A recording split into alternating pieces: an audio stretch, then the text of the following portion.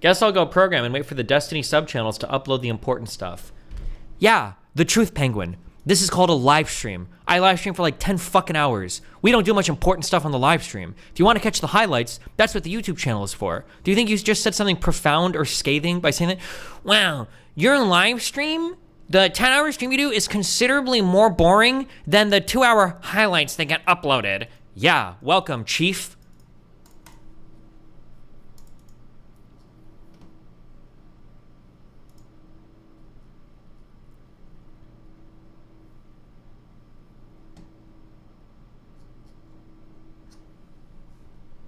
Yeah, you should go back to the DayZ days. That's what you really need. Where we ran around in the fucking forest for 6 hours just to get killed by a zombie glitching through a fucking ladder, okay? Just to die to a door. Imagine opening a door and breaking your legs and going into shock and dying, okay?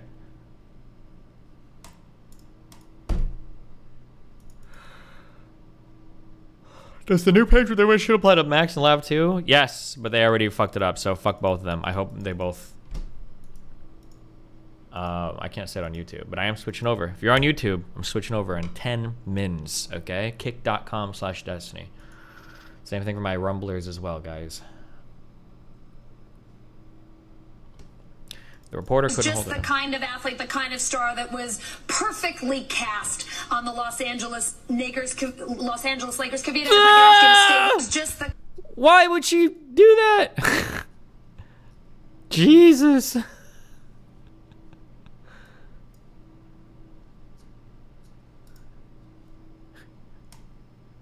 That's a 7th prestige person right there.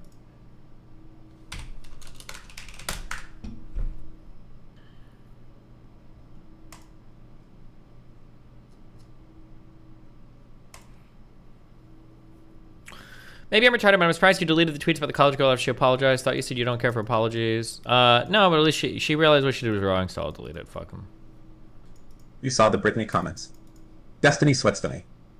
No. I don't even know. I don't care. Oh, real quick thing, okay? Real quick thing. I don't know how to get this across, okay? Who just joined? Are you about to say some fucking retarded shit? No, I was gonna ask you, did you want any background on the targeted U.S. killings that Paul was talking about, or are you just concerned about the targeted U.S. killings? Oh, no, I'll go over Tim Pool's shit at some point, but not right now. I'll do it later. Okay. All right, that's fine. Bye. See ya. Okay. Here's the thing, okay? Firstly, people are arguing over whether or not I doxed that girl, okay? I did. I did dox that person, okay? Collecting information, even if public, for the purposes of harassing somebody, is doxing. And that is what I did. I did do it. And I would do it again. If you're going to post pictures of where I'm at, and even jokingly suggest or offer to pay people to come and attack me, I will do whatever the fuck I can, okay, to fuck with your life. Absolutely. Abso-fucking-lutely. And anybody that thinks even wrong, well, isn't it blah, blah, blah, fucking off yourselves. And don't unfollow me and leave, because I will do this over and over and over again. I will keep doing it. If you're deranged enough to, on an account where your information is so easily locatable, to take a fucking picture of me, post it somewhere, Destiny is here at this time, and I'll pay you money if you go and attack him, fuck you. Yeah, of course I'm gonna fucking bring down the weight of the world on you. You're fucking crazy to think that that's even remotely acceptable. You're absolutely fucking out of your mind. And I will do it more and more and more in the future if I ever see somebody do it again. I did go through the account. I made sure it was that person before I tweet everything out, and then I fucking went hard, and I will do it. The fact that somebody would even think that's acceptable, a 26-year-old person think that that's acceptable, you are out of your fucking mind, okay? I do not care. Runday was saying, well, he advertised where he was. I don't care. First of all, I don't think I did for this event. First of all, I do not believe that I did. I think we didn't purposefully advertise this one because we didn't want fans to show up. Number one. Number two, even if I did advertise it, I don't know how to make you guys understand this. If you really disagree with this, post an email and Good I'll job, pay Tim people Pool. to It is follow you and amazing do how you this. can tangent I into don't know tweet. how you have some empathy for me. For me to check my phone and see that somebody's posted a fucking picture of where I'm at right now, saying, hey, somebody go egg this dude or somebody go attack this guy, like I'll fucking pay money for it. You're out of your mind to think that I would see something like that and then see your real life information attached to it and not bring the weight of the world down on you. You're out of your fucking mind for that. That is insane to me. You're way the fuck over the line at that point. It's not even close. This is like, it's one of those things where like sometimes somebody say, yo, this guy, he punched a dude in the face and it looked like he was reaching for a knife and the other guy took out a gun and shot him. And I'm like, I'd have to think about that one. I don't know if that's right or not, right? This is one where somebody's like, a guy posted a picture of this dude and said, I'll pay money for somebody to go egg this guy. And then the guy docs. I'm like, oh, that's fine. I don't even need you to finish the sentence. Yeah, it's the easiest thing in the world. I can't even believe there's a debate. I can't even believe there's a debate over it. I don't even really, it's so, all of it is so obvious. It feels stupid to even bring it up. One is you're soliciting violence, whether you think it's a big deal or not, and it's not, by the way. Somebody just throwing an egg is not the most violent thing, but the problem is you're pushing somebody to that point at all. So I don't know if somebody's gonna show up and start doing something. I don't know if that situation will escalate, meaning somebody throws something at me and then one of my fans attack them and then something gets crazy. I don't know if that person would come and do something more. Well, if I could show up and throw an egg at him, maybe I can throw a rock at him, right? I don't know that. I just fucking fought with half of fucking Islam on my Twitter 3 fucking weeks ago, or 2 weeks ago. I don't know if somebody would show up, throw something, cause a little bit of a commotion, and then I'm perma-banned from campus, right? Which I'm pretty sure has happened on campuses before, where somebody shows up, and even if they don't start the fight, if somebody else starts the fight, you're just perma-banned from that campus because they don't want you there anymore because they're causing problems. There are so many, and then those are like the weak things. The biggest thing is like somebody says like, oh shit, this Destiny dude, I remember I'm gonna show up and fucking knife this guy. I'm gonna show up and shoot this guy, or I'm gonna do something more. I'm gonna show up with 4 friends and like cause some big problems. Like, it's just, all of that is so stupid. How do you feel about the egging/milkshaking is simulated assassination? I would agree with it, but I think that the average viewer, you included, is too fucking retarded to even remotely empathize with that position. I understand it. I make a lot of money for what I do or whatever, so you think if I get like kidnapped and raped and all that shit, it's like funny and hilarious or whatever. But the idea of somebody posting pictures where you're at and then calling people to go there and do shit to you it's another world to me that anybody could think that that's okay. Like, at that point, you have to take a step back and dramatically reevaluate what is going on in your tiny peanut brain fucking mind to think that that type of tweet isn't going to be met with the like harshest of fucking like resistance. It's unbelievable. But yeah. Anyway, so if you were disappointed by my actions there and you thought I overreacted or whatever, I will do it again, repeatedly, over and over in the future. If I ever see anybody do it, I stand by it. I do not disavow it. Same thing with the DDoS kid. I don't disavow any of that. I feel the exact same fucking way, 100%. Okay? I'm a big self-defense kind of guy. All right? If you're actually fucking with somebody, if you're stealing shit from somebody, you're doing shit, somebody should blow you the fuck away until your type of people do not exist in the society that I live in anymore. And I'm fully here for it, 100%. Whether that includes burning down buildings, attacking people, stealing shit from fucking stores, whatever the fuck it is, fuck you, okay? We've moved on from that. It's 2023. We don't do that shit anymore. If you want to do it, go do it in some fucked up country or get blown the fuck away for it, okay? Fuck around, find out, die, okay? In a video game.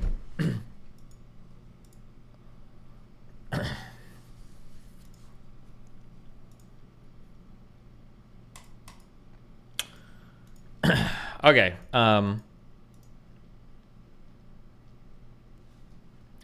thoughts on the good publicity argument? Yesterday's debate opponent was, yeah, I saw that. Can you imagine how good it would be for his image if he got egged at a college campus? He'd be raking. No, it wouldn't be. I don't want to martyr myself. It would also be good if I got shot and survived.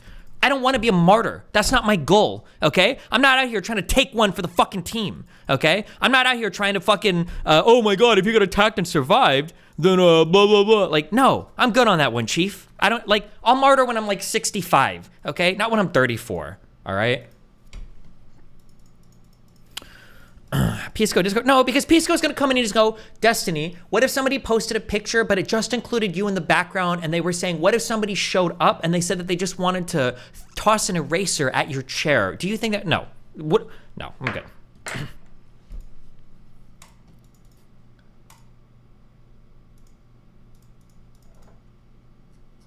Okay, I'm moving over to Rumble, okay? Be careful.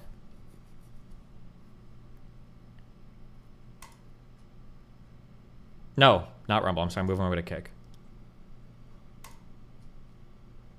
Kick.com/Destiny. I think my Rumble streams are Monday, Tuesday.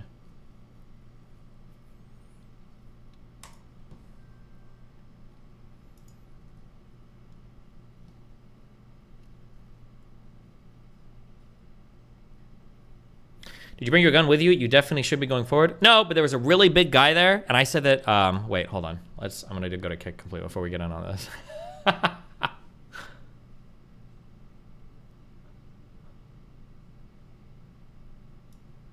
I love you, Rumble. Goodbye.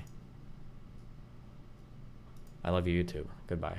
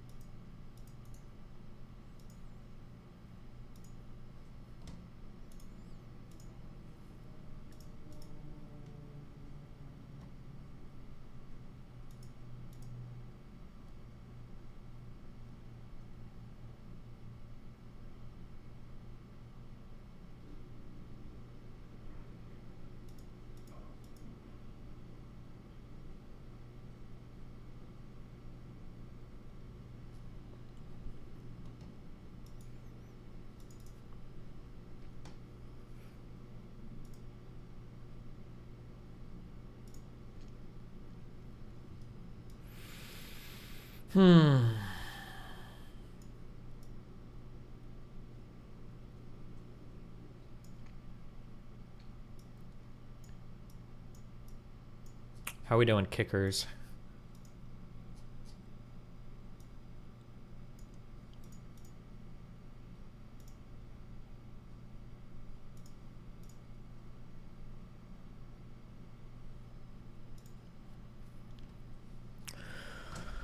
I'm pretty far behind, but Destiny's strong about the ability to hold on to a shotgun with one hand. Sorry, champ, still a fan. Also, larger gauge equals less recoil, common shotguns. Before I permaban you for being a mindless fucking retard, I'm not talking about one-handed firing a shotgun. You virgin fucking moron, okay? You only fired a fucking gun in Doom, fucking gun virgin nerd. I'm talking about two people fighting over a shotgun and pulling the trigger, not firing a shotgun one-handed. You fucking retard. Get absolutely fucking... Where was this guy's fucking name? Where are you? Where are you? Where is he? Where did he go? Final protective fire. Final protective fire. See you later, nerd. Have fun.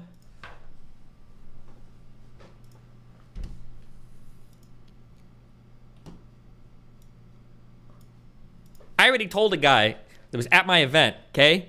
A fan of mine, I'm not gonna say who, but I said that anybody attacks me, throws some shit at me, does anything like that, I'd pay him $2,000 to punch the dude in the face and I'll cover his legal fees. So if you're at an event and you wanna fuck around, knock yourself out, okay? But then you will get knocked out. Because I do pay people there to fuck with motherfuckers, okay? Just as a heads up, I will do it. And I got your legal fees for it. Fuck you. Okay. How big is the guy? He was a big guy. He was a big dude. Do not make me have to bail people out, please. Why? It's security, bro. Oh, God damn it. As soon as I saw that, I turned to my wife and was like, I'm going to have to bail somebody out by the end of the day if this keeps going. All right. What do you have to bail out? No, because the joke would be that, you know, once you beat somebody up, they're going to arrest both people for assault and battery, and then You don't need a lawyer to bail you out. You just post bail. No? Well, yeah, but typically you're going to want to have an initial hearing, so you're going to want to have an attorney. But the point is, don't do that. Don't say that publicly. Then don't attack me. What do you mean? What do you think fucking security's for? What the fuck do you think they do? I know, but don't do the Trump, right? Like, doing the Trump is a bad thing. Just you can say that. The Trump was I'll pay somebody to beat somebody up at a protest. What I said was that if you attack me in an event, somebody's probably going to get your ass. Sure, that's fine. Keep it there. Don't sit there and say I'll pay you $2,000 to beat the person up, and you know, just don't do that. That's all. Okay, $3,000. Thank you. I'll up it. Have fun.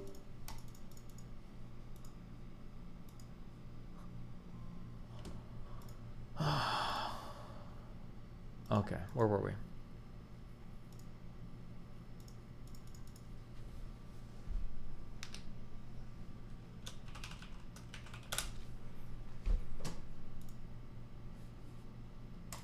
Okay, I was doing my DMs. Boom, boom, boom, boom. Stop. This guy DMs me so much.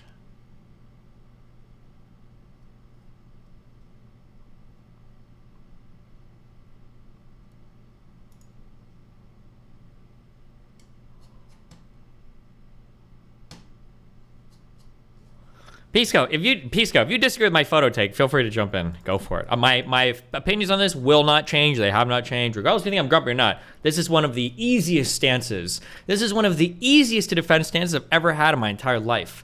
Ever. My entire life. Okay?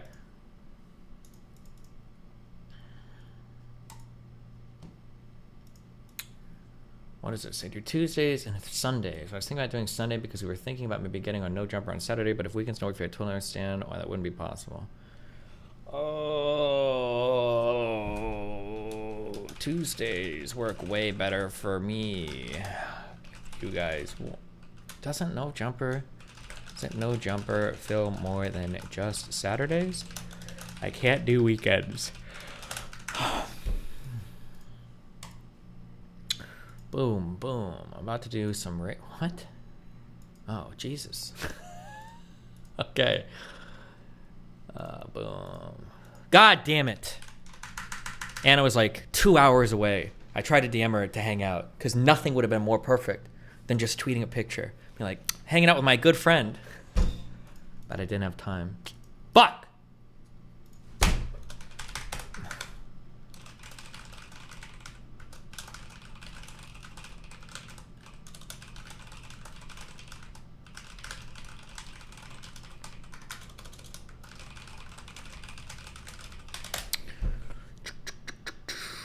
What do you want? No pressure, but can we talk one-on-one? No. Oh, Jesus.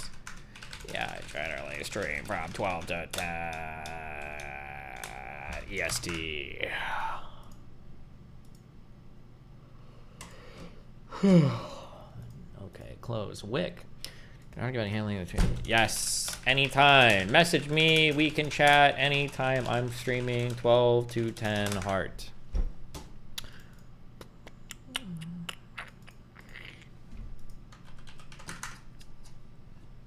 What's this? You so fucking precious when you smile. Yeah. Hit it. Okay, I'm good. What do you want? Yeah, go for it. Clicky, clicky. All right, from Coltainer. Would you show me your tits? Depends how much. $10? Oh yeah. Oh my God!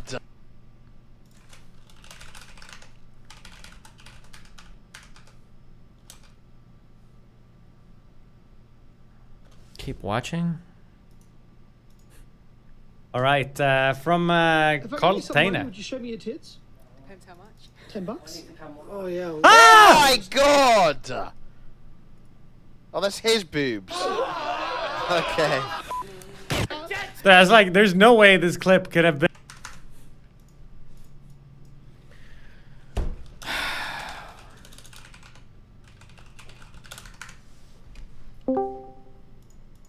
Who joined? Hey, what's up, man? How you doing? Pretty good. How you doing? Good. Good to hear from you. In your kick stream? Yep. Listen, my friend. I hope you're having a good week. Always. You had a good week, yeah. I know that. Listen, my intention is never to start shit with you. Yeah, I know it's not. Don't be afraid People, of me, okay? people are in the chat, and as soon as I type something, they tell me Abathur, and so I wasn't egging you on, but then you said what you said, and you know, it kind of rubbed me a certain way. Good. Let's rub. Okay, all right. This is my position, and you tell me if you disagree with it. Sure. There are a ton of illegal, unethical, problematic things that people can do that absolutely eviscerates your ability to make an income. Tons of it. Wait. What are we talking about right now? Your take about self-defense of income? Oh, I don't know if this was the egging thing or the DDoS thing. Okay, go for it. Oh, no. The egging thing, which is like, what was the egging thing? Some girl tweeted at a picture of me at a place that I was at a certain time, and she said, I'll pay somebody a ton of money to go and egg Destiny here because he's on my campus. And she posted a picture of where I was. Yeah. And so And you did something in response? Yeah, I doxed her publicly. Said people should get her fired from her job. You doxed? When you say dox, you mean Found you her got LinkedIn, publicly available? posted her first and last name. She said that people should contact her employer and fucking get her fired from her shit. And that didn't, with the intention of what? I don't know. Making somebody realize. What did you want to happen? You can't What did you want post to happen? pictures of somebody and call for somebody to go assault them when you're posting like a time and date of where they're at and paying people to do it. It's fucking insane to me. But what's your best case scenario for that? How do you win? She apologizes. She deletes. People think twice about doing shit like that in the future. I don't know. What do you mean? Like game theory it out, dude. What is the best thing that occurs for Destiny? Or are you disincentivizing people from doing it in the future? The best thing is, I don't know, the light little drops that I put in the culture, getting people to think that, like, hey, maybe it's actually probably not okay to post a picture of somebody, like a time and place, and say that you should go and assault them at that time and place. It's a little fucked up. Okay. But yeah. If she had said go protest it, would you have a problem with that? Probably not. Okay. I also don't think I would have had a problem with her saying go egg him if she didn't post a picture in a time where I was either, you know. Although I still have a bit of a problem, but pairing it with a picture, I don't know if you guys are all just fucking retarded or if I'm fucking retarded, but I don't know how you would feel if you saw a picture of you from behind online where somebody's like, go attack Pisco in real life. This is fucking insane to me. I think Especially whereas many people is like, there's like the chance of me dying at these events increases like every fucking year with every new group that I add to my roster of haters. So that's horrible. It's horrible. It's really fucking that was strange. horrible. Yeah, but you shouldn't do that. You shouldn't do that. Sure. But anyway. Okay. DDoS. I just go for it. Yeah. I just think that when I hear you say self-defense is justified always, and violent, deadly self-defense is justified, like in defense of your income streams, I think it's a little bit unhinged. Okay, go for it. Are you going to give me like the manager example or something? No. Go. No. Well, no. I'm not going to do that. I just think there's a ton of, this is my position, you tell me if you disagree with it. Mm-hmm. There's a ton of things that an individual, a corporation, your employer, anyone could do to fuck with your income streams. Things that are illegal or not, they have no right to do, where we would never be okay with that, If let's say that someone evicts you improperly, or someone, fucks with a contract improperly and ruins your income stream. They're doing something that's not allowed under the contract, or that's not, that the law won't allow. But because of the time lag between when you are able to bring a successful lawsuit, let's say you're not able to bring a successful lawsuit because you have no money, you just are out of an income stream, and we would never be okay with like a corporation mining in the Amazon or something, and all of a sudden your water for your crops is like, I don't know, polluted. Would you be okay with that farmer going and shooting out like the corporation that did that? I guess it feels like there needs to be some form of sabotage involved that makes it like a little bit unique. Things like contract law or evictions or getting fired from your job feel a little bit more ethereal. But it feels like when some form of sabotage is involved, I can't, like, I'll ask you, I guess, like, what is your answer to the tire slashing hypothetical? A guy shows up outside your house every morning. He's wearing legal proof armor. The cops won't do anything to him. And he's slashing your tire every single morning, and then you can't go to work. What do you do to that guy? But let's say that you could, like, let's say that you work at, like, we'll say you work at a prestigious law firm, okay? You're making $170,000 a year in fucking Iowa or some shit. But you could just walk to the gas station down the street and get a job there. You just can't drive your car. Like, what is the correct answer there? I think the correct that hypothetical is where they're slashing your tires every morning. Yeah. You literally can't get to your high paying job. You have an alternative for a lower paying job. You just have to live with the whatever, right? Okay. I disagree with that. No. I'm asking if that's the hypothetical, right? Yes. Okay. I think that you are allowed to use force to stop someone from doing that.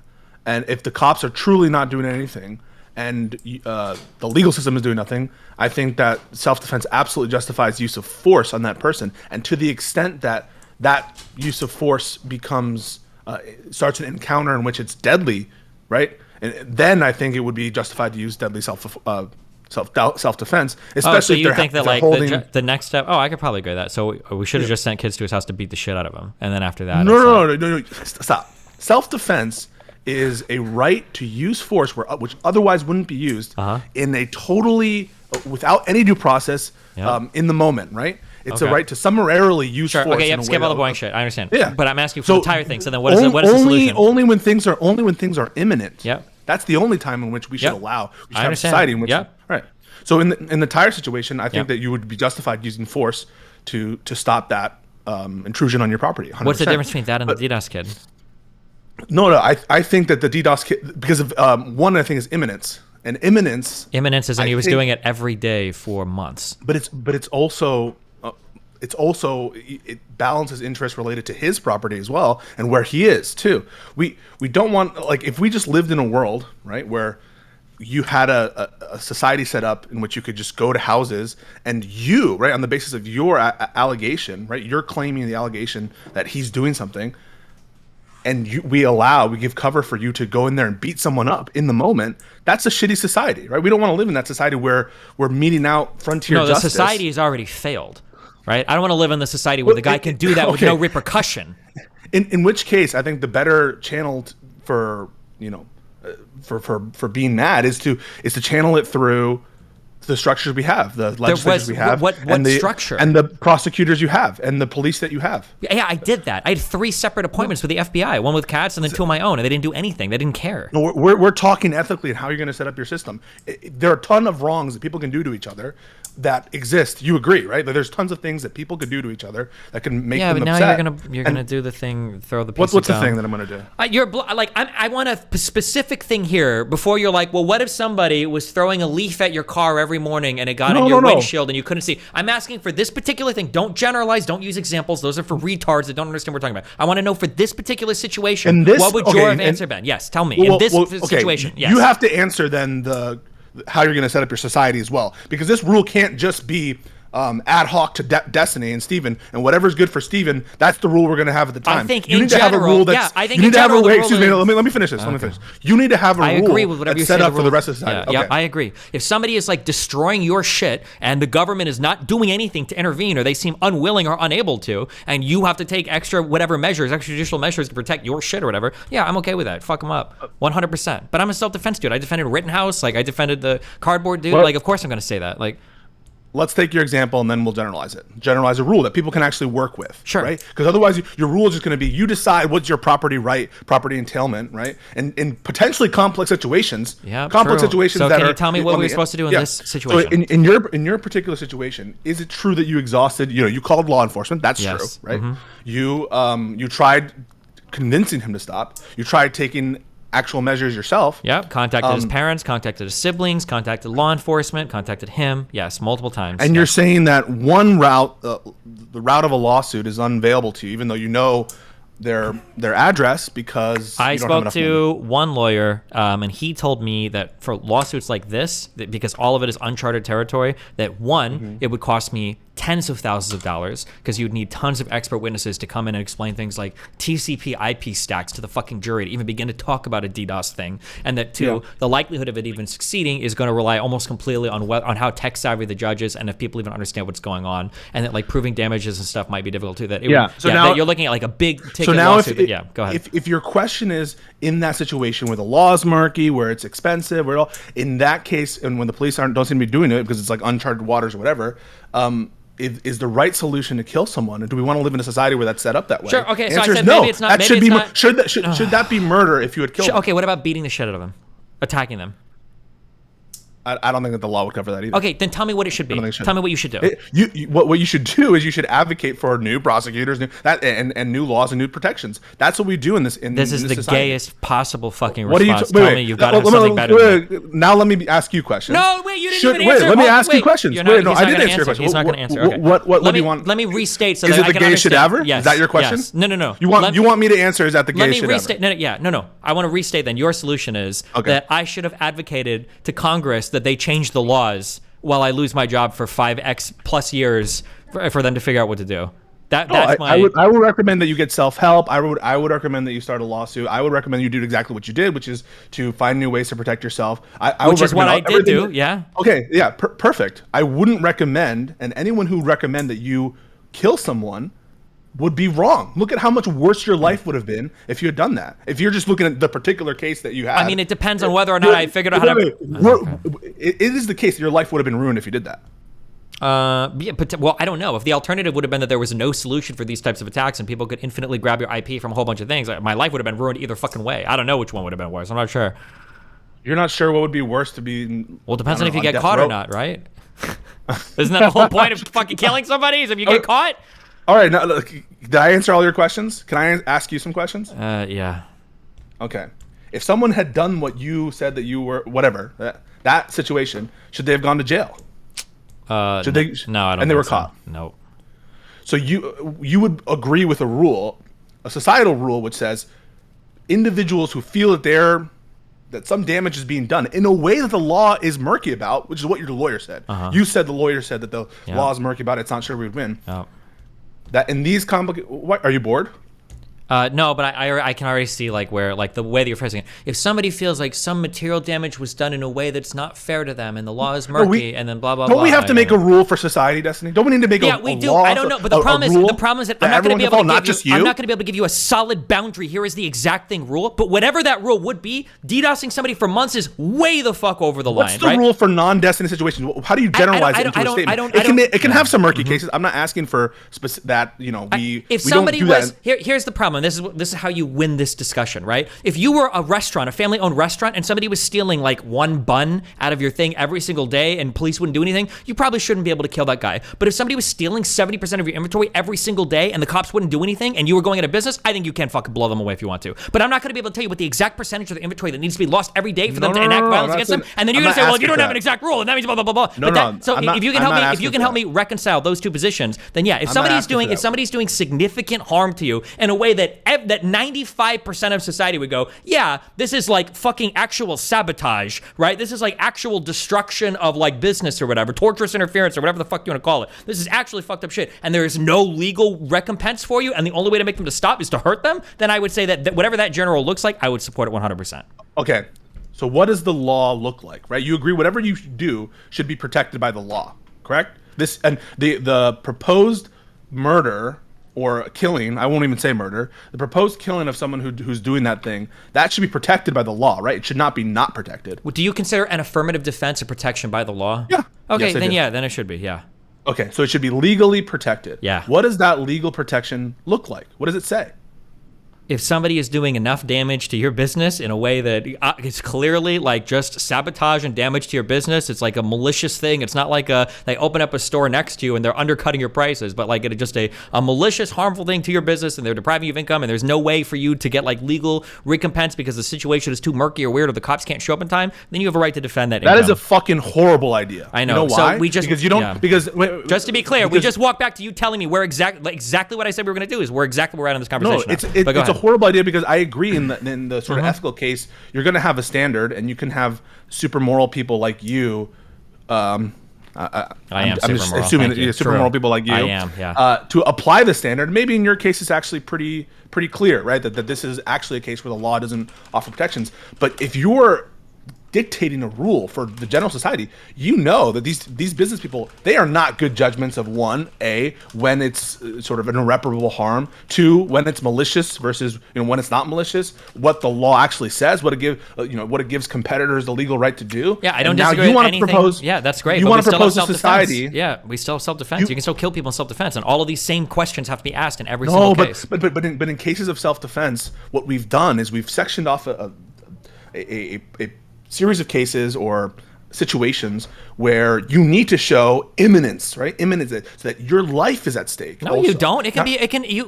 For deadly self-defense. You can not even. You can do it over property in a lot of states because of the way the law is set up. Where if somebody is trying to damage your property, you have a right to do physical action, and through that physical action, it can escalate to deadly self-defense. Like there's a way. We're talking about deadly self-defense, though. Yeah, I understand, but I'm saying that can extend even to your property in places like Texas. That's true, but usually in those places, what's being talked about is real property. People are on your actual property, or people are stealing something. So is that going to be your justification? It's e-property, so it doesn't count. It's electronic shit, so it's all fake. This is what the FBI told me. Like, is that what you want? Is that the problem with the e-property? The same thing with copyright. Someone could be using your copyright in a way that's clearly infringement on wherever the law says. Right? You agree that there's a property entitlement to copyright, correct? Yeah, we're gonna wait out. It's like you're going because you're going to the softest areas of like boring shit where I don't know where I'm gonna be able to draw the it is so soft. What if somebody if they're gonna go and publish a book ahead of when you're gonna publish a book and it's infringing on your copyright? Isn't that like depriving you of income the same way that somebody it absolutely is. I know. No, yeah. Why are you reluctant to agree that it is?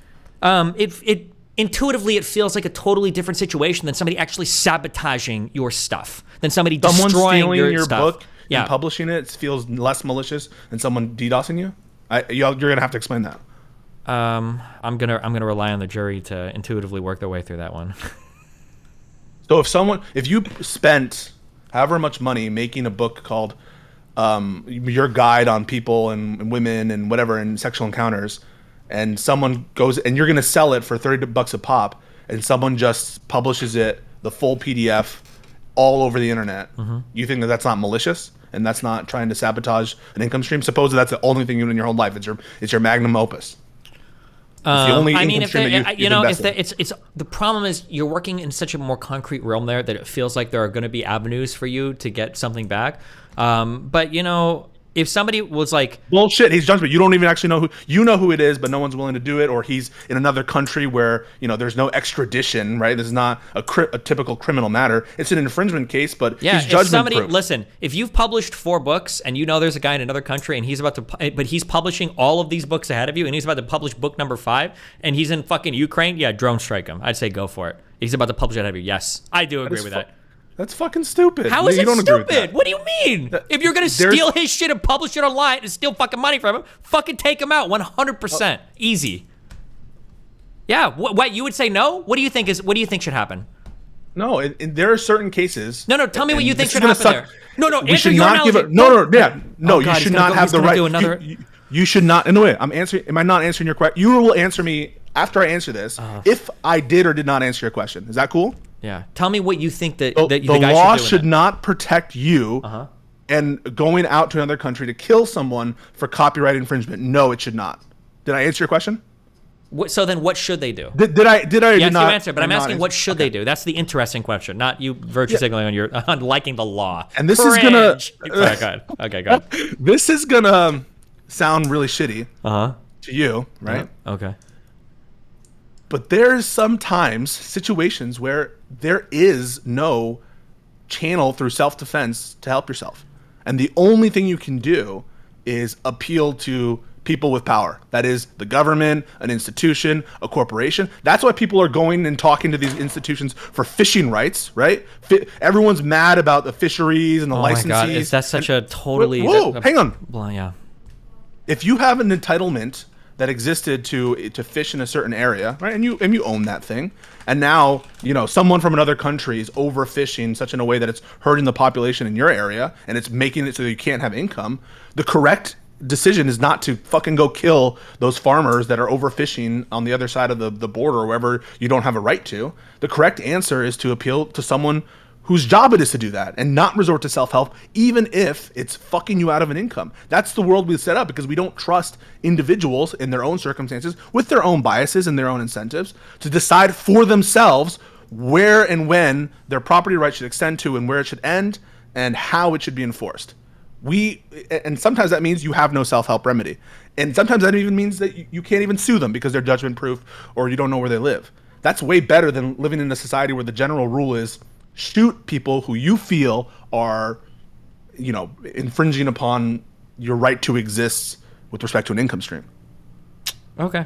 I'm from Nebraska. Listen, that's what we did there. Okay. That's no. My brother said that. If you fuck around, there are certain things that if you do it, then then fuck it, you get fucked. And I'm okay with that. I'm okay with that world. I realized this the other day. People ask me shit like, oh, did you ever get in fights a lot as a kid because you talk so much shit? And I actually realized why people ask me that question. And it's because people are fucking retarded. I know what I can or cannot say in real life without getting my fucking ass kicked because I'm not a fucking retard. If somebody's doing something and their ass gets blown the fuck away because they're like stealing shit from somebody constantly, even after they've been put on notice, or they're sabotaging somebody's shit over and over again, even after they've been put on notice, and they get fucking blown away, there are no tears shed here. Fuck it. I'm okay living in a society like that. Fuck them.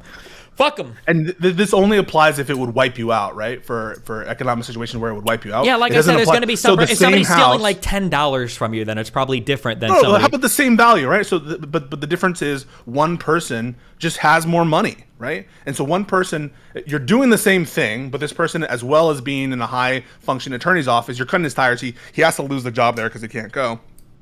But he has another revenue stream on the same time, which is he's selling DGG universe, cinematic universe miniatures, and he's making $10 million a year on DGG Cinematic Universe miniatures. In that case, right, he's losing access to a huge income stream that is $500,000 being a high-functioning, high-powered attorney at a big law firm. Do you feel the same way? Does he have the right to kill that person? It's the same property. It's the same income stream. When you start getting into like intellectual property and things No, that not like, into- aren't no, even no, made yet, no. like the guy's not I'm even made. sorry. I don't know what to. I'm sorry. No. This is the exact same hypothetical. I'm going to lay them Okay, out. sorry. real Yeah, lay that quickly. out for me because I lost you with making toys. Yeah, go ahead. Okay. So there's one person has two income streams. One, he goes in a car and travels to work as a high-powered attorney in some huge office, right? That's your hypothetical from before, correct? Yeah. And there's another income stream that he has on the side, which does not require him to travel to the attorney's office, which he sells miniatures from his house. Okay. And there's no problem with that, right? The cutting of the tires doesn't affect that, but it does absolutely stop him from being an attorney. He is able to maintain his house. He's able to maintain income, but his income is slashed in half. And so he doesn't have $500,000 he would have and he's entitled to by being a high-powered attorney. Same situation?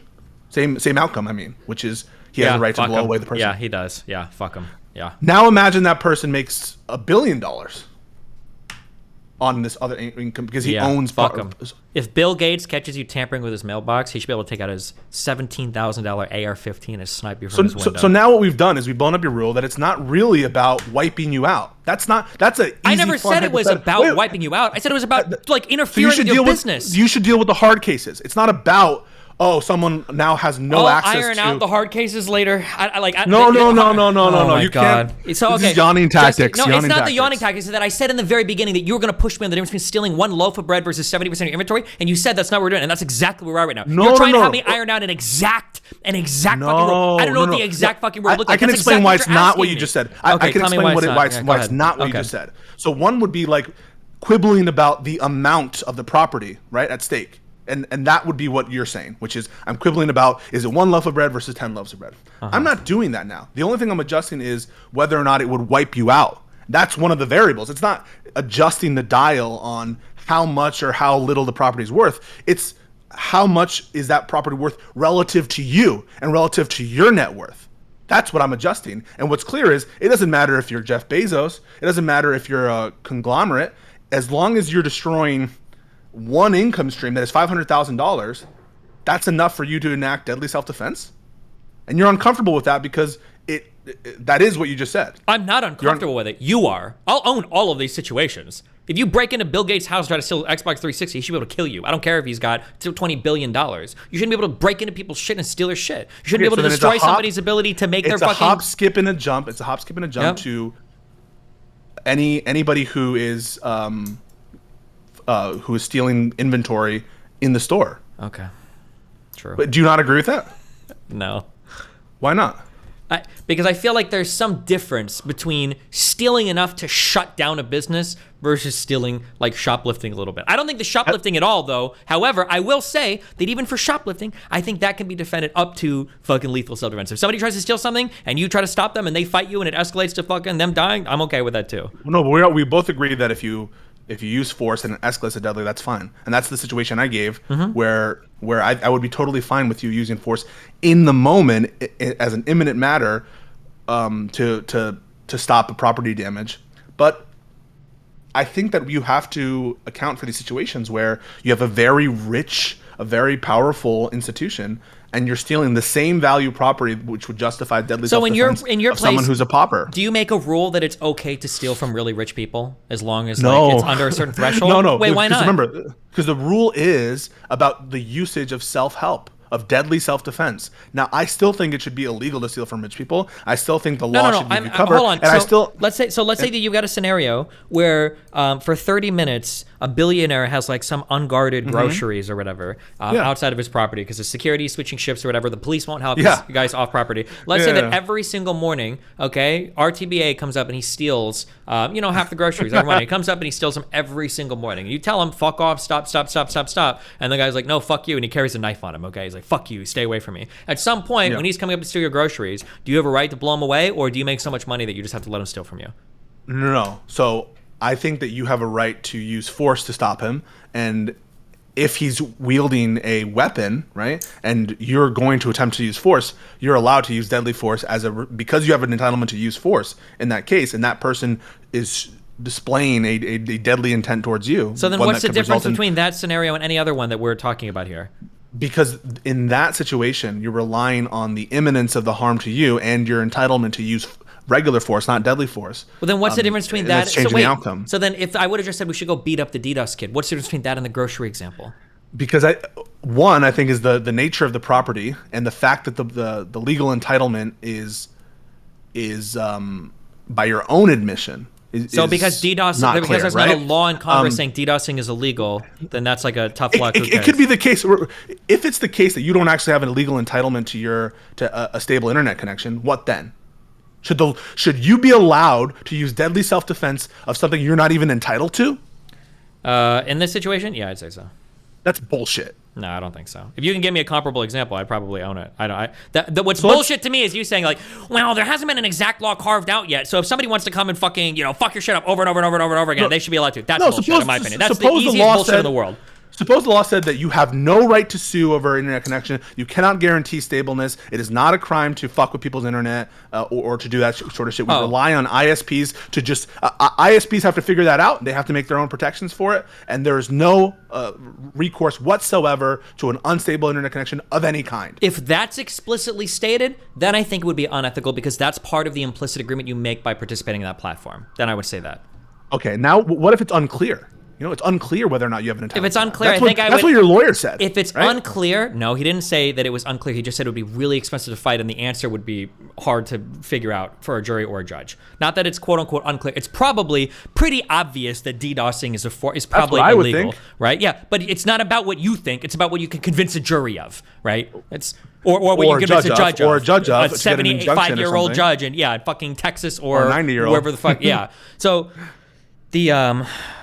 so when you say it's murky, I would probably side against the person that's fucking with somebody just for the purpose of having fun and depriving that person of income. I'd probably side against that person if it's murky, like easily. You know what situation I'm gonna give you now, right? Knock yourself out. You are a tenant of a property. Okay. The landlord is not a big landlord, just a small landlord who has a couple or so units for you to occupy, and you refuse to pay any rent as the tenant. The landlord is fucked. Landlord, and in that particular state, the landlord, there are tons of protections for the overstaying tenant in terms of that make it difficult, though possible, to evict that person. It is difficult, and it's a long lawsuit, and to get an eviction thing, it's extremely difficult to, and it will take months and months and months in housing court to get that money back. You have a legal entitlement to evict this person. They've overstayed. You've given them notice. Everything under the law and under the lease has been done correctly, but the only barrier for you to get what's due to you, which is an eviction, of the sheriff to come and take that person away, is a high cost of a lawsuit, which is burdensome. Do you have the right to shoot your tenant?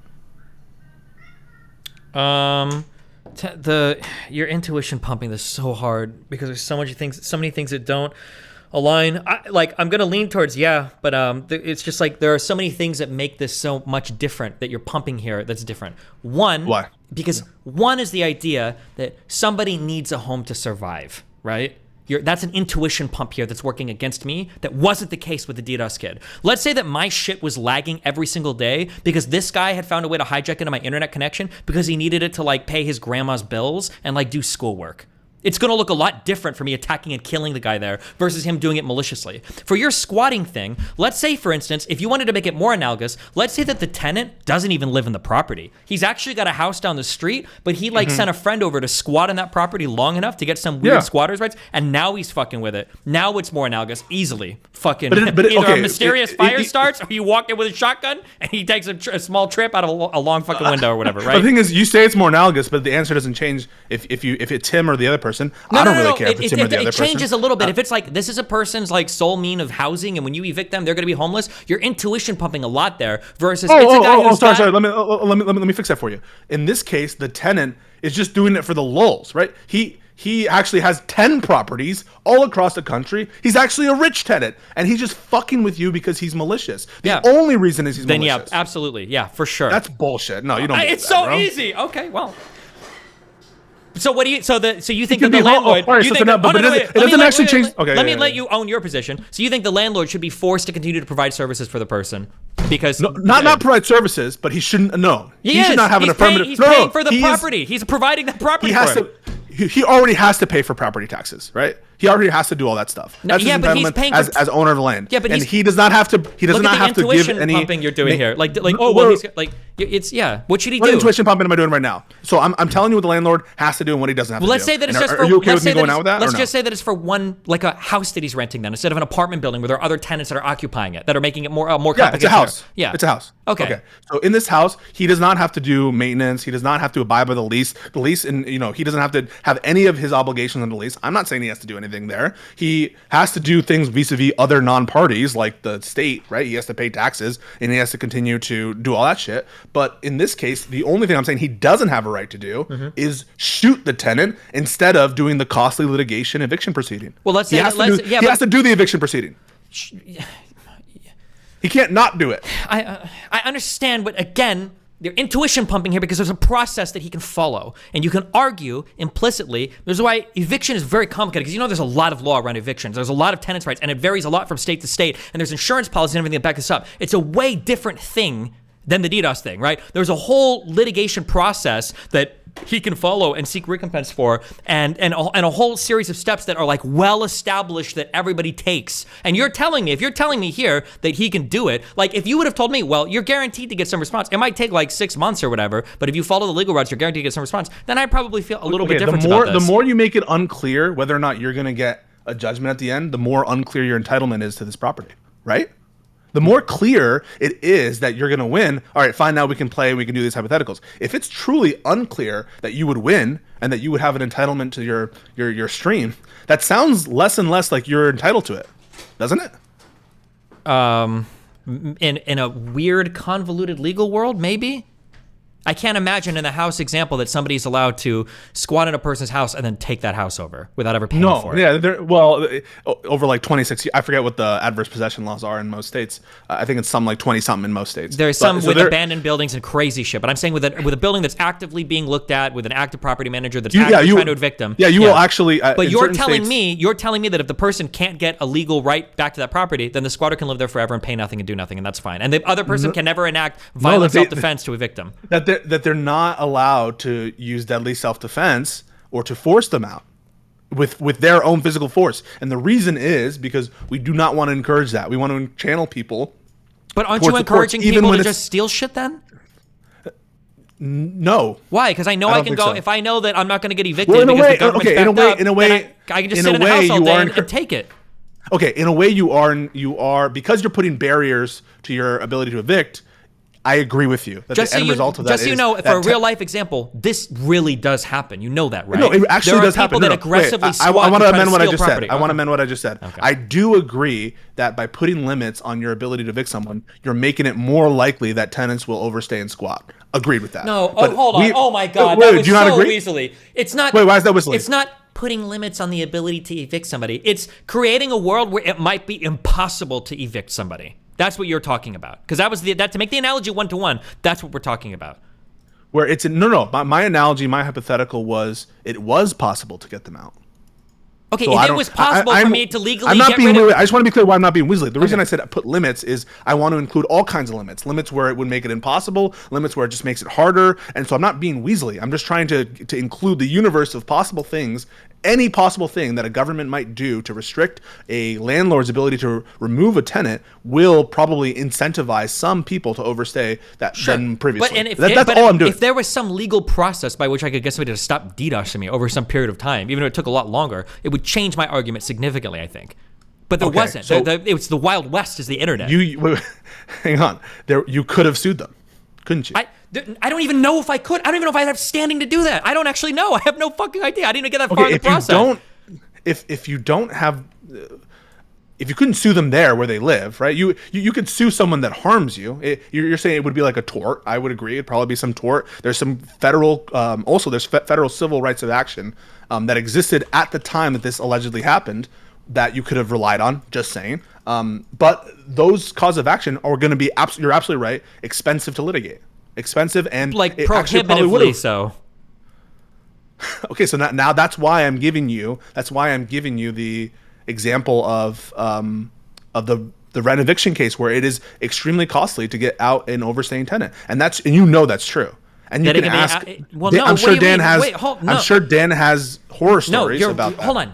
Yes, some people can fuck with the eviction laws, but at the end of the day, a landlord will show up with a cop at the end of your time and kick you the fuck out of the apartment, up to and including fucking killing you. That's True, what will but happen. but you need to get a judgment, don't you? You need to get a Yeah, judgment. but there or is a process or in place a- for that will end with you dying if you do not leave that property. The law sides with me here. That's You will fine. die. Wait, Okay, that's fine. Wait, Okay. Wait, it is fine that we're channeling our violence through the use of the state. That's what all these ANCAPs that you're talking to on all these panels are, that it's inherently, it is true that at the end of the legal process, there's violence because the judgment is an order for some guy with a gun to do something or for you to refrain from doing something or you go to jail, right? I agree with all that. That there's at the end of the day, at the end of the process, there is violence, and otherwise everything is unenforceable, right? Yeah, but there's no process for online shit.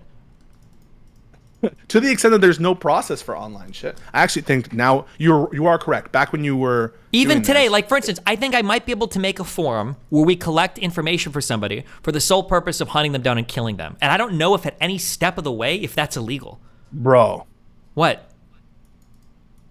if you made a channel with the explicit purpose of killing people, Not you don't think explicit, that- but like implicit, where it's just like say what like Kiwi Farms. I don't think anything Kiwi Farms does is illegal. It probably should be. Some of it probably should be. Do you Okay, if disagree it's with not that? ill- Or I actually don't know that I disagree. That I agree that what Kiwi Farms doing is illegal and should be illegal. I believe in the strong First Amendment. I believe that should it be illegal for you to talk about things that are true? should Now, it be illegal to harassment talk stuff- about harassment What stuff the fuck is that statement? Let's say that I say, I know that Pisco gets home tomorrow night at 9:52 p.m. Yeah, and he's okay, relatively that's- vulnerable. Like, yeah, that's a true statement. What do you mean should it be? Yeah, of course. It's illegal to Okay, talk about some so things that are my, true. My understanding. Let's lower the intensity a little bit. Is that cool? Yeah, okay. Wait, can I get a Red Bull? Yeah. I'm gonna grab water too. I'll be right back. Okay, one sec.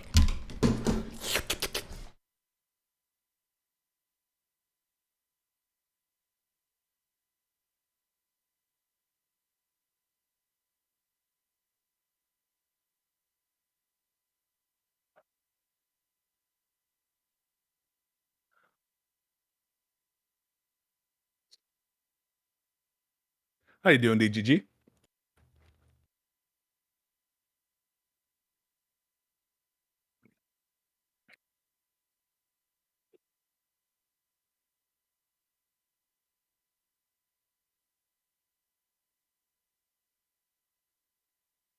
Seeing some KYS, but also some white people happy.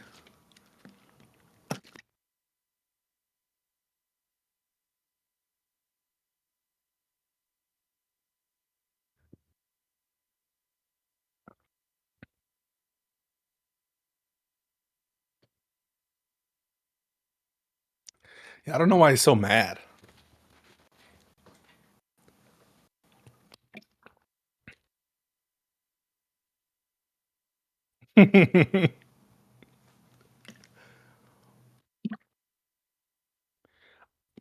I'm working on Wii U, by the way, folks. RTBA has not responded to my last message, but it's being done.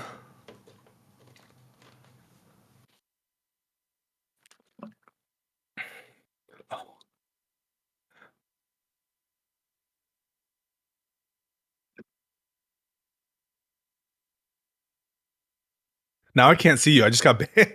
He just banned me. I can't see any of you. And there's no video, so I can't watch. Oh wait, it's on Kick, right?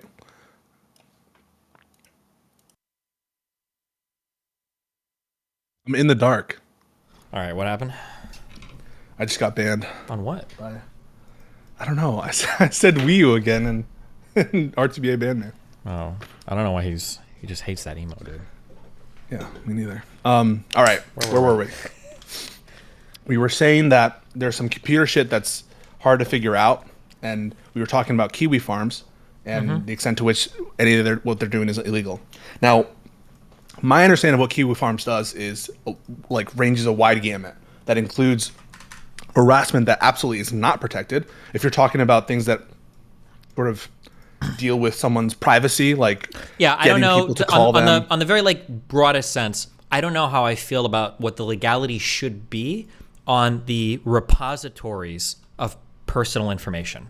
That feels wrong to me. It feels just like the there should be- information itself. Yes. Like here's Pisco's job, here's his car, his license plate, here's his, like all of these like forms of like personally identifying information and stuff. I feel like that should be probably not legal. I don't think that type of repo should be legal.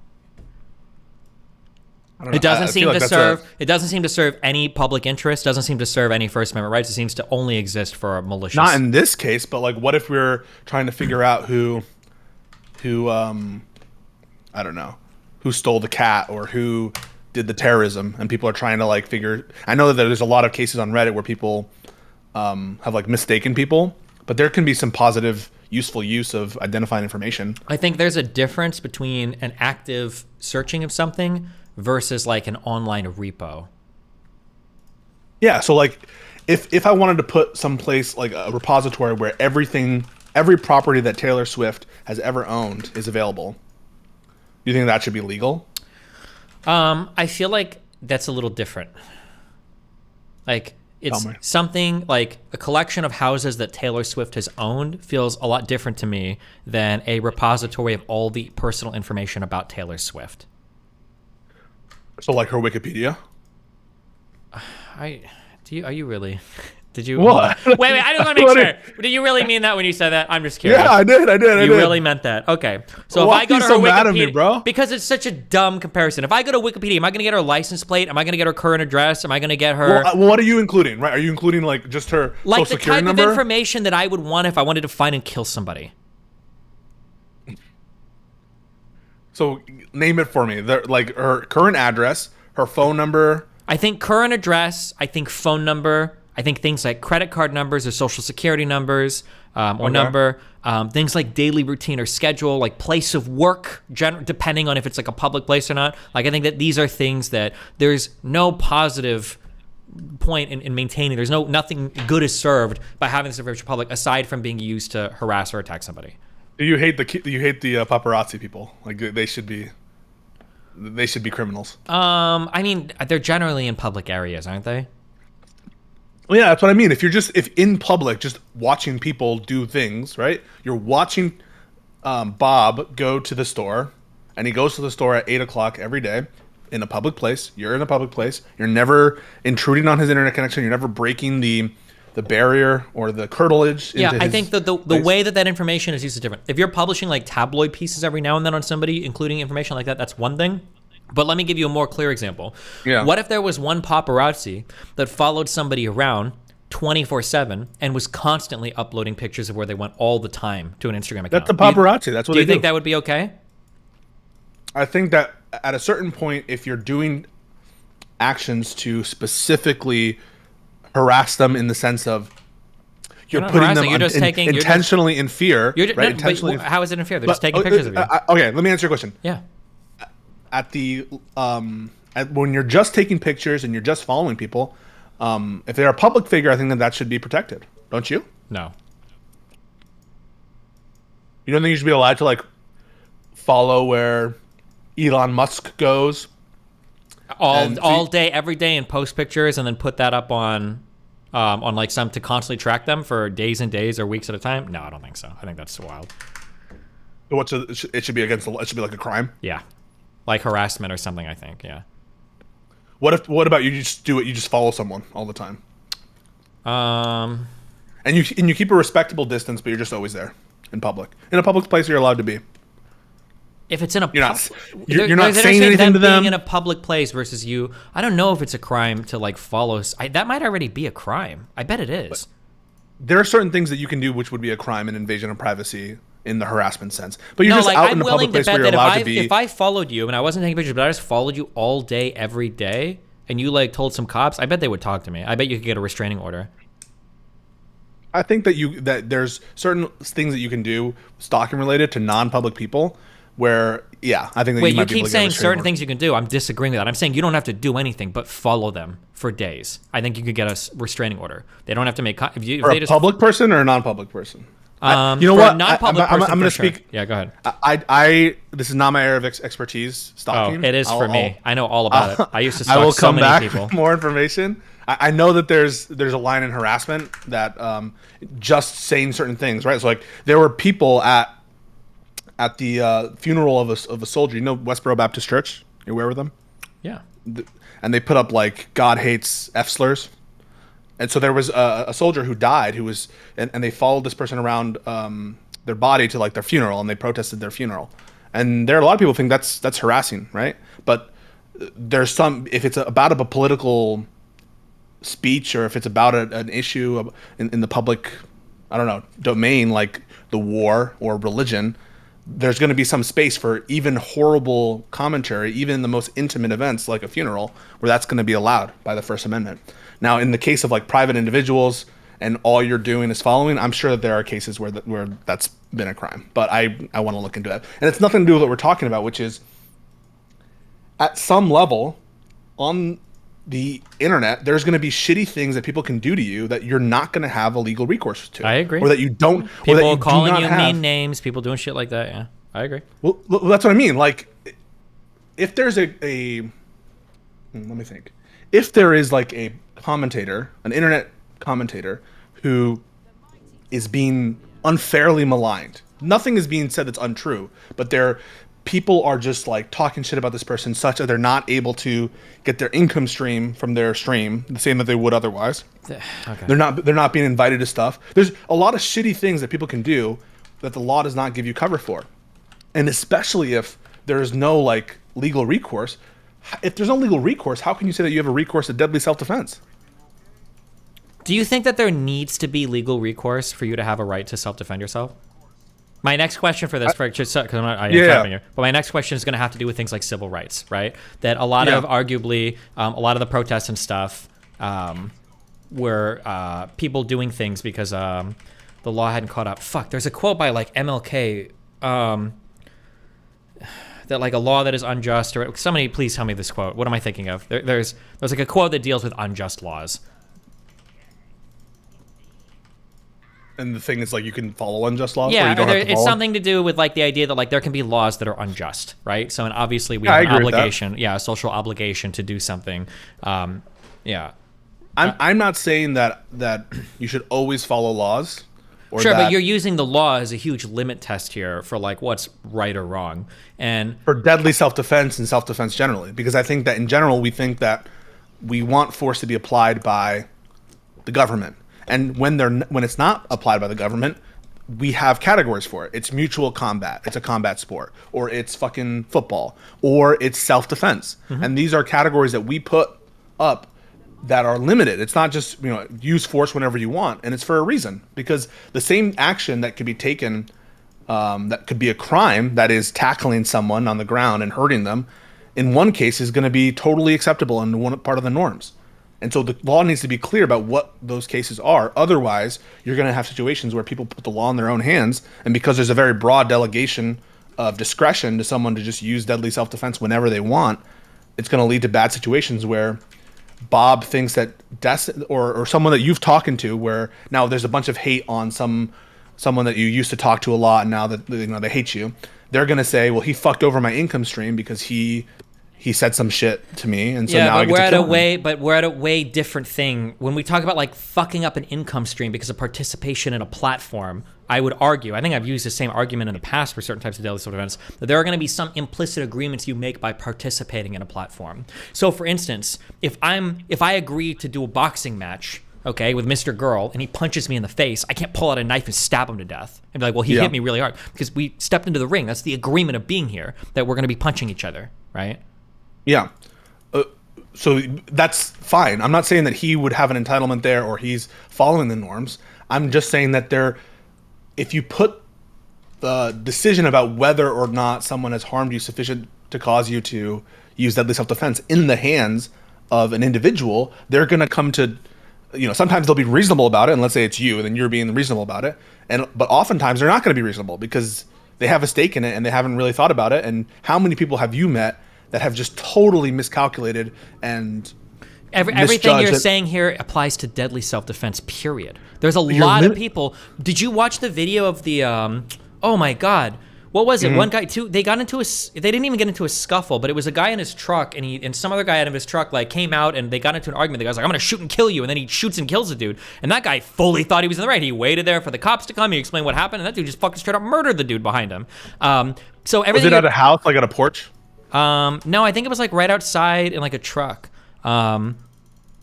I would have to I don't remember. It's people. Wild. But I'm just saying that, like, everything you're saying applies to like ordinary self-defense. I don't think it does. I think that it applies much more narrowly. So there can be disagreements about reasonable disagreements about whether or not you were in reasonable fear for your life or serious bodily injury, and that's typically what the inquiry is for deadly self-defense. But that's the inquiry. And whenever you hear someone like making an argument about deadly self-defense, they're talking about whether or not that person was a threat. That's what the Rittenhouse thing was about. It wasn't about property defense. Offense. But I'm saying that even those arguments can get very like into the weeds on like the guy. What was that guy that just got off for? He fucking shot out his window at a guy driving by. You're absolutely right, and that what you do in those situations is something actually a little bit unrealistic, which is you break apart the timeline of the video or the event, and every minute you ask questions like, is he in reasonable fear at this moment? Did he have an opportunity to leave? Sure, and I would say you could do the same thing for things like the DDoS kit or whatever, things like where these other types of things are happening too. It would be murky, and if you're saying like, well, sometimes I might mess up and it's gonna be hard to figure it out, yeah, I agree, but I think it is for... You honestly think we'd live in a better society if there was this general right, and that's not bounded by wiping you out, right? It's only bounded by some amount of property damage done to you in a way that you feel is... this is the last opportunity, but you don't even know for sure, right? It's whatever your case is, it's not legal certainty that you have no other alternative, because in your case, you did have a legal alternative. The legal alternative was just burdensome. Well, the legal alternative wasn't even guaranteed. I don't know why you're saying that. But it's not guaranteed. Okay, it's not guaranteed, but it's burdensome. But it is a channel that you did not go down. And so whatever rule that you're constructing that includes your conduct, I feel like when you say legal channel you didn't go down, there's theoretically what did that one guy say in Thank You for Smoking? Did you watch that movie? I did, but it's been so long. There's the kid asks him what makes America great, and he says it's our endless court of appeals or whatever, right? Like the legal process could theoretically go on for decades, right? Depending on like how many lawsuits, how many states are going to try it, federal versus state, like how you want to hit it. But there's a reason we do it, and we just don't shoot each other over property disputes that are worth billions of dollars. Yeah, but sometimes we do. Or that will wipe out all of an industry, right? There are property disputes that are worth thousands more than what you're talking about here, where one party truly feels that. I'll give you an example. Google v. Oracle, where that was a fair use contest where we were talking about whether APIs are even copyrightable in the first place, yeah, or whether but this they is count like as fair it use. feels so much different because you're fighting over different people trying to profit from a particular thing. Even in the book example, it was over versus somebody just like taking something and setting it on fire. But let's talk about what the facts were, just real quick. I'm not gonna let's talk about what the facts actually were in that case. And what the facts actually were in that case was Google is alleged, and they agree that they took all of the code that we were talking about, which was like the signaling code of the API. They agreed that they did that, and they just copied it and they just took it, right? So from Oracle's perspective, right, this is very clear malice. You're just taking our stuff that we worked hard on, and you're just using it and making billions of dollars of profit on it. Now, these contests are worth tons of money, but we don't channel them just through whoever has the better private military army and just fight over it. We channel it through the legal system, and it takes years, you're right, for a reason. And that's shitty. It is shitty. And there are a lot of people in this country. I understand what you're saying, but it's like it's such a different type of thing when you're talking about like corporations fighting over like profiting off of like copyright law versus like an individual is like maliciously harming another one for fun. It's just like, let me bring it back down to the individual. I'd be interested if you have like any examples that are comparable to that. Let me bring it back down to the sort of individual level. Even if you just have a situation where there's two adjoining property owners, and one wants a right to construct their building in a certain way that fucks up with the great sites of this hotel or something, and it's just two small property business owners, and one property entitlement or alleged or purported property entitlement is going to wipe them out or close to wipe them out or not, or like just significantly lower the value of their property, those disputes can take years. And I we want them to don't. I take don't years. even know. Can you explain? I don't even know what you're talking about right now. So if you were to, yeah, let's say that you have adjoining properties and one person builds their property, 8 floors, and now your property, which is worth a lot of money, but now it doesn't have like access to see the lake or something, right? You've blocked the lake from the vision and thus lowered the value of the property. Does that make sense? Yeah, but like this is part of like the implicit agreements of getting into property, like that somebody could build something near you that would decrease your value, or like this is part of like the game of like property and real estate. No, but I can change the hypothetical. And it's also different because the other people building it like aren't doing it like probably maliciously. They're probably doing it because they're increasing the value of their property. It's not just like something they're doing to fuck with somebody. I can change it so that that the covenant that you signed or whatever thing that you signed when you joined this neighborhood said that you weren't supposed to build up 5 stories. You weren't supposed to do that, and you weren't supposed to block the eye line. That was part of the deal, but you just maliciously ignored it, and you fucked around with them.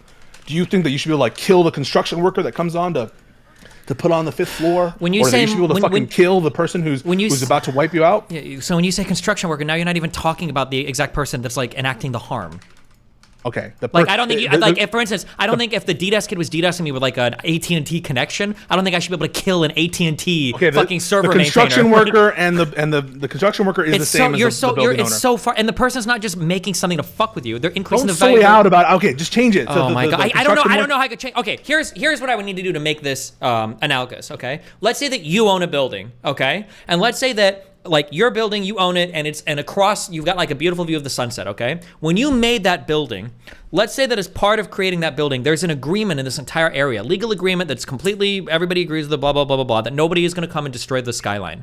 Let's say that somebody else builds a giant fucking billboard right in front of your building that is 1,000 feet tall. That's the Goatsy fucking thing. A guy expanding his fucking asshole. Okay, and somebody's going to do that. Okay, and let's say that through whatever means they've paid off the city board, they've paid off the state senators, they paid every party off, and there's absolutely no fucking shot that anybody is going to help you legally, and this person's going to put this thing up, and all of your people in your hotel all have fucking Crohn's disease, and they don't want to see assholes because it reminds them of their affliction, okay? And then that guy was going to, then yeah, you know what? Go attack him and fuck him up. Knock yourself out. Now, add that situation where it's possible you could win a lawsuit, unclear, but it would be expensive. Now what? Like expensive as in like likelihood of succeeding is low to none, and expensive as in like it would bankrupt you. 30% likelihood to succeed. 30% is decent odds. Also, like, and if it would like bankrupt you to even try? Let's say that if you lost the lawsuit, like your business is done, like you wouldn't be able to do anything. Then yeah, fuck it, go beat the guy up. Time to start hiring people with hammers. Nah, bro. Yeah, I would say yeah, go for it. This shit exists all the time. People have to decide whether or not to eco-terrorism exists. I don't know what the point is for you saying that it exists all the time. Like, okay, well, you're against eco-terrorism, aren't you? It depends. Are you in favor of eco-terrorism? I'm sure that there are probably examples where I would be in favor of it. If there's some group of people who are, let's say, for instance, you know the Ohio derailment, right? The East Palestine. Yes. So everybody right now has their eyes razor focused on train derailments, okay? One of the things that the union workers keep bringing up is this, what do you know what they call it? Precision timing, I think. I don't know anything about that. It's basically, it sounds like an algorithm that these freight companies are using to determine the minimum amount of people that they need to run these trains for the maximum amount of time. And a lot of union workers, I don't know if this is true or not, but the union workers are claiming that this type of scheduling is leaving them prone to accidents. But because of how efficient it is to schedule trains like this, they can just write the accidents off. It's fine. Be a little bit less safe, but be a little bit more reckless and make more money doing it, right? Yep. Let's say that it was the case that the amount of accidents was dramatically increasing. And let's say it was getting to the case to where these were actually some serious spills. You're getting cities that have to be evacuated, or towns, we can say towns of 100 people that have to be evacuated, water sources that are being polluted, and animals that are dying, right? Let's say this starts to get to that case. If that was the case, and you've got like a nearby train station that's running these trains on these schedules, and you wanted to get some people and go sabotage or arson or fuck the train station up, I don't know if I could judge you. I think, yeah, fucking maybe. Yeah. There are probably forms of eco-terrorism that I could theoretically support. I would just have to, but that gets really complicated, but I'm sure there are forms that I could support, sure.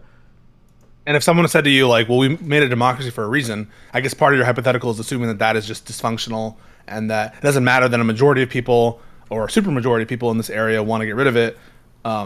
They're like, no matter what, the democracy is not working, right? And they're not listening. Yeah, that's Jim Crow and civil rights and everything, right? Of course, is the idea that like something is not working here, right? Yeah. You think it was justified to like kill segregationists in the civil rights era? I don't think one man, especially a white man, could put a timetable on another man's freedom. Pisco.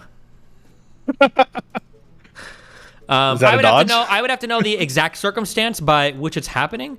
But like, I don't know. Theoretically, what do you? Did you watch the movie? Did you watch the movie John Q? No. What's that? Denzel Washington breaks into a hospital because they won't treat his son because he didn't have insurance and his son's gonna die and he's got to break into the hospital to. But yeah, never mind. I don't know about that one. But Can I ask you then about? We play these games all the time. Okay. We do. No. When I say we play these games, I mean you never answer any questions from me. Yeah, no. I was answering questions before, and Sure, you gave me but hard hypotheticals about the so property stuff. I'm curious then. Stuff. Let's say that precision train scheduling shit did exist and your towns were getting fucking destroyed. Do you think citizens would have a right to rise up and be like, "Yo, we are going to, we're going to start sabotaging your trains and shit"? I think that they would absolutely have a requirement, an ethical, moral requirement, to seek to implement a democratic change. And if that was unsuccessful, the reason in order to justify the acts that they took, the reason for its unsuccess would have to do with the fact that there's like widespread corruption. If it's just the case, right, that these people are being harmed and 60% of the governing authority that has jurisdiction over this area, that 60% of people like, yeah, we're okay with that pollution. Sucks for you 30%, 30 whatever percent who don't want it there, but we have elected people and the people have decided that pollution is okay. In that situation, I think that you need to respect democracy, don't you? What if you're in a scenario? Oh my God, we're coming to the big memes. Okay. What if 60 about civil rights and things about whether or not property should vote, right? Or disagreements over like the Senate and the Electoral College. What if like 55 or 60% of people don't care, but the people that are harmed are disproportionately in areas with lower populations? And the reason why 60% of people don't care is because they live in cities. I don't give a fuck if East Palestine gets fucking polluted. I live in Seattle. I live in New York. I live in Miami. Do you think that those people should have the ability to seek extrajudicial means to fight against it, or do they just have to say, well, Pisco says the democratic process is holy? So there are two situations where the answer changes. If there's like widespread corruption and the democracy is actually not functioning, which is to say a majority of people want, or whatever the rules are, right? Let's say that you need a simple majority or you need a filibuster. I'm just mapping onto whatever the typical rules are of that jurisdiction to implement the legislative reform. Let's say that is not working, right? Because if it's not working, then obviously revolutions are sometimes justified. And so I would never say that you never change your government, never use violence. I'm not that kind of person. But if the system is functioning in a democratic-ish fashion, right, where in general we have representatives that enact legislature and they're not just all corrupt, right? Yeah, but what do you mean like what up? Just because of the example you're laying out, like slavery was fully and completely legal, right? Right. Yeah, no. There are certain and the system was working, and it was functional. The second category of things I think are things related to who is a member of the democratic system itself. So things related to slavery, things related to not letting. No, I think it has to do more about like institutional access to the channels of change. So in the American Revolution case, right? They didn't have the right to vote. They didn't have the right to self-governance. Those are the kind of issues that I think merit violent struggle. When you are being oppressed and you don't have an ability to change except to use violence because you don't have any other means, right? Those are the situations. I think you would agree with what I just said, right? I think you should exhaust other options before, of course. Yeah. Yeah. And if it's the case that you are being excluded from the process, from the democratic process, and there is no other alternative, I'm never going to say that revolution is never justified, but only as a last resort to the highest level of oppression when you are not given access to the levers of change. So to get back to your situation, if it's the case that the democracy is well functioning in this place, 60%, all the ones who live in the city say, no, fuck East Palestine, rural places where it's happening, and the 30% are the people who are affected, I think that if I believe in democracy, I have to believe that that 60% wins, right? And it's up to the 30% to change the minds of some good faith 60%ers. Do you disagree with that, or do you think the 30% should win? No, I mean, like, I can kind of agree with you, but at some point, like, I think there's going to be justification for like violent, like, resistance, like, even if they can't, like, even if the matter has been considered, the 60% win, the 30% lost. I keep saying 30. It's 40, right? It's 40. 40% lost, and you think that it would be and the system is working well. They just didn't convince enough of the people in the city. You think the terrorism is nonetheless justified? I mean, it's going to depend on the level of harm, right? Okay, so if it were literally nuclear reactor melting down every week. Yeah, or like super crazy. Yeah, it doesn't have to be nuclear level, but like, yeah, I'm sure we could imagine scenarios, right? So what's a easy scenario on one side and a less easy scenario for in favor or against the terrorism? Have I worn you out? Is this over? No, I'm sorry. I see stupid comments in chat. You're good. Okay. Let's back up. Do it again. So you agreed that even if it's the case that an overwhelming majority of people, 60%, let's call it, agree that the pollution should not be mitigated, and that it's gone through a fair process, that what you would consider to be a fair process, you might still say that 40% is justified in using terrorism to go against the wishes of the 60% process, right?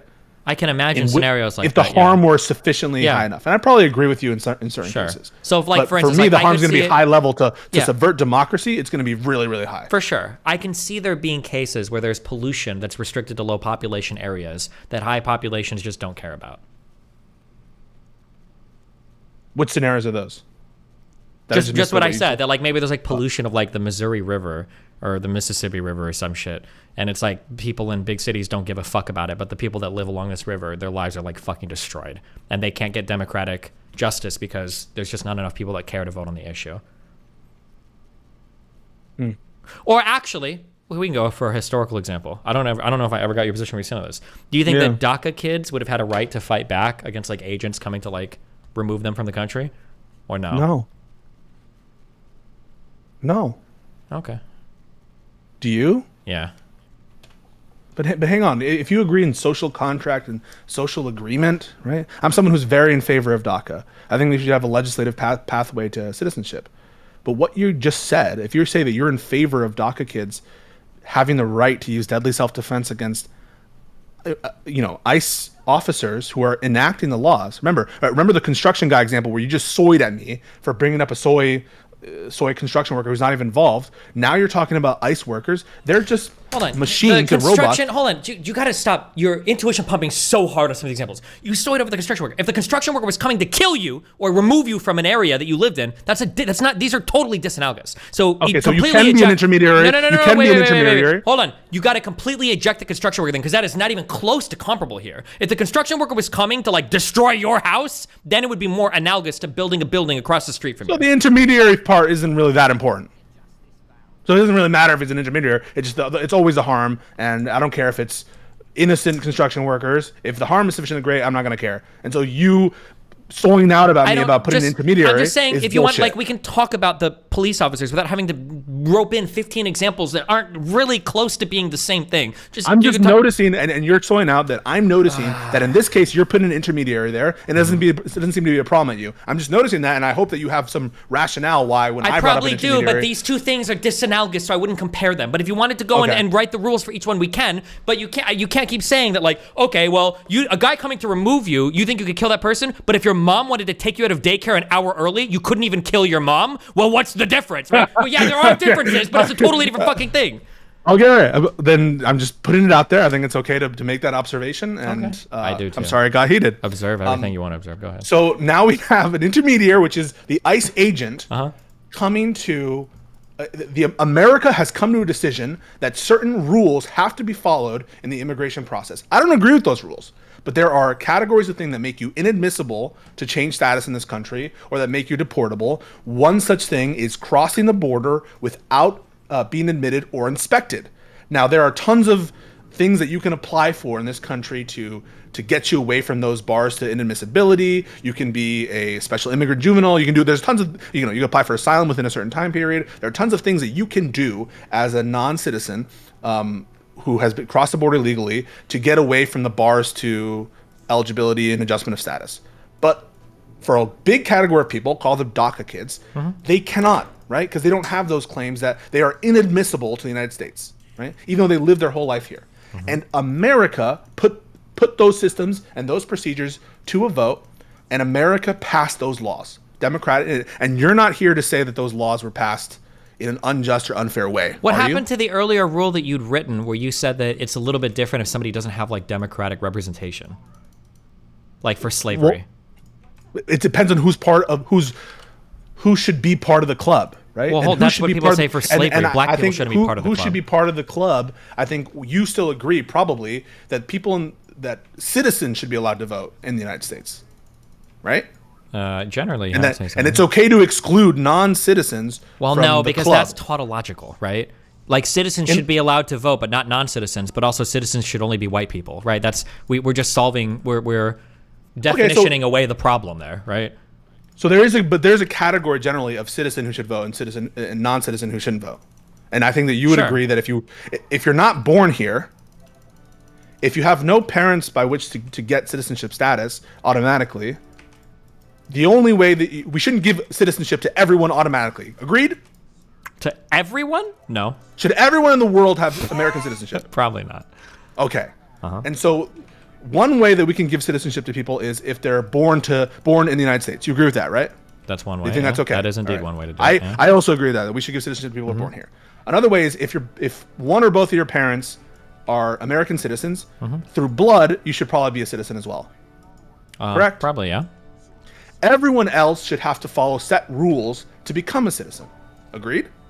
Probably, yeah. It shouldn't just be random. Okay. Yeah, of course, yeah. And those rules relate to employment. Those rules relate to if you marry someone. All those rules that we've decided on that are legitimate grounds, like family ties, employment, and sometimes just a lottery. Correct? Yep. All right. And outside of those rules, everyone who doesn't follow those rules should not be citizens. Agreed? Yep. And therefore should be outside of the club. Probably, yeah. Of voters. Okay.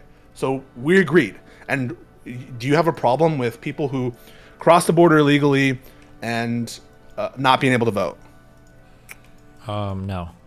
Okay. So then you have no problem with them. There's no institutional problem with these people not having a say in their own citizenship status. Well, I think the challenging thing with DACA children was that they were people that didn't necessarily choose to break the crime. They're here through no volition of their own in the only country they've ever known, and they weren't old enough to make the decision to break these rules and not have a voice and not have a say. Right? That's the whole problem with them. For an adult, everything you just said is very easy, but I think for the children, I think that's why the DACA question is a little bit more complicated. So you think that, I just want to make sure, the laws that have created the situation where there are people that we call DACA individuals, that those laws should be considered illegitimate because the DACA kids to whom they apply not that they should be considered illegitimate, but that the law should probably change or reflect more accurately. No, that's a substantive disagreement. I agree that the law should change. Yeah, that's agreed. But are the laws illegitimate because the DACA kids themselves weren't able to vote on them? These are laws that were passed. Probably not. In the a 60s disaffected and the 90s. party is never going to be able to vote on a law that they aren't allowed to vote on, right? Right. Yeah, I agree. So I don't think that those laws. I think that those are duly enacted laws of the United States, and they should be respected as duly enacted laws of the United States, just like the laws against foreign bribery. What is the difference between this and slavery then? I think that the laws against slavery deal with people who we think ought to have a claim to citizenship in this country and ought to have a stake. The people who are born in this country. But we didn't for a long time. Wait, but we didn't for a long time. Okay, but we disagree on that, right? So if we agree on the merits of who should be part of the club of people who are allowed to vote, and people who have a stake in the country. Well, but then there's obviously we can there's move past disagreement, that. but we can't because there's disagreement on the DACA kids, right? For instance, some people believe that illegal immigrants should be given amnesty based on the number of years they've been here, or if they're working here, or if they haven't committed crimes here, if they've gone to school here. There is a disagreement on who should be allowed into that club. That was the whole issue with amnesty and DACA and immigration. Okay, but then that just applies your DACA, it explodes your DACA principle to apply to anyone who feels that they shouldn't be deported, right? If you have a drug that's one of the offense, center. Yeah, that's probably one of the biggest disagreements But you I think don't on believe immigration that everyone is who- amnesty stuff, right? But you don't believe that everyone in the country has an entitlement to have deadly self-defense if they're about to be deported. Everybody? No, probably not. Like, for instance, What if you about- like cross the border, if you're like 22 years old, you cross the border and they say you need to go back and kill you, they probably have a right to kill you. But not because you didn't have a right to as a say in the country, right? Presumably because You're breaking. Because I think that I think that DACA kids are like the actual thing that libertarians talk about when they talk about themselves, right? You're a person that was brought to a place, you've broken a law that you weren't even aware of, that you didn't consent to, and now like a punishment is being enacted on you that's effectively destroying your life. In a way that is like impossible for you to have ever even known, right? You're brought over for a lot of these DACA kids, like less than like 6 or 7 years old, right? And the idea that somebody can essentially commit like probably one of the worst crimes against you, short of like torture, rape, or murder, right? They're literally displacing you from Yeah, your I agree country with that. and knocking you out. Yeah, I think that there's an argument to be made there that like somebody would be able to defend themselves from that process. even if it makes the situation 1,000 times worse, which it would. If you killed, I don't someone know in if making the situation worse is ever something that we consider for self-defense. Is it? Yeah, we should. That's what, the reason we have our self-defense rules in the first place is to make situations better, not worse. I don't know if that's the case. Let's say that we run the numbers, or we can just do the rape example, right? Guy's coming to rape a woman and he says, I promise I'm not going to kill you. And the woman's like, okay, well, I'm still going to defend myself with lethal force. Like, is the woman unethical for doing that if she might like escalate the situation from a rape to a homicide? Unethical, or are you asking about the like? We'll say the rule. We'll say the rule. Say the law. I think that the law doesn't need to map on deadly self-defense only to deadly threats. I think deadly self-defense could apply to non-deadly threats. Sure, but then you are necessarily you're escalating the situation and making things potentially worse, or almost. I guess I see where the tautology or the circularity of that is. You're defining what is a better situation with reference to. Yeah, okay. Needless to say, I think that.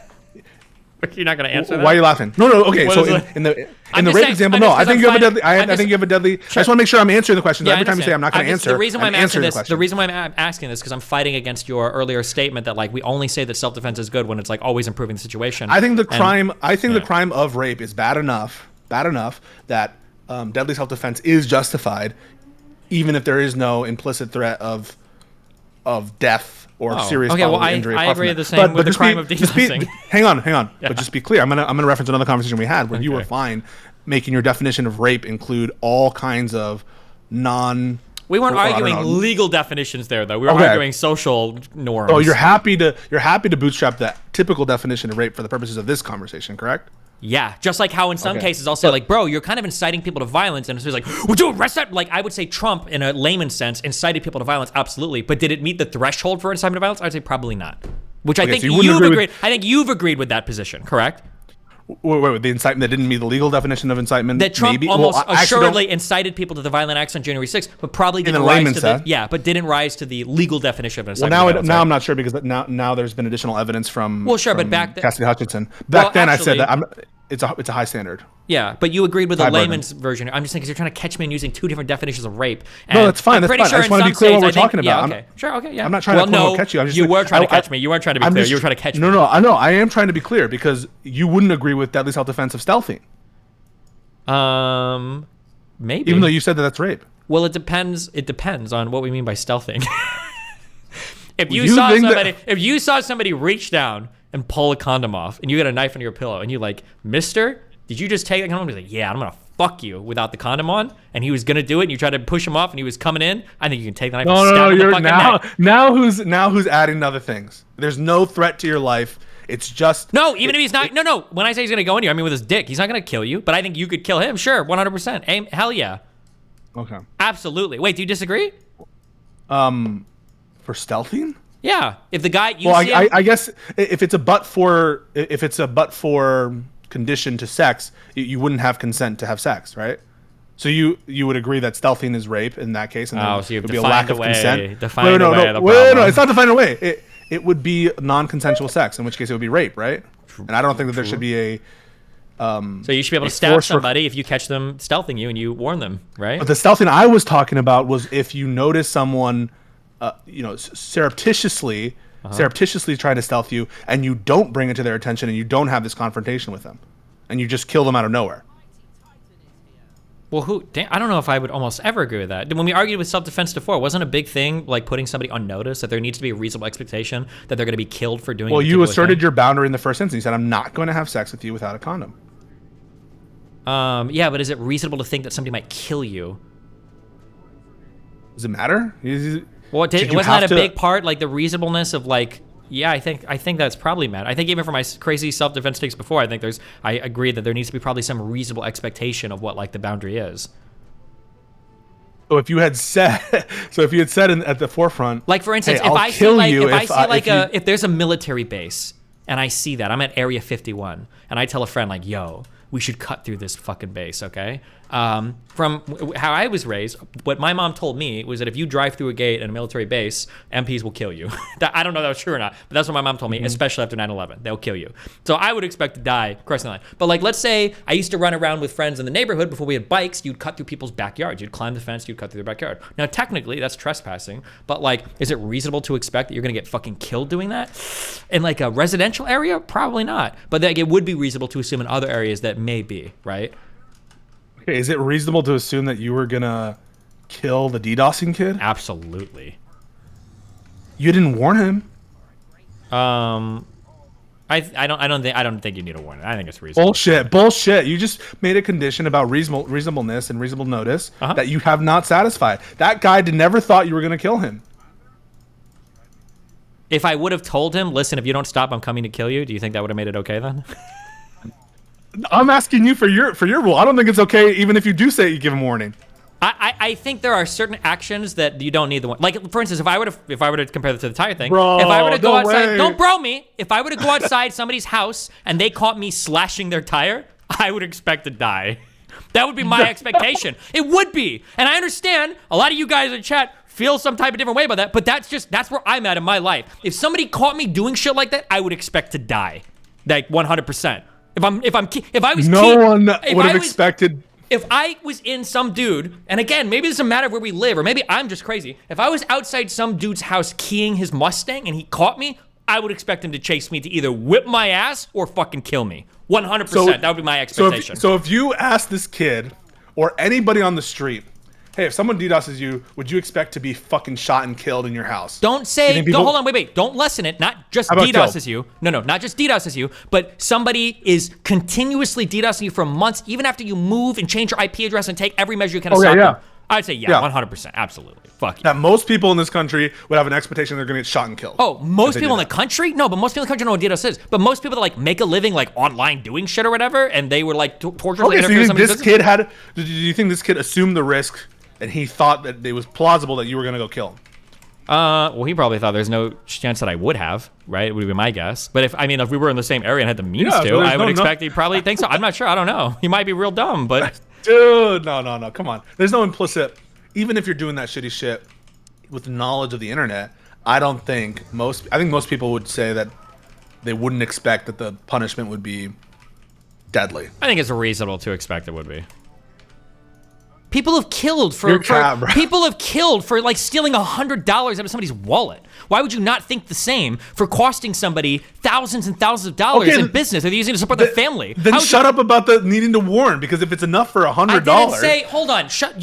Hold on. I can't tell. Wait. I can't tell if you're doing this intentionally. No. When you say need to warn, I just told you that it's a reasonable expectation of what you're doing. There doesn't need to be a warning. If I go out and I start keying somebody's car, I don't need them to warn me first. I know that what I'm doing is going to be fucking killed if the guy comes outside. I don't need a warning, right? Okay. Oh, okay. So you just need to have an understanding that, like, if you're causing a certain amount of harm or damage to somebody, they're probably going to kill you. And you know what? If you're too stupid to understand that, then your genes, that's a door in a word waiting to fucking happen. Amen.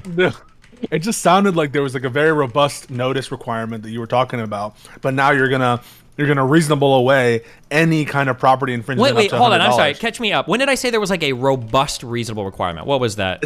Okay, it sounded like that. It sounded like Okay, you were I'm going sorry to be because like... I thought I said multiple we're times that there were talking like about- situations where like let if you me caught unwind doing it. the- I'll- okay, yeah, unwind me. I'll help you out. So we were talking about stealthing, right?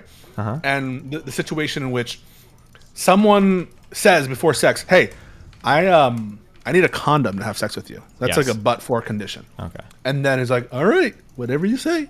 And then they are about to have sex, and he has the condom on, and then she catches him taking the condom off. Stab right there in the moment, justified, right? And you said no. You said no because I would expect her to warn. Yeah, I Because don't think she- again for stealthing. I don't know if that's like you're dying, Bro, there's no way that this situation, which I think even under the legal definition, I think probably should be rape. If you make it an explicit but-for condition is sex, and you're not fulfilling that seems like it might even fit the regular definition of rape. Correct? If I don't that know if that. situation- I'm not sure if that even does fit it, but Well, let's say that I don't know. If you have sex with someone's twin, thinking that it's the real person, wouldn't you think that's rape? yeah, but I don't know if that's like a murder thing. But it would be rape. Sure, but I don't know if You you think can. deadly self-defense is justified for all rape? No, probably not. There's a lot of different types of rape. That's a very multifaceted, multi-layered crime. Okay. Wait, do you think you can kill somebody for all forms of rape? Let me think about that. Can I think about that? You put me on the spot. Yeah, go for it.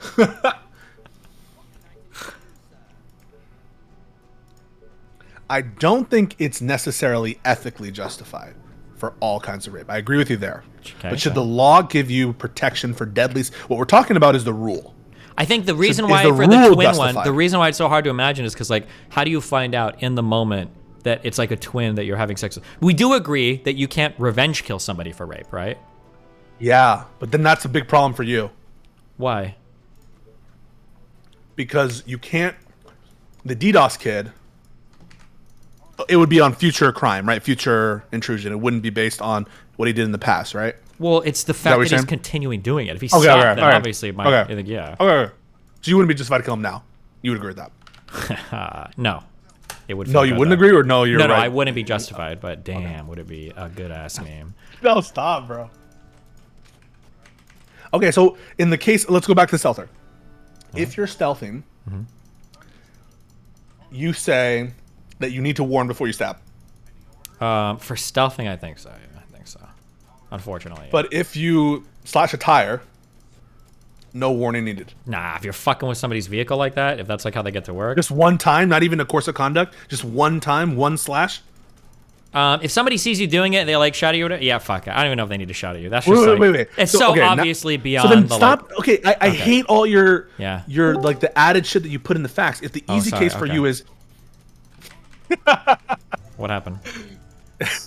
if all it takes is someone needed to slash a tire for you to be justified to shoot them in the face, no warning even needed, then stop putting in all that extra stuff about your livelihood. He's doing it over course of conduct. You Well, just no, agreed. but hold on. I'm sorry. The livelihood stuff is why they might not actually need it for their livelihood, but I'm saying that's why I would just assume that that's like you're gonna get fucked there.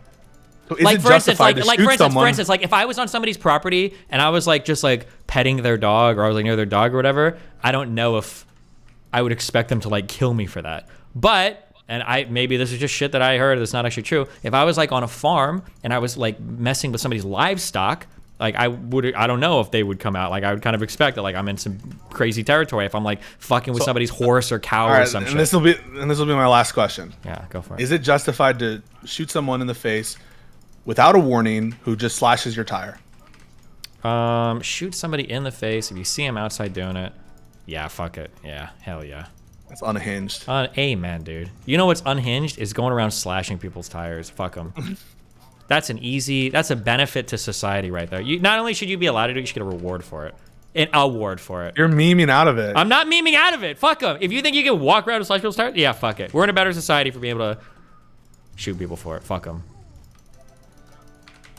So if all it would take is that, I don't know why you don't just grant the copyright infringement cases. That you don't Because grant every all of the landlord cases I'm taking. If you made, first of all, I already did for the landlords. If you made them more if the copyright case more analogous, I probably would. Like if it was somebody that was ahead of schedule, like copywriting like multiple books from you and shit, then I'd say, yeah, fuck it, go for it. Yeah, I think you can do it. But you're just saying, one. I mean, it was just one tire. All you needed was one fucking tire, and that was enough to shoot someone. And so don't now bring in all the baggage of your. Well, no, because because you use the copyright thing as an analogous thing to my fucking to my It's DDoS one thing. tire. You just said one tire is enough. Sure, So in the case now of I one don't tire, even if deal you with it. knew that somebody was gonna go ahead and like steal your fucking book beforehand and publish it or whatever, and like it's clearly that's like something that's against the law and you shouldn't do it, then yeah, fuck it. One deranged. book, That's one fucking book, deranged. one book is enough. Fuck it. Yeah, you should be able to do that. Fuck them. True. Based. Yeah. All right. Anything else? No, I think that's it. I want a world where people are afraid to steal and fuck with people's shit. I'm pro Batman, okay? I'm pro Batman. I support Batman. I support the Dark Knight, okay? Yeah. Yeah. You don't think he's a criminal, violent bat? No, I think he's doing what needs to be done. Me too. Really? Yeah. How's life going? Gotham is Gotham is corrupt.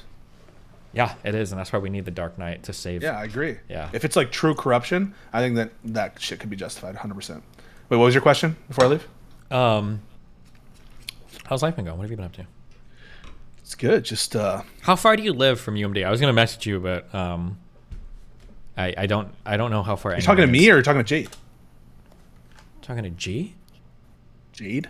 Oh. I think he's talking to you, Pisco. Yeah, I don't know where. The UMD? Yeah. How far is that from? University of Maryland. Sorry. Oh. Maryland. How far is Maryland from New York? I don't know how far. I'm just asking. I don't. Is it like a 1 hour drive or like a 6 hour drive? I don't know. I was just curious. I don't know. I've never gone to. Let's see what Google Maps. Aren't these states like all bordering each other? I don't know anything in the Northeast. Okay, that's why I was asking. Hang on. Let me, I lost interest in Jade after she turned 19, so I'm just, you know. Oh. Dude, stop. What's up, Jade? How you doing? Oh wow. I have been. I'm kind of in a constant state of being stun locked. For what? How are you? Why are you stun locked? just life keeps throwing me curveballs and it's too much for my brain to handle, so everything is nulling over. What kind of curveballs is life throwing at you? Oh gosh. See, have you ever been in a state of constant turmoil where you can't even think? Let me try to think right now. Okay. Is it like school, family, boy, streaming? Like what is when you say constant state of turmoil, like what's going on? Oh, it was work, and then it was an organization that I was a part of, and then it was moving as well. So family, work, an organization that I was a part of, and basically that. Wow. When you say organization, you know that sounds like really ominous, right? Like it's like Scientology or some shit. It was a ironic enough, it was a volunteer charity thing that I was doing. Okay. So a militant vegan organization is what you're saying. Yeah, we did like outreach and stuff, and just one of the people that was a higher up. Everybody give clappers to Pisco. You just left. Okay, sorry, go ahead. You said one of the people higher up. Say that again. One of the people higher up, they were very, they were stepping over a lot of boundaries. Okay. And I was caught in a place of, I was in a really bad headspace. I was, some stuff had happened to me with a relationship, and also just was really heartbroken, really sad, lost a lot of self-esteem because of that. And I was going to counseling actually, which was helping a little bit, but yeah, I just met this person at a really terrible time. And with my mixture of kind of, I don't know if you've, I bet you've experienced immense turmoil and sadness in your life. And people, some people may feel like this, some people might not feel like this, but when you're in a constant state of pain, like you're only focusing on your pain, sometimes it can be hard to realize other things that are happening in your life as well. It's hard to like pay attention to your friends. It's hard to pay attention to red flags that are coming up. It's hard to figure out like just kind of self-preservation kind of goes out the door when you're like this. And so yeah, I was caught up in that, and then this person was also not respecting when I would say I'm not comfortable with stuff, but I was already in like a constant state of pain, so it kind of just blended in. Like it was weird. It was like pain, like something would come up that would make me feel bad or uneasy that the person would do, but I was already in such like mental turmoil that it would just kind of blend into things, and then I wouldn't even sense it until like after, when I had like a big realization, and then it turned out that this person like was really awful to a lot of women in the community. So wait, you're not about to out me, right? I'm just no. I'm just kidding. One of the things that you talk about, but redacted. Yeah, Pardon? I'm just fucking with you. Something that happens is if you have like a lot of turmoil in your life, or if you have a lot of issues that are preventing you from noticing things going on, there are people that look to take advantage of that explicitly, and it can be really hard in the like when you're in the depths of those kind of like unhealthy back and forths to even realize that something wrong is happening, because there's like so much else going on. So that's like, it's a pretty normal thing what you're describing, to be in those types of situations. Yeah, I felt pretty like mentally deranged in it, but I went on Reddit and people said that that's normal. Yeah. But yeah, no, I was dealing with that, and so now I've moved twice in the past like 3 months. One place was like over to Alberta. I love my family there, but it was a little bit, I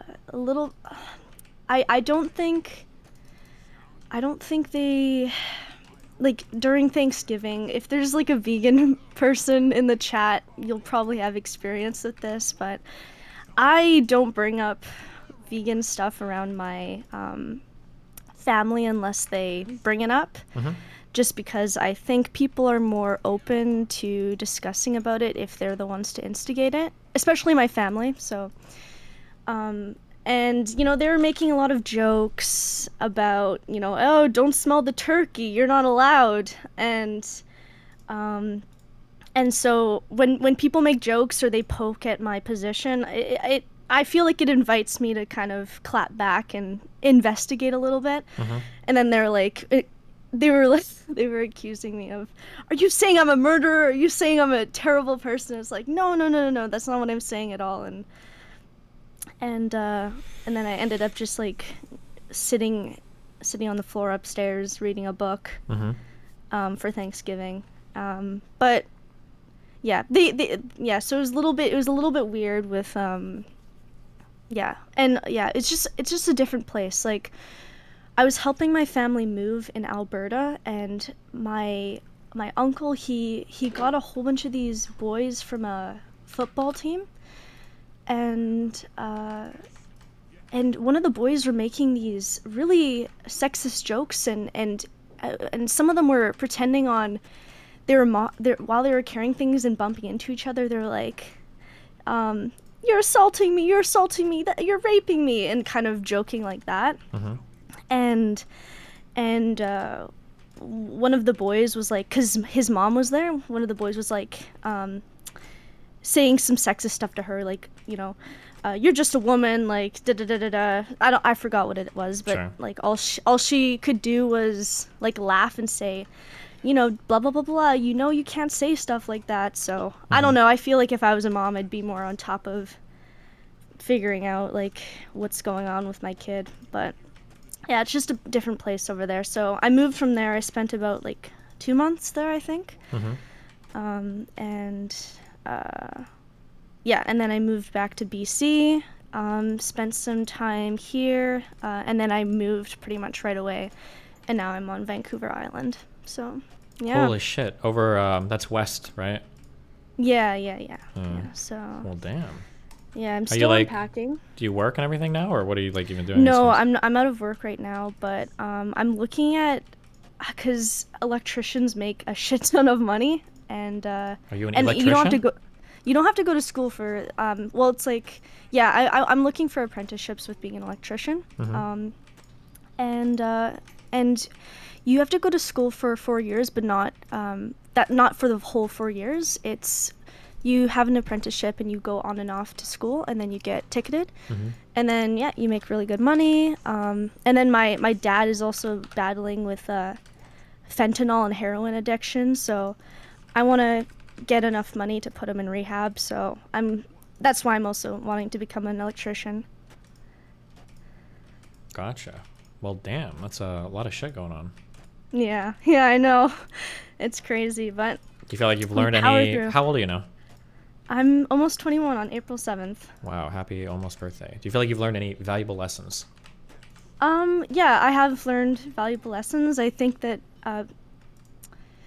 anger is a valuable tool. I think that it doesn't make you a better person to give the wrong people the benefit of the doubt. I think, I don't know, I always prided myself on being like friendly, kind, accommodating, but I think it's also been really bad for me because I make excuses for people. So I'm gonna try to be, more stern. If I feel angry, I'm not gonna be so ashamed of it and stifle it down. I'm gonna actually try to. Something that has to be said, and it's hard to trust on this, I think, because women, and you come across like this, I could be wrong, don't be insulted or whatever, but I think women are generally conditioned to kind of be like more like accepting and forgiving of like weird shit or whatever. I think in general, women's intuitions are usually pretty good at figuring out like who's kind of like creepy or fucked up. I think that's like, but I think that a lot of women kind of get argued out of trusting their gut on some things, but it almost always is the case that that's like a mistake. Like I don't think I've ever heard a woman ever tell me that like, oh, like I used to think this guy was like really creepy, but then I got to like know him better, and he's like really cool. But I have heard the opposite a lot, where a woman's like, I thought he was kind of creepy, but I don't know. But then I kind of like gave him a shot, and like, yeah, he's like really fucking weird, or worse, it ends up in like rape or assault or some like horrible thing. Yeah. But I think in general, I think that like intuitions on people being abusive or weird or whatever should absolutely be trusted. And then also, just curious, how old was this guy in the for the organization or whatever? Oh, it was fucked up. He was pretty old, yeah? 36. Yeah. When it comes to older guys, your the amount of leeway that you give them should go way down. Once you're past like 28, 29 as a guy, you should know what you have to do to not come off as creepy or to not come off as like unsafe or whatever around a woman. And if you're getting any type of red flag from a guy that's that old, it shouldn't be setting off red flags. You should be like, I need to get away from this person. He's just not good, you know? Yeah. Yeah. That's I agree with everything you said. Yeah. Have you ever experienced someone of the opposite or same sex being, or like you get a bad feeling about them and then you kind of just stifle it down until you realize, oh fuck, this person's actually a piece of shit? I feel like generally like I have a lot of tenacity. It's hard for me to get like really burned out on people, so there are a lot of people that have a lot of red flags, but I don't mind necessarily exploring those as much. But it's because I don't feel like I'm not being like super harmed by the interactions. Like I have like a pretty decent ability to emotionally cut people off. And if somebody is like truly, especially in matters of like rape or something, like I don't have a problem like asserting a boundary like very confidently and saying like, hey, this is like, we're done at this point. Like this is not going to happen. But yeah, but if yeah, but it comes down to like how comfortable you're doing that in the moment. Like that's a really important thing. Yeah, but my life is a lot different because I'm like a streamer person, right? Like if I wasn't a streamer, like my friend circle would be like 4 people, you know. But because there's like content abound and because I'm online and everything's like so crazy, there's a lot of people that I surround myself with that like if somebody were to ask me, like I like. should I trust this person or whatever, like I would have to be very careful with who I recommend. There's very few people around me that I would trust, that I would tell other people to trust, especially when it comes to like guy and girl things, because you have no idea from a guy to another guy. I've met a lot of guys that are super friendly, super courteous, super kind or whatever, that are super fucking creepy / rapey towards women. So my interactions with them have no bearing on how they would treat like a woman, especially a younger woman. So yeah. Yeah. Mm-hmm. Well, so you have a lot of funky characters in your circle. What's like the main? Because I mean, you might agree, you might disagree, but you might not. You might see how they behave and not agree entirely with it. What's the reason for kind of keeping them around? I like people that have unique thought processes, or people that are interesting. And people that have like mental illness and shit also happen to be very interesting and have unique thought processes. So a lot of the people I keep around tend to be kind of like mentally fucked. But it's not because I'm looking for mentally fucked people. It's just because they tend to be more interesting. But yeah, but I don't know if like very few of these people I would like trust with anything in real life generally, unless like an exceptional situation came up or something. But yeah. Do you think like these extreme characters, you feel like they're honest in a way, like this is true humanity boiled down to its like very most, whatever they embody the most, which is might be like anger or jealousy or pride? Do I feel like it's true humanity? I don't know. Humanity runs on a spectrum. Yeah, that's all I would say. I don't know if they're true humanity or not. There's a lot of like normal people that are pretty crazy too. Like me and Melina have learned that more and more. That like sometimes I feel like it's just streamer people that are insane, but then like we'll go through some normal people that end up being like pretty crazy. Like Melina's made and lost a lot of friends here in like Miami Beach that are also like fucking insane. So yeah, I don't know. I say insane, but there's like normal. I think there's a lot of like normal stupid things that people do. That makes sense. Like guys that are fuckboys, people that lie, cheat, or steal. Like a lot of people do things like this, and it's pretty normal human behavior. So yeah, I don't know. But we're also in like Miami Beach, so the people here are also extra crazy. So yeah. Is it true that people in Florida are a little bit more crazy? No, you'd have to look this up, but I'm pretty sure there's a special law in Florida that makes it so that the media gets 100% access to like police files that's unique in this state, that's not in any other state. So when you hear about like Florida man does crazy things, it's because the press has unique access to all of the crimes that are committed here, that you always hear about so much shit happening in Florida. Okay, yeah, I heard about that. I didn't know if it was true since I read it on Reddit, and Sure. I mean, you can Google it, but trust. Yeah. Okay. Yeah. I've sometimes it might be, it might be rude of me to say, but I sometimes I look at people and I really question whether they're sentient or not. Just because it seems like people do things and they have like 5 settings, and they just click on one setting and they have no ability to see the gray zone or ability to change their actions depending on the case. It's like for instance, it's like a child goes to their parent being like, "Hey mom, I don't like when you yell at me," and then she just like yells even louder and is like, "What are you talking about? I don't yell." And it's just like, I don't know. And I know people are sentient, but it just seems like the people they either go 100% or they don't go. It's weird. I don't know. Yeah. Yeah, something that's very hard to keep in mind is like people are just a collection of all the things they've experienced, and when we deal with somebody, we can't see their experiences. So it's very easy to be like, this person's crazy, this person's stupid, whatever. But usually, if you see somebody that's doing a particular thing that doesn't make sense, it's probably a thing that's worked a lot for them in the past in some capacity, and that's why they do it. It's very hard to see that, because oftentimes if you're noticing it, you're seeing the times when it's not working. But there's probably been a lot of times where it has, and yeah. But the problem is when it stops serving them, it's hard for them to change up and not do that particular thing anymore. Jesus. What happened to mods in your Kick chat? Listen, if somebody in DGG chat goes to Kick and wants to mod, I can mod you. I modded like 1 or 2 people, but I think they left, so. Do you agree that people that are baby boomers, they seem to be a little bit more like unhinged? versus the other generations? Nah. Nah. Okay. I used to say baby boomers were unhinged, but there's an older lady, Attila? Fuck, she's gonna hate me. Attila. That's a cool name. Yeah. Attila the Hun. She's gonna hate me for not getting her name right. Wait, I just want to look it up. Oh my god. Anita, that was her name. Anita. Yeah, she emailed me a big email once because I shit on baby boomers constantly. I used to do it all the fucking time. Nate the Younger, you just got modded. Good luck.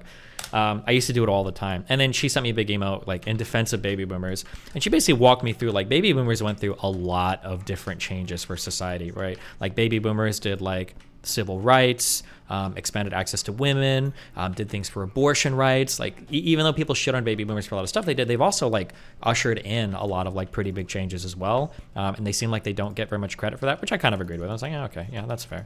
She's like, yeah, a lot of people shit on baby boomers and she feels like it's a little bit unfair. Yeah, that's true. I mean, everybody likes to not take accountability for the things that they like to put the blame on other people, so that might be attached to that as well as like all the issues that our generation deals with. It's all because of the baby boomers. Yeah. And we're just so unfortunate to be living after them. Mm-hmm. But how have you been with your life? At some point, I'm gonna have to take like I need a little bit of a reset. I think I'm kind of looking for that right now. Because stuff has gotten kind of a little bit too crazy lately, I think. Oh, too crazy. Okay, so it's not stale. No, my life is anything. It's never stale with you. My life is anything but stale. Yeah. Oh God. Oh well. Are the things that are crazy happening in your life you can't talk about them right now? Well, a lot of it is related to like the Mr. Girl stuff. That's like pretty crazy right now. Pretty obnoxious. Oh, it's still going on. Yeah, he just finished releasing like 120,000 word essay on EME. That's. Oh gosh. Huh. And I don't know what to. Maybe there's nothing to ask about that. I can probably go online and search up all the stuff that. Yeah, I mean that is. He probably contacted you for it, so. Yeah, he did 3 times, I think. Yeah. Just 3 times? Just 3 times. And actually, the last time that he contacted me, he was asking, if do you want to share anything like positive or not positive? Mm-hmm. He's very tricky. He was looking for people to share things positive about me, and then twist it around. Yes. Yeah. That was something he was trying to do. When I read that, I knew that was the case. Yeah. Mm-hmm. So I was like, no, that's. But yeah, it's like, oh yeah, Destiny once gave me an avocado, but then he wanted half of it. Oh, Destiny is such a terrible guy. Sure. He offers people things and then takes half the avocado once it's too late. Yeah, basically. Stuff like that. Yeah. Well, are there any new orbiters around? New orbiters. Yeah, we got one guy called Karantos, who is like Karantos. Yeah, do you know that guy? No, I don't. He's Sounds like a great guy, though. He's a radical Muslim who might be gay, and also lives in Malaysia and is from Somalia. He's pretty crazy, but he's pretty funny. Oh, do you know what part of Malaysia? I have no idea. Oh, okay. I have some family in there. Okay. Yeah, there's that going on. Who else? Who else is a new orbiter? There might be some TikTok girl named Farah who accidentally tried to get my entire life destroyed by calling me a rapist. We had like an argument in real life, and she cut the clip up in a I would say kind of a misleading way, and I wasn't I didn't ask to like review it or anything before it went online, and it went online. It was kind of bad, but she's currently maybe an orbiter. We'll see. There's a crazy girl online called Ayla. Do you know who she is? Ayla, no. Yeah, her craziness seems kind of similar to my craziness. She's like very autistic and discreetly like analyzes things and shit. She seems interesting. She's pretty cool. Yeah. Oh, Abba, you know that guy? I don't know. I say that. I'm joking. Probably not, but. Abba? Yeah. Like Abba and Preach? Abba. Oh no, is that a streamer? Yeah. No, he's a YouTuber from Abba and Preach. He's from he's from Montreal. You should know about this guy. Oh, Abba and Preach. No, I don't know about this person. We got a Ukrainian girl called Anna. She is cool. She gives us updates on Ukraine and stuff. She was in battle zones. Lots of crazy stuff going on. Yeah, Sneeko was an orbiter for a while, and now he's sailing through the universe, doing God knows what. Sneeko. Oh, I saw that guy on TikTok. Yeah, he used to be out there. Yeah. Oh, those when the camera's set up above the table, like not right above, but like kind of more tall, and they're kind of peering down on the tops of their heads, and they're around a table. That's when you know that some stuff is gonna be said. True. He does say some stuff. Yeah. Do you? Well, no, you don't agree with them, probably. No, not at all. Thanks for asking, though. Oh, Low Tier God. Do you know that guy? Say that again. Low Tier God. Low Tier God. No. Oh, he's a cool dude. He plays fighting games, and he tells people to kill themselves. I think he's a cool guy. Oh. Whoa, like a true gamer. Yeah, true gamer. One of the old gamers. Yeah. Wow. Yeah. I feel so disconnected, which is, I probably am. But it's nice to, check in once in a while since this place was such a big part of my life. Yeah. Yeah. Yeah. No, it was. It was. And you might be laughing at that, being like, but no, it was good times. Good times. Remember going off stream, talking to my mom about all the things that have happened, and my uncle, he's a big Hassan watcher. Oh no. He in Alberta. He's in Alberta. I was staying with him for a bit, and I come home and there's Hassan. He lives in on the Alberta TV. and he likes Hassan. Jeez. He says that he's done a lot for the liberal movement. Okay. And he was overhearing some people at a table being like, "Hey, that Hassan dude? He I don't agree with all that he's saying, but some of the stuff he's saying, it's making some sense." So maybe those cowboys in Alberta are being swayed by Hassan. I don't know if that's a good thing, but I don't watch Hassan. I don't know too much about him. Well, I don't watch any streams. All I do is play Hogwarts Legacy. careful. Wait, do you stream it all anymore? Or? No, I haven't streamed like a year. Okay. Since before, since all the stuff happened, yeah. So, I wanna get back to streaming just casually, cause it's always been a fun hobby of mine since I was 13, and Jesus. Yeah, but no, life's crazy. But honestly, what I like to say is you only lose once you're dead. That's when you're really fucked. You can't go back. So maybe you can lose a lot more before then. Don't worry. Oh yeah. I could become homeless. I could become addicted to drugs. I could.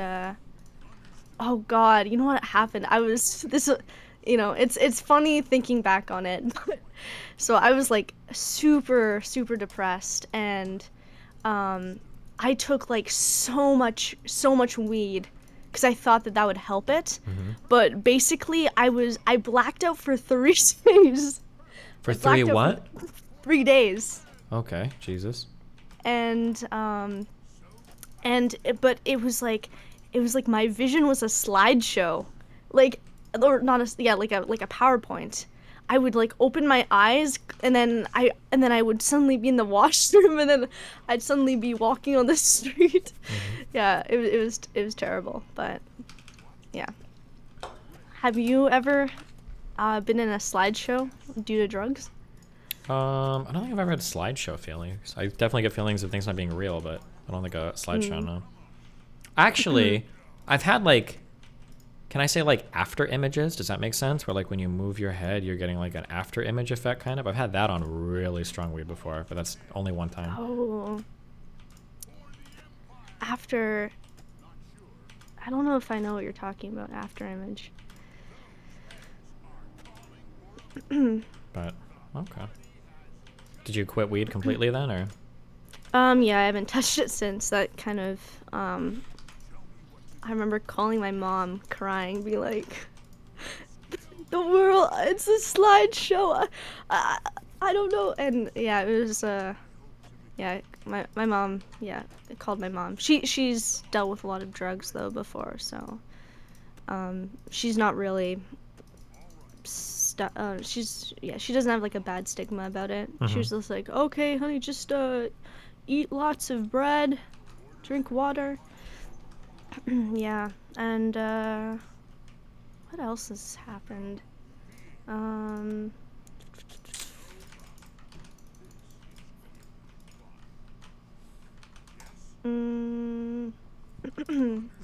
Did you just move like yesterday, or? I moved like I think just over like 2 weeks ago. Yeah, but we have so much stuff, and yeah, we're just unpacking, and it's kind of, I don't know, I've been moving so much, so it's a little bit of a, I'm like super tired to be unpacking again. I'm just like, do you have like a exhausted. lot of stuff when you move?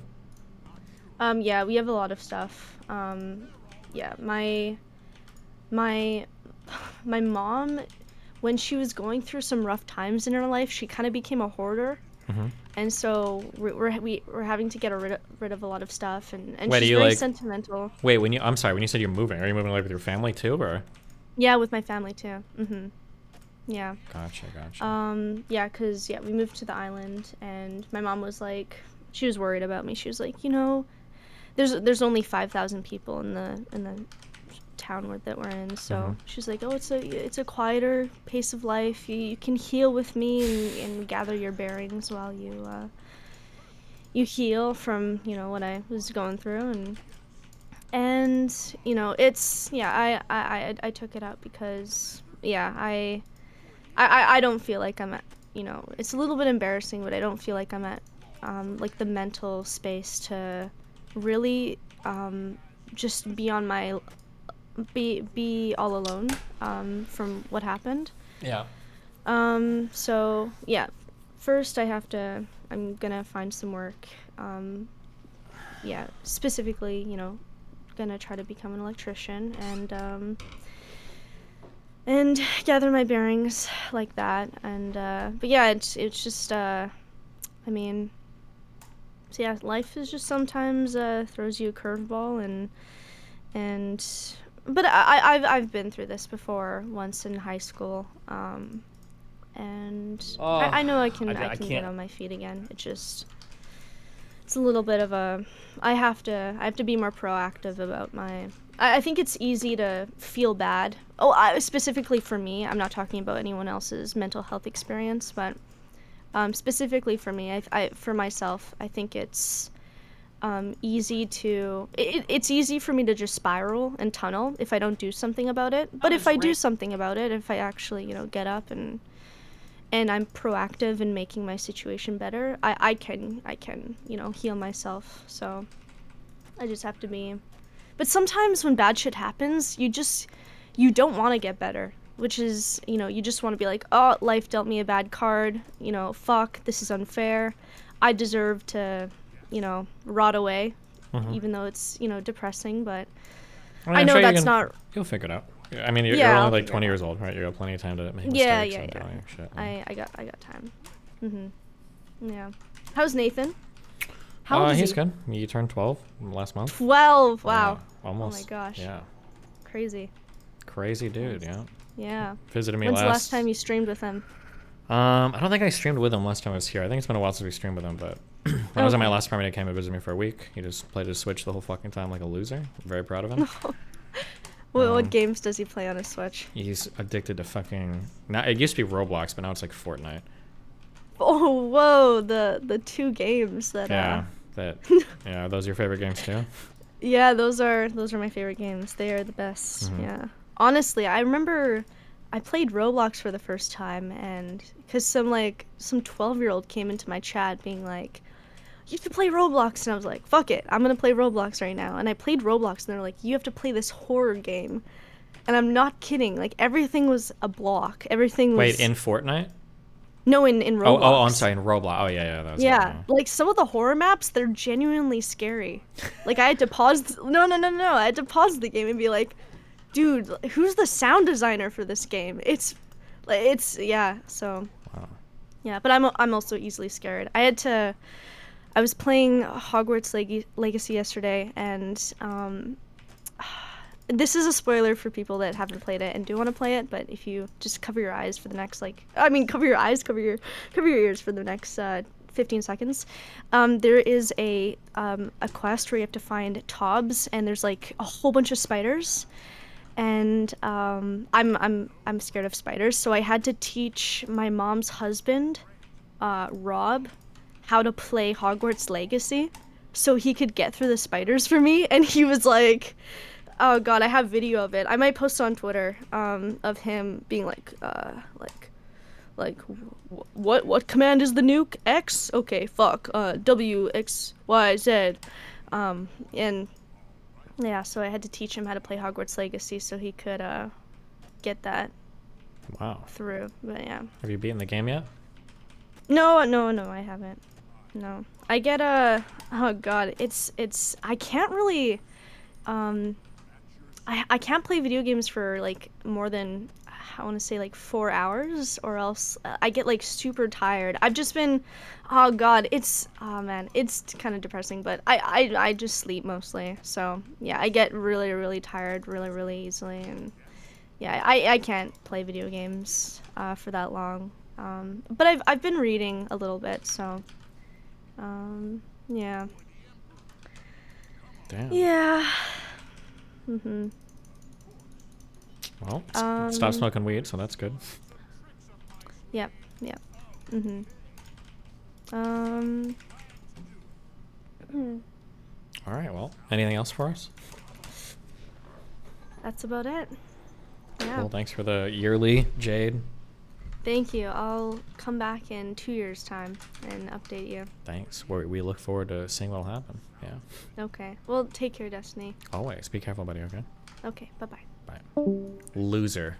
Zooming loser kid. Children. Loser child. Okay? Racist as the next guy, don't get me wrong. You know that about me. But this idea of, like, if enough people just realize that black people are criminals, like, then what? Everything's gonna be solved? I don't understand. And Destiny is right about this, that a lot of these people, they don't really even want to solve it. They just, like, really just get off on complaining about it.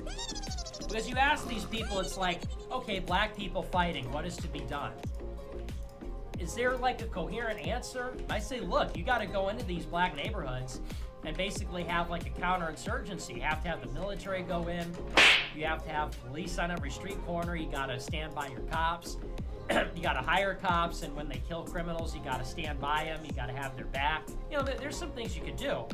There's so much more going on in the conversation than like, hey, did you know black people are playing the knockout game or something? I'm as racist as the next guy. Don't get me wrong. You know that. Okay.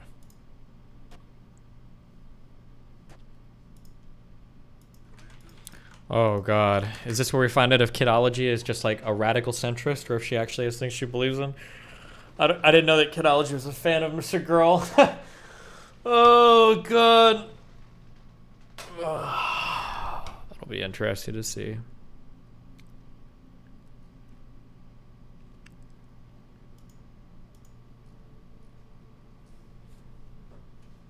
If she ends up being like the one that gives him like a good interview because she acquiesces to all of his insane demands.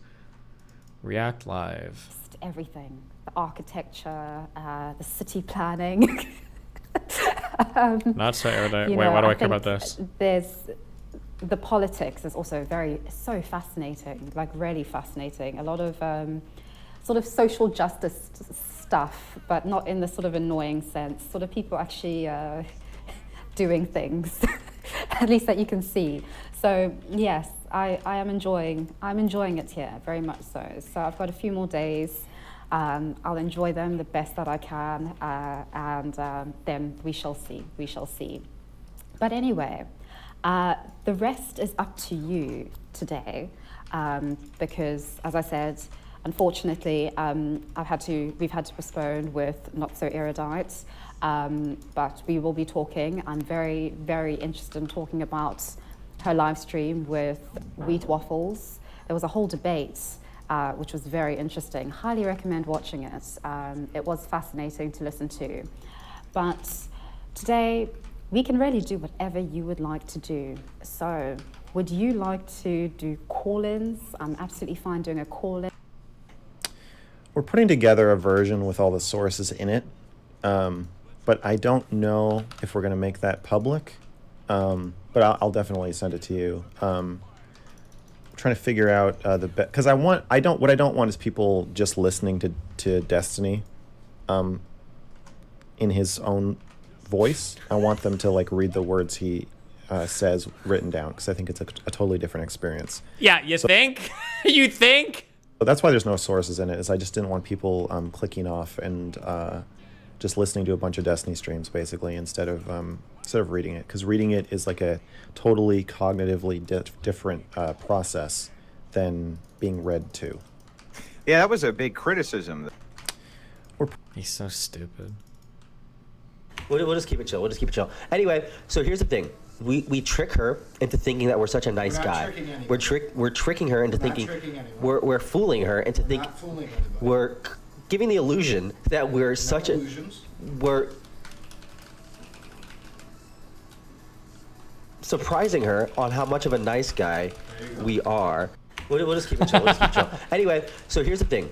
We trick her into thinking that we're such a nice guy. We're tricking her into thinking we're fooling her into thinking we're giving the illusion that we're such a we're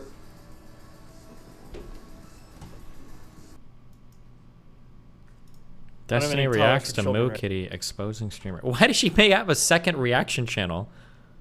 For her first channel has 20,000 subs.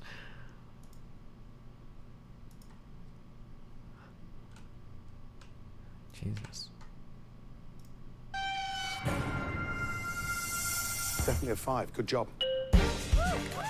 To prevent another dangerous situation with the Salamanca family, Chef Ramsay brought in a guest judge to help diffuse the tension and maintain a level playing field. Welcome. It's an absolute pleasure having you here. Thank you, Chef. Right, next up, step forward, please. Now, second in line, Tuco Salamanca.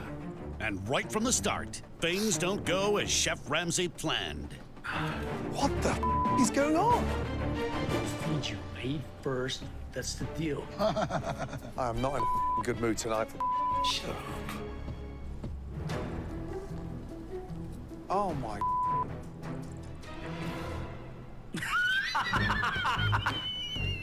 Oh, I get it. Oh! Old people, you feed them, huh? You put them in a really nice crib in the country, and yet they gotta steal the food off your plate. You better eat every bite of that. Oh, come on.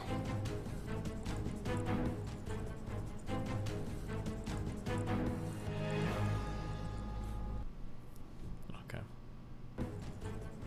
Episode 4.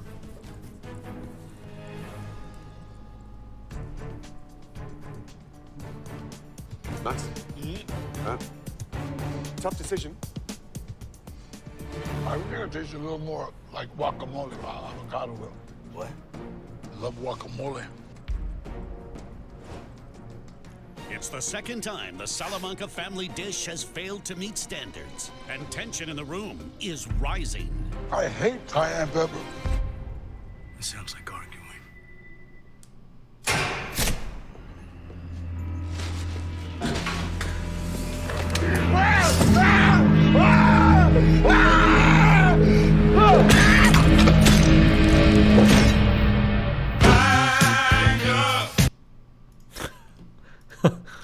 Okay.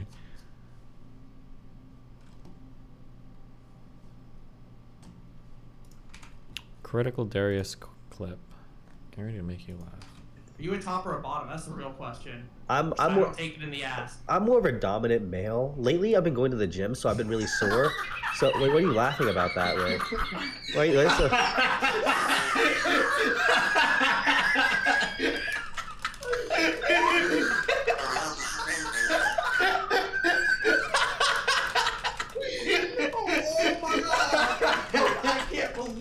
dude. You. Wait, what? Did I miss a joke? The gym, so I've been really sore.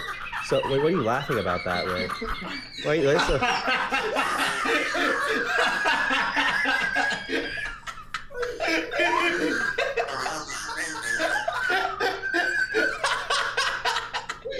Oh my god! I can't believe it, dude. You. I'm more of a dominant male. Okay, gotcha.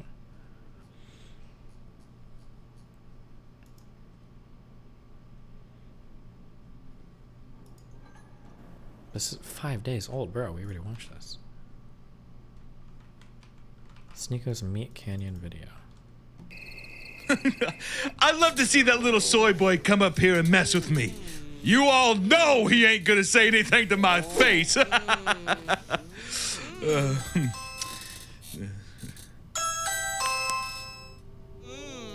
What? Is that Charlie? What the? Hey, yo, baby, What? hey, baby. What? Can you and your man take this into the other room, please? I can't hear myself think with all that love making you're doing. Fine, Thank you whatever. so much, No baby. problem. Yeah. No problem, Sneaky. No problem. It's Sneeko. It's Sneeko. Jesus. Yo, chat. Charlie is at my door. What should I say to him?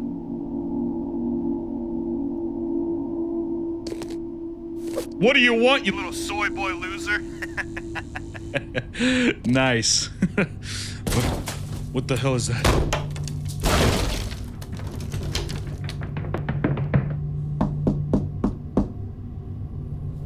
Chad.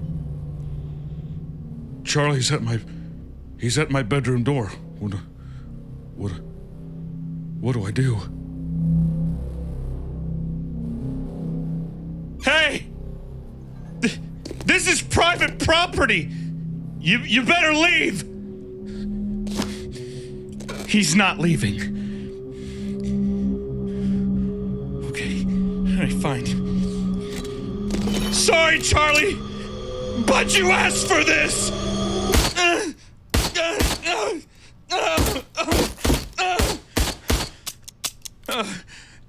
Chad, I'm out of ammo. I gotta find another clip. It's called a magazine.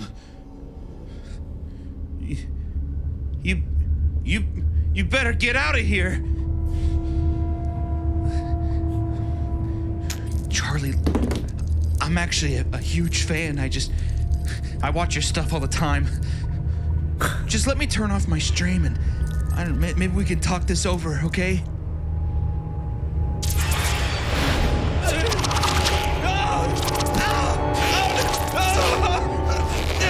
Let go of me!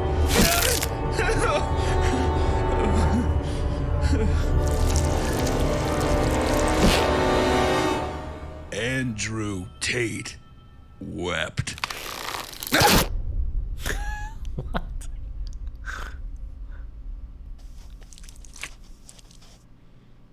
There's nothing that gets me more hard than my favorite movie, Paddington 2.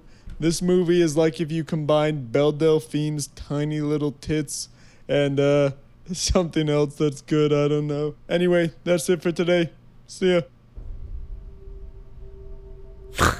Jesus Christ.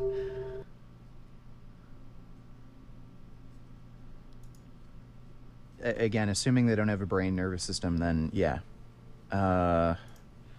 Some people might have a...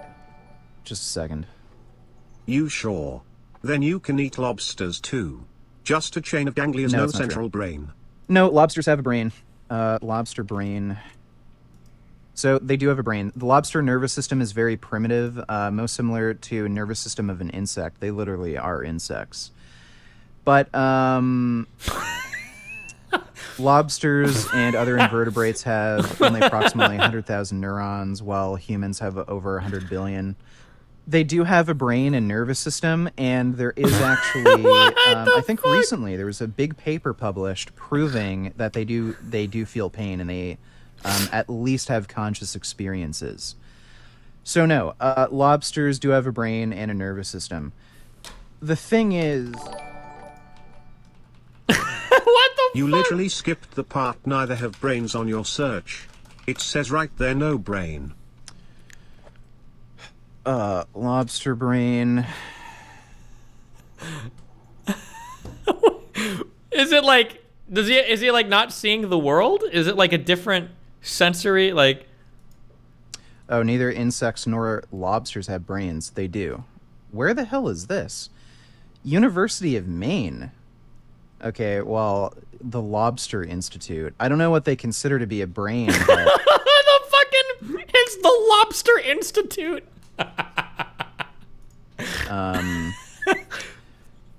Lobsters do not have a centralized brain like brain area like mammals. Instead, they have a large ganglia, a large cluster of nerve cells above and below the mouth, smaller ganglia at each segment of the body. The shellfish network. Okay, wait, give me a second. The shellfish network. Crustacean. Big Lobster is coming for him, dude. Oh my god.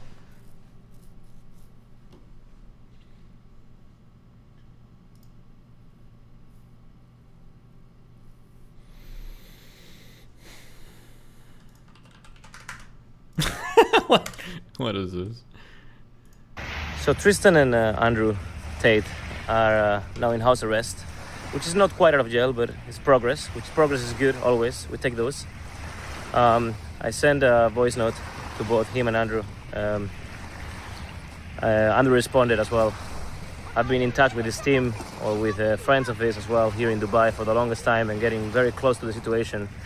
And honestly, I'm just very happy that the truth actually eventually comes out.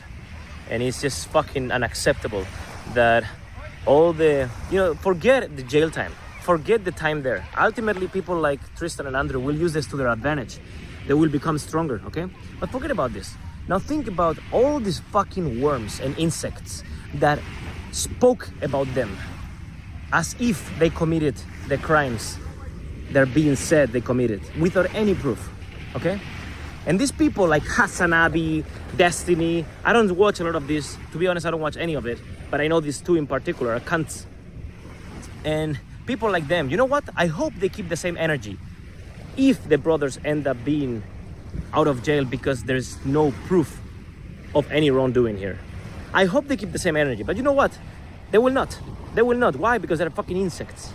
They are worms, And the only thing they do it for clicks. And they do it for attention economy. They don't care about the truth. They don't care about who did what. Like, imagine for a second. Imagine you hate somebody, okay? I'm sure there's people you don't like in your life.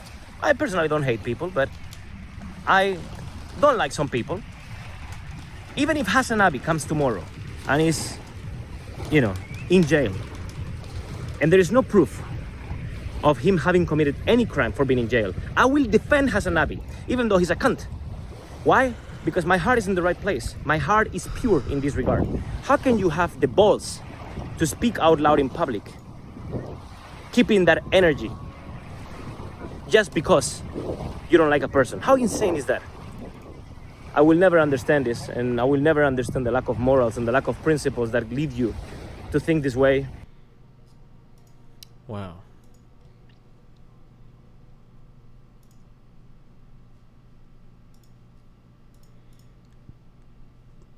Okay. I'll be back on. We'll watch the other thing. 1 sec.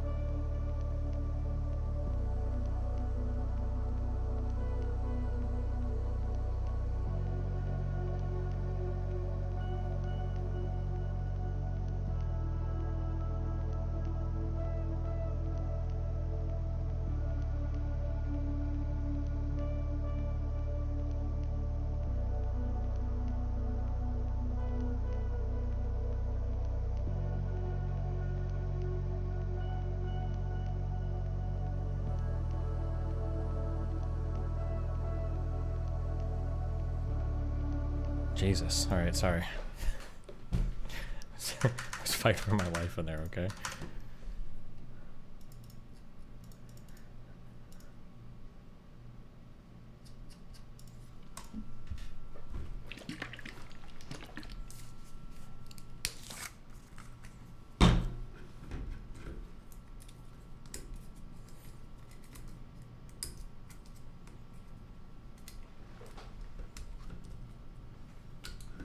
I'm just kind of curious. Listen up, kickers.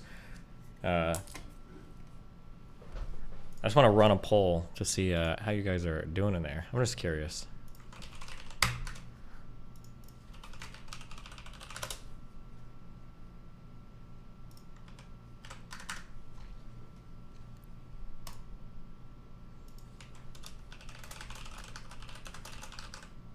If you're in DGG, don't vote.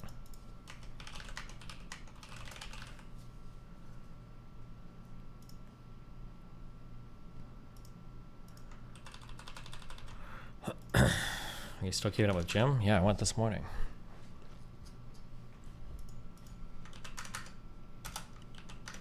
I feel like my goals are in reach. I just need to be consistent for like 3 months and I can do it. I just travel so much.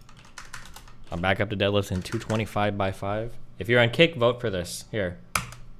315 is not that far away, okay? I just need to not stop gymming.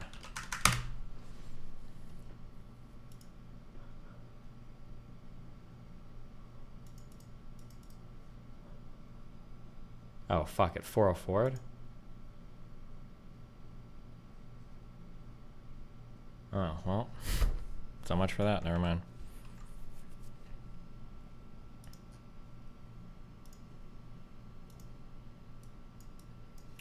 React Live, Ayla versus Alex. Like trends that you picked up. Oh, yeah, like shit. well, just like trends that you picked up on from the research. I know bestiality is more popular than people think. Really? Okay, interesting. Yeah, more people are into it than Like you might what expect. percentage would you say? Huh? What percentage? I heard 10%. Oh damn! 1 out of 10 people is into like fucking dogs and shit. Wow, that's crazy. I mean, yeah, to be fair, there's like different varieties of bestiality, Horses. different kinds of animals, and there's like different degrees of interest, but like very roughly 10%. Yeah. Okay, tell me if something interesting happens because I got so much shit we have to work through.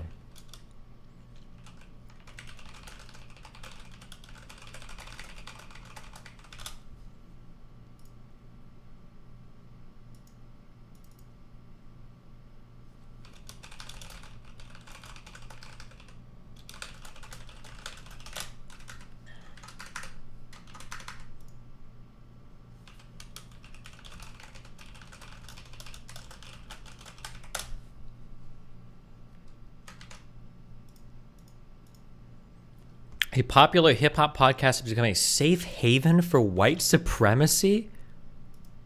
Holy shit. A safe haven for white supremacy.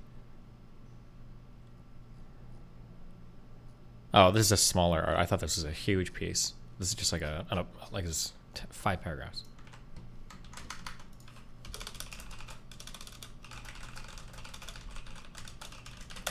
But still, Jesus. The No Jumper podcast is mainstreaming neo-Nazis and hate figures to its audience of millions. Oh, this is a bigger piece. Jesus Christ. Get me the fuck out of here, dude.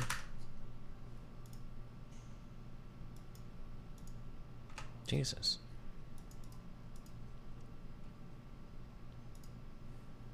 You are Balenciaga, Harry.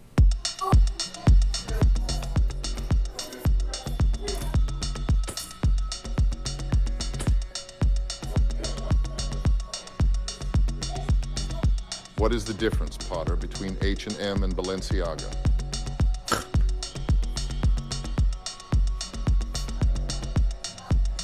After all, to the well-organized mind, Balenciaga is but the next great adventure.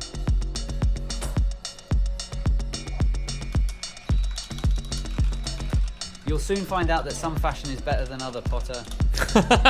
Jesus Christ. There is no good and evil.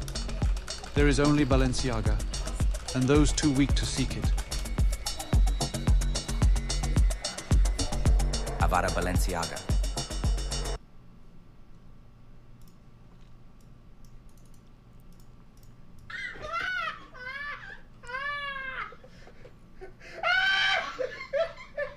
Hi, nice to meet you. Are your nails painted? Yeah.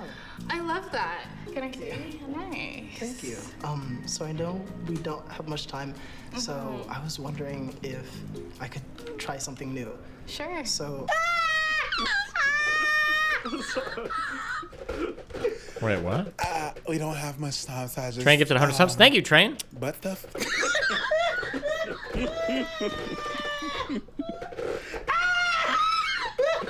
Whoa! So I was just really wondering... Pegging.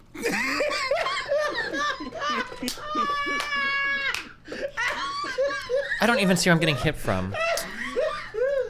I'm actually curious, ladies, when you see a dude and he got like Yo. fingernails, y'all- Hi, what's up? How you doing, buddy? You stressed today? No, not as much today. Not stressed. I just mean like, are you busy in like serious mode? I will be for a little bit. Why? What's up? There's a guy that wants to come in and chat, but then after that, I'm probably Okay, yeah. Well, when that happens, I'll go eat breakfast or whatever time it is, lunch. Okay. My breakfast. How have you been, bro? I've missed you. I've just been traveling and working, you know. Oh, what's up? Oh, is this him? Yeah, that's the guy. Okay, well, just wanted to say, missed you. You're my comfort streamer, so just, keep streaming and play your stupid games while you talk. And, yeah, have a good conversation with this guy. Is he a good guy or a bad guy? He's a pretty good guy. Wick, is this true, or is there beef between you two? I don't think there's. Well, just because I'm beefing with somebody doesn't make them a bad guy. I don't think there's even any beef, but no, we'll see. We'll find out. Am I the counselor? So, guys, explain your issues to me. What do you want to do? Do you want to be friends one day? Do you want to... I'm just kidding. Okay, love you guys. Peace. Be careful. Okay, what's up, Wick? Don't be mean to Destiny. I promise I won't. All right, cool. Okay. Oh, yeah. Hi. How's it going? I'm going great. First How of you all, doing? did your event go good? The second one went really well, yeah. Yeah. What did did they change your mind successfully, or? My mind has never changed. Fair enough. Fair enough. Give me 1 second here. Okay. So yeah, I just wanted to call in and talk to you about like. Wait, are you streaming? Just curious. I am not. Oh, Jesus. Okay. I don't know. I just said to hop in, and so. Missing free viewers, but okay, go for it. What's up? I know. I'm bad at this, but anyway. But yeah. I just wanted to talk to you a little bit about the egg conversation that you had on Twitter, and kind of get a little bit of an idea of your feel for it, and maybe just kind of give my thoughts a little bit, because I don't know. I'm gonna be real with you. I thought you overreacted here. Okay. So like, I guess, did you consider this like an actual threat? Like this is something that was an actual threat to your safety? I think I was like 35% on it being an actual threat. Okay, so enough to kind of go ham like you did, and it's not so much the threat part. It's that if somebody is pairing a threat with a picture and then like a time and date for where I'm at, that's like basically about as far as you can go before getting into actual violence, where I'm like, yeah, we're done. We're going DEFCON 3 on these people. Fair enough. So I'll just start with, yeah, that was kind of a dick move by them. As I understand it, they apologized, or did I get that wrong? A few of her friends started reaching out to me, and they're like, "Oh my God, she's so scared, blah blah blah." And can you please take it down? I was like, you know what? If she DMs me and apologizes, I'll take it down. Okay, well that's good. That she apologized, because what she did did cross the line. I think that what she did was inappropriate. It was, just a bad thing in general. But I don't know if going as hard as you did, finding her LinkedIn, encouraging people to contact her workplace, if that was a proportionate response here. Like, well, first of all, do you think it was a proportionate response to what she did? Maybe.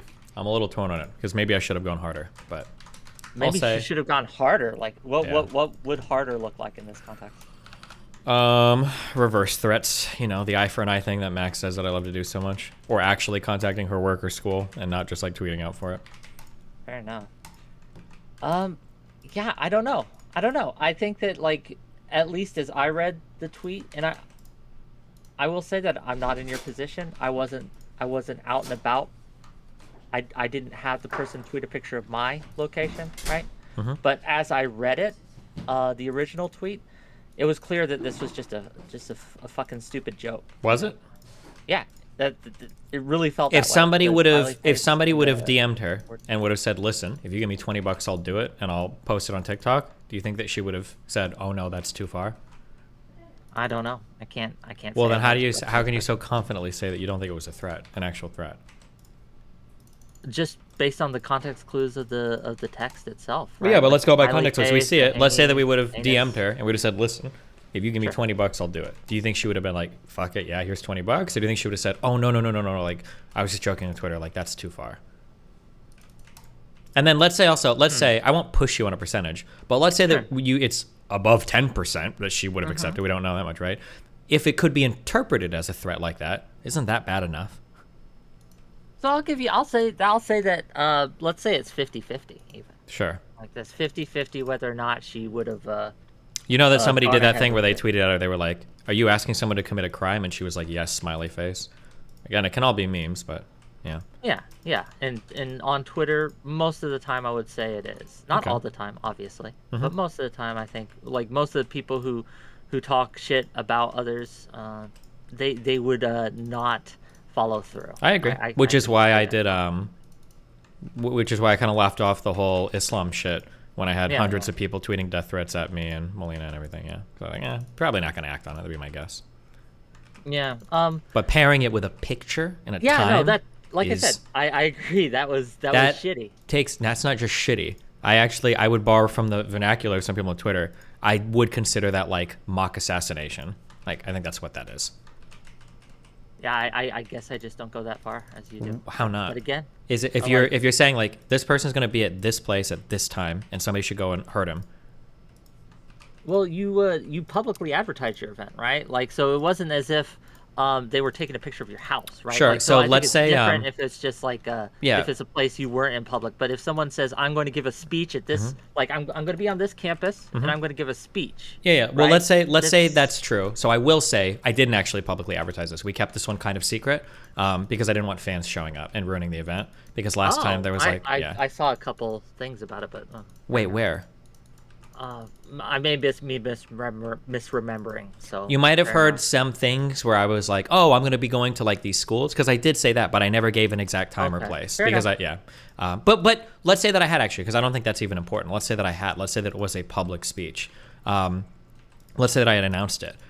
In my mind, when you start tweeting pictures and times out, I feel like the ante gets upped like dramatically. That's the feeling that I have.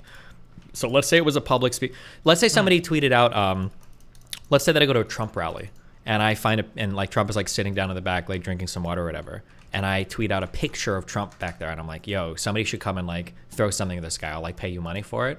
Even if everything is publicly announced, I feel like that's just an unbelievable thing to say. I think it's unbelievable that you would feel confident enough to tweet that out on your account that is linked to all of your personal shit. I guess I just have a different view on this. I agree that it crosses a line. I'm with you there. I just the amount of threat it represents just isn't enough, I think, to do that kind of proportionate response. Like, I don't know. I guess I just don't understand how, like, you agree that it was a call to, it was a weak violence, but it was a call to some kind of violence, right? It was something she should not have done. It was uncalled for. It was inappropriate. It was immoral. Yes. And that's like the fact that you think you'd be safe doing that on a named account, like, is also insane, right? Like, what do you think? What should my response have been? Do you think? I think calling her out for it, absolutely okay, right? Saying you're a dick, quote tweeting her, dragging her for it, that's fine. I think that even reporting her to Twitter, that's fine. If you wanted to, in private, reach out to her or her friends and kind of drag her a little bit, I think that's even fine. The line that was crossed on your end, where I feel like, oh wow, this is way too far, is publicly linking her workplace and LinkedIn and all that thing, and then getting your fan base to say someone should contact her job, and that to me was just way disproportionate. Let's say, what is the worst case scenario from like what I did? She loses her job. What's the worst case scenario from what she did? You get an egg thrown at your head. You know, that's not even close to the worst case scenario, right? Like, is it possible that somebody that really doesn't like me sees that and shows up with something more? Let's say not with a weapon, although that's possible, but even just like a rock, right? It's possible, but in that case, it's also possible to find someone doesn't like her, finds out where she works, goes to her workplace and shoots it up. That's possible. I don't think it's likely, right? But it's possible, right? So worst case. Yeah, but like I'm not calling for somebody to go to her workplace. She was calling for somebody to come and assault me, right? Throwing shit at people is assault, right? I understand. Yeah. So I mean, like, I guess in a really worst case scenario, that would be like a worst case scenario for my thing. For her thing, that would be like what she's trying to do. That's like the expected outcome. It's like, hopefully somebody DMs me and like goes and eggs him. That would be really epic and funny. Yeah, that I think. But like, just from that, even if somebody just showed up with an egg, right? And maybe I just have this brain for this because I worked at a casino and because I do events now and everything, and I have to think about like liabilities and everything, right? Like, let's say they show up and they throw an egg. What if one of my fans gets mad and like a fight happens? I'm banned from that campus forever. Or what if they show up with a couple friends and then a fight breaks out and then somebody gets seriously hurt? Like, I might be in some sense liable for that. I don't know. Or let's say somebody shows up with something worse than an egg, starts throwing rocks, and I get seriously injured. Or comes with a weapon and a scuffle starts and things escalate. Or like police get involved, right? Like, there's a million things that when people start hitting and throwing things at each other, things can get crazy like very, very, very quickly. It's like that Boondock Saints scene where like if you throw a chair, like everybody is like, it's all hell breaks loose or whatever. But I'm just saying that like when you're getting to the point to where you're actually saying like, oh my God, somebody should go and assault this person. Somebody should go throw shit at this guy. Here's like a picture with where he's at right now. Like, somebody go do it. I'll give you $20. Like, that's beyond the pale for me. I can't imagine. To be clear, it was the picture that did it for you. So if she had just tweeted out, if somebody just said like somebody should go egg Destiny, like that's pretty annoying and that's pretty stupid, and I probably wouldn't be okay with that. But pairing it with the picture and the time that's like insane to me. That's like, yeah, that's what boosts it to like an insane thing.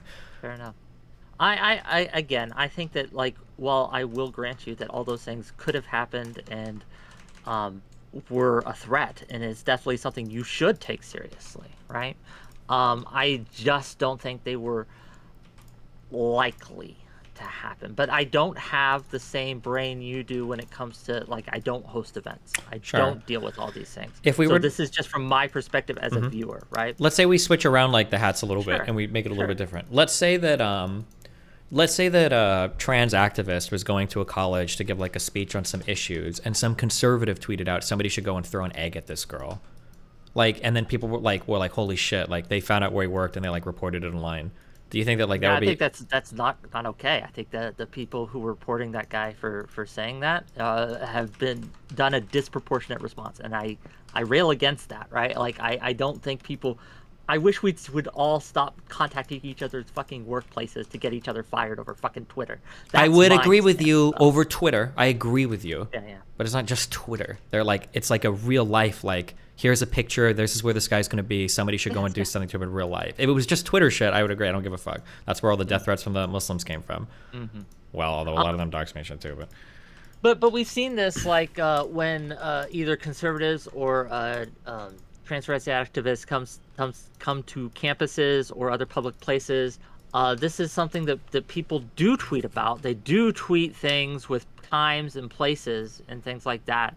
And while yes, there sometimes is violence, it very rarely escalates, right? It very rarely gets terribly bad. And I just think that, like, just again, for the context of this specific tweet, it was clear to me that this just wasn't a serious threat. Well, but you don't know that. You just said that it could be 50-50. How do you know it's not clearly serious? Also, I agree with you that it's rare, but rare is a numbers game.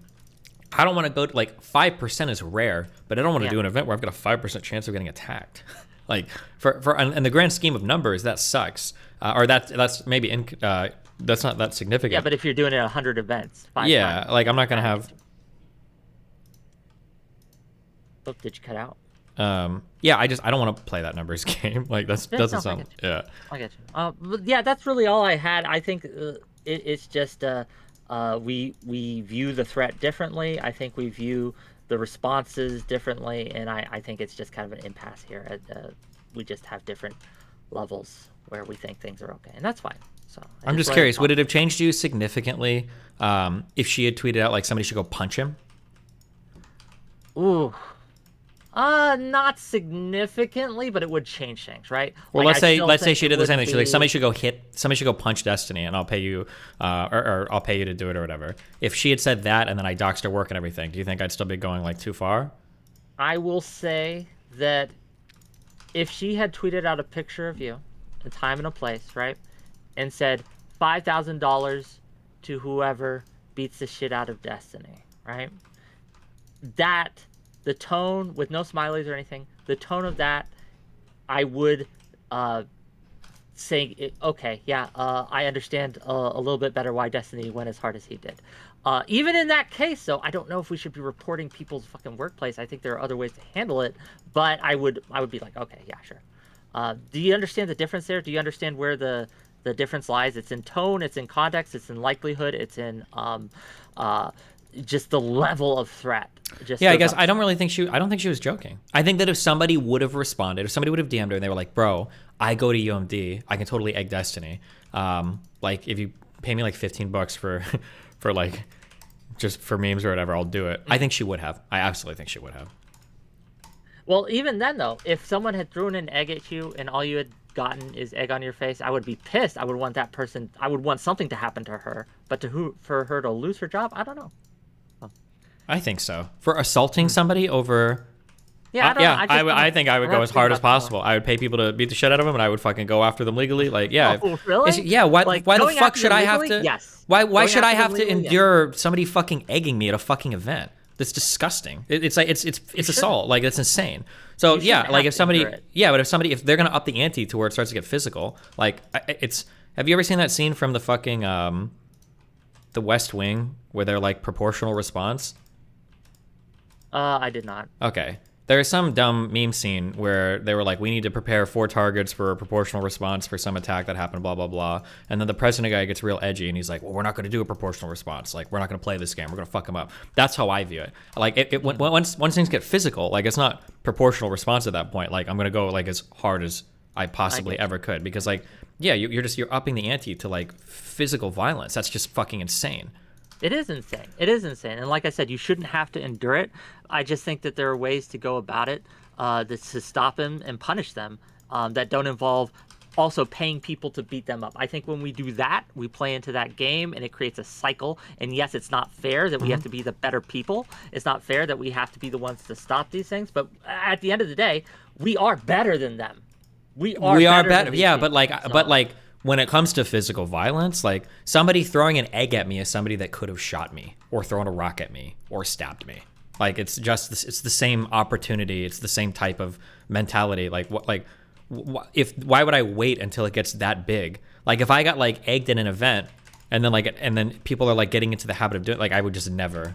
I don't know. If I see somebody doing it, like I will try as hard as I can to end your life on Twitter. If I see it, I'll do it again. I consider it doxing what I did. I'll do it. I'll dox you. I'll do whatever the fuck I can. If you're at a point where you think it's funny to make like real life threats and you're brave enough to do it with an account tied to your socials, like of course I'm gonna come at you as hard as I fucking can. That's just unbelievable to me. But no, I understand. I guess.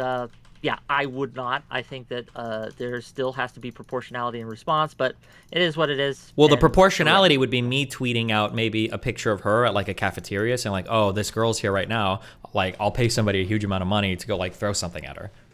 Well, you're not going to like this, but this is where we get into the likelihood event. Like what, she had like 700 followers and you have how many? Right? Like the likelihood... It's like the max thing. I know, it's annoying. It's so yeah, but like, does this mean that like everybody just gets to make death threats towards me then because they're like smaller people? They shouldn't. Okay, when we talk about likelihood, then I'm not going to evaluate her as a single actor. I'm going to evaluate her as the collective that attacks me, right? Like maybe if it was. Are you making an example of her? Is this what? To some extent, yeah. Okay. But it's also like my treatment of like, yeah, like if you do something like that towards me, like I'm gonna fucking. This is what you get. This is what happens, kind of deal, right? And so let this be a lesson to all who would try to egg Destiny, right? Like, try to pay people to assault me at an event while including a picture and place and time. Yeah. Fair enough. Yeah, I just think that like, and I know this is soy maybe, but people with larger accounts do have different responsibility, a greater responsibility than people with less. And a greater risk too, though, right?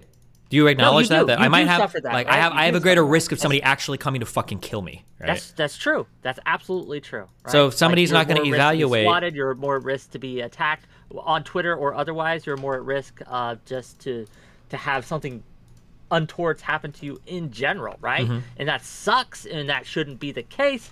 But I don't think that gives you carte blanche either, right? No, not carte blanche. Would have been putting a hit on her, right? That would have been carte blanche. Well, fair, but yeah. That's all.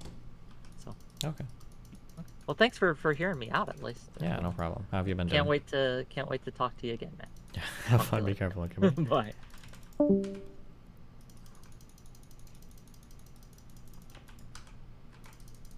Bro, these fucking banshees. Oh, never mind. I handled that.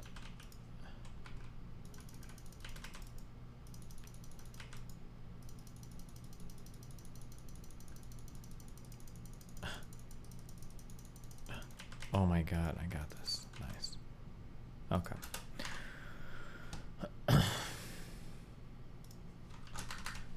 Call Ayla, she's crying. Good one. Do you think people have this position because they've never experienced tangible real life violence or threats? I don't know. I'm the most chill guy online when it comes to death threats. I get so many death threats. I don't usually complain about them. All these people that I fight with on Twitter, these people on Twitter cry when they get like 1 0 follower account. They get 1 0 follower account that will make a random death threat. And they're like, oh, I'm getting death threats. I still get death threats on my Instagram. I think some guy just DM'd me yesterday saying he wanted to rape my child. Hold on, let me see if I can find this. It might have just been raping my wife. And these people are doing like named Instagram accounts and shit. I usually don't even... Oh, no, he did say... Oh, damn, this guy said way more. Marer, I will fucking kill you if you say something about Islam. You're fucking dead. Why don't you say it in someone's face? I swear I will strangle you to death if I see you. I will fucking feed your body to mosquitoes. I will manslaughter you. I will choke you to death. I will bust your neck open. Go kill yourself with your atheist ass. You'll burn in hell in the worst ways. I will make your wife pregnant. Go shoot yourself. I will kidnap your child and strangle him and your wife, who I will make pregnant. I'll rape your mother, your wife. Your whole family will die in the worst ways. I'll rape your child too. Like, I don't even normally, like, this shit is kind of like me to me. Like, if most people get threats like that, like, they freak the fuck out. But, like, bro, if you're going to post pictures of me in public, bruv. men obsessed with me. I need to have that power over them. No matter how many men I make obsessed with me, the whole will not fucking fill. Abba was so mean. Just so mean for no reason. For no reason? Oh. I think a lot of it's really hard to place anger. Oh, if you don't remember who this girl is, I don't. We covered her. She was the one who made the that, thing about Hassan. False claim against Hassan. I think my brain is fine. I think well. I just don't think before I speak. I just need to be more patient. I'm just impulsive. I'm just impulsive and retarded. I'm obviously severely mentally ill. Nah.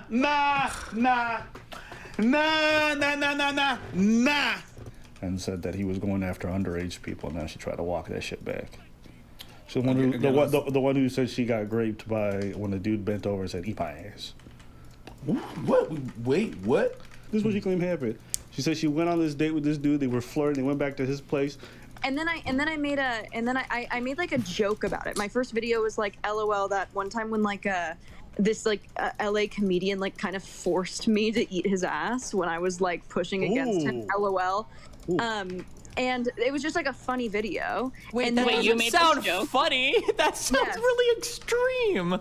And this might be a bit fucked up, but like I feel like eating ass has got to be one of the hardest things to force someone to do. I'm not gonna lie. Why am I zoomed in here? Pressure on my head, and he was like keeping my mouth full and making sure that he was not making eye contact with me, so I couldn't say no. Like it was very weird.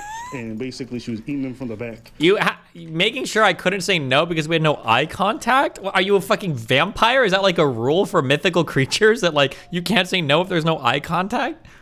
And then she went home, and I kept thinking to myself, do you know how hard it is to force someone to do something for you while you're on all fours? And they behind you? And they spray.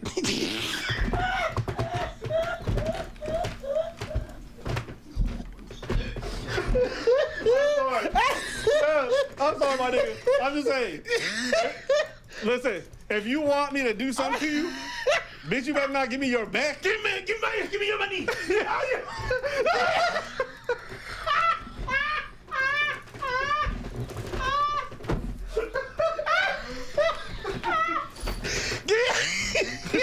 Hey, wait, there's a hold up. Where your money at?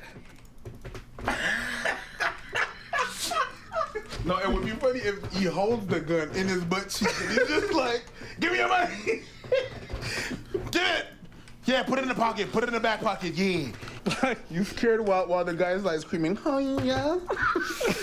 Jesus Christ.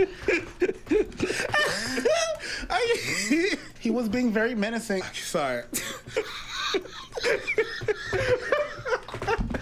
We need kick mods. So yeah. Okay, who else wants to be modded and kick? Who are my subs? Oh, I can't even trust my subs because so many people gifted subs. I've made a few mods.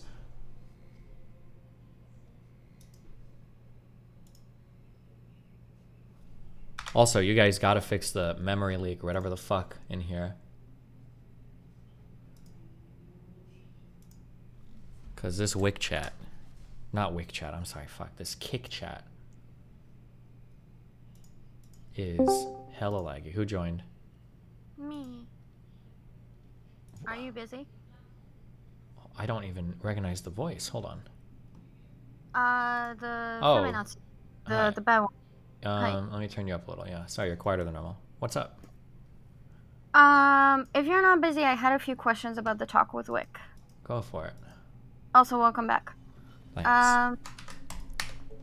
I just clipped the stuff. Would you mind if we just go over it?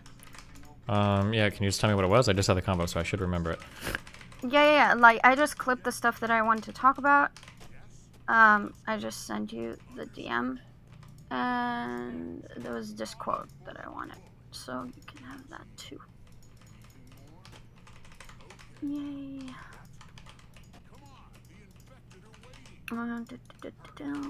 Okay. Do you have the link I sent you? Yeah, what about it? Okay.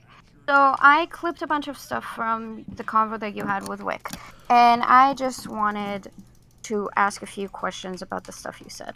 Okay. So, obviously the convo with Wick came off The whole like Mr. Girl thing. I don't care about Mr. Girl. I think. Wait, hold on. Wait, real quick. What are we talking about right now? I have critiques about you irresponsibly using your platform. Okay. Wait, is this about Mr. Girl or about the egg or about something totally different or? Not the egg. I don't care. I don't know about the egg. Oh. I don't use Twitter. Just Okay, gotcha. Okay. So there were stuff in the Mr. Girl report that I didn't know about. Now, I don't think you're sexually abusive or whatever the fuck. I am. Okay, well, good for you. Anyway, my critiques of you have always been this, like, I feel like you are irresponsible in how you use your platform. Then the Mr. Girl thing came out, and I was like, oh, this is a bit weird. But there were a lot weird, which I told them. But I think that there were stuff in there, and you made that point when you talked to Wick, that there are substantial critiques that you can make in terms of irresponsible use of a platform, and then you steelman those arguments to Wick, and then you didn't address them. So I wanted you to address those so I can hear what you actually think about the critique. So yeah, that's why I'm here. I think I do the best I can with my platform. I think I go above and beyond the vast majority of anybody on the internet. I think that I'm one of the only people that interacts with smaller creators, so I think that I probably run into some relatively unique problems. But I also think I've spun off more successful careers and given more opportunities to people than probably any other person in this space. Maybe any other person streaming in general when it comes to giving opportunities to smaller creators. So I mean, like, as a result of that, I'm probably going to run into a lot more problems that are pretty unique to my platform. But also in general, like, yeah, I mean, I think I do my best. I think I do a decent job. Okay, so the thing is that I didn't know about, which I found was really interesting. You know that you went over the report, right? Not really. I watched Chud watch some of it, but. Okay, so like in the report, he put some quote of you in, and I would like to know if you still stand by it. It's a quote where you're talking about like. That it's unethical to use your platform for sex with smaller creators. It's a long one. I sent you the link if you want to look at it. And I'm just interested what your position in that still is. Because in that quote, and it's from 3 years ago, you're saying that like you realize there's no real way to like assert consent there, that it's unethical, that you. Okay, hold on, wait. Give me the video it comes from. I don't trust your summary. Oh my god. I just sent you the thing, so you don't look at DMs. That's fine. No, I don't. But that's why I went. Okay. This is the quote from. Oh, I don't do this. You have to show me the original video. I'm not reading a Max quote that has literal like cuts coming out of it. Okay, that's fine. I'll find the video, but then I can't talk about this point. Okay, I see. Oh, no, wait, hold on. I'm sorry. Actually, even the quote is okay. Your summary was just horrible. So my quote is, let's say that I have a podcast. I got 30,000 viewers. Let's say there's a girl that messages me. We talk a bit and she really wants to be on. And I'm like, yeah, cool. Like, you really want to come on a podcast, blah, blah, blah. I could probably start texting her. She'll probably give in and send me nudes and shit because she doesn't want to lose that opportunity. She might not actually want to. She might not be into it really at all. But if I start propositioning her, if she says no to me, she might worry like, fuck, if I say no, blah, blah, blah. I think that's right. Yeah, I think I generally stand by this. Sure. I said, this is why I said, Hazy Airy, we can't really consent in that situation because you don't know if this guy's going to fuck you over, if you say yes or no to them, if they have that big position of power over you. Sure. Okay. So, see, this really surprised me because I figured that the whole, like, being engaged with orbiters or stuff came from, like, you saying that's, like, basically what you said on Wick, that red flags don't mean mines and you can behave ethically even in things we say that could lead to unethical behaviors. Theoretically, yeah. Yeah, but this quote implies that you probably believe both? But there are certain situations that you can never really read consent into, probably, and then there are others where it's hazy. Okay, good. That's a good extent. And you would say that, like, in the situations that you engage in, it's hazy, and that you trust yourself to be able to tell the difference. Yep. Okay. Would you think it would be fair to then for me to call you a hypocrite? Are you gonna actually say anything, or are we just like going for bombs, or? Is that a bomb? Well, you I'm just asking asked me if you can think call it me a would be hypocrite fair. over what. I don't know what you're asking me. A hypocrite over what? Oh, I think that like considering you saying that you actually hold that position and like some of the behaviors that you engage with, I think that's hypocritical because you say that you understand that this is problematic, but you're also saying, yes, it's problematic, but I'm going to do it anyway. I didn't say this Right. is problematic. You accurately stated earlier that what I said was it can be complicated and confusing and hazy, but that I trust myself to navigate that. That doesn't mean it's problematic. I don't think I engage in problematic behavior, generally. I mean, I'm sure I have in the past, but in general, I make it a point not to, and I think I do a pretty good job generally of avoiding it. Okay, that's why I asked if you think it's fair, because for me, hazy can imply everything you just said. I was like, oh, this problematic, and if you don't feel that way, then yeah. Hazy and problematic are two different things. Problematic, I think, I'm not trying to condescend. I don't know if it's like an English or language thing, but when people in English say problematic, it means it's like necessarily bad. Like problematic doesn't imply hazy. It implies something is bad here. Like using the N-word is problematic, or being like, yeah, like that's problematic. Like people generally don't say that like a hazy area is like problematic. I think like in English vernacular, you could say it's problematic, but like in common like political parlance, when we say something is problematic, we mean it's necessarily bad. Yeah. Okay, if you see problematic is necessarily bad. I think problematic means, or at least how I'm reading it from my quote-unquote bubble, is that like, oh, we don't necessarily like this behavior, but it's not outright bad to an extent where we would expend too much effort. We just call it problematic. Sure, Like- and I could hear some people using that, but just generally in online spaces, problematic almost always means it's something is bad. If behavior is being called out for like rape culture is problematic, or being irresponsible with the platform like problematic, like that's generally how I hear it. But if you want to define it as you want, we can proceed with whatever definition. I would say that hazy is a different thing, but it doesn't matter, yeah. Okay, sure. Then just to clarify, all I meant was just that, like, yeah, it's like, oh, this isn't great. This is behavior that would probably be best for everyone, if maybe not, but it's not like a moral evil to the universe. Is Okay. what I meant. I mean, it could be. It's just red flag. It's like proceed with caution, but okay. What was the other thing? Yes.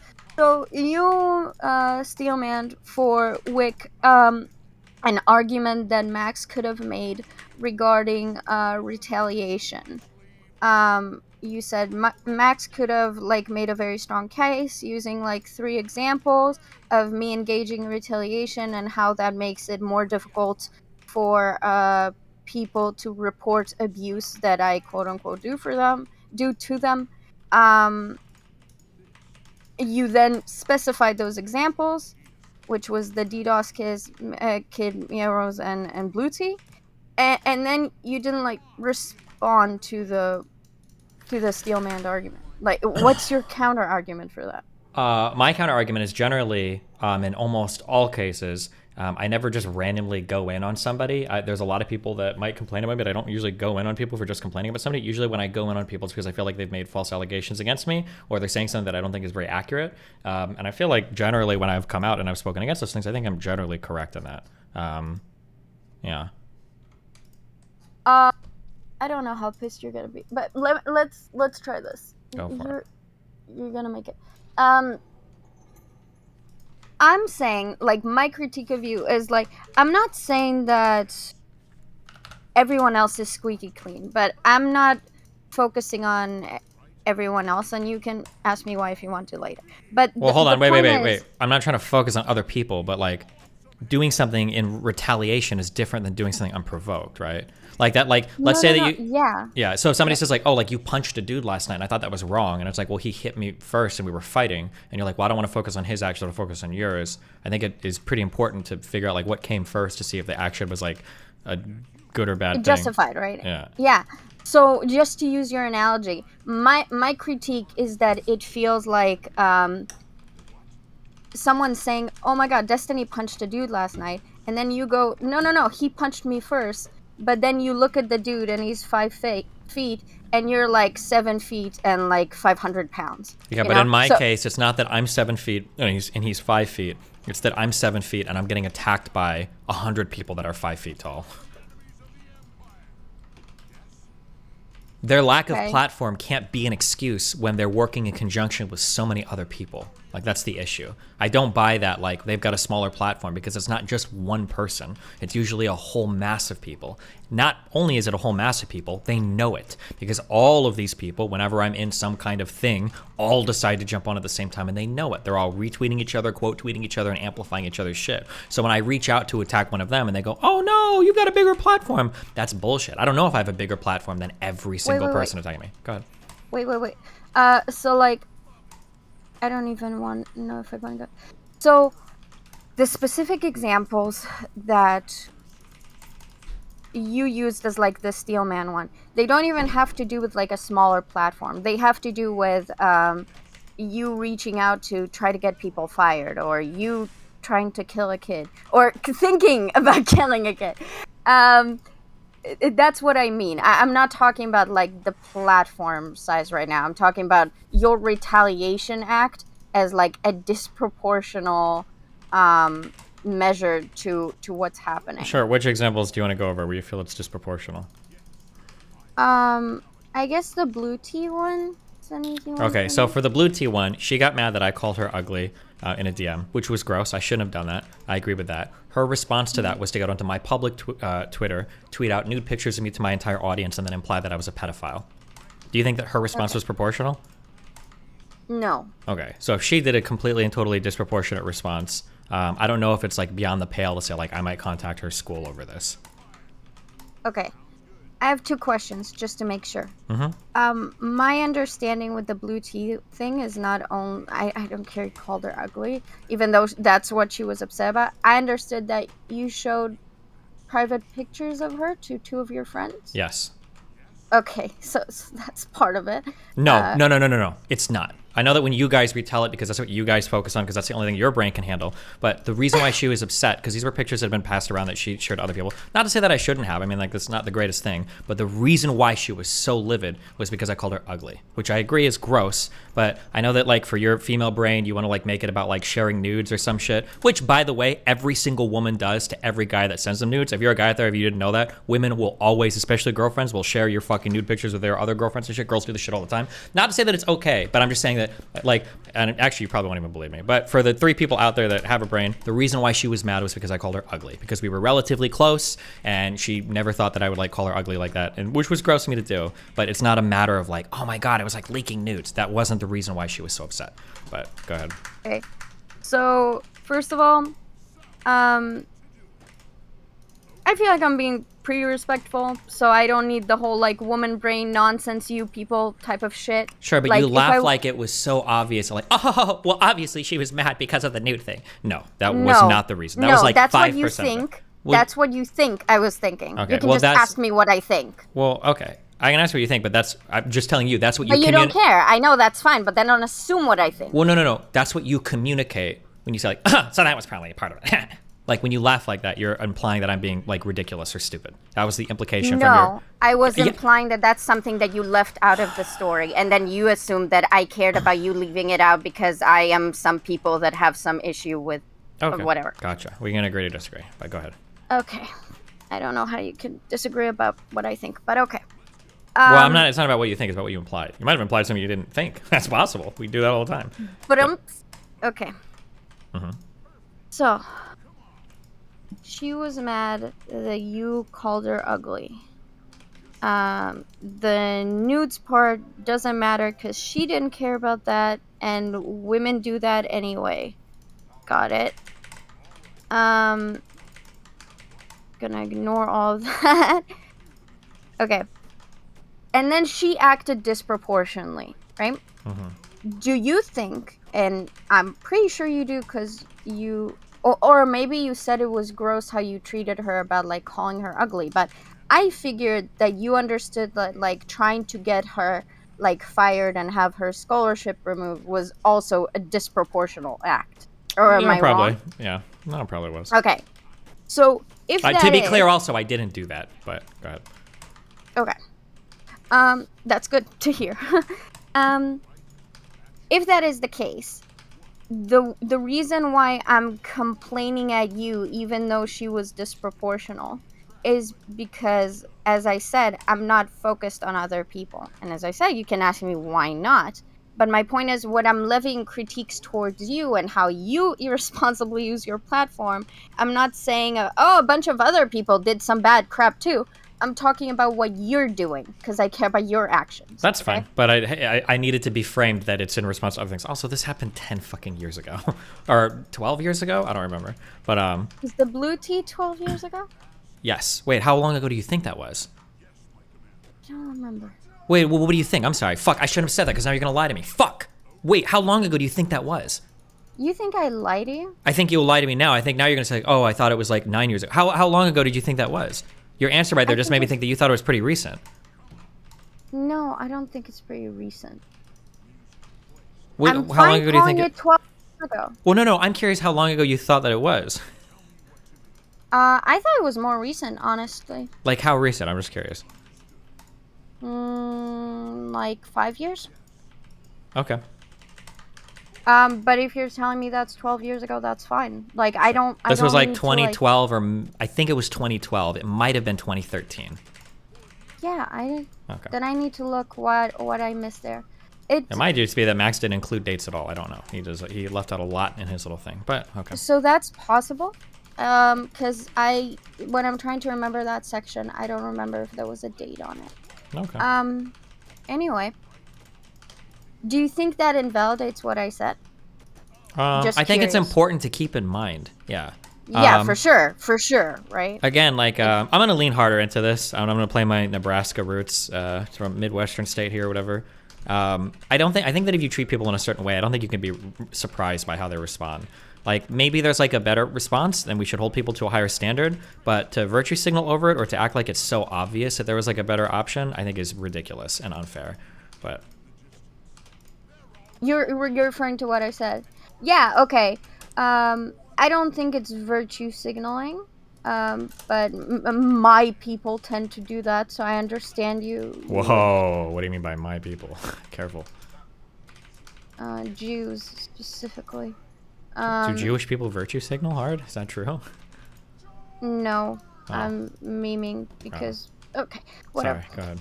Anyway, my point is not that I am virtue signaling that there was an obvious way to keep forward.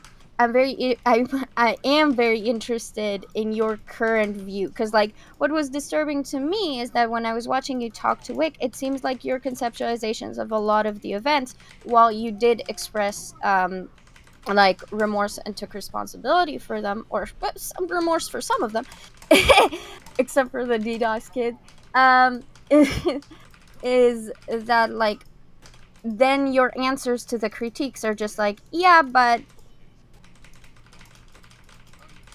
how do I say this?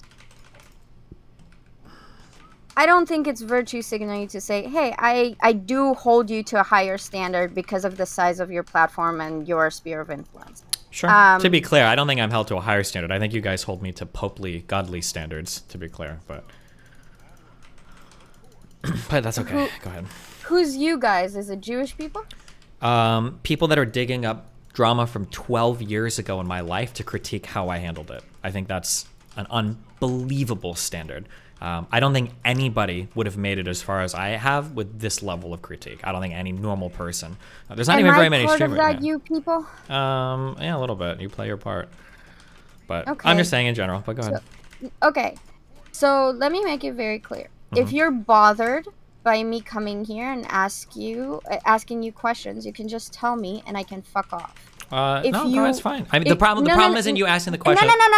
No, the thing is, you can't be like, no, I welcome these conversations and I make content of it and it's all good. But then you get to call me you people and signal to your audience that I'm actually part of a machine that I'm not. Sure. That's the what problem. bothers The problem isn't the questions. The problem are the thoughts. The fact that you think these things means you're going to echo them. You don't know my thoughts. Clearly, you just said that you think you need to critique behavior of mine from 12 years ago and have like conversations about it, right? Is that what I said? Or when you told me that it was from 12 years ago, I said, oh yeah, I fucked up on that. I think that is relevant information. I wonder if it makes you feel like it invalidates my critique. Is that what happened? Well, okay, I then, think then it it's is. then it's gross negligence then if you came and you weren't even aware when the dates are. But that's listen. All I'm saying is that like Oh, come the fuck on. Okay. you didn't even know what it was. I'm just saying that it's like it's frustrating sometimes. Like when was the last time you had to answer for something that you did like 12 years ago? Like that's just it's an insane bar. You have no empathy for me dealing with it. And I understand I'm not a person that garners much empathy, but I'm just saying. But that's okay. You can keep asking. No. Okay. Why do you think I have no empathy? Because even the conversation. Because you assume that about me, right? Or because you know other people who don't have empathy. Okay. You don't know shit about me. You don't know what I think about you. You don't ask me what I think about you because you don't actually care. But then we're in this conversation and you get to paint me in a certain way. I have a lot of empathy for you. Okay, More fucking my bad. empathy than you want me to have. Okay? Okay, gotcha. Okay, I will not group you with anyone else. You're your own unique butterfly right now with no other group attached to them except for the Jewish one. Go for it. Except for the Jewish one. Yeah. Amen. True. I'm trying to be a good goy right now. Go ahead. You want to open another can of worms with Jews now or just Muslims? I love Jewish people, okay?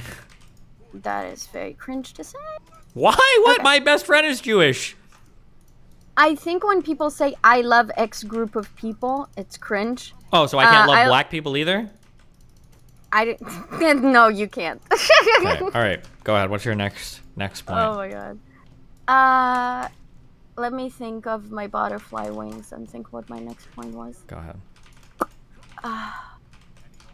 Yeah. No, we talked about no one having empathy for you, so we covered that. The thing Blue Tea was 12 years ago. Mm-hmm. What else did I want? Okay. So, in the case that so what you're saying is that when you steel-manned an argument for retaliation, you can basically, quote-unquote, explain off in a reasonable way most of the dominant examples.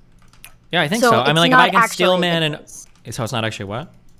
So it's not actually a good argument, even if you can steel-man.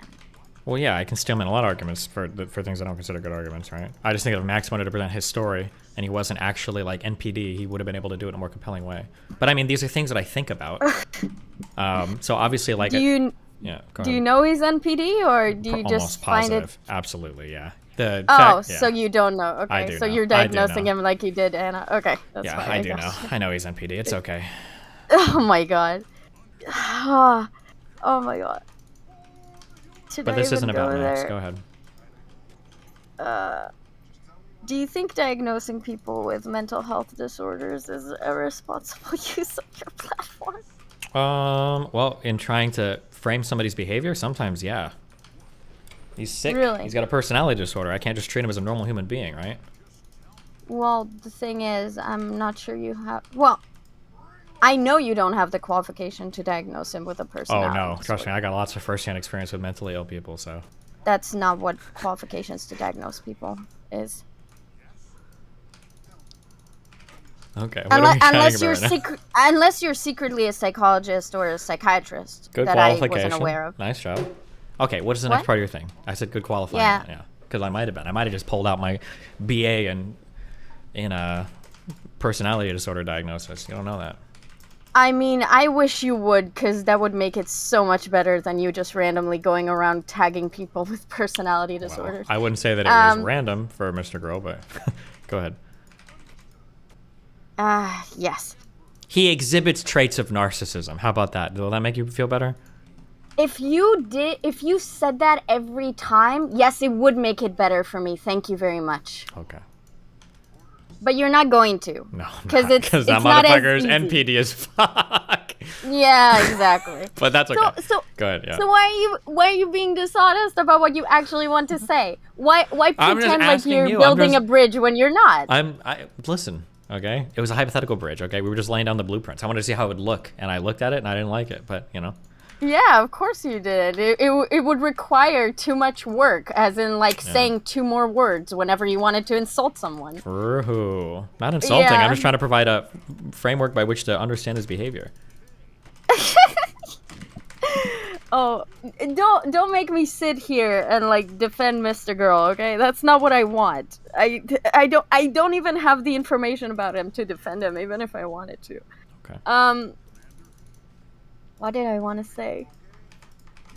I'm not sure. Okay, retail. Just give me a second, okay? You got all the seconds in the world.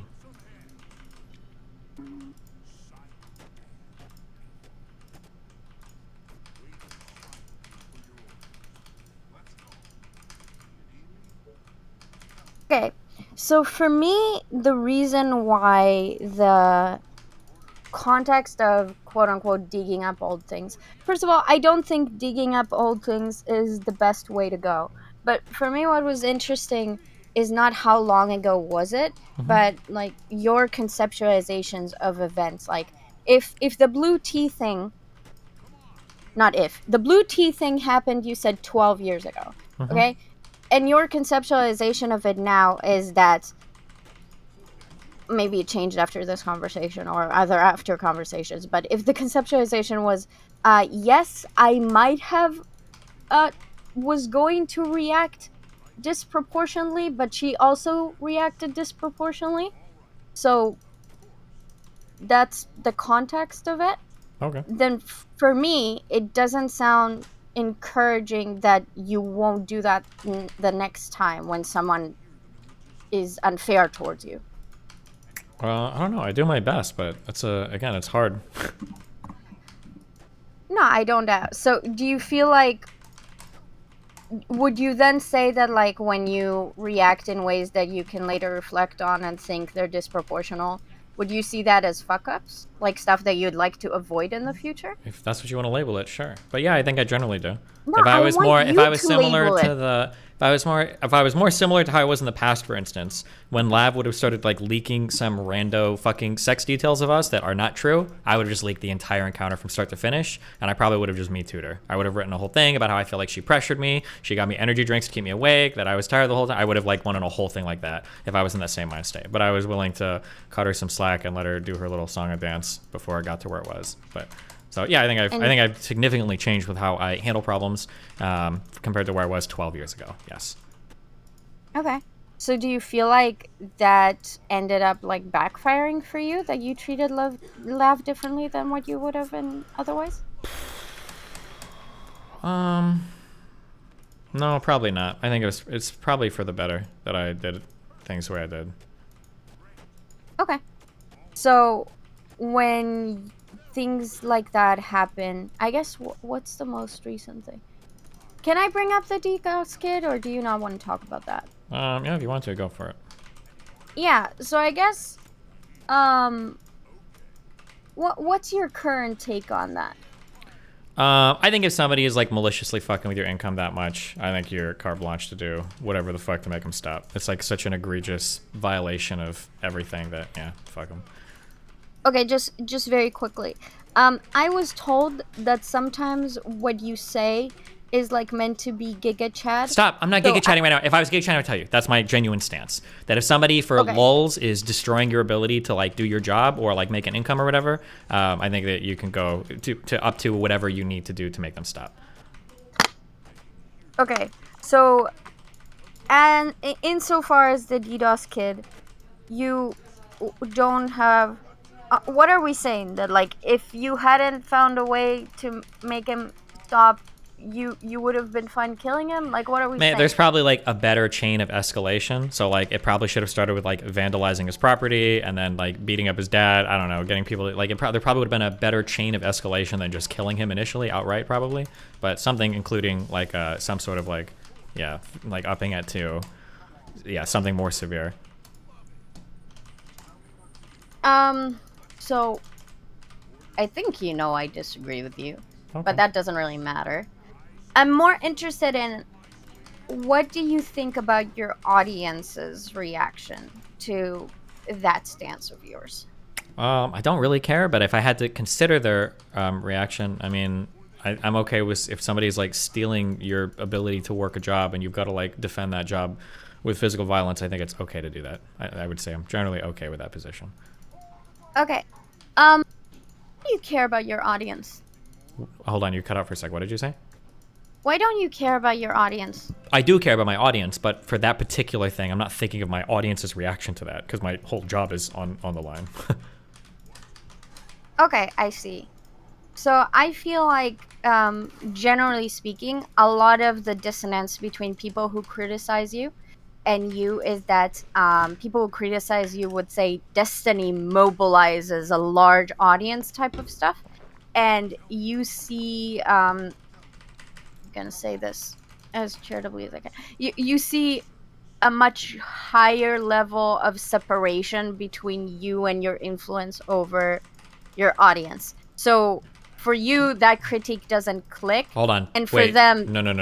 I What? think I take more responsibility for my audience than almost anybody on the internet. I don't agree with that critique. I think a lot of people hand wave off like all their responsibility for their audience, but I think I'm generally pretty responsible for mine.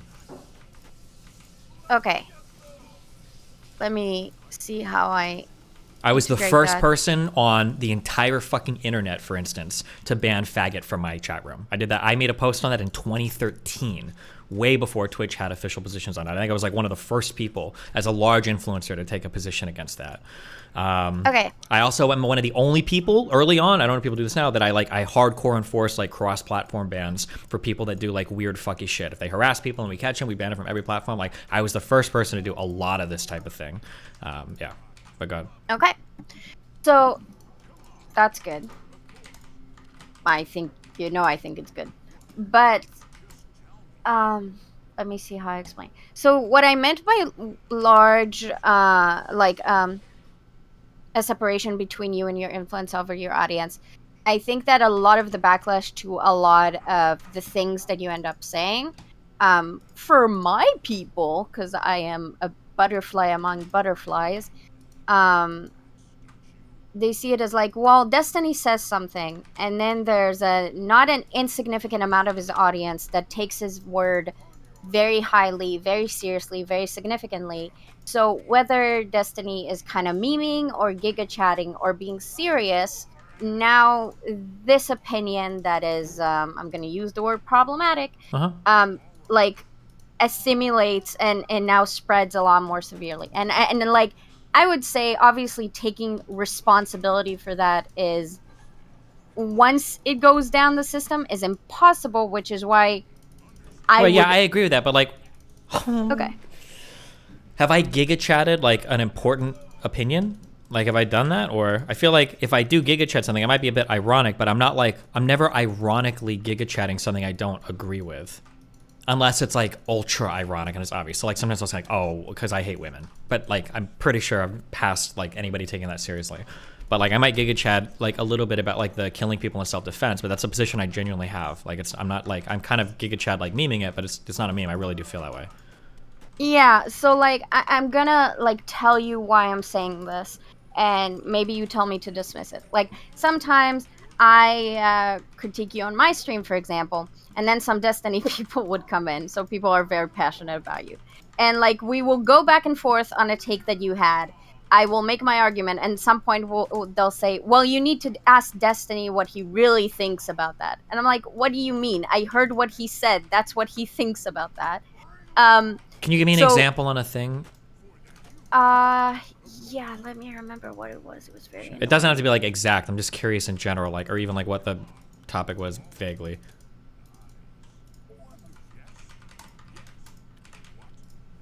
Fuck. I think it was this thing. I think it was like the sex with orbiters thing.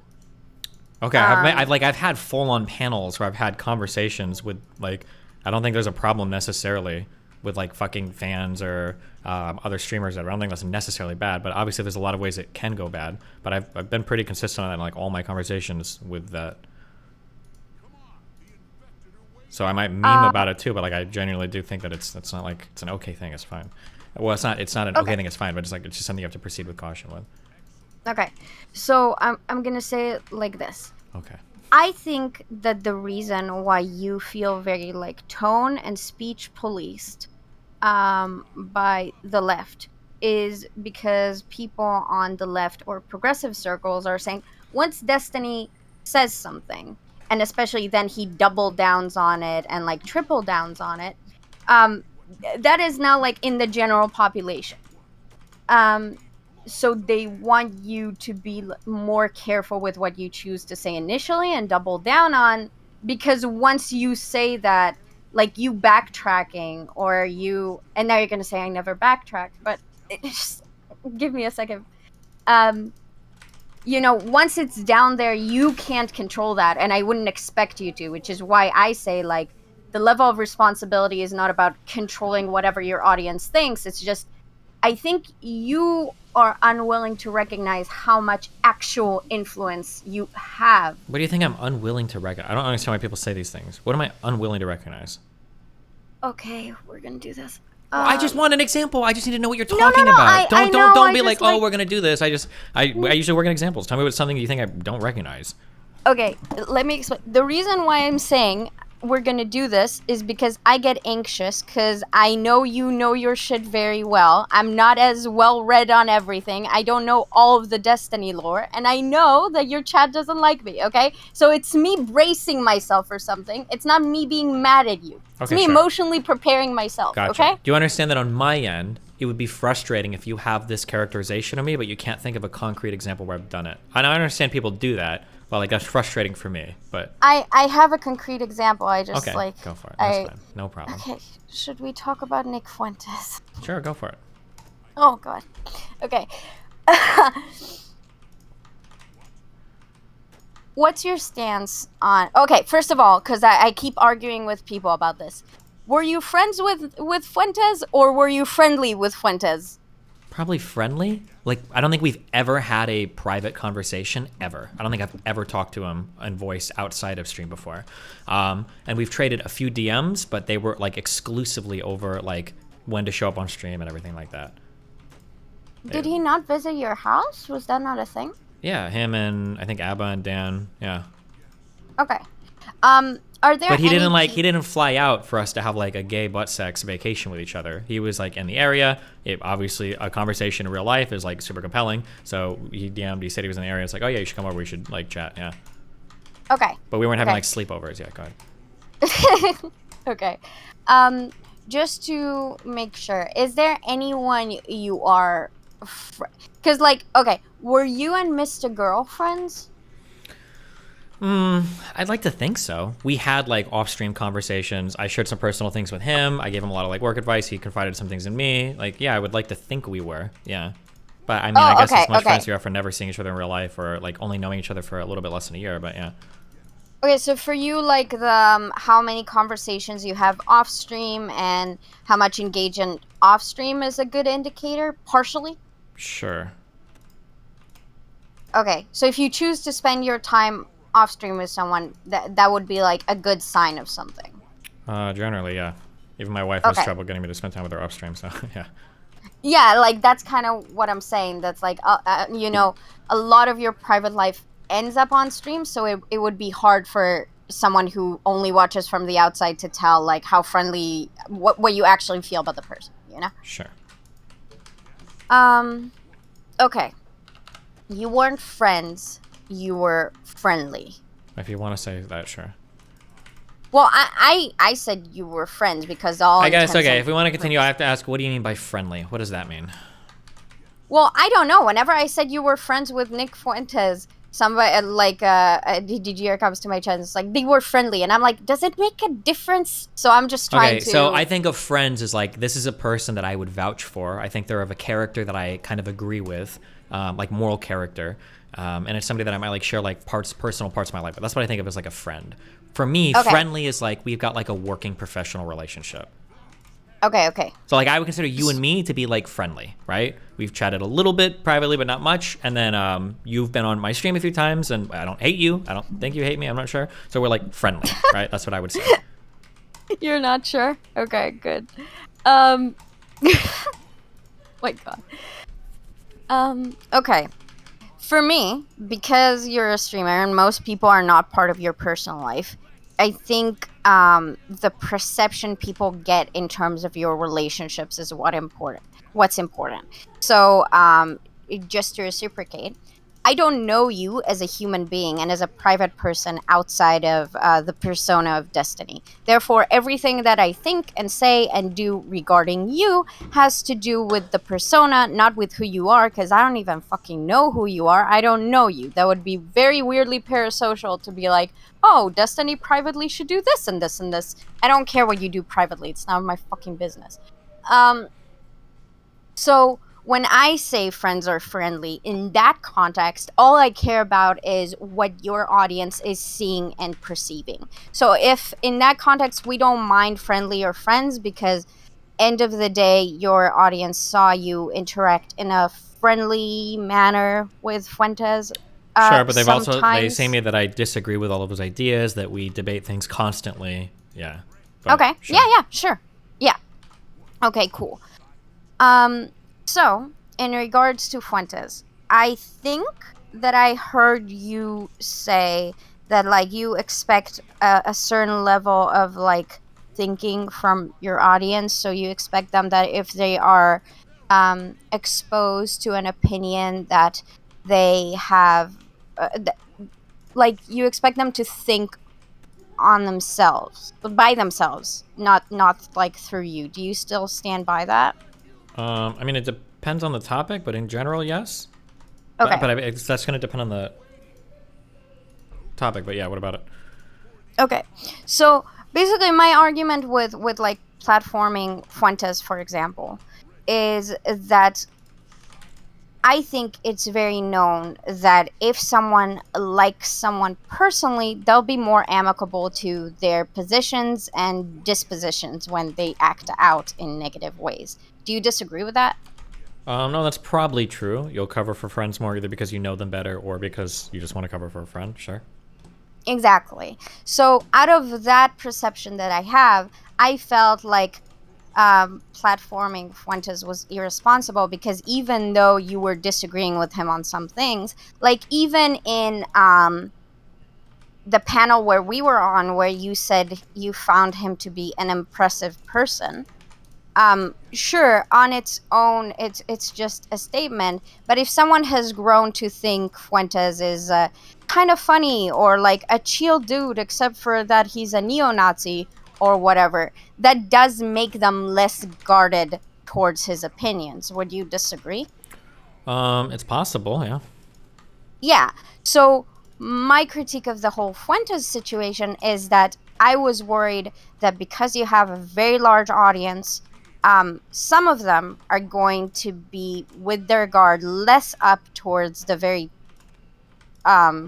cancer ideas of Nick Fuentes, because they're like, well, Destiny doesn't hate this guy, and Destiny talks to this guy, and they do chill and like can be friendly.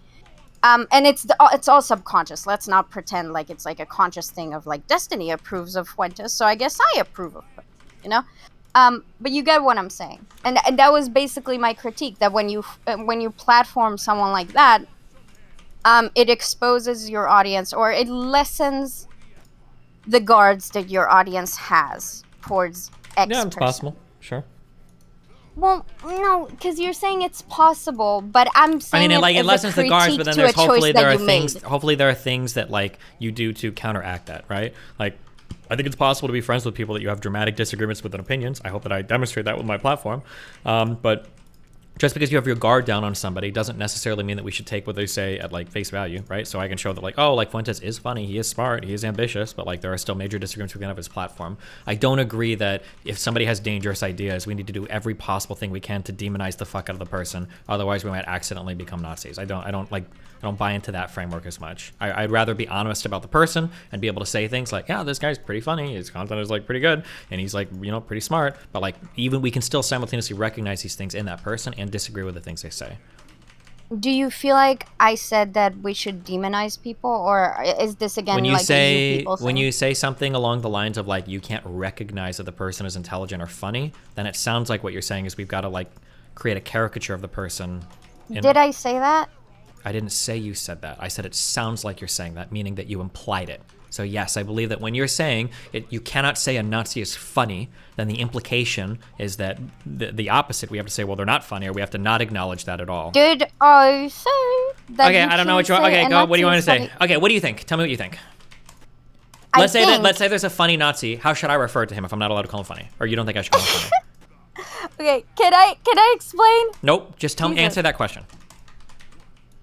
I need more context. Okay, That's why I Nick need to Fuentes. explain. I think Nick Fuentes is funny. You probably don't want me to say that on stream. So if somebody asks me about like his humor, what should I say instead? What's a better thing to say? Wait, Gators why World? don't I want you to say it on stream? Because if I say that he's funny, then we'll let our guard down and we'll laugh at his jokes, and then we're more likely to be amenable to the other bad things that he says. Okay. That is your argument. Wait, do you disagree that that's your argument? I think that if that's what you distill my argument to, then I'm either speaking very unclearly, or you're, I guess, kind of strong. I'm not sure. Okay, hold on. happening. Let me restate your argument. This is exactly what you're saying. If I'm misunderstanding this, then you're speaking poorly. It sounds like what you're saying. It sounds like what you're saying is that if we take figures and we kind of like compliment them on strong points of them being like intelligent or funny or whatever, and then we act like in a personable way because of those traits, that we're more likely to be gentler when they say crazy shit like we should deport all black people or Jews are the cause of all the problems in the world. So we should be careful about giving praise or consideration to people that have like really abhorrent ideas. That's what it sounds like you're saying. Am I completely wrong on that? Not completely. Okay, that sounds exactly what you're saying. I don't know what else you could have possibly implied, but you can tell me where I'm wrong or missing on that. Okay. I was building off the understanding that we were roughly working from the same platform of what your relationship with Nick Fuentes professionally was. So I'm not talking about saying Steven Crowder has a funny face and you kind of want to fuck him. You can compliment whoever you want. Like, I don't care. What I was saying is that Nick Fuentes was a figure that was around your community. In fact, he was called Nick by people a lot of the time. Wait, what's wrong with that? I'll explain to you once I'm done making my point. Okay. So basically, you had a professional relationship with Fuentes that didn't just extend to, oh yes, I gave a neo-Nazi a compliment once or twice, or said this argument of theirs was good.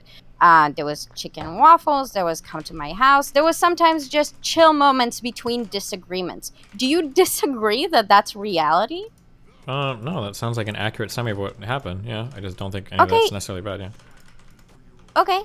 My critique is that that entire context lends itself to your audience being exposed, experiencing, well, when I say exposed, you feel like, can't people be exposed to neo-Nazis? My argument is that when that is the context we are speaking about, it does lower the guard that some people in your audience have towards the more toxic elements of Nick Fuentes. Yeah, I feel like you just restated what I said almost verbatim, but you were really unhappy with how I phrased it. But okay, yeah, I agree with what you're saying now. Oh my god. Okay, I will take a second to recenter myself. Ooh. Okay. Okay. So. Mm-hmm. Do you really think that was verbatim what you said? I think you just essentially restated what I said, yeah. But that's fine, whatever, go ahead. Okay. So you think what I just said implies that you can't compliment neo-Nazis on their humor? That I have to be careful of doing that, because if we start like paying attention to their positive traits, it makes people more like warm towards or accepting of their negative traits, yes. Okay, then let's discuss the concrete example that I brought up. We were on a panel together on what's the biggest threat to progressives, where you were arguing that basically progressives is the biggest issue to progressive. And in the context of that panel, Nick Fuentes was brought up, and you chose to say Nick Fuentes is impressive and has done more in his field and towards his goal, which is neo-Nazism, yes, than most progressive. Yep. Which is a factually true statement. Is that correct? Yeah. good. Do you not think that might make some people in your audience, not an insignificant amount, feel like there are, in that moment when you juxtapose progressives who are shitty and sitting on Twitter online all day, and Nick Fuentes, who's a hardworking man towards his goals, don't you think that's creating a problematic image that maybe you shouldn't advertise to thousands of people? No, I think that the image is that progressives need to do better, and we need to hold progressive content creators to higher standards. I haven't watched it yet, but I've heard that apparently Vosh just said something about how he has autism, so he can never do real political action. That's fucking insane. Also, I don't believe that Vosh is even autistic, but like, yeah, so I mean, yeah, I think the important thing is to mirror it to like, well, what do our progressive figures do? We've got Hassan, who buys dogs for rich people, and then we've got Vosh, who says he has too much autism to get on an airplane. I think it's okay to make that comparison and show that our side is lacking. Yes. Okay, so when you make that comparison, it's less about praising the person you're friendly with and more about putting down progressives. That was the point of the conversation. The point of the conversation was, what is the biggest threat to progressives? And my answer was progressives. So yeah, of course. Okay. Whew. How do I address this? You need to take a break and grab a Diet Coke. Are you okay? Yeah, Diet Coke? What the fuck are you saying right now? I will take a sip of my Coke. I don't drink Diet Coke. Oh, how dare you?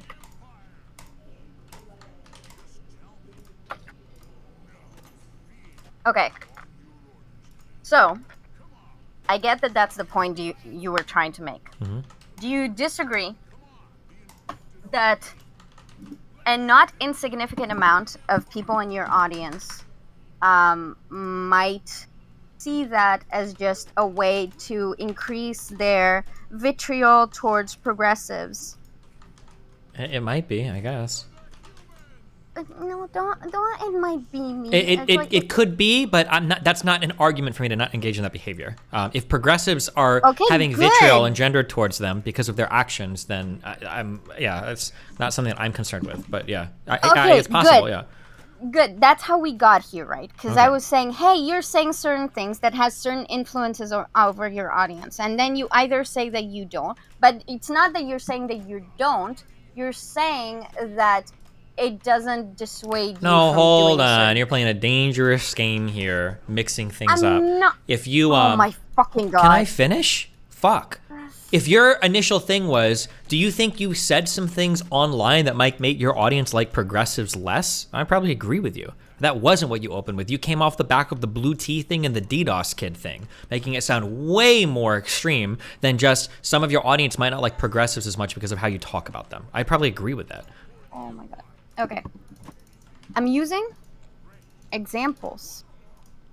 My original argument was, if you remember, that it seems that part of the critiques that especially progressives levy at you don't hit with you because you feel like there's a greater level of separation between what you do and say versus how your audience and I disagreed with that in the beginning. I think that my audience probably carries a lot of what I say to other parts of the internet. I think my audience is very fucking influenced by the things I say, so I wouldn't agree with that, even that initial premise, which I think I already said. Yeah, so that's why I gave the two examples of banning the faggot word and doing cross-platform bans, because I try to hold my community really accountable. I think a lot of things I say carry with these fucking crazy people. Okay. So, but then you say, there are some things that I'm willing to restrict my behavior around. Wait, but even the two examples you gave are not stuff that you had to change. It's stuff that you just enforced on your community. No, hold on. Me saying faggot was a big change, bro. Do you know how hard it was in 2012, 2013 to let go of that? That was an important word to the RTS community, okay? That was one of the cornerstones of our vernacular, all right? Okay, so you're saying that you chose to not say the word faggot while you banned it? Correct. Okay, good. What's the other one? The other one was doing cross-platform ban enforcements, which I guess that's not arguably my action of banning people. I guess that's punishing them in a unique way for their actions. But okay, cool. So what I'm specifically talking about is actions that you do that I take issue with, that, and you can say like, hey, I don't care about this critique.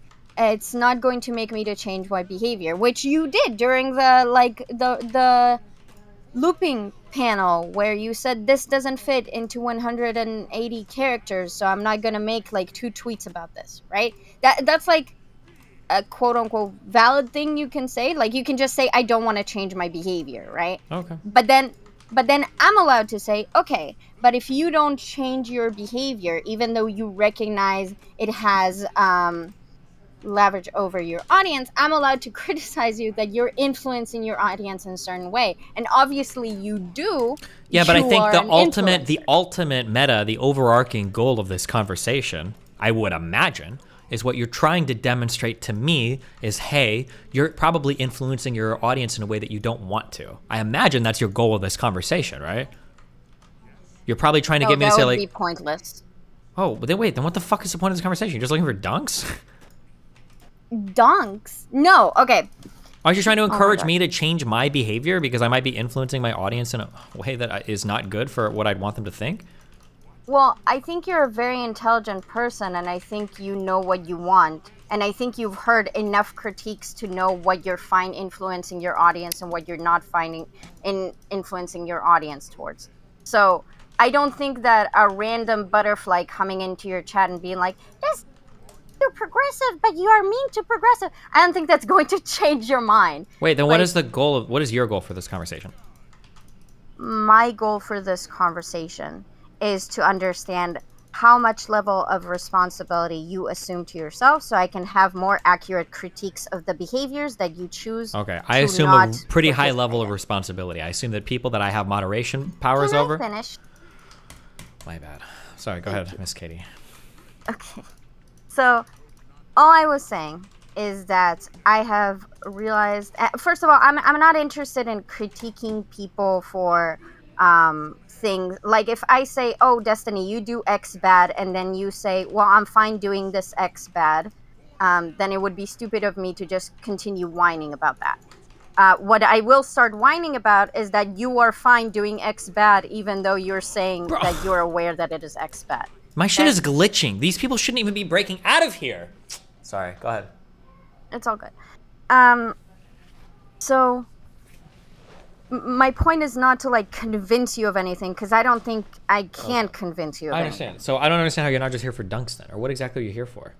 What dunks? Okay.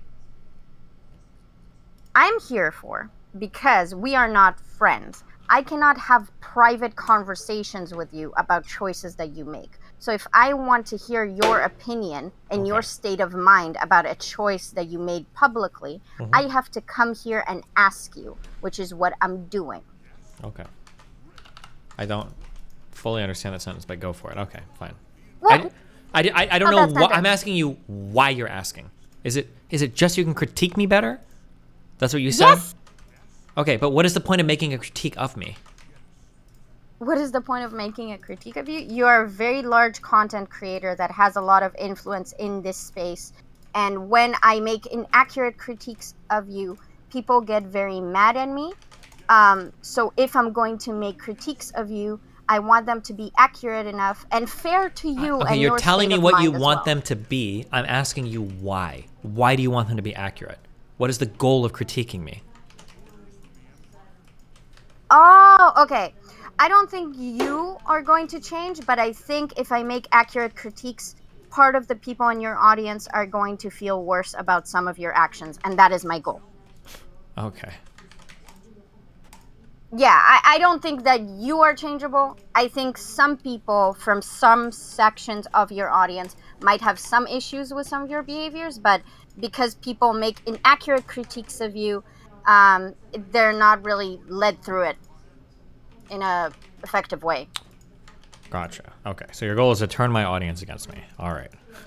Go Is ahead. that how you... do you think that's fair? Yes. Really? Yes. Don't you think that's a really childish response to what I said? No, that is the goal. The goal is you think if you can critique me hard enough that audience members of mine will become resentful, and that'll either be the impetus for me to change or for them to leave. Do you think I told people to leave your audience?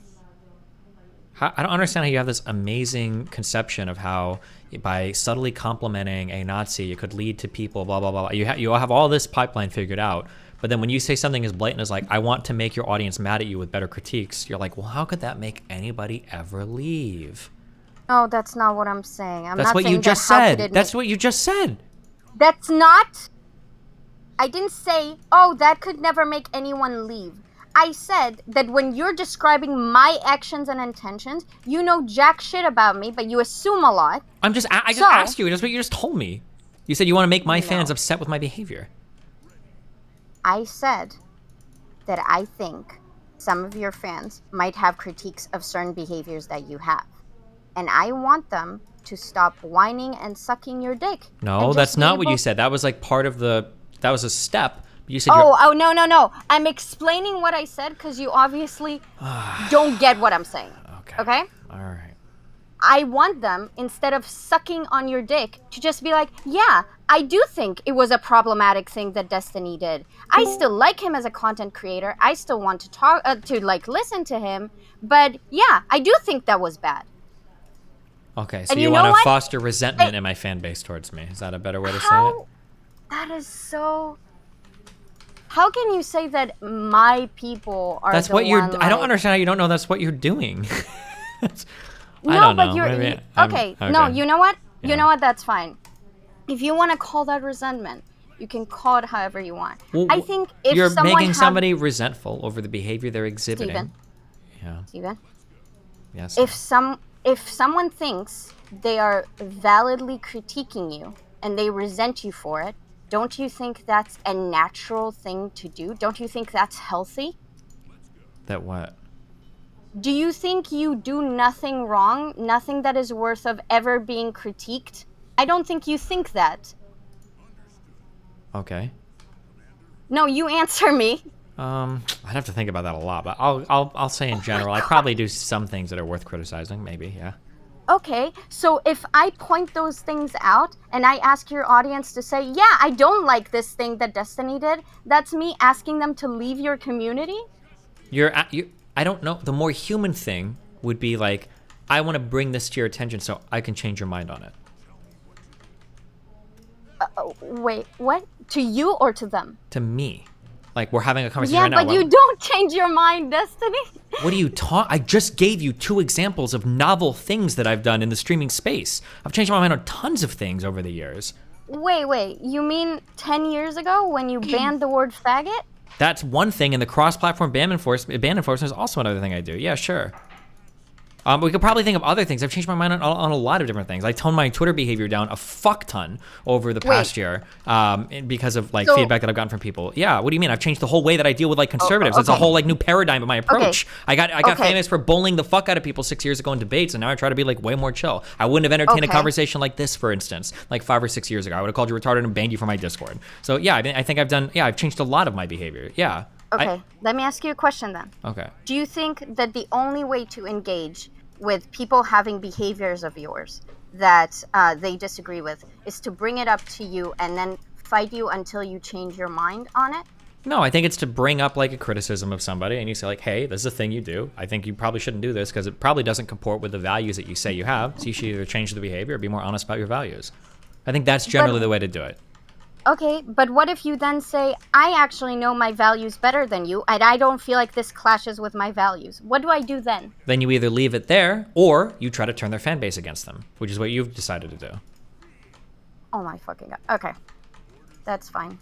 Well, here, let's say, okay, so this is a criticism I've given. I think it's... No, let me do a thing. Let me do a thing. That's a really childish way of looking at it? No, I think you're being fucking retarded or dishonest right now. So let me give you, this is a criticism that I've had of you in the past. I think we've talked about this publicly. It's you and Pixie. I think that you guys have like, there's ways that you intonate that I think turns people against you immediately, even though they don't necessarily disagree with what you're saying, right? That's like a criticism I've given you. But I gave you that criticism and I said like, oh, maybe there's something you should change. And that was it. And if you decide not to, and I was like, okay, fine, then she decided not to. But imagine if I were to say something like, okay, today I want to bring on Katie's fans and I'm going to try to convince you guys that she intonates in a way that's very ineffective for speaking. What would that feel like to you? Do you feel like that's a comparable I'm asking thing? you to answer that question. What would that feel like to you? that would hurt my feelings very much. Okay, you're not gonna answer the question. All right. Well, in that case, let's keep going. just- Where do you want to go? I I've just taken my answered sword and I'm ready. Let's go. I just answered it. That's your real Do you want answer? me It would to- hurt your feelings?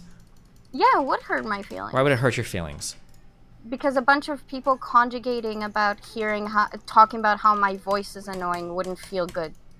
Okay. I would say that the one step further is that it would probably feel pretty gross if my entire goal for these conversations was to just, I didn't even care to convince you. I just want to start turning your fans against you so that either they do it or they leave. Because that's what's going to happen from that, right?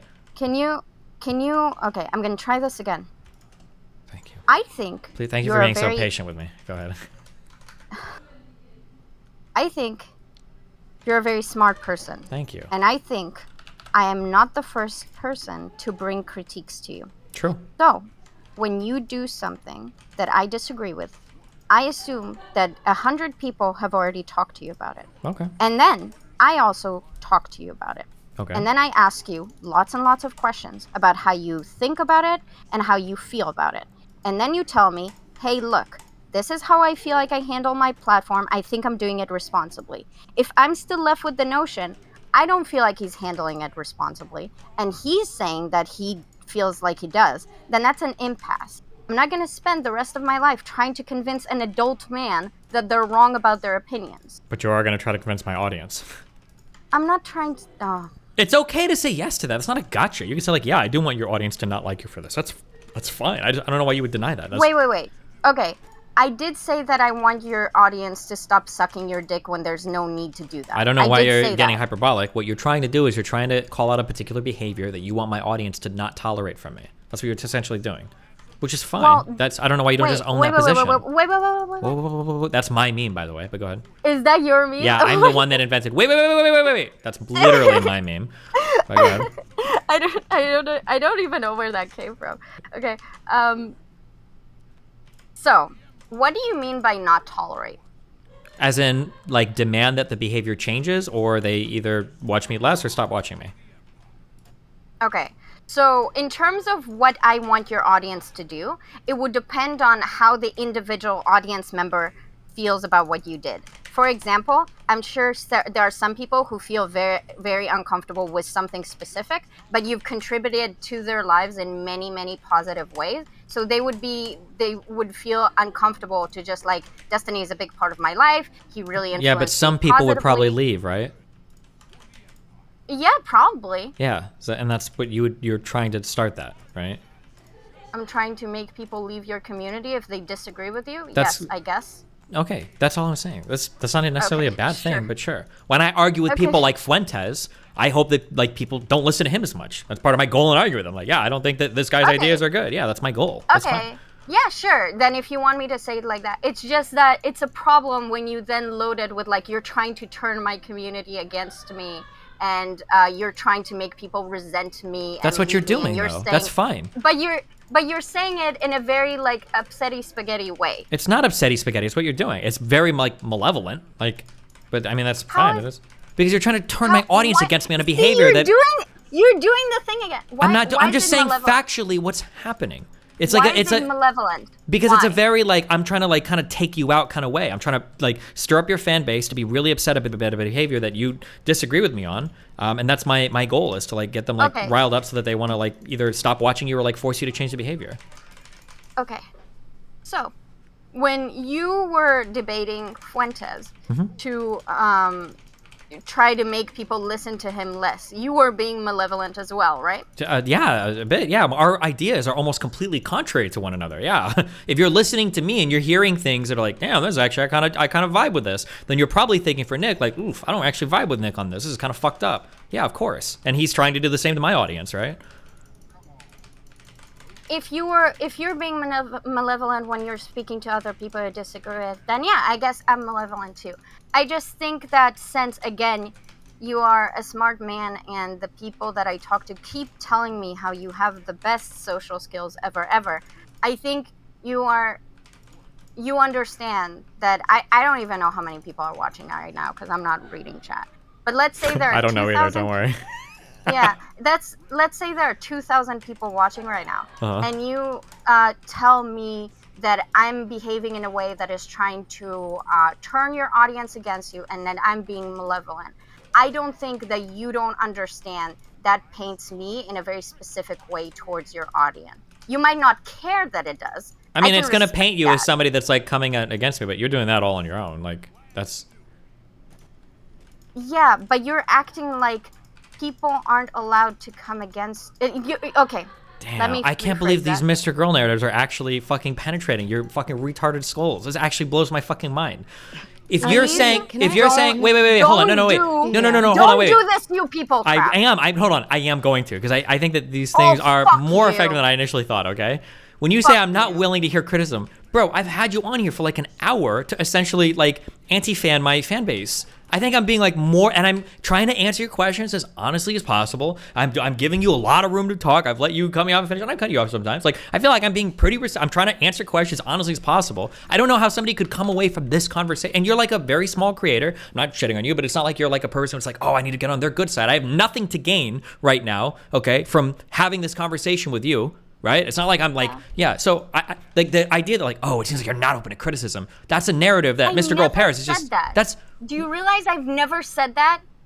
What did you just say? I'm sorry. What did you say? Could you re-say it? Because that's what I heard. I get that you're. No, wait! Don't make a joke. No, don't make a joke. Tell me what you just said. What did you just say? It sounded like you said, it sounds like I'm not open to criticism. Did I mishear that? Did I totally strawman that, or? I don't remember saying something like that. Okay. If you don't remember, how do you know you didn't say it? Well, if she doesn't remember saying it, then I'm not gonna lie. Sure, but wait. If we rewind the tape, it sounded like that was almost exactly what you said. That it sounds like I'm not willing to allow people to bring criticism to me. I think that's what you were on the verge of saying. No, I stopped myself in the middle because that was not what I was trying to say, anyways. Oh, it sounded like you stopped yourself because I stopped you. But go ahead. Well, yeah. Okay. What I'm saying is that it sounds like the way that you're painting it is that people are coming after you, not because there are legitimate concerns, but they have illegitimate concerns, and then they try to turn your fan base against you if they can't convince you of the illegitimate concern. I mean, I think the concerns, I think the concerns are illegitimate, obviously. If it was a legitimate concern, I'd probably listen to it. So yeah, of course, we have substantial or substantive disagreements. We're actually disagreeing on whether the behavior I'm engaging in is bad or irresponsible, whatever. Yeah. So of course I'm going to fight back on the characterizations that you're making of me. I think that anybody would do that, of course. Like when I say something and you disagree with how I'm characterizing you, you're fighting back against that characterization. I don't think you're doing that because you're closed to criticism. I think it's because you disagree with the way that I'm characterizing your arguments, which is fine. But I think you were about to say that I'm making it like people can't go against me. Like I'm fine with that, but I mean, I'm allowed to disagree with you. Okay. Don't do the 1 HP voice. Fuck you. You're allowed to disagree with me. Obviously, this is your platform, and even if it wasn't your platform, you were allowed to disagree with me.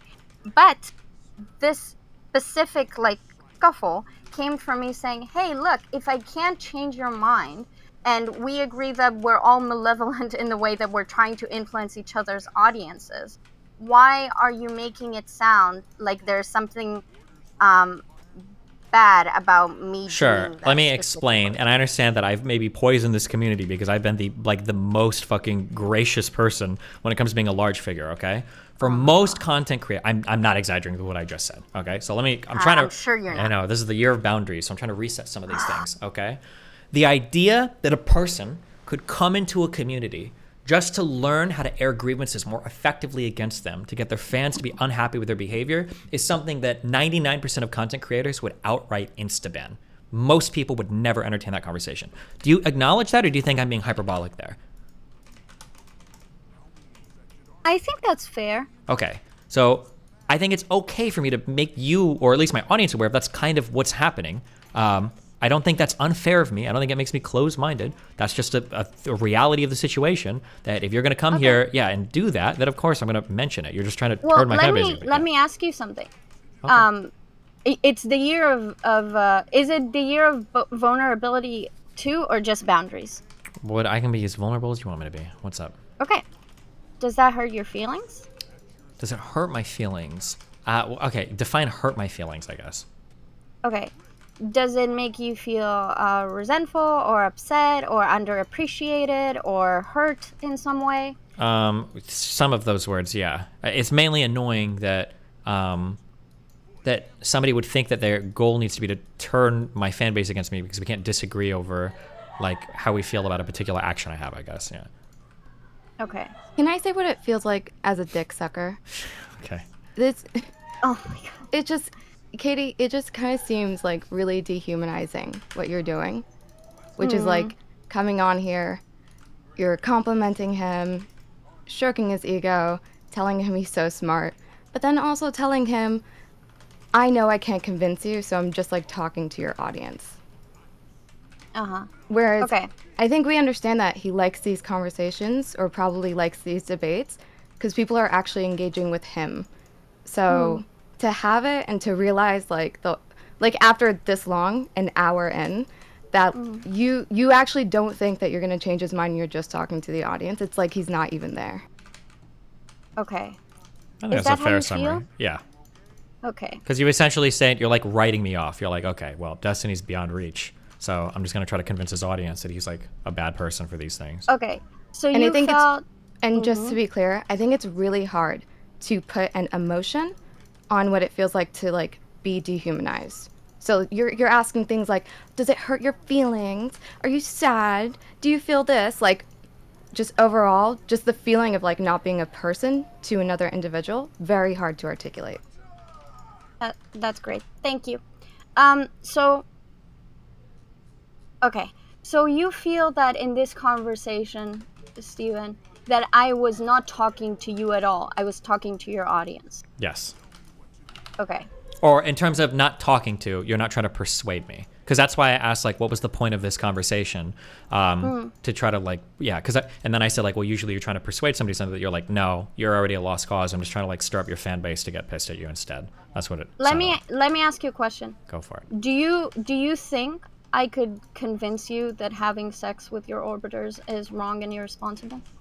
It's possible if you made the right argument. But I mean, I don't think you can know because it's a conversation I've had a lot before, and I would be surprised if you could bring up some novel thing relating to that conversation. But I mean, it's possible. You changed my mind on the Jordan Peterson stuff, and I was super against you initially on that. I mean, it's possible if you make the right argument, sure. Okay. So since that's what you're saying, you think it would be unfair of me to think I don't have a novel argument, so therefore I should just not talk to him about it. I mean, you can try if you want. I don't know how to make you understand how weird it feels when you say like, I can't convince you, I'm just going to turn your fan base against you. That's essentially. Yeah, but the thing is, I didn't say that. Oh, you also said other things like, well, I don't have proof right now, even though. When did I say that? You About have what? The belief. The reason why you went into the topic of Fuentes. When did I say like you were don't have trying proof? to listen, I'm not going to deal with your fucking memory loss. Whatever. You guys go on. Thank you. I think it was when I was asking for examples of things. Yeah. I think I supplied examples. But Well, okay. I think you specifically said you don't have any right now. Didn't you say you were gonna let us talk? Yeah, I lied. Okay. Yeah, I thought so. So, Steven? Yep. I am totally open to have this conversation.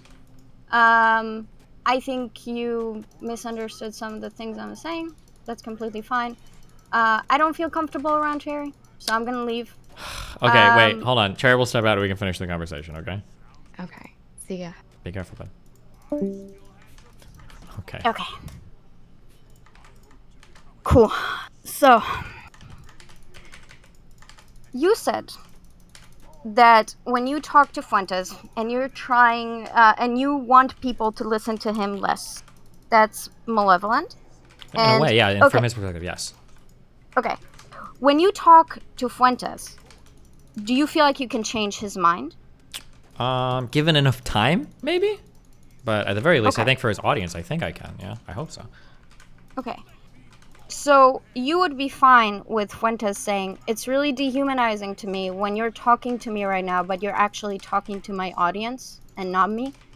No, I'm okay with him thinking that, because we're like political enemies. That's fine. I'm not his friend. If he was like, listen, Destiny, I feel like when we're having conversations, you're trying to like fucking turn my audience to like completely like not like me, I'd be like, yeah, of course. We are ideologically like opposite from each other. But like we're not friends or anything. Yeah, of course I would expect him. But I'm sure he knows that, right? He's trying to do the same to me. Like, Okay. Am I your friend? we're like friendly. Okay. So is what you just said about Fuentes not applicable to us? Not really, because I view our political like our political goals or whatever, I think are hopefully more closely aligned than me and Fuentes. I think that's fair. I would hope that our political goals are, well, it would be very hard to assume that our political goals don't align more than me and a neo-Nazi. So I guess that's completely fair. Okay. Yes. So you feel dehumanized? Yeah, I guess a little bit, yeah. Okay. So do you feel like the words that I used to describe your feelings were insufficient? No, I just don't think you care about them very much. Why do you feel like I don't care about your feelings? Because you are either incredibly autistic or you're just incredibly inconsiderate in saying things like, oh yeah, like I can't change your mind, but I'm going to make your audience really not like you for the behavior that you engage in. Okay. So I'm going to explain to you about myself. And you can call me a liar or dishonest or whatever you want, but I'm just going to be very clear. Okay. Okay? I don't like lying. Okay. And I believe in honesty. Okay. And I communicate very directly and as honestly as I can because I want to treat people who are in front of me like equal adults to me. Okay. So it would be very dumb and deceitful of me to try to weasel and lie about Okay. what I feel and what I want. Yeah, I already disagree with part of what you said, right? Okay. When you say Do treat you want people, to tell me that? that's what I was just doing. Yeah. So when you say like treat people in front of me like adults or whatever, I can't imagine you having a conversation with like a teacher in front of the class or something, and you say something like, the teacher's like, well, why wouldn't you ask me to change the way that I teach or something? And you say something like, well, I'm not here to convince you to change your teaching methods. I don't think you'll listen to anything I say, but I bet I can get your students so upset that they try to get you to change your teaching methods. Like that's like a pretty like dehumanizing thing to say, because you're not even talking then to the professor. You're just like, you're talking at the professor, hoping the students like stir up resentment against the professor. Oh yeah. Okay, so we can address that thing now, even though I was unfinished, but it's whatever. In this specific conversation, I'm not talking to your audience. If I was, I would be looking at chat or whatever. Well, that's not true. I wouldn't look at chat either way. Your chat doesn't like me. But I came to talk to you because I need to know what you think. Yeah, but you're not talking to me for the purposes of having a back and forth conversation about my behavior. You're talking to me in order to become more rhetorically effective at my audience. Which is what your audience asks me to do when I critique you. Yeah, but I would hope that if there is an issue or something related to me, you could just talk to me about it instead of saying like, I'm not going to change your mind. I'm just going to get your audience like to hate you. Okay. So now I'm going to make my second point. Okay. I have talked to you Okay. several times about issues that I have had with you. Okay. I have seen that I have asked you questions in those instances about what you think and what you want to do. It has become clear to me that my criticisms are that I don't have a way to make the novel critiques that you need to be made, or that I have the rhetorical tools to convince you of that. Therefore, I see you as an adult who has agency and ability to make their own decisions. So, I'm not going to spend the rest of my life treating you like a baby, trying to convince you of things that you have clearly stated you are either disinterested in or am not going to change your mind about unless I have a certain argument that I can't make. Okay. So, what do you think my action is from there, if that's what you truly believe? What do you think I should do from that point? From where? From what you just said. What should I do if what you just told me is your genuine feelings? I don't understand. Like, how should I treat you? How should I engage with you?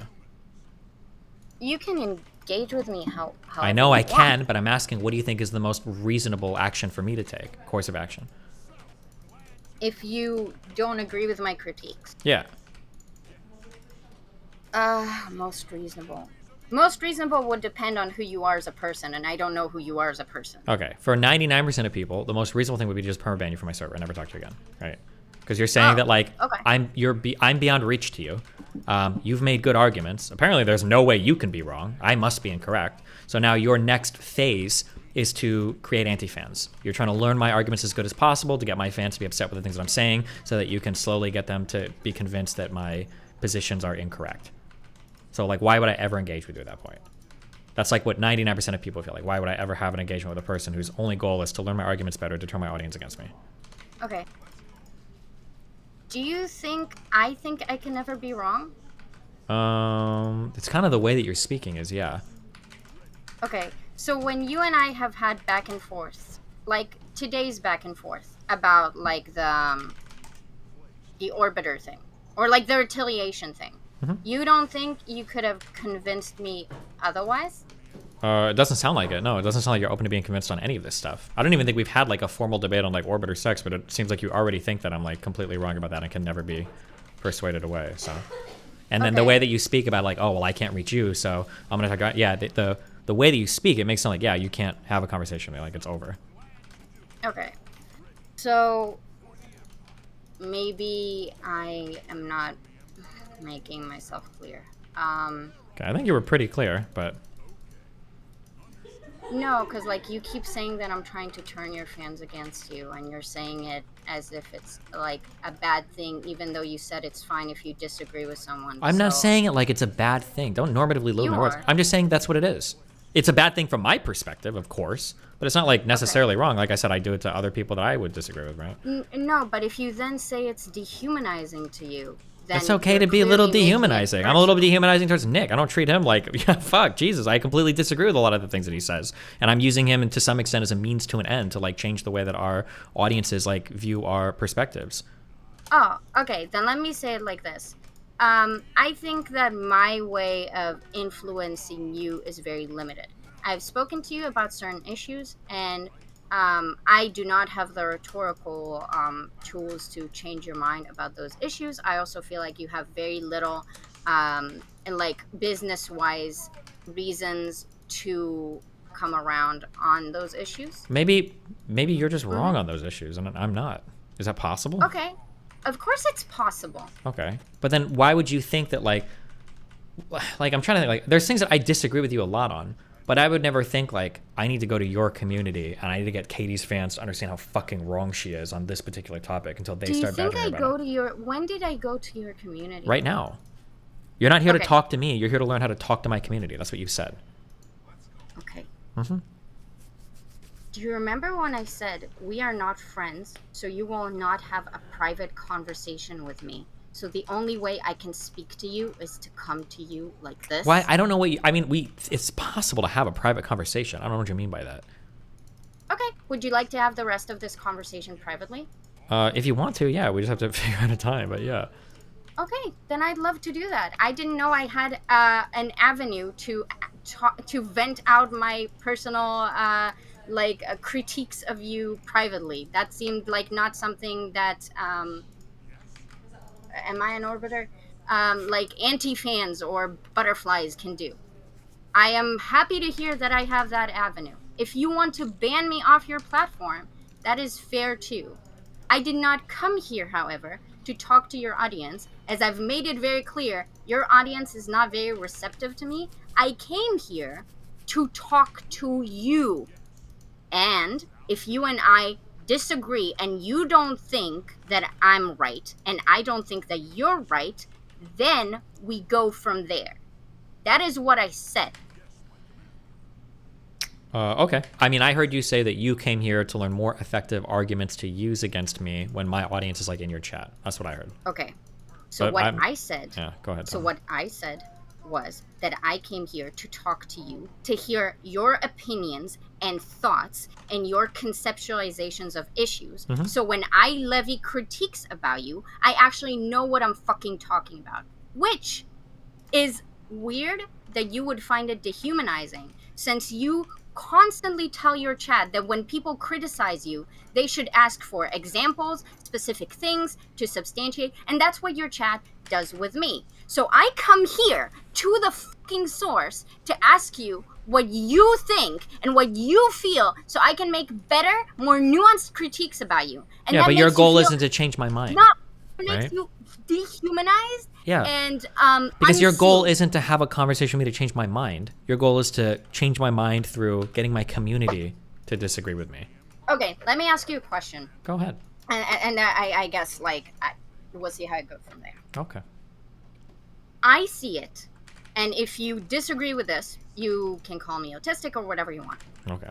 Base. I see it as a sign of respect I have for you, that I will not spend the rest of my online existence bitching about stuff that you have made very clear to me, boundary-wise, that you don't give a fuck about. So Okay. I am moving on to critiques that I actually think are valid, because I'm not going to critique someone for eating vanilla ice cream when they said, I know I'm eating vanilla ice cream and I'm fine with it. I'm not going to keep whining that they eat vanilla ice cream. I'm going to be like, this adult has decided that vanilla ice cream tastes good. Therefore, I will criticize them since I think vanilla ice cream is actually abusive towards Jews. Okay? Like, I see it as a sign of respect. I'm sorry if you don't see it that way. Do you think this conversation has been respectful? I think that I'm losing my temper right now. Why? Because Or not why do you think you're losing your temper? Like, what are the reasons why you think I'm saying, like, what's causing you to lose your temper?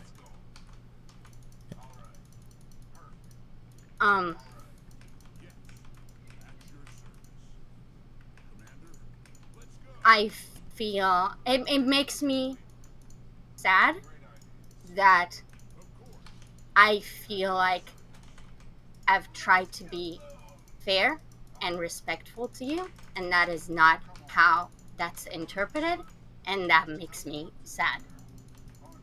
Okay.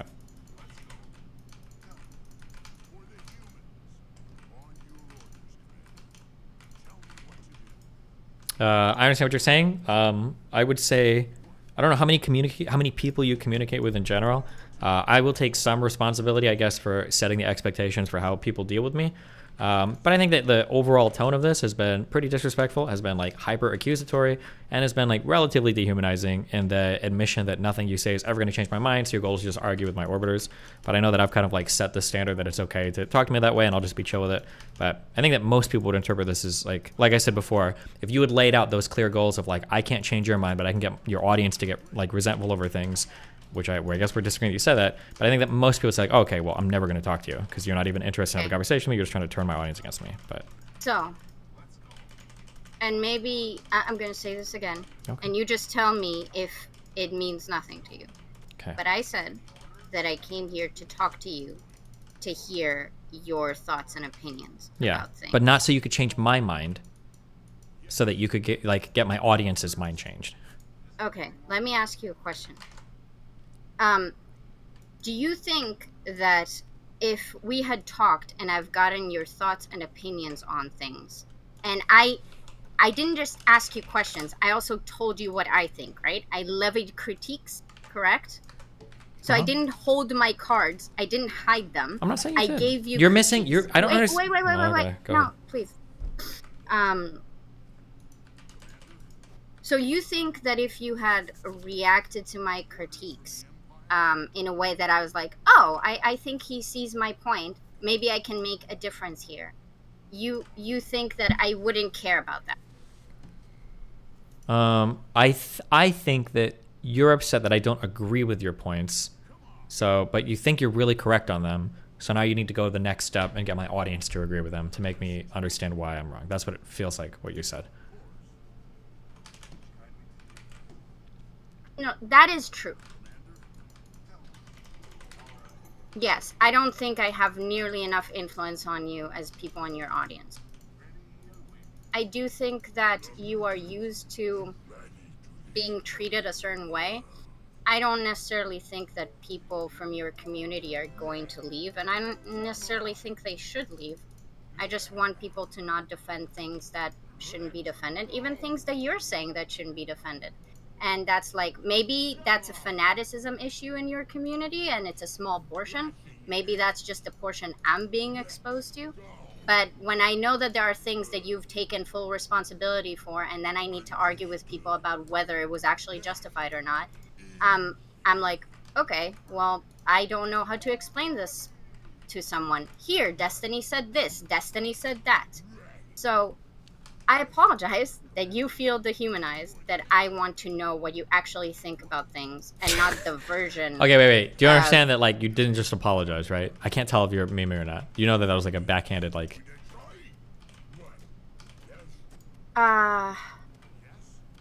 What you just said essentially was like, I'm sorry you're so fucking retarded. Like, I'm sorry that you didn't realize that I was coming here to get it from the source. That is exactly what you just said. Do you not realize it? I think that you assume that I talk and like engage with people the way you're used to engage with people, and that's not who I'm going am. by super basic social norms. Okay? This is gonna sound like an insult. I don't mean to, but are you autistic? I'm not diagnosed. Okay, because I can evaluate your statements a lot differently, but I don't know if you understand all the times like the super heavy implications behind a lot of the things you say. Probably don't. I wish I had like an autism diagnosis. I haven't managed to get one throughout the years. Gonna try again. We'll have to see. But Okay. yeah. Gotcha. I don't. I know that I guess without you knowing me personally, you might have certain things that you think I'm saying. So without knowing my personality, it would be hard for you to assume otherwise. Sure, but I'm think just saying that, that's like, fair. if I say something like, I'm sorry that you're so upset that I'm doing something that's, like, obviously no. good, That was- sentence structure, like, autism or not, the sentence structure implies, like, an insult, right? Like, I'm sorry that I was just doing something to, like, save your life, right? Like, that implies... Okay, let me. So, Uh-huh. it was backhanded. Oh, I okay. wasn't meant to insult you. Well, if it's it backhanded, was- it is an insult, right? That's the whole point, right? Okay, then it wasn't backhanded. Oh. I said it that way Okay. because I'm very frustrated. Yeah, so you and did an insult. sad. I get frustrated, I insult people too. No. Oh my god. I was not insulting you. I was frustrated that this did not go the way I wanted, and I hurt your feelings. And I'm saying, I'm sorry that what I thought was an act of respect and me trying to properly engage with you is being perceived in that way. And maybe, probably, I shouldn't have said I'm sorry, because that's not an apology to you. That's just how I talk. You can critique me for that. But I don't have a need to insult you. I don't insult you. Okay, That is not who I am. gotcha.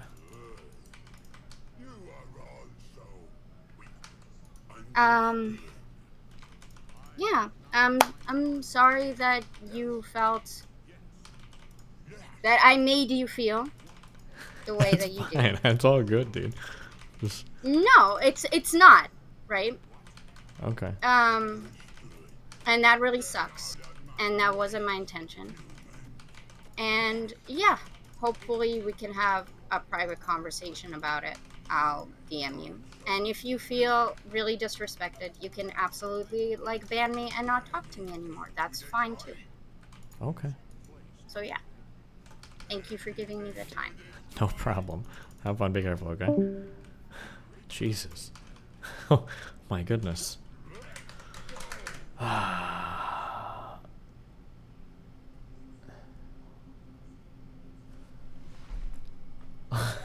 Stop. Hold on. Tuesday night. Woo! Uh-oh, who just joined? It's me. Oh. Wait, can I go pee real quick? Hold on one second. Yeah.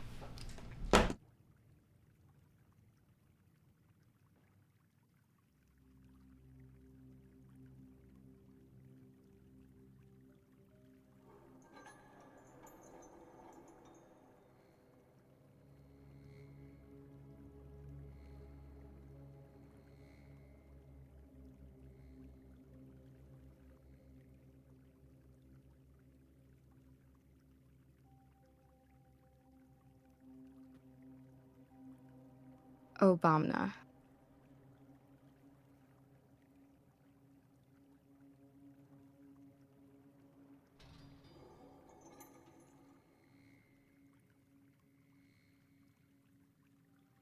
I'm gonna be honest, guys, that's not funny. Literally none of you laughed out loud, and it's a tired ass fucking meme.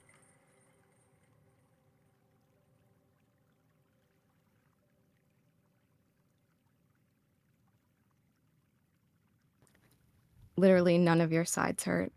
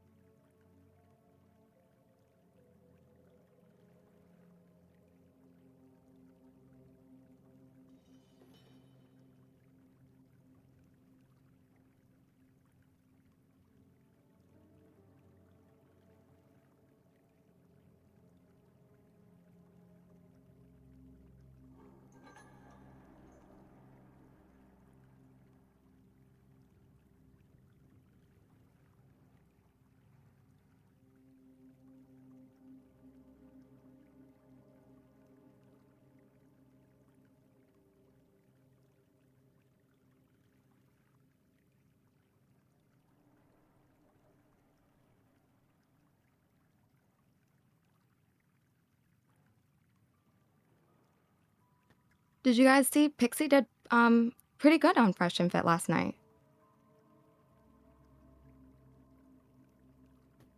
For going on by herself?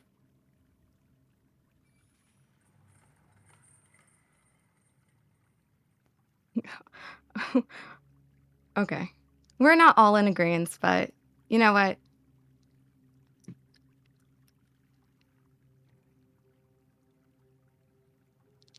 She did okay.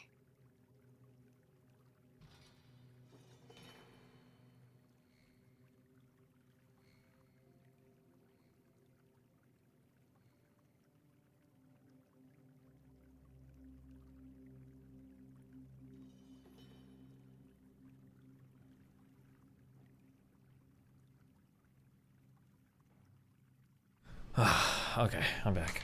What's up? Wait, am I muted? Oh no. Hi. No, I hear you. Okay. What's up? Just chilling. What's up?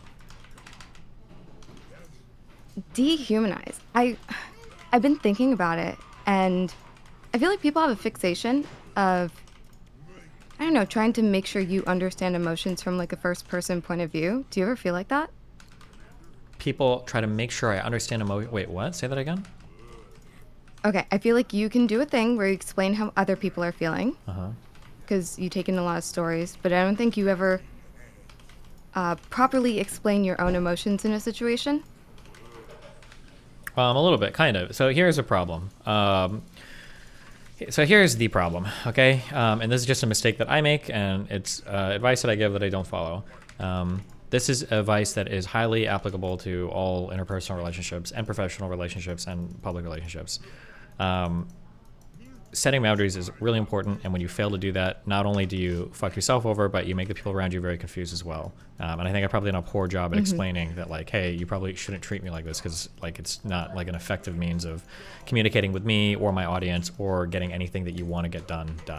And I've done a poor job at that, so I probably set expectations to people that you can just come in and say some like really wacky and wild shit and it'll be okay. And then I'm personally taking notes of like, well, this is dumb, this is dumb, this is dumb. And then eventually things will blow up publicly. And then my audience will say, oh, well, I don't know what happened. And then I'll kind of be like, well, this is kind of weird. And then they'll be like, I don't know what happened. But in reality, there's been like things building up over time. But I said that like after Brittany, I would start like calling out more when I see this stuff. So now I'm doing it. So like with Katie, like if she would have gone into any other stream and made that statement, like I don't think I can communicate with you, but I think I can get your audience to like be against you. That's like a wild thing to say. Most people would be like, okay, well, now I'm going to ban you from everything because you're like trying to start an anti-fan community within my community. And I didn't think people don't realize sometimes, at least when they communicate with me, how wild the things they say are. Yeah. Yeah. And I just want to say, I also really liked that she said she didn't want to continue having the conversation because she was uncomfortable with me. Yeah, that was like good. Being there. Because that gives it the opportunity for me to leave. And instead of her later going on and being like, I got dog biled. Sure. As if you can't like communicate that in the moment. Yeah, I thought that was really good. Yep. Yeah. So what do you do from here if you know that that conversation is like, if that's her goal? I think you said that you guys are gonna just like talk in private. I mean, if I truly feel that way about somebody, then I'll probably just eventually ban them or stop communicating with them, or I'll just continue to, like I said, I'm a big on like this cringe shit. Sunlight is the best disinfectant. As long as I'm very open about everything that's going on, then I'm okay, so that at least people know what's happening. So like, if that is her goal, then I'll just remind people when they come in. Here's Katie, who's trying to turn my audience against me. Like, let's hear her out. But I'll be like very open about that going on instead of just keeping it to myself. Mm-hmm. And do you take her to be like 5-head? Because No. I don't. No. I take her to be like very not prepared, not to like in the moment in the conversation it tends to loop. So I do think it's like a slip up to just like actually come out and say that. What Yeah, do I you mean, I don't do- think she's being like Mhm. evil or malicious. I think she's being like Yeah, very honest. Yeah, I agree. But I think it's I like agree. it's just a little bit fucked up. Like that's, I don't want to say autistic, but it's kind of like, how do you not realize that when you say something like that, how somebody would interpret that? You know. Wait, give me 1 second. Somebody linked a clip, I think, of her. Let me just. What is this? 46 seconds. Hold on. Feel guilty about. For example, Why is it so fucking I've quiet? had a few relationships where Guys. Okay, sorry. Oh, and I can't use my volume thing. All right, well, turn your volume up and then get triggered when I scream, because I can't fucking hear this clip. Okay, here we go. thing to feel guilty about. For example, I've had a few relationships where I've either told my partner that I don't love them as much as I've loved other partners of mine, or that I've told someone that we were flirty or whatever. I told them, look, I'm fine if you're having like a crush on me or whatever, but you should know that I'm not planning on falling in love ever. So if that's an expectation and a need that you have from a partner, I can't give that to you. If you're fine with me not being in love with you, then we can be a couple. You just need to understand that I'm not in love with you. And thing to feel guilty about. Okay, one of these things was really autistic, one of these things is okay. But, all right, sorry. Okay, go for it. I don't get what you watched.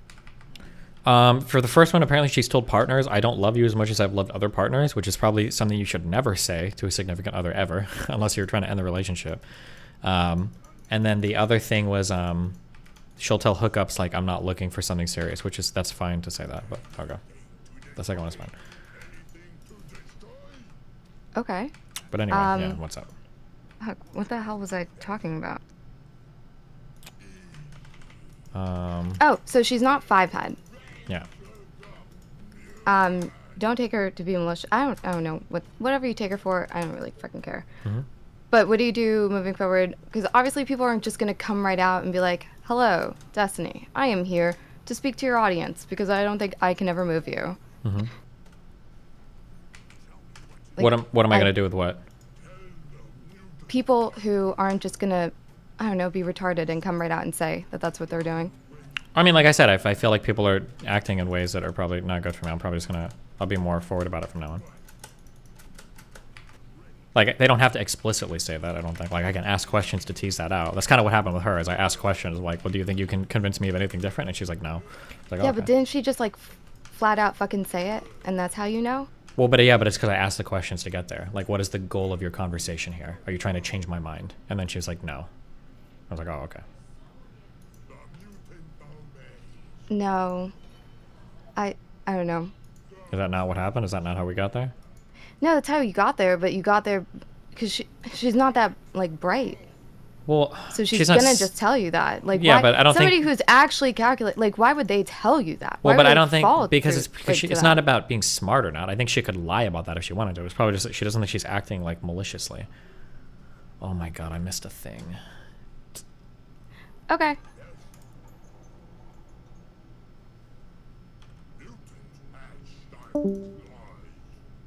Oh, okay.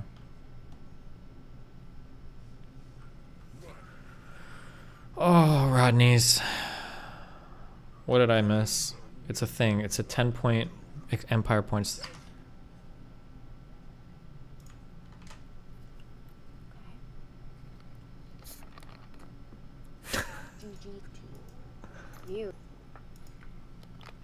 You, my little DGG scion, are going to make me make good critique of Destiny, so I can prove to you that you don't actually give a fuck. Okay? Damn, okay. What do you do for cardio? Bro, I'm pretty sure if you do like squats and deadlifts, I think you'll get decent cardio. I'm gonna be honest, okay? There have been a couple times the past couple weeks where I've had to run farther than I was expecting to or climb a bunch of stairs or whatever, and I was shocked, okay? My cardio got way better. Lift big, put those big reps up, and your cardio will improve. Don't run. That's for losers. Definitely don't do the elliptical. That's for losers. And don't swim unless you're gay, because that's for losers. What are you squatting right now? Listen. Today was 180 by 5, and it was not a Destiny 180 low bar. It's high bar, okay? The worst types, the most disgusting types of Gojo approved squats, okay? Or high bar squatting. 45 pounds to go to my 225, and then I'm done ever progressing on that lift, ever, okay? Because fuck that bullshit. Until the end of time. Check the northwest and the forest area on the tip of the peninsula next to a light post. Oh, I think I already got that one.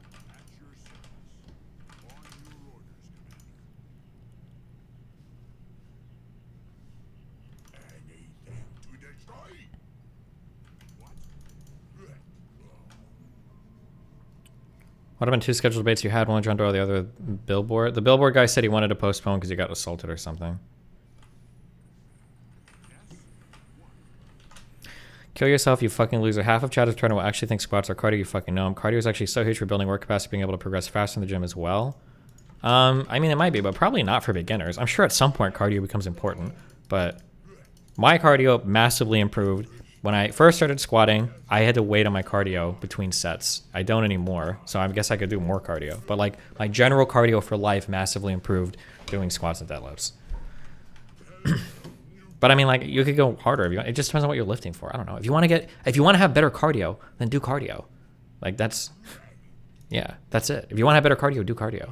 If you just want to lift bigger numbers, then lift bigger numbers. I don't know. What do you want me to say? On the ground in the flame hallway is where I missed the other one. In this hallway or in this hallway?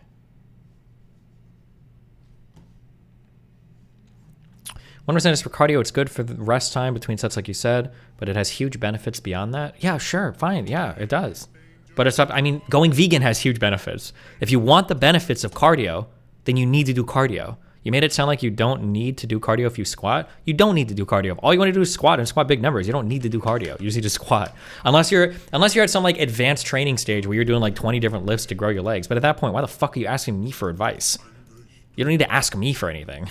But if you're taking like a beginning lifter and it's like, oh, I want to squat more, but my cardio is limiting me. If you start telling this guy to do all sorts of cardio, then he's going to be too fucking tired to do anything. Your cardio will catch up eventually. Like, who the fuck cares if it takes you 6 minutes between sets because you're waiting to catch your breath? Doesn't matter. It'll catch up eventually. Clear the fog war and the trees directly north of the airstrip. Here? Maybe.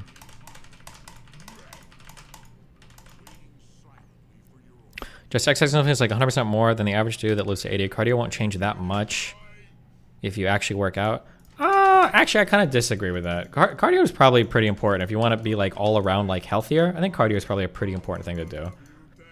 In fact, let's see. I think I'm gonna make a bullshit statement right now that I have no scientific basis for. I would say that cardio and lifting are both probably equally important if you want to get like healthier. Like a guy that just does cardio all day cardio is probably a little healthier. That'd be my guess. A guy that just does cardio is probably a bit healthier than somebody that just does strength training. Building muscles and everything are really important because of the added flexibility and stability and the protectiveness from injuries later in life. But cardiovascular health all around, like just running and moving your body and having a stronger heart and lungs and everything, like has a myriad of other benefits too, I think. Who just joined? Who is this? Click, scroll. Oh, Trainwrecks. What's up, buddy? Oh, what's good, bro? Oh, I gotta go eat, bro. I'm so lazy. Yeah? Yeah. I'm supposed to eat like 2 hours ago. I'm just so lazy. What should I have? So I'm torn between two options. Go for it. tacos, or I'm leaning toward this next one, but I don't know. Okay. Or tomato soup and a grilled cheese.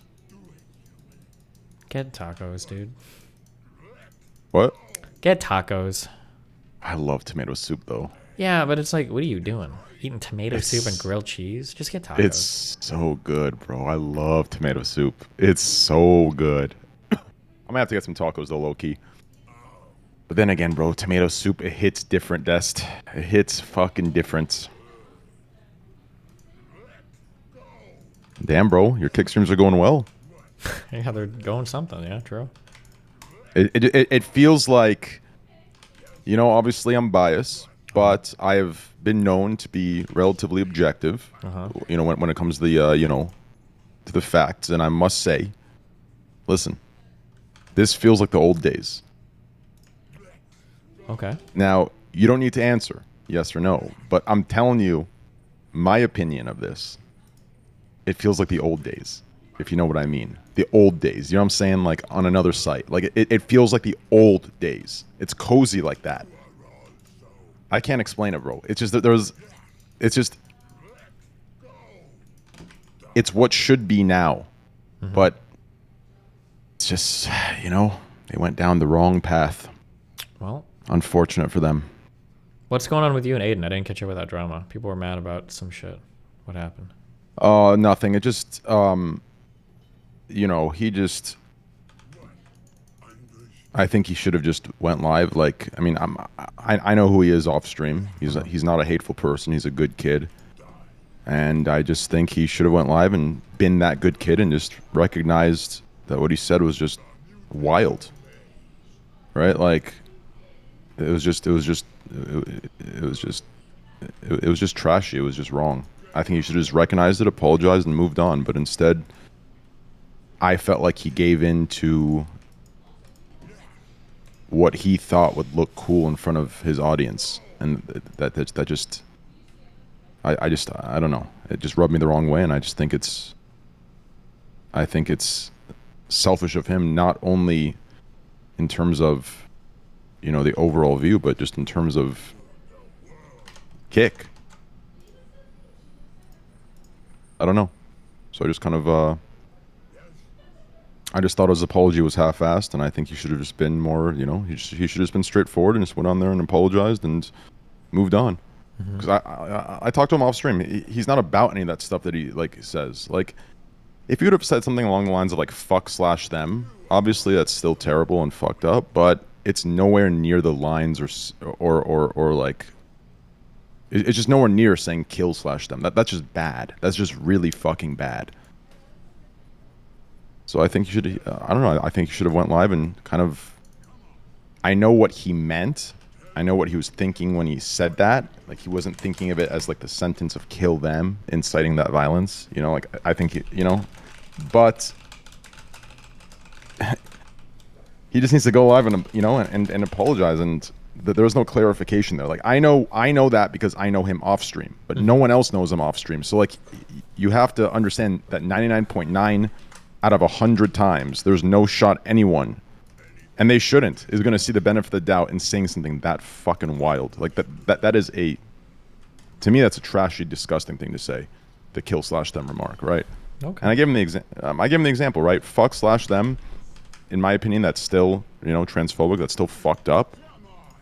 But, you know, with the way he behaved, that's something. If you would have said something like that, you know, I would still disagree. I wouldn't be able to get behind that. But maybe you could, like, be like, okay, whatever. You know, this guy's an idiot. But, like, to do what he did after saying kill/them, like. Wait, what did he do? Fuck, I don't even know. I didn't even see the fucking what happened. I've been. He watched the clip of you watching a clip of teachers teaching their children. Let me. It's like 37 seconds. Let me watch this real quick. Give me 20 seconds. Times to it. My pronouns are Z's, M's, and Z's. I would refer to Miss Godbill. Miss C is my teacher. So cringe, bro. I don't think I will want my kid in this class. Am I reactionary? I wonder if Nathan has Listen, to. bro. So all you guys, I get to pick your pronouns. My pronouns is kill/them. Okay. Fuck all y'all, bro. Y'all are making the world a shitty place, bro. I'm gonna call you either a guy or a girl. I'm not calling you by a cat, by a turtle. I'm gonna fuck you got a tail, fucking whiskers. I'm gonna fuck, bro. I'm gonna fuck, bro. Fuck all y'all, bro. Self-entitled pussies. My pronouns is Jesus. Yeah, I just think it was too far. Like, I know what he was trying to convey. I what get was it. he trying to convey?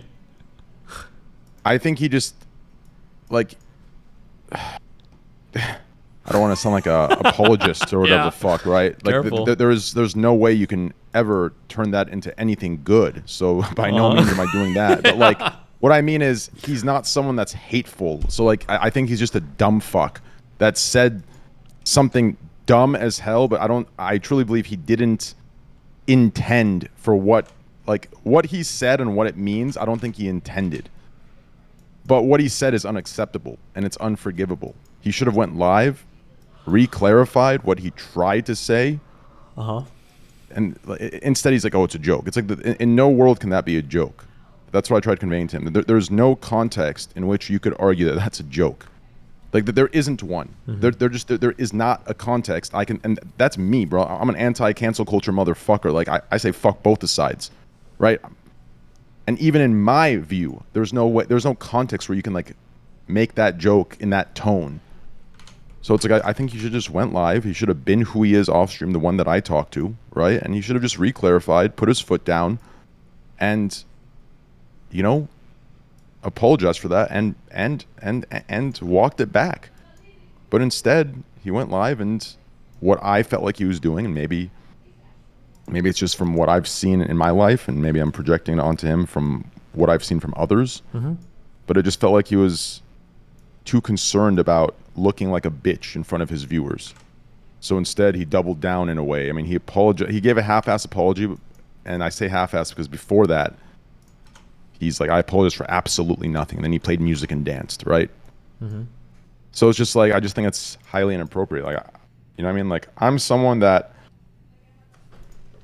for the most part, if I say some shit that pisses some sensitive people off, you know, I tell them to suck my dick. But if I say some heinous shit like that, and especially in today's atmosphere, right, where there really is no excuse anymore, it's like, there has to be a level of accountability, in my opinion, right?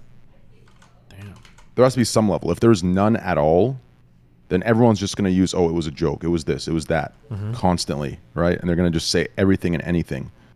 There just has to be a line where you make clear that that's not acceptable and that's not okay. And I just feel like it didn't happen. So, you know, kind of gave one of my lectures. Wow. Did you would you guys ever ban from Kick permanently? So like, that's where the disconnect between me and other owners comes from.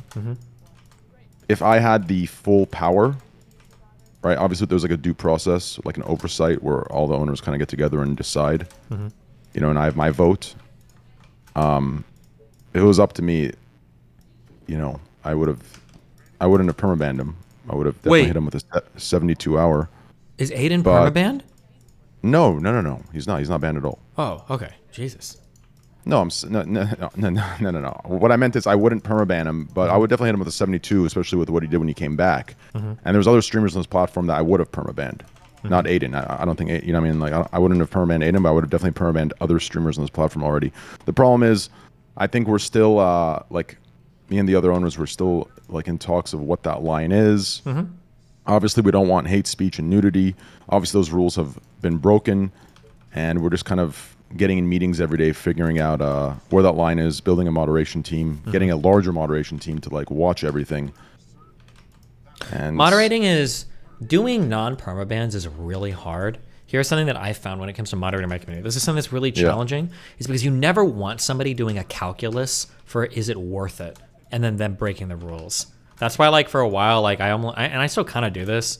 I'm basically like, if you do something really bad, I just permaban you. Like, I very rarely do I do like time bans, or if I do time bans, they're huge. Because it's like, if I ban you for a day, like, who cares? Like, if it's a really funny fucking meme and it breaks the rules, you'll do it. Who cares if you get banned for a fucking day, or even like 3 days? Fuck it. Like, if it's funny enough, you do it. But you never want people like weighing that in their head. Like, is this funny enough that I can break the rule? Yeah. So it's a real completely agreed. Yeah. So I'm a fan of like 7-day bans or longer. Like, you're never banning for fucking streamer bans for 24 hours are a fucking joke, I think. But. Yeah, the problem is, like, what you said is exactly correct, and this is something I preached on Twitch as well, right? Because they come back and they're just like, oh, what's up, guys? And you get like more famous for it almost, right? Like, you get more famous, yes. Yeah. So that example of doing the calculus is exactly to the T correct of what's going on, right? Like, especially if you're a small to mid-sized creator and even sometimes large creator, you can, do the math. Yeah. How much attention you're going to get, how large you're going to get from this 24 hours and shit, right? Or you're not going to get banned. So it's like it causes a real toxic environment. Yeah. And it will cause more issues later on. And my primary point to this, to the owners when I get into calls with them is this. Mm-hmm. I understand their position right now. They kind of want to just, go in, do their thing, let anything go for the most part, right? The problem is, and this is where I kind of attack from, that sounds good, but it's very short-sighted. Yeah, I was going to say the problem with that is that at some point it's going to change and people are going to feel like you pulled the rug out from under them. Exactly. And the narrative is going to be we're no different than Twitch. Exactly. So at one point when we have to monetize, which we have to do, right, with all of our splits, we have to, get deals, sponsors, ads. So at some point, I mean, obviously we have a plan because we're still going to keep it more free, right? We're not going to work with anyone that requires us to be as strict as Twitch. So we're going to maintain that freedom. And we already have a plan of who we're going to work with. But the blatant nudity and the hate speech is going to have to be cracked down upon at some point.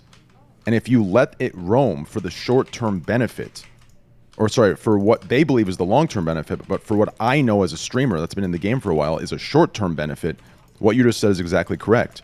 You're going to have to change up on people, and that's going to make people feel, especially ones that have established their brands on the platform, right, for a year or 2 years. It's going to make them feel betrayed. It's going to make them feel like we're just another Twitch. It's just going to feel really shitty. So this is where my experience comes in, and I just hope they listen. I've been hammering every day, like we just need to get a baseline TOS, and we need to be very strict about those baselines. We're already letting people be so fucking free. It's already a blessing. Like, and I keep telling them, I've been in the game a long time. I know that what we're offering is already a blessing. That freedom, that knowing that you're not going to get banned for dumb fucking shit, is a blessing for streamers that have no like guaranteed financial security or stability in terms of not knowing when this hype or when this thing's going to die, right? In terms of our viewerships or in terms of live streaming in general, right? Or the next waves. So it's like, what we're doing is already great.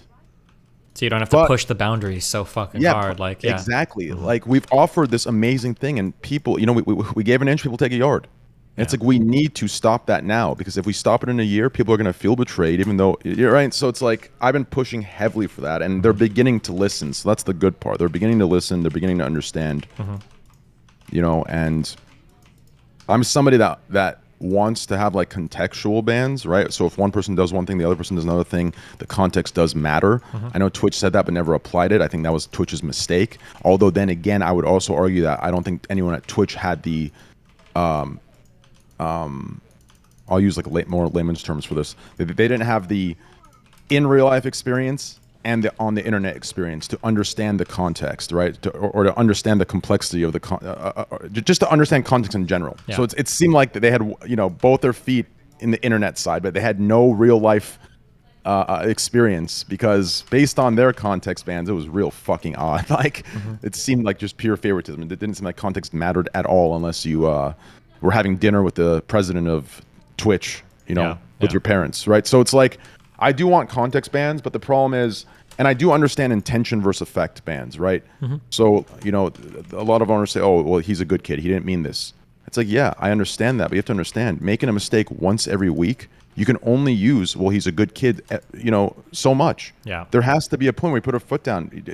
I understand he's a good kid. I understand I'm a good kid, you're a good kid. But there has to be a point that you let the fucking idiot know that he's causing weight. Do you understand? Like, it's not okay. Yeah, of course. Like, so it's like, I've been pushing really hard behind the scenes to at least get a baseline so we can have, a level of consistency now. Because having it in a year and a half is going to be a big mistake. It's going to be a big one. Rolling out features and everything is, it's really, really, really complicated, Yeah. Yeah.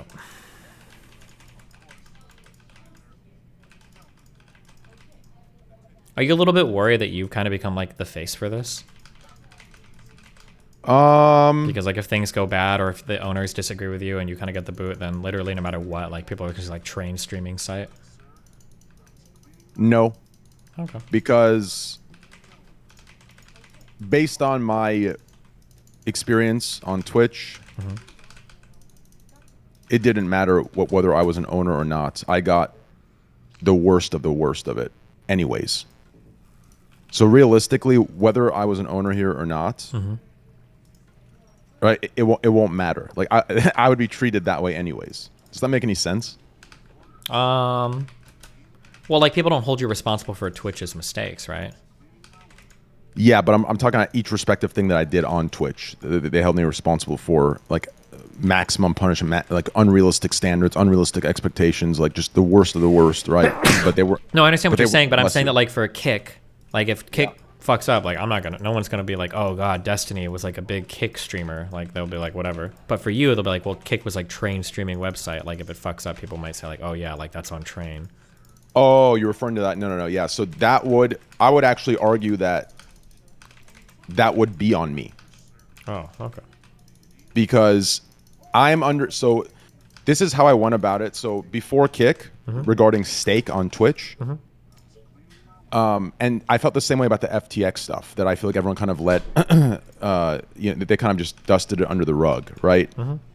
In my opinion, before you take any sponsorship or you affiliate yourself with anybody or anything, you must do your due diligence. Do you understand? Like this bullshit, oblivious tactic used by streamers. Oh, I didn't know. Listen, if you're going to make money from it, it is your damn business to know. Do you understand? So it's like, it's my responsibility to do the due diligence and make sure I'm working with people and a business model that makes sense. So at the end of the day, I'm doing constant checks. I've done my, due diligence. I've done my work. And I believe, it's in the hands of the right people. And if ever there came a time where that wasn't the case, damn well, I'm going to be very transparent about it and let everybody know. Okay. That's just like how, that's kind of how I operate. I don't know. Does that make sense? Yeah. But yeah, I believe every streamer that like takes whatever, it's their responsibility to do the due diligence. Like the FTX stuff, I was very surprised. Like, do you understand how many orgs? Like I understand the argument they couldn't have known, but it's like it's their damn business to know and to consider that. Do you understand? Like they have to consider that permutation of the possible reality of, okay, what happens if this happens, right? Like that's why, in my opinion, some of the sponsors that go around on Twitch or other platforms, just the full out blatant, kind of, they pay you and you fully, like, I hate using the word sell out, but just for this instance, I'll use the example where you fully sell out and just like shill it fully. I think that's a mistake. I think every sponsor, no matter what it is, should have cautions beforehand, right? Like, it's the only way you can protect yourself. Like, I really believe every person who takes a sponsor should, one, do their due diligence, and two, even after doing due diligence, they should still have cautions and not fully shill and put full blind trust into anything. I think it's a big mistake, and especially in today's world, especially on Earth, that is the you planet should we're not. on, yeah. You know what I mean? Like, you should not be trusting anybody fully. So, like, that's why I think all sponsors should be taken and given, and the viewers should all be given caution, no matter how much you love the sponsor or how much you wanted it. I think you should always kind of have that talk with your guys. I don't know. That's kind of just my idea. Okay. Feel me on that? Yeah, I mean, I think I generally agree.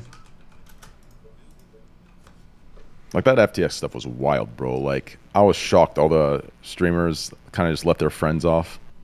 That was wild. Like, I understand you couldn't have known, but I really think once you take 20, 30, 40, 50, 60, 70, 80, 90, $100 million, there has to be some sort of safeguard. There has to be some sort of caution set. Like, it was just fully shielded. And, like, right, like, if there was some sort of partnership, fine. But it's like, it was shielded purely just for the money part, that there was no actual, I don't know, like, there has to be some sort of accountability there. The fact that it was just dusted under the rug or swept under the rug, and everyone's like, oh, well, whatever, they couldn't have known. It's like, what the fuck? It's their damn. I think for normal streamers, I think it's okay that they shielded and they didn't know because you're a normal streamer. But I think that the guys that worked in finance, I think that should have been it should have been a bigger wake up call for them. Like if like Pokemon is saying like go buy FTX and it's Pokemon. But if it's like some guy who's like a finance guru saying it, then I think there should probably be a little bit more responsibility there for that person. I don't know. I just like if I ever, I don't know if yeah, that would be, I would, yeah, I could maybe come to a middle ground with you after we talk long enough about it, or maybe I could see some responsibility lifted, but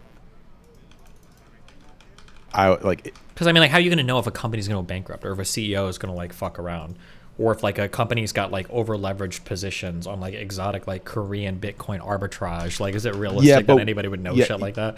Yeah, you're right, but what I'm referring to is like, for example, let's say in a hypothetical world, in a different world, in a different time, I took a FTX sponsor, right? Mm-hmm.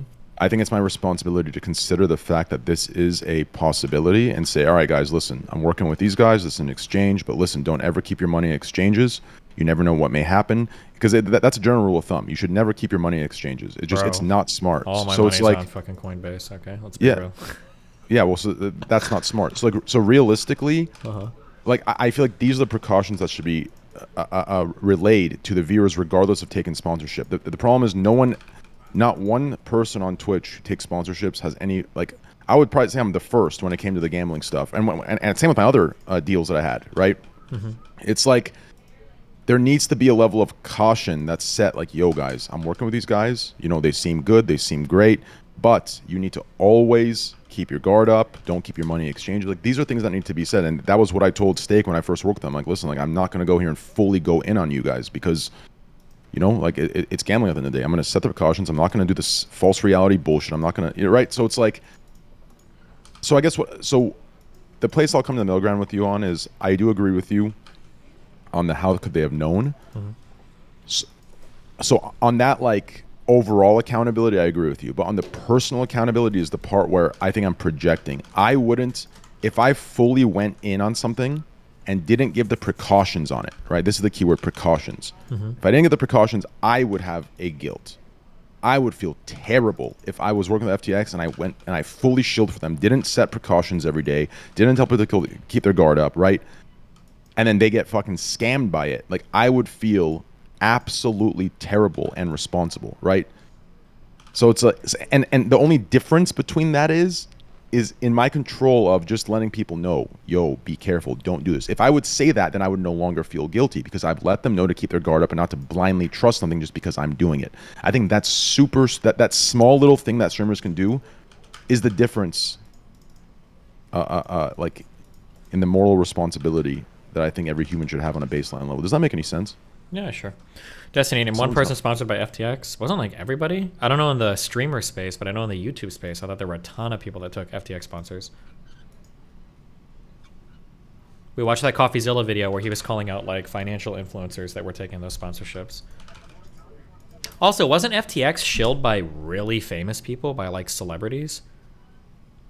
Am I wrong on that? Like, didn't the guy from the Seinfeld writer guy? Oh my god. Larry David, yeah. Didn't he shill for FTX? Although technically his ad was the most accurate one. Do you know which one I'm talking about?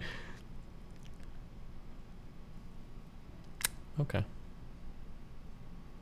Okay.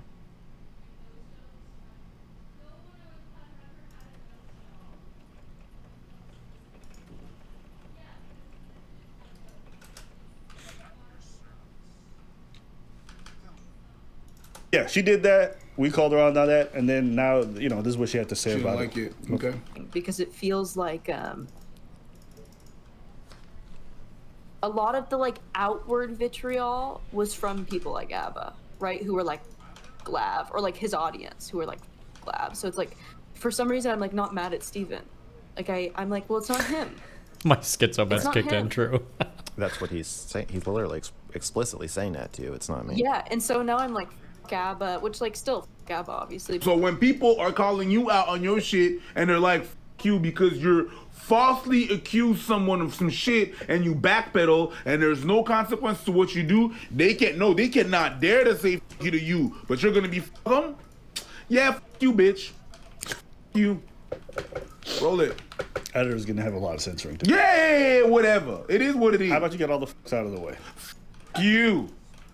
I think I'm done. Fuck you. It's like really strange to have this like anger that like I can't place, this like sadness that I can't place. Ayo, D-Ball. Oh, what's up? How's it going, man? Oh, pretty good. What's up? How you doing? Sweet, not too bad. Somebody told me you were saying that squats are an alternative for cardio. Yeah, always get clips, okay? I think somebody in chat asked about like somebody in chat asked some shit about like should I do cardio for squats? If you want to get better at squatting, you probably just squat more. I don't think you need to do cardio for squatting. But if you want to get like better cardio, then you can also just like do cardio. It just depends on what you want. True. If you want better cardio, you should probably just do cardio. I'd Sure. agree with that. Yeah. So it was basically a falsehood. They didn't say you can just you should do cardio, or you should do squats for cardio. They just made that up basically. Yeah, I think somebody asked me that, but yeah. Motherfuckers, bro. Damn. Okay. How's life That was going? all. Good. Life's going good, man. Just eating 4 pizza pops for breakfast. I was up until like Wait, what is 6 that? a.m. What's a pizza pop? It's like the Canadian version of a pizza pocket. Like they're Pillsbury. Yeah. Is it like pizza or is it like pastry for like breakfast? No, it's definitely not for breakfast. It's like hey Trent.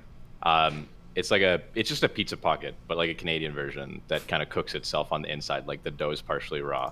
I can fuck off if you guys are having a conversation. No, you're good. Train just you're good. It's completely and casual. totally fucking ditched me and made me sound like I have fucking schizophrenia, so you're fine. Sorry, no, someone. So for me, I have a list of expected knocks I'll have on my door, right? Because I have like layers of security. So like, I've expected like visits from people, right? And Okay. I just had one that wasn't. So I was just a little shook, right? So I had to take a couple precautions, but it ended up being nothing at all. So that's why I had to like just go fully and like mute up. Okay. Yeah. So my bad. So we ended. I think you read chat and you said something about what streamers, and you said everybody. Then did you keep going after that? I had to turn my I headset don't even off. remember what we were talking about, but when is Jesus. Yeah. What do you wait, Nick? What do you stream these days? What do I stream? Yeah. I do mostly like fitness stuff. I'm started playing a little bit of League. I'm trying to climb to Diamond this season. Christ. Yeah, mostly fitness, and I'm doing a little bit of League and a bit of like red pill shit, like talking to men about men's issues and that sort of thing. That's about it. Okay, cute. Yeah. Just lurking on your stream, waiting for you to say something that I can dive in on you for about fitness, as you can see. Gotcha. No problem. Anytime. Yeah. We are all about gym talks here, so you know. Yeah. Yeah. Train, you're a fitness dude too, aren't you? Used to be. Used to be. Not anymore. Why not?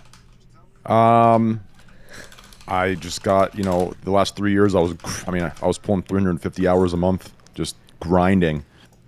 So streaming. So I just kind of, and I'm somebody that has absolutely no balance in anything. Like I'm either full in or full out when it comes to the things that I do. Yeah. So like that if I'm super getting Sigma mentality. is Sigma Sigma is above Alpha, the individual, right? Yeah, it's like I'm like the wise wolf, I'm about my grind. I'm apart from the rest. True. Facts, but technically speaking, I think the lone wolf would probably get fucked up by the pack of wolves. So technically speaking, I think there'd be a better like variation of if you can find a good combination. Holy fuck, I'm a centrist through and through. Jesus Christ. Holy shit, I just caught myself. Oh my god, I'm actually a centrist through and through. Everything that I do and say is literally a centrist take. I was about to say, find a perfect middle ground between having a pack and being a lone wolf, right? Because it'd be foolish to be a complete lone wolf and to go against multiple packs. Like, you need to still have the loyalty of a pack, but at the same time kind of live in that lone wolf mentality while also giving the freedom to that pack of their... I don't know. It's... Wow, I am a centrist through and through. Jesus Christ, I never really thought about that. Yeah, you're the middle wolf. Wow. You know what? With that said, Dustin, I'm gonna have to have tomato soup and tacos. I'm glad you finally chose. Hey, Why hi. Oh, we've got I'm so Pixie, sorry. our resident SJW. How's it going? Yeah. Yeah, I don't really have questions about like lone wolves or anything like that. I just have some questions for you, Trainwreck's like totally not involved in any of that stuff. Uh-oh. So No. apologies. So I'm just wondering, like, you do. Hold on. Yeah. I didn't consent to your questions. Okay, are you not ready to have these questions? It's okay if you're not ready to have this discussion. Well, I can already hear in the tone of your voice that you're here for gotcha moments and you're here for complete bullshit. This is not True. wait, no. This is not like oh, gotcha. This is a legitimate question because I am actually streaming on your platform right now, Kick. And I wonder some things that have to do with like how you view morality and how you view your past consequences versus now. I want to be very clear. I don't think that there's like any like inherent like moral like straight up wrongs. I'm just wondering about whether certain things are consistent or not and like how you deal with it or how you think about it. But if you think it's bullshit, that's okay. We don't have to have this conversation. I just wanted I was genuinely curious. I don't think it's bullshit. I just think the initial vibe of the way you came in was very aggressive. To be full disclosure, she did DM me and she's like, "Can I come in and ask you questions?" Like, if you want to, go for it. So just as a heads up. Well, you should have let me know then, Destiny. Oh, I just let you know. So. Oh my god. Yeah, you just let me know after I called it out. Oh, there you go. Now you know. But okay. Can you give me consent breach ambush stream? Yeah, it does feel like an ambush. But can you explain to me? I mean, Pixie, huh? Do I have you blocked on Twitter? I don't think so. What's your Twitter? Giga Chad. PXIE love and then like with 2 E's at the end. Oh wait. Uh-oh. I'm confusing you for somebody else. I apologize. Who are you confusing her for? Oh my god. I know who. There was somebody that was just saying some like extremist, like I'm talking like absolutely wild shit. Oh, like, never mind. Like I thought you were confusing her for Pichu. Pixel. Oh, never. Okay. So I forgot who it was exactly. Anyways, I do want to apologize. I did confuse her for somebody else, so that's my fault. Okay, it's okay. I mean, the conversation, I'll be candid. Oh, not candid. I don't know what the right word is.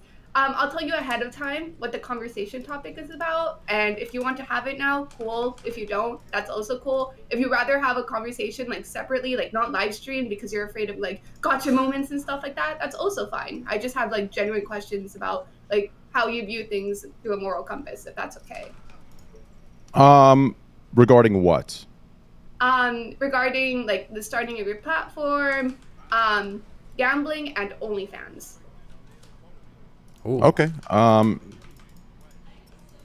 Can I preface your questions with this question? Go for it. When looking at Kick and owners of Kick being owners of Stake, do you hold the same consistency for Amazon being the parent company of Twitch? Do you hold the same consistency for DraftKings, FanDuel, and other slot casinos being pushed through Amazon, through Twitch, content ads to actual children, audiences that have majority children?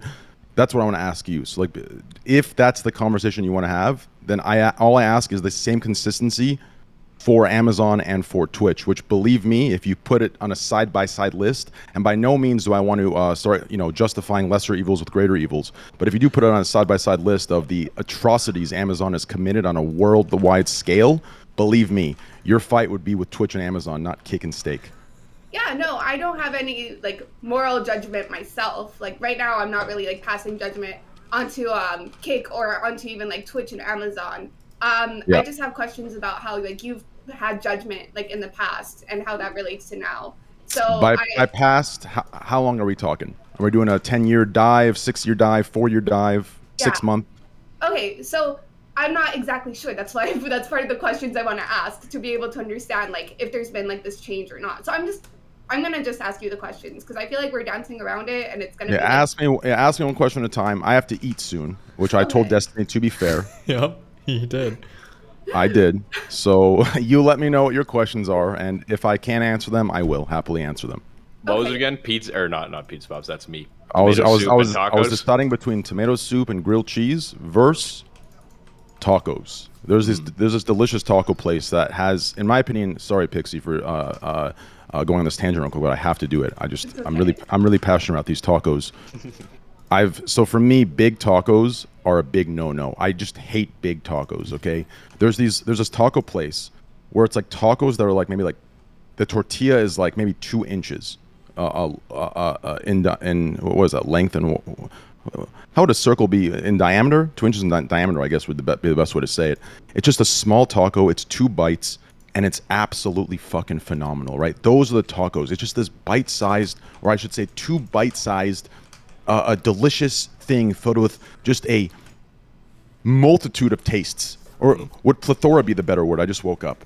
Yeah. Could I use plethora of taste, or is that more used for I don't know, whatever. Continue. I think plethora would work. It's a little verbose, but I think it works. Well, I think shouldn't plethora be used for, like, you know? How about cornucopia of tastes? How about a that? cornucopia of tastes? I like that, but then it sounds like I'm a StarCraft 2 pro. Anyways, continue. Okay, so I know in a lot of your early or mid-career, you were talking about like against OnlyFans, or against like these like e-thoughts on Twitch, etc., that they're preying like on young men, and that they're like getting addicted to like porn, etc. No. I need to clarify. Okay. For you. So that was never my angle. My angle was Squad W double standard. So what I would say is, you know, somebody would go out and they will look for attention through the use of sexuality, right? And then obviously in, you know, life, in order for for positive to exist, negative must also exist, right? So what would happen is you would use sexuality to gain attention, and they would pick and choose positive and negative attention. So if they saw, let's say, 80 positive comments, they would love it and they'd want to continue to do it. And then they'd see 2 comments, they'd screenshot those 2 comments, and then they would falsely get behind the movements that I believe are in place for a good reason, you know, whether it's for anti-sexism or, you know, anti-misogyny or whatever, you know, the good movements that are giving women a platform and women a voice. They get behind those platforms, they pervert them, manipulate them, use them for their own gain. While they are, did you understand that? That was the Squad W movement I was referring to. I have no issue with people doing those things. I have an issue when they, you know, make their own bed and then they complain about the, you know, negative sides of the shortcuts they're taking, right? Like they damn well know what they're doing when they're going with that shortcut of sexuality, right? Rather than using personality or who they are, they're using sexuality, right? They're objectifying themselves. When you take that shortcut to build an audience, you have to understand there is going to be that, right? There's going to be negatives that come with it. So when you look at those negatives and you play oblivious to why they're happening, I don't believe that anyone deserves or is deserving of those negatives. I don't think it's justified, but to play oblivious to why it's happening and to blame it for a reason that they're oblivious of is what I was talking about. That was the Squad W double standard that I thought was just ridiculous. But yeah, things have changed now that I've grown older and experienced more. But I'm just clarifying what I was saying back then. Okay. Do you see now how like there's like kind of like like a little bit of contradictory sentiment or thought in that? Or so have you changed your opinion on that, or do you still hold the same opinion? Or do you see now like, oh yeah, like back then, like I had this position, but it kind of contradicts itself a little bit, so now I've kind of moved on from that. Why does it contradict itself? Well, you're talking about like how women shouldn't complain about harassment, or how they shouldn't complain. I never about said that. Well, you said, oh, you know, they're trying to like co-opt these movements about sexism, even though they know what they're doing. Well, and what they're doing is being sexual. We'll define harassment. See, like the issue comes here, right? So, I think that's right. So, for example, would you agree that every streamer has a baseline? Oh fuck, me and Destiny. This is PTSD for me and Destiny. Destiny's gonna say, "Well, are they shit talking?" I'm just listening. Listen, man? I'm not here to take sides. I'm just listening. Okay. No, I hear your voice, but don't forget, 3 years later, you realized I was fucking right about it all. So I'm gonna need a little assistance I don't know for the about right about all wordplay. of it, but I'm listening. Go ahead. Do your thing. So it just so here's what I'm referring to. Okay, no woman or no person is deserving of any harassment whatsoever. Okay, even if they. No, see. This is where, this is why these conversations can't be had with certain people, okay? And I'll give you an example to what I mean, okay? Okay. Let's say, have you seen those videos on Twitter where somebody is like, for a prank for YouTube, is fucking with somebody, and then he just gets knocked the fuck out? Based. Right?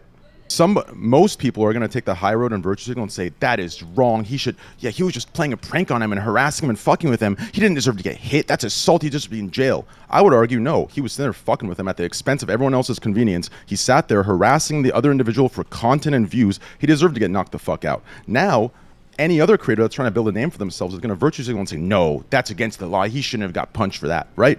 So I can't have conversations with people who virtue signal me and don't understand the differences between the context of different situations. You understand? Now, if somebody walks up and says, hey, you're ugly, and then they get punched in the face, I don't believe that's right. I believe that person who punched in the face should go to jail. That's not okay. But the problem is a lot of people are bad faith actors and they don't apply these different contexts and different situations. They muddy the waters and jumble everything into the same boat because that's what they're pandering to and that's what gets them views. Wait, do you think I'm virtue signaling right now? I don't know. We'll find out. Ooh. Okay. Because the reason why, like, I'm kind of just confused. I'm just trying to, like, understand everything. Because I'm thinking, like, oh, you know, there are women who are, you know, like, movie streamers, like, they use their sexuality, and that's how they get, like, views and stuff. But I don't think that's deserving of people, like, saying, oh, like, you know, like, you're a stupid whore or bitch, or even just like saying like that's the only thing you're good for, right? Because somebody can be sexy and have a personality. Like these things aren't inherently separate things. I agree with you. But here's the problem. On one hand, you're using the individual that's only using the sexual. They're only using the content style or the shortcut of objectifying themselves, right? You're using the example of that person and then bringing in the person who's actually sitting there and being sexy while also having a personality or also building an audience around a personality, right? Like, so that's what I mean by the mixing up of context. I agree with you completely. Somebody who's just sitting there that's beautiful or cares about the way they look or maybe has, it takes pride in, certain assets that they may have, which I'm sure you'll have an issue with the way I just said assets, but, like, that's fine. They're not deserving of anything. Right? I don't think they should be getting any sort of shit and they could ban that shit and whatever the fuck. But if you're objectifying yourself and it's only that and you're doing it for the comments of you're so beautiful, you're so hot, let me give you money, let me give you this, please let me have you this, you're going to, by default, by the nature of how things work, in an ideal world, I agree with you, there should be all positive comments, all good. But in this world where everything is kind of this, everything's in this light of duality, right? You're going to, here's what I'm arguing, okay? I do not believe the bad comments are justified. I do not believe the bad comments are deserving. What I believe is the individual that is doing that content style should be aware that those comments are bound to happen. So they should put into place a moderation system. To see those comments and play innocent and say, why did I get this? Is what I'm against. I think you're playing, I think not you, when I say you're, I'm talking in general. I think you're playing stupid when you kind of play that victim card of, oh, why is this person saying this? Like you're sitting there and you're making your tits the main screen, right? And then everyone's commenting on your tits saying you have great tits, you have nice tits, and you're allowing those comments. So you're going to get one asshole that's going to come and say, oh, those tits look saggy, you dumb bitch, right? Is that justified? No. Is that disgusting? Yes. Should that person be permabanned? Yes. But to play stupid to why that comment is happening is my issue. You understand? To be oblivious to why that's happening and to like make it into this way bigger thing than it is my issue. I mean, can I offer you a different perspective? Sure. I think when women are saying like, oh, like, why is this happening? Or it sucks that this is happening, et cetera, they're not saying like they have absolutely no idea. Like they know that there's like people who are like very like sexist or, hateful online in general, right? So that's going to lead to like comments that are hateful. Everybody knows that. It's an internet, et cetera. I think what they're referring to is that they don't understand like why these people feel the need to direct that hate towards them. I agree with you. Right? I agree with you. Those people are fucking insecure, absolute disgusting, projecting their misery onto everybody else. So I agree with you. Those people are fucking clowns. And I agree with that take completely. You're right. Like they have every right to question that. Yeah. So I think, so maybe this is just something to like keep in mind in the future, and maybe your mind has already changed, et cetera, from the past. But it's just this idea that women, I don't think women are really playing clueless when they say like, why is this happening? I think they're just interpreting it in the lens of like, why do they feel the need? It's also women. Well, it's women and men. It's not just women. Men do this all the time too, right? Like they do it all the time too, just in a different respect, right? Like they do it all the time. So, and I clarify that as well. What do you mean by men do this as well? Can you be more specific? So, for example, I'll give you an example of someone who did it on Twitch, Greek God X. Uh-oh. I don't know if you remember the stream where he came on with shorts that showed a ridiculous bulge, right? We all know that we know that you can feel that the bulge is showing. We know that you can look in there. Now, any defense would be, oh, so you're telling me what he can and can't wear? Or you're telling me he felt it? Oh, you're telling me how he feels, how he had to see this, right? Anyone would virtue signal and say, oh, that's bullshit. You're justifying this and this and this and this and this and that. But in reality, we know under the table, he knew exactly what the fuck he was doing. So to come live, right, and to expect there not to be comments regarding it, and to play oblivious and to get behind 100 movements of this and that is ridiculous. Do you understand? He knew what he was getting into when he decided to do that. That's all I'm saying. Now, whether the comments are justified or not, I'm not arguing that. They're not justified. Do you understand? Just because he knows what he's doing doesn't mean he deserves hate for it. But to play oblivious to the comments you're going to get regarding it when you knew what you're doing when he wore that, that's what I have an issue with. I'll never win that argument because you have everyone has a plausible deniability defense to hide behind. No one's gonna be truthful and honest and say, okay, yeah, I know what I was doing. Yeah, before stream I went in front of the mirror for 45 fucking hours and I looked and I made sure my tits or my balls or my dick popped out in this perfect way. No one's gonna admit that because why? It doesn't get you views to admit that. What it gets you views to get behind the actual movements that are doing good, that are actually pushing for change, using them for these situations and misusing them for these situations actually.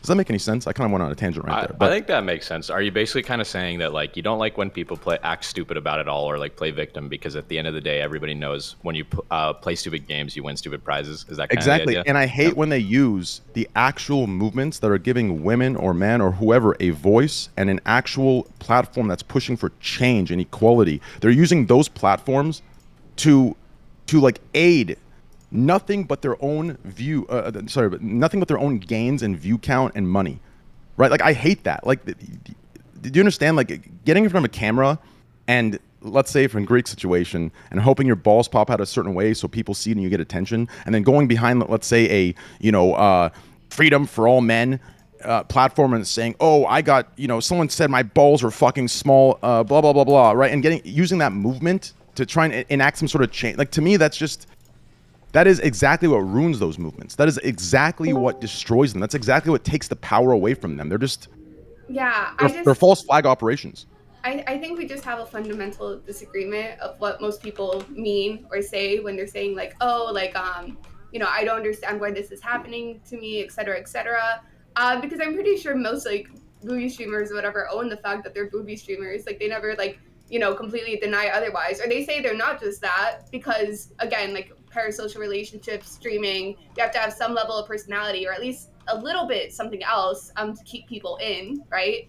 I feel like the only fundamental difference we have is being fabricated in your head because I don't see where we have a fundamental difference at all. Well, the reason why I say we have a fundamental difference is because you're saying like, this is just annoys me that people are acting like, dumb about this. And I don't think people are acting dumb or the amount of people who are acting dumb about what? About the fact that like they're getting harassment because they're doing movie streams. But listen, once again, you're doing what I said in the beginning is going to be done. You're taking listen, I'm not saying everyone is doing this. I don't understand why bring it up if it's not like a majority of people to begin with, right? And otherwise you're making an issue out of like basically why bring it up? Because, wait, hold on. Why bring it up? Because it's when it's not the majority of people like, to deal with. If the vast majority of booby streamers. But doesn't that go against your entire argument of every movement of equality, right? The minority. Think about that. Are people being wait. Are you telling me that by booby streamers complaining about this stuff, other people are being oppressed? Is that your argument? No, it's not my argument. It's not my argument. I'm saying that the fundamentals of your arguments are it doesn't matter if it's one person or 100 people, right? That's my argument. I heard booby streamers and I arrived. That was what I was trying to say. None of the words came out of that. How you doing, Train? It's been a while.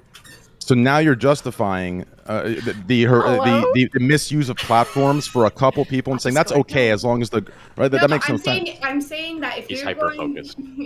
I'm saying if you're going to make an argument about this group in general, right? I didn't make an argument about any group.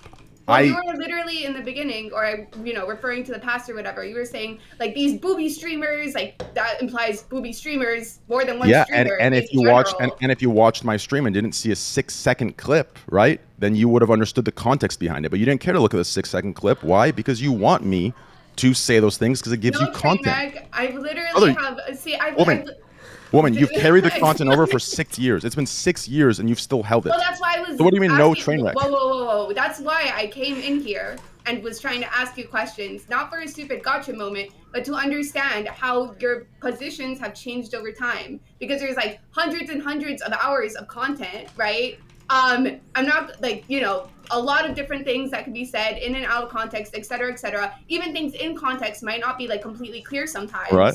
So that's why I'm here asking you the questions. Okay, if I wanted to trash talk you for content, then I would just like be here. I already assume you're going to. I assume you're going to. Just how about we do this? Why do you assume I'm so bad faith, man? Like fuck.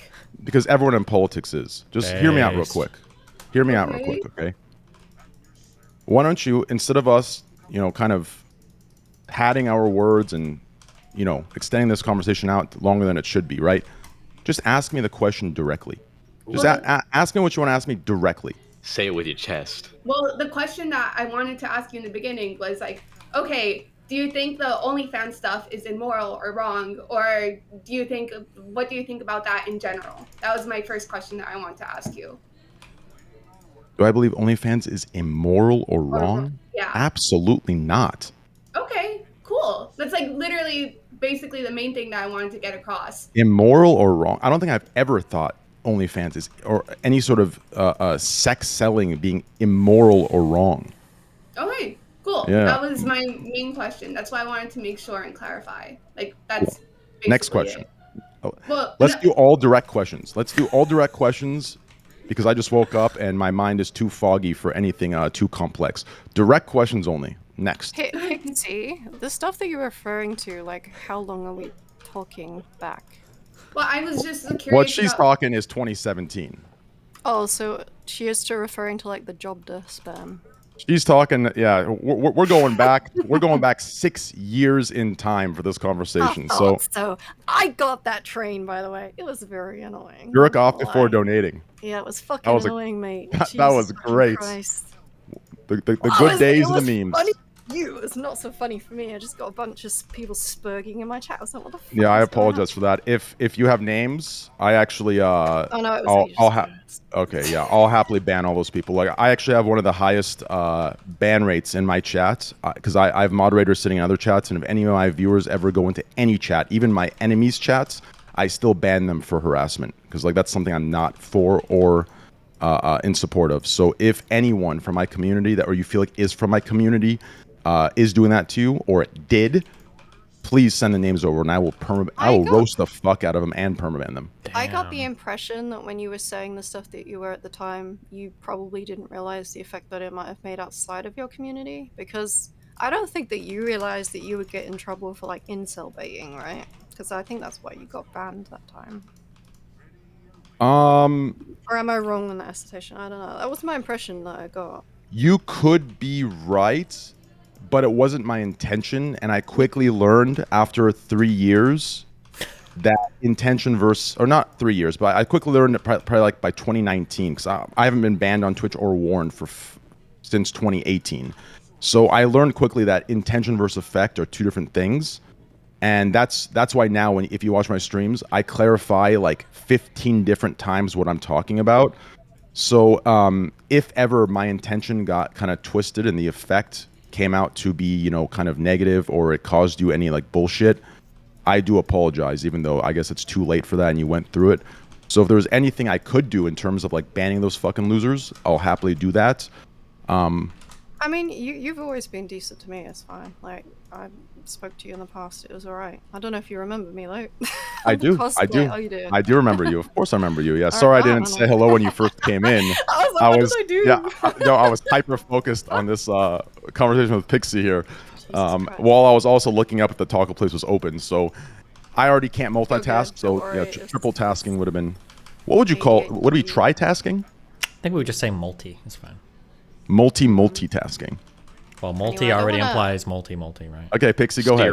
Yeah, I didn't want to take over what Pixie was saying, because I was trying to get where you were coming from with the bit that you were bringing up. Yeah, Yeah, go I ahead, mean, Pixie. to me, that was just like the main question because like that's what I was like most confused about. I just wanted to hear straight from your mouth. Yeah, I'm no, sorry. I'm sorry. Like I am apologizing, or right now or ahead of time, or before, I don't know. But I'm like sorry if I came across as like just trying to like I don't know make you look bad or whatever because that honestly wasn't my intention. I just like asking questions and like You're hearing it good. directly from people. So yeah. And I apologize for, for mistaking you for someone else and kind of, I was equally as rude, to be fair. I kind of, you know what I mean? Like, that's kind of how I am. I'm more blunt about things, but it could have, since you don't know me like that, it could have came off equally as rude. So I apologize as well. Wow. Real quick side note, Pixie, you did a really good job on Fresh and Fit yesterday. That was yesterday, right? Yeah, that was yesterday. Yeah. Yeah. That No, was honestly- so stressful. Yeah, you did fantastic. How was it leaving the studio? Was like shit super weird and tense after the cameras cut? Myron was really quiet, and I just didn't. What is it? But I think he's like always kind of like that. At least last time he was similar to that. But it was like good overall. Xena and me are kind of friends off stream right now, so it's like really it's really Wait, cute. what? Dude, that Cena girl? Oh my goodness. Are you guys? How? Wait, real quick, do all of you have a Kick? Kelly, Nick, and Pixie? I I'm streaming on Kick right now. Oh, you are? Yeah. Wait, listen, if you guys have if you guys need your usernames or anything, just let me know and I can get you if you want to transfer usernames from Twitch to Kick, I can get your usernames and I can verify and sub button. Awesome. Oh, I mean that'd be awesome. Thank you. But yeah, Xena and me have been talking about maybe making IRL content together, so that's gonna be interesting too. Nice. 1 second. So I haven't seen that video. Is Xena the person that was arguing with you? Xena's the one that jumped up on the stripper pole, I think. We need to with get and this everything. chat cleaned up. Have you went to Livebot at all to get this chat fixed? Me? Yeah, we're working No. on we're working on integration with Streamlabs and StreamElements. They're just really slow, especially after Streamlabs got acquired by Logitech. Everything's like it's that bullshit corporate bureaucracy bullshit where everything moves way fucking slower. So it's just tough to get everything through fast. But rest assured that's coming. For now, we have Livebot, which it's kind of something newer. So I know even I don't even understand it. My mods deal with that, but. Yeah, these motherfuckers crazy. That's some wild shit being typed. Literally old Twitch. Jesus Christ. Jesus. These motherfuckers wild, bro. You see those comments, bro? Damn. I'm sorry, Pixie. It's You- okay. bro, I'm kind of lost. I'm not gonna Bro, lie. you know damn well these people would never use this language. Like these guys, like listen, they're typing this and they're going downstairs and like their mom and dad, hey honey, are you hungry? Come eat. Thank you, Speaking Mom." of, wait, did you see the last 2 arrests made by fucking 4chan? The 4chaners that got arrested? They're I actually. didn't. No. I think both of them were overweight kids with neckbeards that live with their moms, literally. I'm pretty sure both the last ones. People can link it in chat. Really? Yeah, it was fucking hilarious. Wow. In a sad kind of way, but.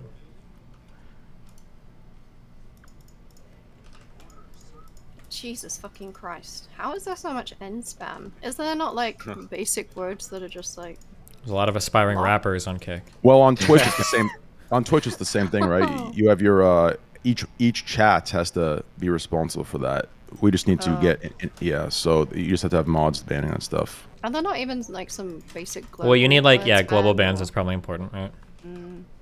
I Yeah, mean, all that they stuff. will just find a way around it. To be fair, They but at they least will, it but wouldn't be as bad. yeah, I'm working on all that stuff. Any other questions, Pixie?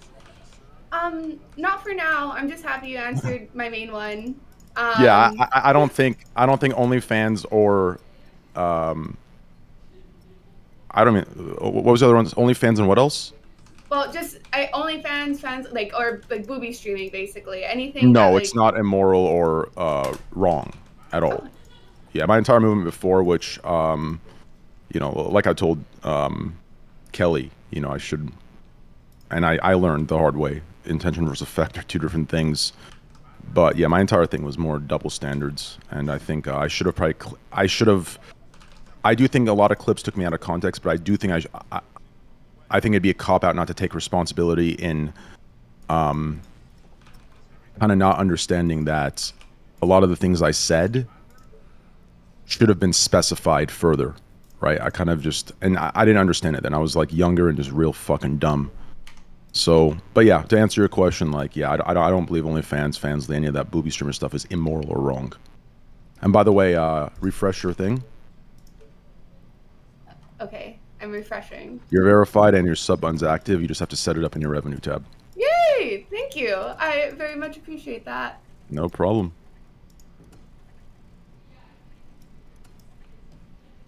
Any other questions, guys?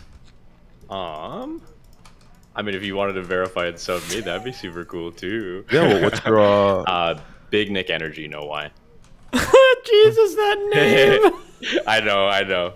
Wait, what is it? So kick.com, Big Nick Energy? Yes, that's right. Know why? Know why? I'm trying to appeal to the red pill market, Destiny. It's Clearly. advertising. Jesus. Yeah. And you have 0 followers, right? You haven't streamed yet? Yes. On Kick. Yeah, I haven't streamed it on Kick yet. Wow. Oh, fuck. Wow. Oh, yeah, bitch. You okay? Sorry, I was figuring out what to eat. Oh. I just don't want to eat, honestly, bro. man, I think you're going with the tomato soup. I think that's the play. Yeah, see, here's the... by the way, you're good to go, Big Nick. You're verified. Awesome. And... Thanks so much, Oh, man. look, you have 18 followers now. Whoa. Damn, Destiny's chat came through, or maybe Pixies. I'm blowing up. Nice. Yeah. You're good to go, bro. And Kelly, if you need anything yourself, just let me know. Yeah, sure. I haven't made an account. I hadn't really thought about it, but I guess it would be useful to have, even if it was just using the chat. Well, Yeah. I do want to say this. Don't feel pressured to make the decision on your own. You know, if you have your doubts, you know, if you have your, you know, skepticism kind of, you know, in the back of your mind, you know, that's understandable. And just, you know, go about it on your own pace, right? Because if you came over because I said something and then something happened that you didn't like, then I feel like, you know what I mean? Like, that would be on me. So definitely do your due diligence and, you know, come when you're ready or don't come. Either way, we're still cool. Cool. True. That's so good.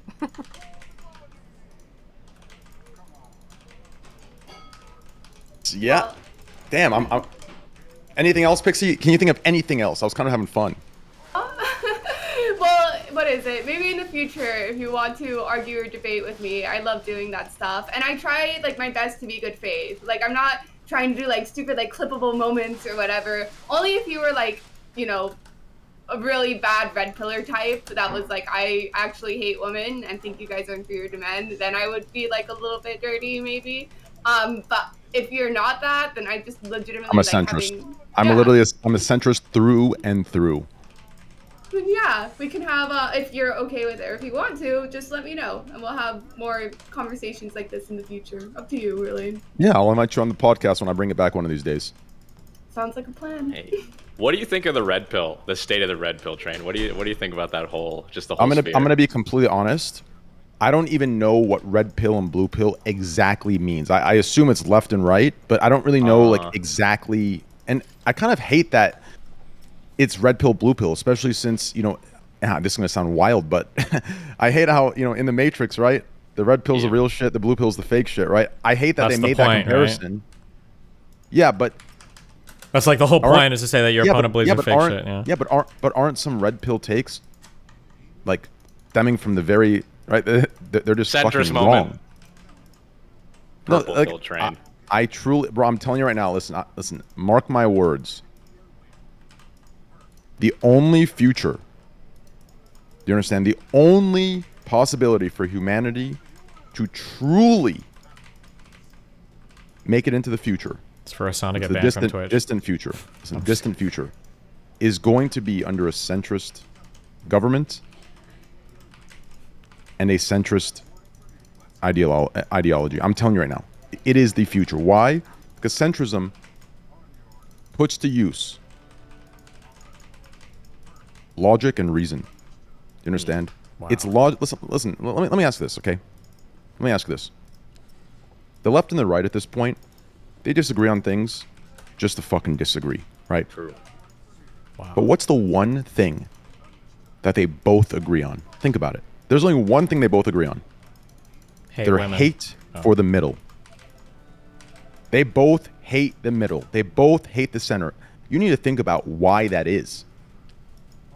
I'm telling you, the answer's running from our faces. That might sound like a stupid person thing to say or a high thought when you get really high and baked, you think you've discovered something. It might sound like that, but in reality, it is that fucking simple. No bullshit. Do you ever think centrism can be wrong?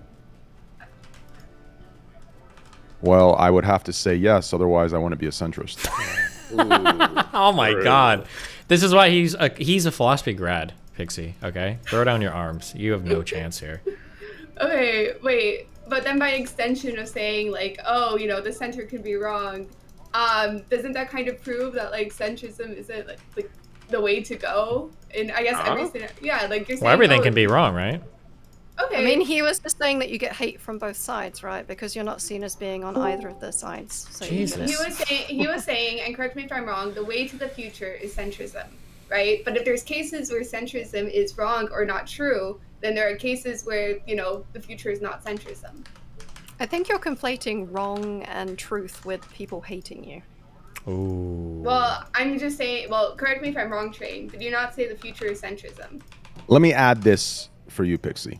Let me add this part for you. I think the future is making our decisions based off of logic and reason and having the right leaders who know how to apply the correct amount of emotion or empathy or human, you know, the human emotion that alters logic and reason. If you can have that perfect amount of human emotion into the equation of logic and reason, that is our future. You understand? Humans' gift is that. Logic and reason is truth. So if we can find a way to apply the future is, how can we find the perfect amount of, you know, our... So Kantian of you. Oh my goodness. Yeah, like, no, it's how can we apply the best and worst of humanity, which is our emotions, into logic and reason. That is the future of this earth. If we cannot figure that out, these splitting of sides that in reality, literally, it comes from the most basic foundations of war, right? Divide and conquer. That's all left and right is. It's all fear-mongering to their own respects. Is one worse than the other? Sure. But once you get into a world where you're justifying lesser evils and with greater evils or whatever the fuck, like, we've already lost. We're already fucked, right? It's only a matter of time. To understand your argument completely, when you're saying centrism, you're not really referring to political centrism. You're referring to this idea of finding a center between emotions and logic. That's what you're referring to when you're saying centrism, right? Or you're referring to political accesses.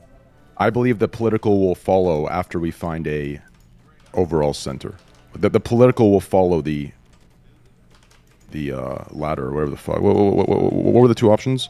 So I was just clarifying because one follows the other is what I'm saying. So the political ideologies of centrism will follow after we obtain, or what's the better word? Is it ascertain or whatever the fucking word is? The reason why people attack centrists is because when you say centrism, it's implying that you can find a center ground between a reasonable opinion and an unreasonable one. So for instance, if somebody says, hey, I'm a Nazi and I want to kill all the Jews, and somebody's like, hey, I'm not a Nazi, I don't think we should kill the Jews, and then somebody's like, well, we should find like a center between these two positions, that's generally where people criticize center-leaning people. Yeah, so in my opinion, I mean, I could be wrong. Maybe I'm the one that's misunderstanding, but it feels like that's a misrepresentation of centrism. Yeah, that's fine if you think that. But you just clarify, because that's generally when people attack people that are quote-unquote centrists, it's because they face... I believe centrism would be something along the lines of, right? You take the best of both and you toss out the extreme bullshit of both, right? Like, realistically, both sides have their strengths, both sides have their weaknesses. Sure, one side has more strengths than the other, but the other side still has its respective strengths. If we can find a way to take from both and toss out the trash. I know it sounds really idealistic, but I do think it's possible through the use of logic and reason. I think that's the future. The problem is neither side wants that. Why? Because if we have that, both sides lose their respective power, money, and fucking control. Like that's all politics fucking is. That's all it's become, at least. Power, money, and control. That's all it's become. It's no longer a vessel for the seeking of truth, like, or in the pursuit of truth. Like it's not.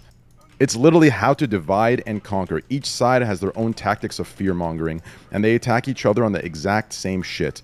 And it's odd to me that the only thing that they both agree on is their hate for the middle, which conveniently takes power away from both. So it's just like, I don't know, it seems just very, very fucking odd to me. This is, again, like genuine question, curiosity. Have you not seen like online those people like I think Matt Walsh and Tim Pool that at certain points claim to be supposed centrist, but like they're obviously like right-wing dialogues? Or do you not like really know about that stuff? I don't know about that stuff. I don't know, but what I will say is if they have like just crazy right-wing idea, yeah, they're not centrist. They're right. I'd assume they're doing what I was referring in the other conversation. They're kind of hiding behind certain movements to push their. I don't know who they are, Destiny. Are they? Do they have terrible ideas or bad? What'll happen is what she's talking about politically is there are some people that'll say like, oh yeah, like I'm a moderate, like I'm kind of independent, I'm in the middle, I don't know. But then when you look at them, they're always shitting on like trans people, they're shitting on progressives, they're shitting on black people, they're always defending Trump or whatever. So it's kind of like that. So yeah, that's a big fucking issue. So what? Like if you would have talked to a lot of like modern rebel people like Aiden would probably say he's like a centrist. He might say something like that politically. No shot. He would say he's right wing for sure. No, I don't think he would. Oh, you should. Never mind. Yeah, ask him something. I don't think he would. I don't think he would say he's right wing. I'm gonna have to ask him next time. There's no shot he would say center or left. He wouldn't say left, but I think they would say like center. Like he'd definitely say right now. You think? I consider him right. I consider Aiden right. Okay, we'll see. I'm curious what he'd say. I feel like with Tim Pool, like it would be fair real quick, Nick. I'm so sorry to interrupt. I just want to say this last thing. Those people you brought up, based on what Destiny said, I would say they're wearing the cape of centrism and they're putting the mask on of centrism, but they're when you take those off, you see their truth. True. So that's an issue, right? And that's one of the biggest things I preached against when I did that Squad W double standard shit, right? Like people, they use and abuse and pervert real platforms and real movements and real positions for their own gain in the name of those things, and it ruins it. And I feel like that's what they're doing based on what Destiny's telling me, right? They're putting on the mask of centrism while secretly pushing, right? So the mask of centrism, right? The thing of centrism is a card. They're using that card to get in, and then they're spewing the right-wing shit. True. Right? So like that's the issue, and that's damaging the ideas of centrism, which in my opinion, you could almost say, I mean, this would be more conspiracy theory. You could almost say that might be their, that might be the agenda, right? I don't know. Who knows? Paid actors. Can you give me an example of a centrist figure, like an actual centrist figure in your opinion? Myself. You can't use yourself. That's cheating. Destiny, the omni-liberal. True.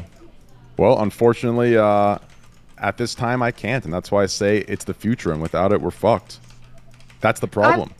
I have a question. How do you feel about... Okay, you had the recent thing with Hassan. So if I look at it in that point of view, yes, and you have a friend who...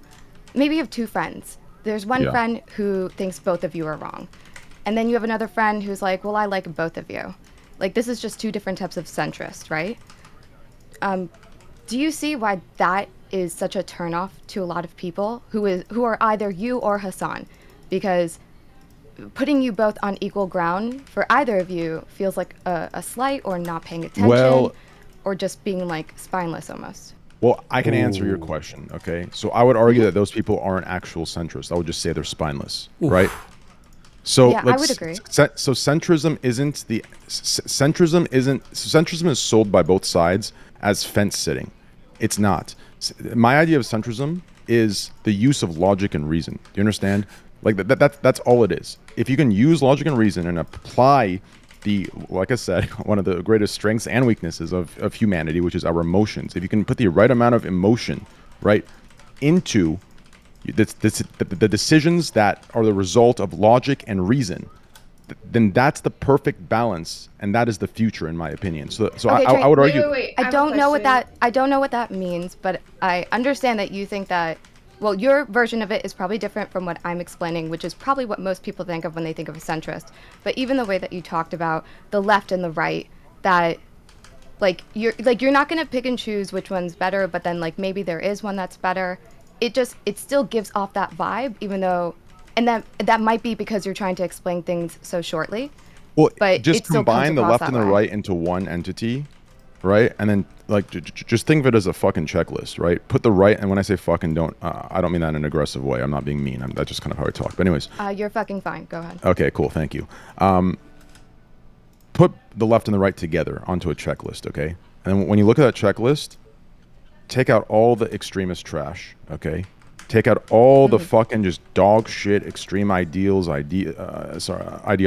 Take out all the hateful shit that is just illogical and irrelevant, and is a result of the worst parts of humanity, the worst parts of emotion or fear or which leads to ignorance. Blah blah blah. Take all that out, and then objectively look at the things, right? That can be proven through numbers, right? Through data that are beneficial to our systems or to how we operate as human beings, right? Or how we operate as, countries or whatever the fuck, as a world. That's where I think we need to be. Like the fact that we're not, like, to me, the fact that I have to even say that or even have an argument for that is wild. Because to me, that sounds that sounds like common sense. It sounds like if we truly wanted to get to a place of positivity and good, and we wanted to actually advance as a society and as a civilization, right?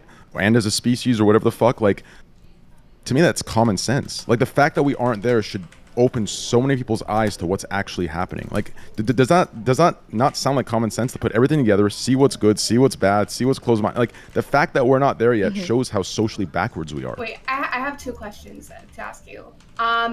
So through your definition, technically speaking, somebody who is like a progressive or left-leaning or even like right-leaning or conservative, they can be considered a centrist, right? Through your definition, as long as they're finding a middle ground between logic and emotion, right? No, it's not a middle ground of logic and emotion. It's mostly logic and reason, and then the perfect amount of emotion. Now, what that perfect amount is, I have yet to find out. But as long you're as picking the someone best is doing solutions that, from both sides. But wait, sorry. As long as somebody is doing that, they can be considered a centrist to you, regardless of their political affiliation, right? Yeah, but see, listen, here's the problem, right? You're putting a human being as the arbiter of who is how can I explain this properly? What determines what a centrist is logic and reason. Logic and reason can never lie. Do you understand? It can never lie. So that's what should be the standard of where our ideologies come from, even though I guess you could say logic and reason over ideologies, but that's where everything should stem from. Something that cannot lie. Do you understand? Human beings lie. Human beings have ulterior motives. Human beings, now don't get me wrong, they have positive things to them too. These emotions, there's an upside to emotions. There's an upside to, our greatest, asset as humans. But we need to have a standard. Our overall oversight should be logic and reason. Do you understand? That's what our overall standard should be. Our arbiter of truth should be logic and reason. The issue is that everyone thinks they're logical and reasonable, isn't it? So it's One like, how second, do we because figure out what that is. I would like to hop out because I don't think my Adderall has kicked in enough because I am getting lost. But you could just tell me if I'm wrong. I'm gonna hop out anyway and just still listen. I think, like, what you're explaining to me sounds like a moderate for either party. Like, they would look into both sides, what both political parties believe in, and while they're not going to go all the way to the extremist beliefs or even to like the further edges, like go into being a tanky or just like anti-American, they would be a moderate, but like with their mind made up on certain matters. Whereas I think like a centrist can be moderate, but I just don't think that like the logic and reason thing is only beholden to centrist. I think you can be a moderate Democrat and a moderate Republican and still, to your understanding, be coming up with your beliefs using logic and reason. I would agree and disagree. And the disagree part would come in because I believe if you're truly, right, like saying you're a moderate Republican is kind of like what Aiden Ross did yesterday, right? Where he said, I apologize for nothing, and then he apologized after, right? It's like you can't be a moderate and then be on one side. You understand? Like to me, that there's an issue there. For me, right? Like, I understand what that means to be a moderate Republican or a moderate Democrat. I get what it means, but when you actually apply it and you look at it on paper, to me, that's more fence-sitting than what they think a centrist is. Mm-hmm. Do you understand? Like, to me, that would be actual fence-sitting because you're trying to appease to, you know, I don't know. Destiny, can you help? Yeah. Thank All right, I love you. I hope your tacos are good. Bye. Thank you. Does that make any sense? I mean, I understand what you're saying. One of the issues that you're... sorry, go ahead, Pixie. If you want. No, you can go. Oh, no, I'll go after.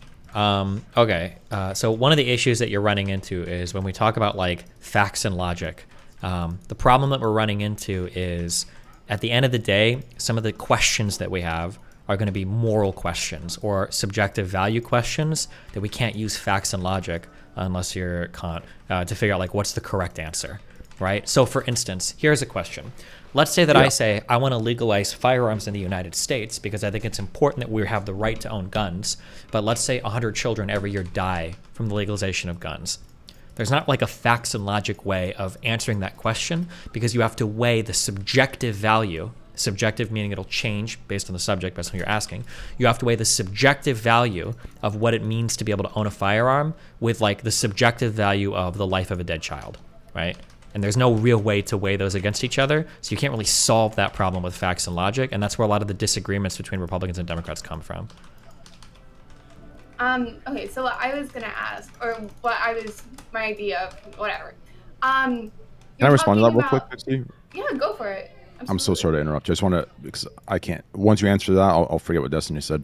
Or once you ask your question. Let me ask you this.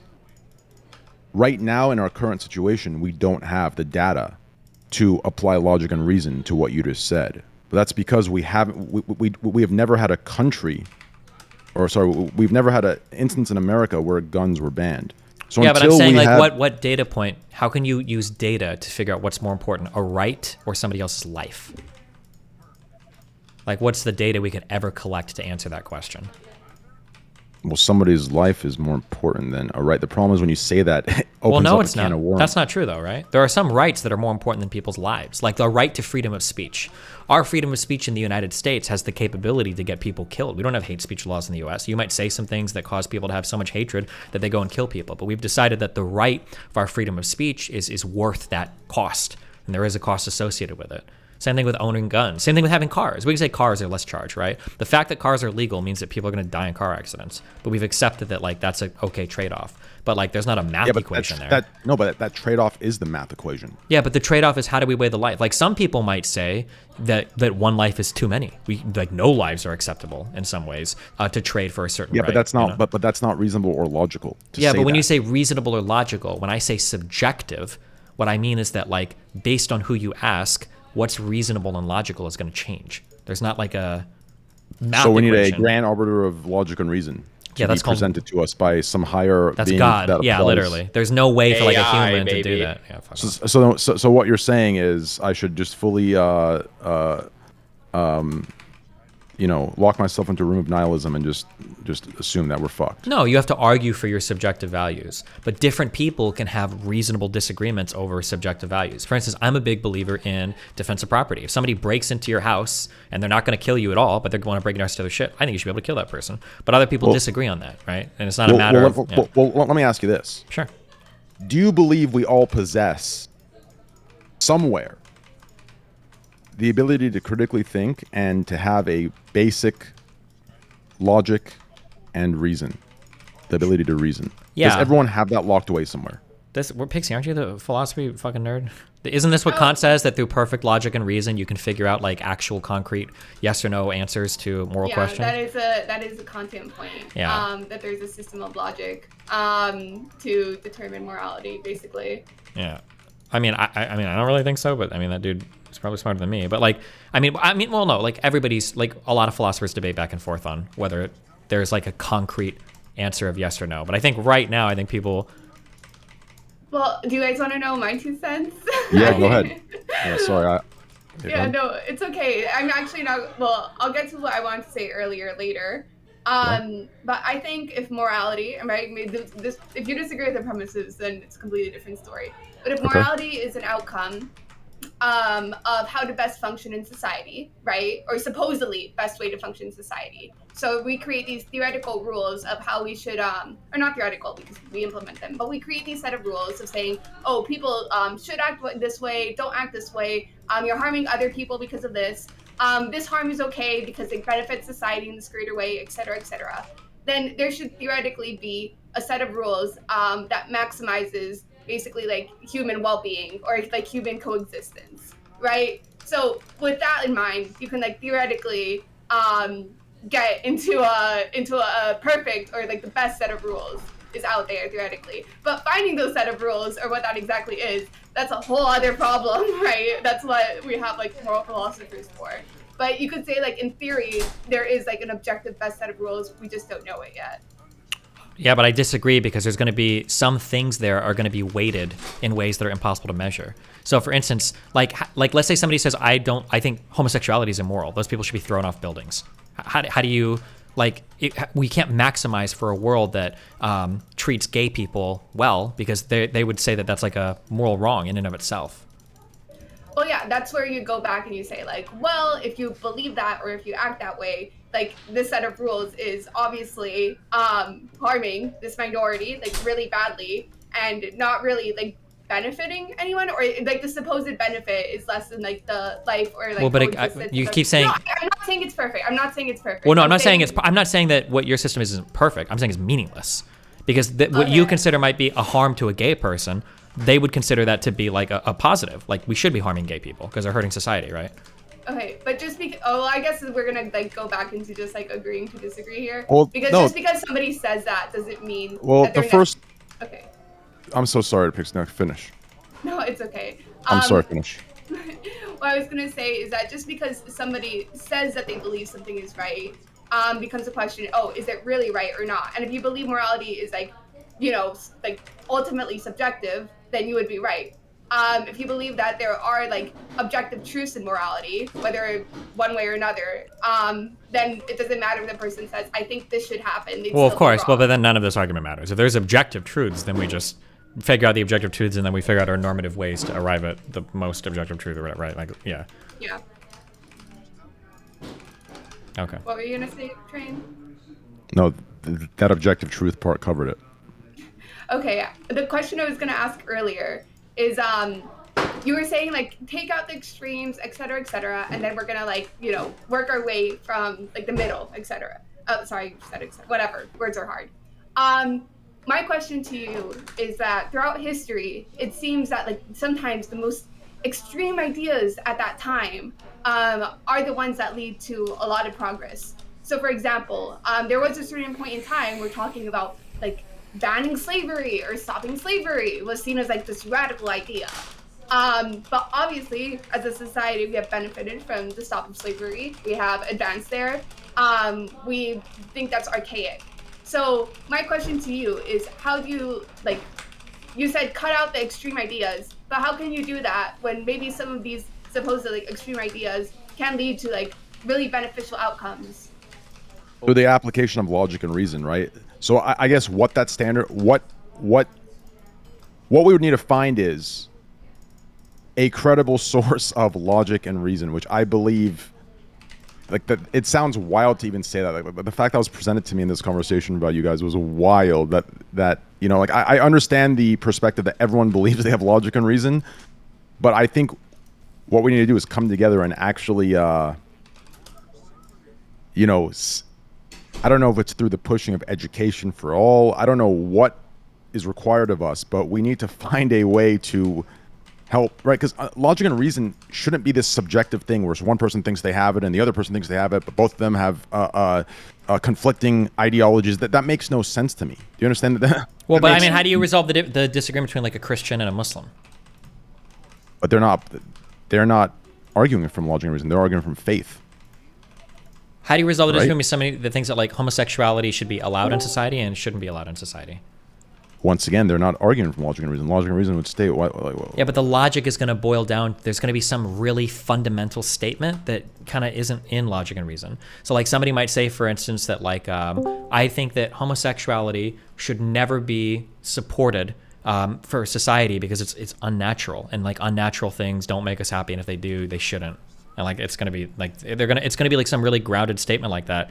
And at some point, you're going to have to like agree to disagree. You're not going to be able to argue them out. Want to know what the fucked up part is in everything that you're saying and everything that everyone's saying in this conversation, including myself? Where we've come so far, imagine it like imagine a room with 100 balls of yarn, okay? And all of the yarn is just tangled in thousands of knots. Okay. That's where we are right now. Do you understand? We need to, with precision, go and untangle each thread of yarn. I understand what And you're it's gonna saying. I know what take you're saying, hundreds but of you're years. assuming that we can just logic our way to the correct answer. But what I'm telling you is there's going to be some answers. Fundamentally, when we talk about what's morally right or wrong, we're getting to some really... When I say fundamental, I mean a statement that can't get any more basic. We're going to get to some statement that has no justification, right? So okay, let me say this, okay? Here's what we... Fuck, see, this is the problem. The solution, like, see, logically, it makes sense. But to a dumb person, it's going to sound like a contradiction, which goes back to my point where we need to further education and we need to push for, education to be mandatory, at least to the level of, a bachelor's degree in college, because critical thinking is necessary for all to get to where I am trying to get to. Like, everyone needs to have the ability and hone their skills of critical thinking. I understand what you're saying, and we're repeating the same thing, though. You can't, there's no way to critically think your way through is gay, good, or bad. Yeah. I'm getting there. So what I'm saying is this. Mhm. The only way to combat the results of past or current extreme ideologies would be, I guess, to answer it, through the use of another extreme, through an extreme technology, right? So maybe AI would bring us, right? Maybe AI would bring us some sort of, maybe AI would be the arbiter of logic or the arbiter of truth when it comes, or objective truth when it comes to logic and reason. The problem with AI is, the reason I consider it extreme is because it won't have the capabilities to apply the empathy and the emotion, right? So it might come to some extreme outcomes, like, let's... Yeah, but like, here's a question, okay? Ready? Can I finish real quick? So Go for it. What we would need is for maybe AI or some intelligence beyond our own to lay out the foundations of logic and reason, and then that's when we would need to apply or find us as humans have to evolve to a point where we can apply a level-headed amount of emotion and empathy into that logic and reason. We just need it. Right now, what we need is an arbiter of objective truth, right? We need someone or something that has a higher intelligence level than us to come in and lay out true logic, true reason. Once we can come to that agreement that this is logic and reason, that is when we apply, empathy into that. In what amount, I don't know, but that's when you apply. Otherwise, we're going to end up in a world where all humans are wiped out because AI is going to fucking. I'm just a little bit. I'm a little. Okay. I'm gonna say something. Okay. I'm just a little bit frustrated because the whole point of logic, or the way that at least the philosophers think about logic, right, is that you have a set of premises and you have a conclusion. And if those set of premises follow, then the conclusion also follows, right? That's right. So That's right. that in itself is like not debatable. What's debatable is, are these premises correct or not? Yeah, okay, like, that's this what I've been premise is- saying. Yeah, Pixie, okay. Yeah, So- Pixie. Yeah. Go ahead. Okay.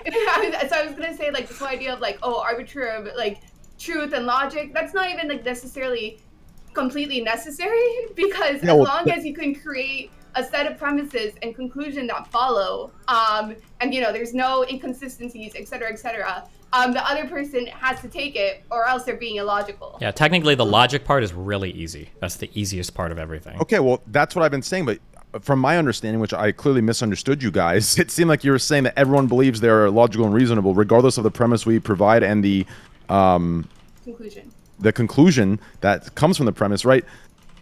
You were saying that each person's going to have their own, and then you brought in the mudding of waters through, you know, faith. The mudding, that's not waters. The mudding of logic and reason through faith, and that disconnect. So that's why I brought up the AI things. It seemed like the premise and conclusion.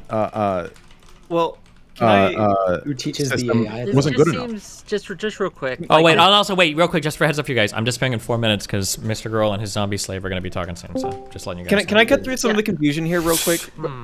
So I'm sorry to cut you off, Wick. I know, but like, okay, so this is the problem: is that I think that what is being the misunderstanding here is that when you apply logic to a certain situation, you can come to a different conclusion, right? If we're talking about, for instance, let's take like seatbelt laws as an example, right? You can apply logic to those laws and the implications behind it and come to different conclusions about whether or not they're justified or not, right? So what actually ends up mattering is what you end up, or what you actually value, right? So wait. I need to stop you. Can I finish the example real quick? Okay, sure. Okay, so if somebody chooses to value human lives and decreasing the amount of deaths, right? They might say, well, applying logic based on those values, it would be justified to apply those laws because it would cut those deaths. But on the opposite side, you would say, well, okay, but what I value is freedom, right? And so by implementing these laws, logically, there's the argument you could make that it's not justified because what I value is freedom. And implementing those laws would be, you know, against my freedom. So okay, so I gotta say this, okay? So when you said two people can have logic but come to different conclusions, okay? This is where our major disconnect comes in, okay? So two people who have logic, okay, will not come to two different conclusions. That is where the muddying of logic comes in. You understand? Our emotions are making us come to two different conclusions. If we remove those emotions, if two people had logic, they would come to the same conclusion. One person is applying a different set of emotions based on the experiences they've lived through, and they're projecting in an anecdotal fashion what they believe, right? They're altering logic. They're altering the conclusion through emotion. So we need to remove that emotion part, set a base standard of what the logical conclusion is, and then from there, we need to set somebody who we trust has a reasonable, you know, application of empathy to correctly come out to a good outcome. So who that is, I don't know, but that's what we need to push for. Okay, this is where I think that I should jump in because this is a recipe for disaster. This is dystopian. This is just like the Go ahead. We're already living in a dystopian world. Decide things when we have a limited amount of resources and we have to distribute those resources, and no matter how we distribute it, someone's going to take a hit. One group, one class is going to get hurt.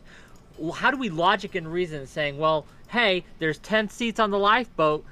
Sorry. Your argument is actually wrong. No, hold on. Your argument is wrong. What you should be saying, how do we... You got to explain it. You can't just say, oh, I'm going to. So when you say how do we logic and reason it, that's the easy part. We can very easily logic and reason it. What we can't do... What we can't do is empathy it. And that's where our major disconnect is here. You understand? And that's my whole entire argument. If we need to find the perfect amount of empathy that's put in. The problem is right now, imagine in this comparison, everybody is fucking bipolar. You understand? In the world, when it comes to logic and reason, everyone is applying some roller coaster levels of emotion into their logic, and that's why we're coming to so many different fucking viewpoints. Until we can teach correctly and find a more center objective point where we're saying, okay, you know what? This is the logical, these are the premise, this is the conclusion, this is where everyone should be coming to if they're using logic free of emotion. Now, we can't operate that way, because like you said, Wick, that would be dystopian, and it would get into some dark-ass times. Now we need to find how much emotion gets injected into that. That is the true problem we need to solve. Who gets to decide these things, right? This is the problem with your thing. Like, who gets to be this arbiter? And I think that pointing to we need some sort of god emperor, philosopher king, some sort of AI. Why are you acting as if the leaders don't exist already? Who's appointed the leaders of the left and the right that are spewing bullshit and further dividing our fucking societies? Right? We have that already. The idea on that. I think that the bipolar nature of of our political system is harming us. I think it is wrong. I think too many people are ideologues. I'm with you there. I'm with you on that trend. Like, yo, left, right, and center, they're all ideologues, and they all are missing the boat on these things, and it's going to lead us to disaster because we pick teams and we treat it as a team sport. But I think your solution isn't any better, and in fact might be worse when we just say logic, reason, and it's just so hard to find, impossible, I would say, to find this kind of like logical premise basis for all these decisions. People are going to take their ideologies and biases into it and create these really fucked up systems, and I just don't. Well, yeah, the problem that we get, and we've touched on this before, is that, or at least you guys have in this conversation, is we're coming to this is-ought gap, right? Logic, when applied to a certain topic, can tell you what is, and you can come to conclusion about what is, right? But it can never tell you what should be. You can use like factual statements or logical statements to inform you about what, you think should be, but it's never going to tell you, well, this is objectively the right thing that you should value.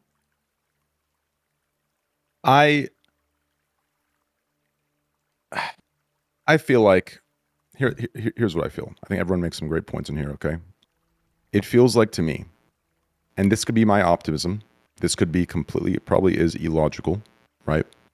But I would like to believe that most human beings, the majority of them, know the right amount of empathy or emotion to inject into their logical conclusions to come out to a morally correct decision. The problem is the leaders in today's society, the political leaders, are muddying those emotions through fear-mongering. They're muddying those emotions through this divide and conquer political ideology, political war that they fucking manufactured just to give themselves more power, more money, and more control. We need to remove these systems and get the people back to their baseline. Do you understand? My example of this is, look at how everyone acts on the internet when they watch their political leaders. Now, if we were to get an insight of how they acted in person, believe me, they're way more moderate, way more in the middle, right? It's kind of like this vocal minority thing on the internet, right? We see these crazy motherfuckers, but then when you go into the real world, everything's normal, right? People are more middle left, middle right than we think they are. Nice. Okay, listen, you guys can keep talking. I need to All mute right, my shit. we'll continue later. I'm gonna go eat as well, guys. Okay. Oh, it was nice to meet you, sir. And, let's do this again, guys. I had fun. I Pixie, do. it was great meeting you. Wait, where did Pixie go? I think she hopped out. She was talking to her stream about Fresh and Fit. Damn. Yeah, I'd love to have this conversation more in depth with you sometime. But yeah, peace out. Enjoy your food. Yeah, love you guys. Peace. Bye. Yo, Train, Yeah. are you doing kick stuff? Rep. Damn. Sick. Real quick, Ooh, heads why is up. everyone in here? Perfectly What's going on? predicting the conversation. This is going to be, he's going to blame himself for this convo in order to seem like he's kind of sort of like holding himself responsible, but it's all going to be like, I was on this platform, Destiny made me do it, and that's why I did all the bad actions. That's what he's going to do. Ooh. That's my guess for this. What about you? Any big guesses? I bet you he says he has more stuff. A cookie. Like, what is he doing? I don't know. He's going to, wait, what did you say, Rage Pope? Oh, I think he definitely says he has more stuff that he wasn't able to put in because he wasn't able to verify, and there'll be more stuff to keep drawing attention to himself. No, I don't think so. I don't think he'll drop anything new. I think it's going to be going over how he acted improperly all this time because he was incentivized to because of how evil my platform is and all that. Jesus. Did he say it's going to be like an apology stream? What did he say it's going to be? It's just he's doing another interview, but it's with Shaylin. Oh yeah, he's interviewing. No, Shaylin. Do you think he wrote her script? 100%. They've already spoken about everything. He already knows in advance every single question that's going to be asked and everything. Yeah, 100%. Sunday night Kidology is going to be talking to him too. So. What was your guess again? That all his bad behavior is excused by, or not excused? He's going to talk about how like one of the big reasons I want to write this is because I'm responsible. Because Kidology is the last person that should be interviewing him. She's way too open, like to novel ideas. I don't know. I don't know.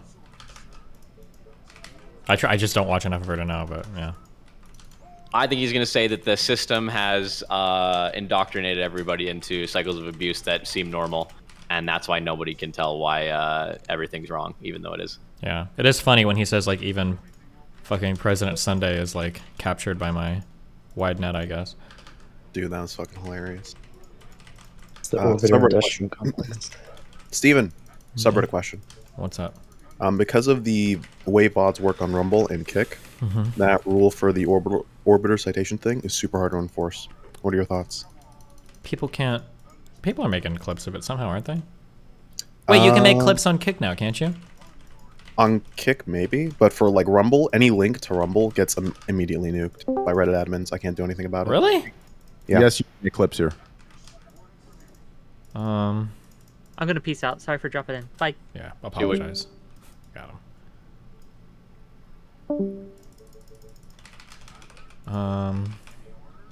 Damn, what do you want me to do? Solve the problem? Remove the rule. Well, no, we have to have... Okay, fine. Then the rule will have an exception for referencing Rumble streams. I think the sourcing shit made the quality of the posts about people way, way, way higher. When people like linked a ton of shit, I thought it was way, way, way better. So I don't want to toss that whole rule, but I guess we could be a little bit more lax if it happened on a Rumble stream. At the very least, you should source the Rumble stream, right? You can source the Rumble stream on timestamp, can't you? If it has rumble.com in it, it gets nuked.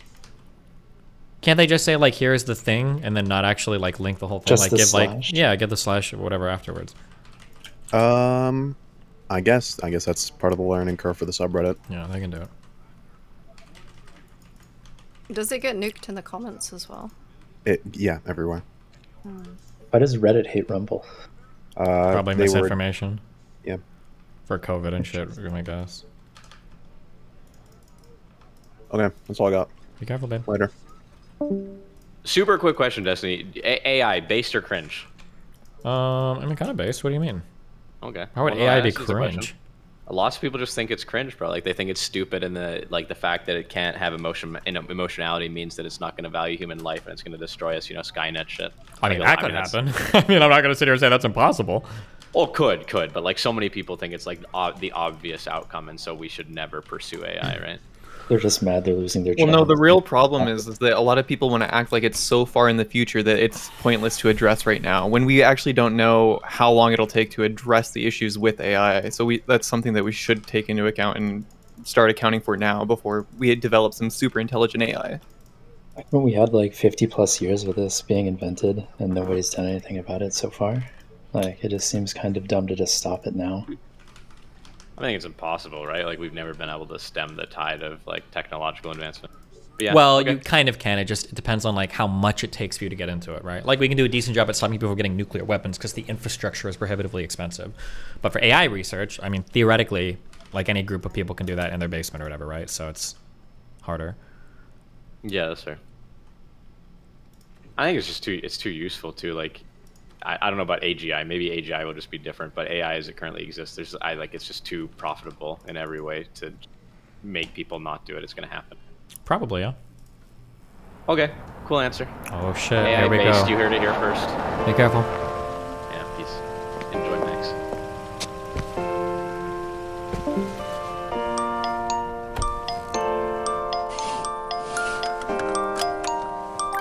All South Floridians who carpool, vanpool, or ride transit to work. Welcome to Mr. Girl Hotline. We have a special guest today. The woman that was never supposed to be on the internet. People keep accusing me of wheeling Shaylin out whenever I need her to defend me. Of course, yeah. Today, I'm actually. Wow, he's got it set up on a around. CRT. Amazing. Nice. Hi, everyone. Hey, Shaylin. Hey. Yeah, so is there anything you want to say before we get started here? I don't know. Should we explain the impetus for this conversation? Do you think he said impetus because I've been saying impetus a lot? Or am I saying it because he said it a lot? Maybe introduce myself officially. Why don't you just run the show and I'll follow your lead. Okay. So, hello to everyone. Some of you, I'm sure, are aware of me. I'm Max's girlfriend, Shaylin. I'm an illustrator and artist, and I do the art for his channel. And I'm also widely known for being featured in the hit piece, or not the hit piece, the hit video, the Mr. Girl Real Doll review. Oh shit. And also Those now Freudian widely slips. known as I have spoken out strongly against Destiny, I am now widely known as a The zombie zombie. sex slave She was abuse watching. victim. So there's some of the context They're always for watching. how some True. of you may know me.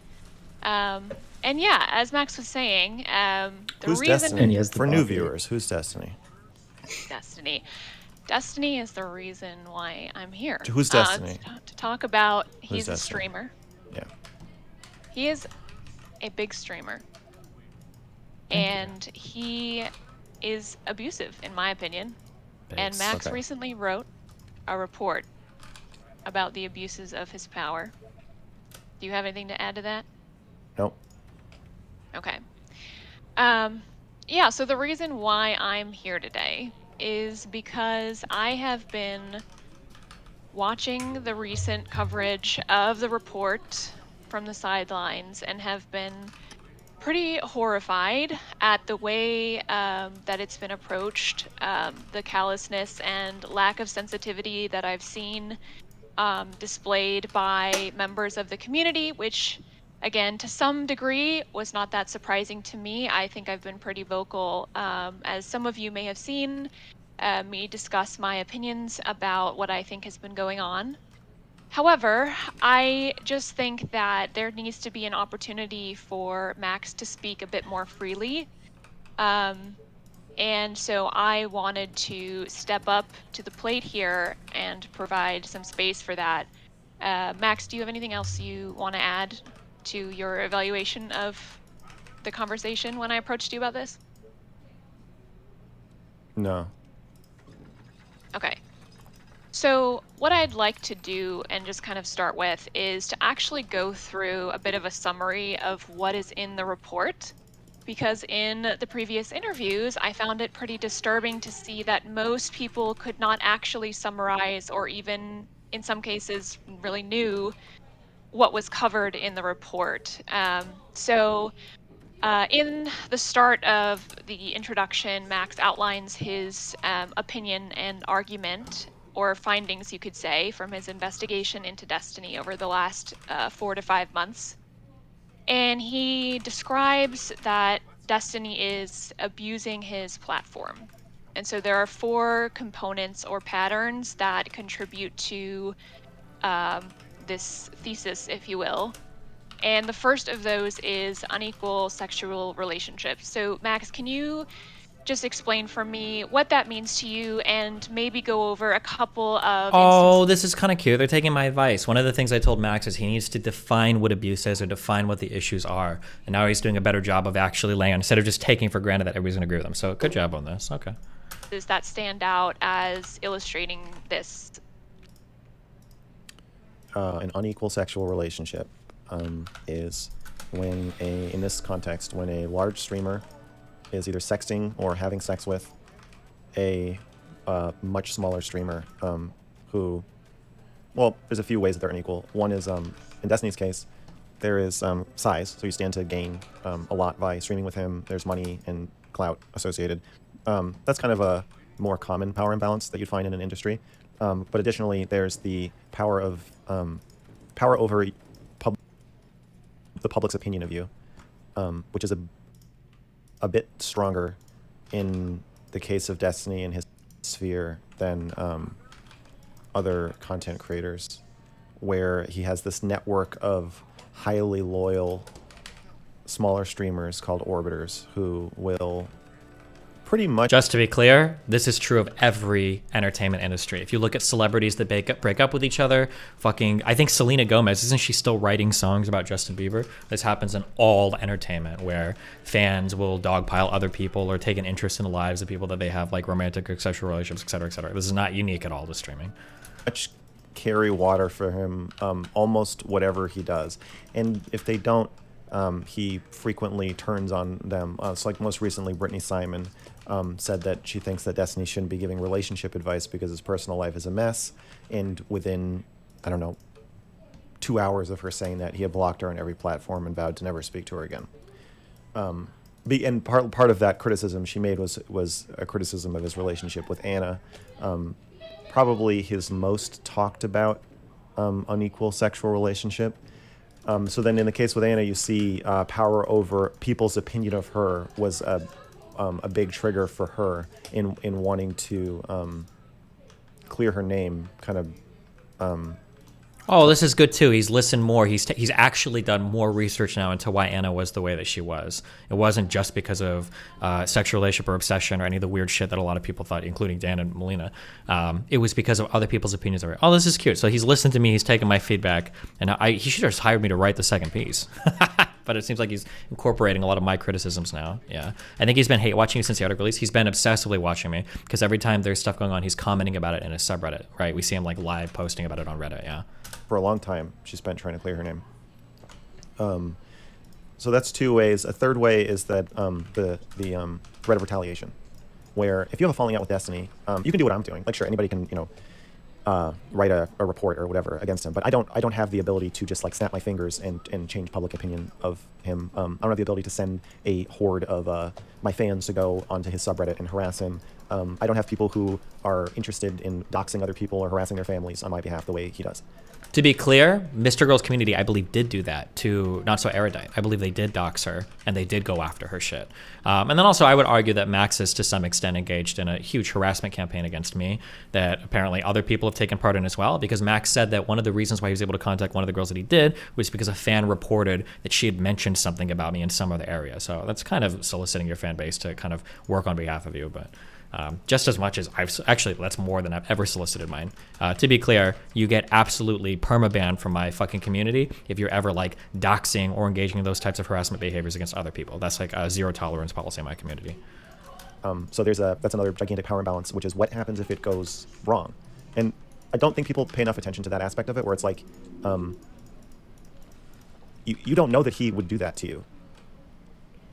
Most of the people in the report, I don't think would have had sex with him or had any kind of sexual relationship with him if they'd known that if they offend him, and he's extremely thin-skinned, if they offend him in any way, he will use the full weight of his platform to humiliate and retaliate against them.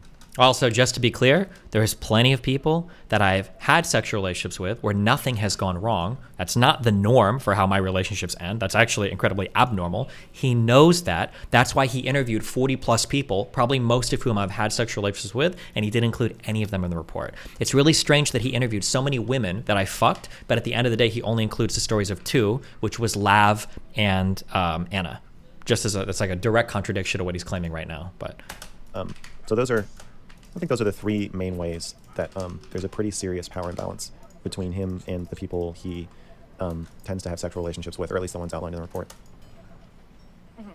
Okay, so and for that one, you did mention Anna as being one of the major stories that is sort of covered. I think that many people who are talking about this will sort of lukewarmly condemn his actions in regards to Anna, but this is not really the only or even one of a few. There's many instances of this in the report itself. So are there others that you think are worth mentioning that are covered in the report for this particular topic? I thought you were going to start comparing them. No, I'm just saying. I thought you were going to say it's not even the worst, and I was going to get really upset with you. No. Just that there are... Careful. I think Anna has been talked about as the biggest example of this, but there are a number of examples of this across the report that I think have not really been discussed widely. So would you like to at least briefly talk about some other examples of that? Unequal sexual relationships? Yeah, let me get out the report. Wait, what? Did he not actually? I'll just say them in order because I want to play this? favorites. Everybody's got their favorite Destiny victim, but it's not fair for me to do that.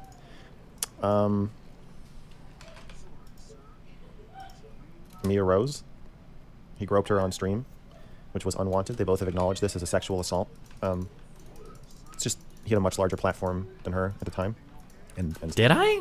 Was I more famous than Mia Rose in 2012? I don't know if that's true or not. I'm not actually sure. Mia Rose was a reasonably popular porn star. I don't know if I'd say she was like A-list, but I think she was like, I think a lot of people at the time knew who she was, but. Still does today. Melina, now his wife, but when they met, she was a fan. And he went. Was she A-list? To maybe. Meet her and her then poly boyfriend. Wait, how was what? Started having sex when she was just a fan. Wait, where's the abuse? I do abuse Melina, to be Merrick fair. DeVille. Had a sexual encounter, I believe, in 2020. And he has publicly attacked and humiliated her and directed harassment toward her. And the incident in the report is focused on him mocking a suicide attempt of hers. Denims and Little Fox are bunched together, but they were 2 streamers in their early 20s who had either sexting or actual sexual relationships, or both. One had both. One was just sexting.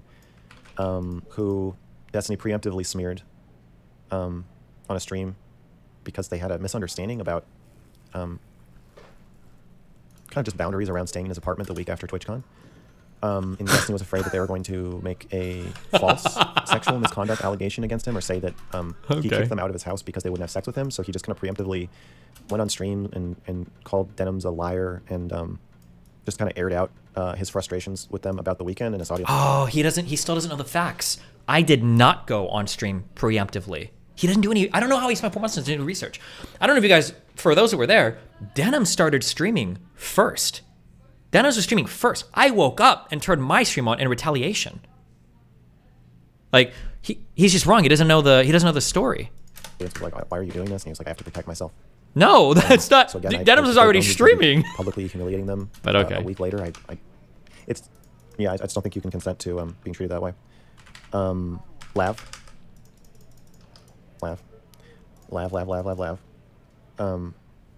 Yeah, that's all the ones in the report.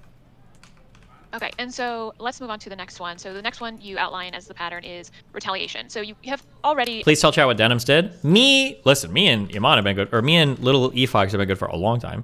I think she's a different name now. And me and Denims are fine now, because I said I would reset relationships with everybody. I haven't heard of Denims shit-talking me anywhere. So me and Denims are A-okay. We're fine. I'm not going to sit here and drudge out all of her old shit with me, unless she wants to fucking do that. Right now, I'm going to reset with everybody, and I'm chill. I'm cool. I don't need to dig all of her shit out again. I don't think that's fair to her. Addressed some aspects of that with the women who he's shared these unequal sexual relationships with, but tell us about the specific aspects of the retaliation that you've noticed within this pattern. Within what pattern? The pattern of retaliation that you discuss in the report. Well, Destiny has a highly motivated and mobilized community where often, 2 days ago, he tweeted out, some girl on Twitter took a picture of him at a live event and said, I will pay a heinous amount of money to anybody who throws an egg at Destiny.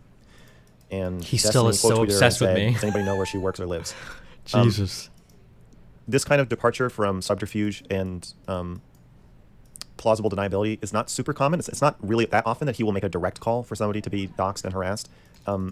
Usually it's a bit more coded, where it's understood if he talks about you, and you've experienced this yourself.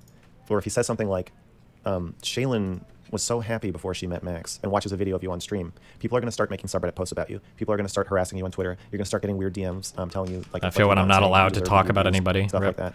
So a lot of it is more coded. He will, well, I guess I can just go through, but even just being publicly criticized and humiliated on his stream is a form of retaliation as well. So the stories I have here that are, a lot of them involve retaliation. The first one is the DDoS kid, a teenager who was DDoSing Destiny's stream, I believe in 2011.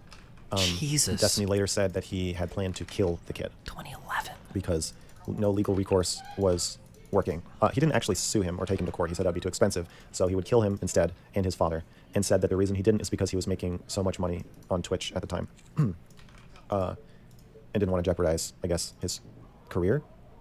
He didn't really mention his freedom, but I assume that was part of the calculation. And he has defended this stance as recently as a couple weeks ago, that he would have been morally justified in killing a teenager who was DDoSing him. That's a pretty extreme example of retaliation.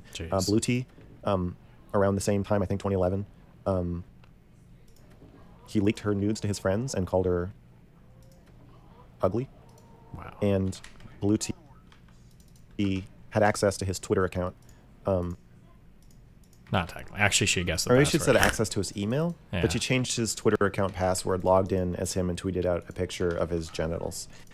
And then Destiny said, and his community was pretty much on her side. They were like, even though obviously she retaliated against him, they were like, you shouldn't have leaked her nudes and ridiculed her. And he floated the idea of trying to get her scholarship taken away because of her behavior. Wow. think he actually took steps to doing, or I don't know. Yeah, I know he mentioned it in his community. It was like pretty I don't know. against it. Well, shouldn't you like research that to Bob find 7, out? Don't you think that's kind of important? The prequel to me, Bob 8. No. Bob became Melina's. I don't want to go. This is one's a little convoluted, but he became Melina's confidant. Imagine if he actually interviewed like me or Melina to ask either for questions about it. You know, imagine if he did that. Maybe that would be too much integrity. Maybe research is for spent a year abusers. as her confidant for most of 2020, and he also befriended a woman that Destiny was dating. Also, Melina and Destiny have an open relationship. I was not dating Bose. I mean, not that I wouldn't mind, I guess, but like that's not quite true. But okay. And Bob was hearing stuff about Destiny from Melina, and then telling it to the girl that Destiny had begun sleeping with and or dating. Okay. Or yeah, who cares? And Destiny doesn't really matter what the actual did what was actually happening. He launched a smear campaign against Bob, and roped a group of women into a call that they were not aware was being recorded, got them to say bad things about Bob, edited the audio of them saying bad things about Bob to make it sound worse or to leave out important context in some. Wait, what is this? Wait, are we writing new lore? August, are you in chat? Cases. 3 of the women publicly withdrew the accusations that Destiny had made kind of on their behalf, and then he turned around and one, he threatened and said, you should stop criticizing me, or I will leak personal information, or I know a lot about you, so you should chill. Casey Tron, he said she had the audacity she has to put her fucking nose into this. And then another woman, he did not the clip by Bob 7 directly criticize or call out, but she made a twit longer and a tweet.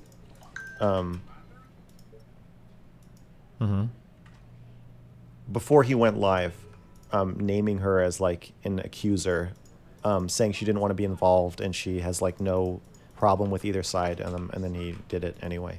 And then isn't that kind of what Mr. Girl's doing to me? Wait, isn't that exactly what he's doing? Where he's like, most of these girls are like, I don't want to be included. Don't do. I'm pretty sure Anna said that explicitly. I don't think he got permission from anybody to leak this stuff. But he's a leaking, right? Isn't that almost exactly what's happening? Kind of weird, huh? Complained that all the girls, except 4, 3 of which he was sleeping with, had turned against him. 3 of which he was sleeping with all turned against me. Wait, who turned against me that I was even sexually active with? Wait, I don't think that was true at all. I didn't even think I was sleeping with 4 people, and I think it was just literally Boza Melina. I don't think I've ever done anything sexual with Casey Tron, with Minx, with Ellie Moon at all, like any of these. Okay, maybe he thinks I did. Yeah. So. Okay. Convoluted story, but very retaliatory. Sam. He's talking about Eris, Anna, over the course of the 2 years of their relationship, Destiny smeared her as a stalker publicly several times, threatened to leak her nudes if she leaked his sexting. He directed his audience to go to her Kiwi Farms thread, make accounts, and post there. It's so crazy how insanely like one-sided he references this. Like the Kiwi Farms thing, for instance, the leaking shit was because she said she was going to leak all of my shit. So I was like, well, if you leak all of my shit, I'm going to leak all of your shit. The Kiwi Farms thing was that a Kiwi Farms thread was made about her, and then I knew that my audience was going to be fucking talking about it because you guys were obsessed with her. And I was like, listen, if you guys want to do this, go there. Don't mention it in my chat. You're going to get fucking banned. That was my statement. I made one statement on it. We moved on. It was like 10 seconds. The day she was doxxed on Kiwi Farms. And she has, faced harassment there and elsewhere ever since. And that was all intermittently while he was sexting her. The Kiwi Farms thing was 2 days after his most recent sexual exploits. Sam, Destiny was supporting a mayoral candidate in Omaha, Why would he include this kid? It's their so weird. relationship was kind of blowing apart because this is the Destiny's reputation had kind of caught up with him, and it was while he could mobilize a lot of support for the candidate who was a high school teacher, it was also starting to harm the guy's reputation.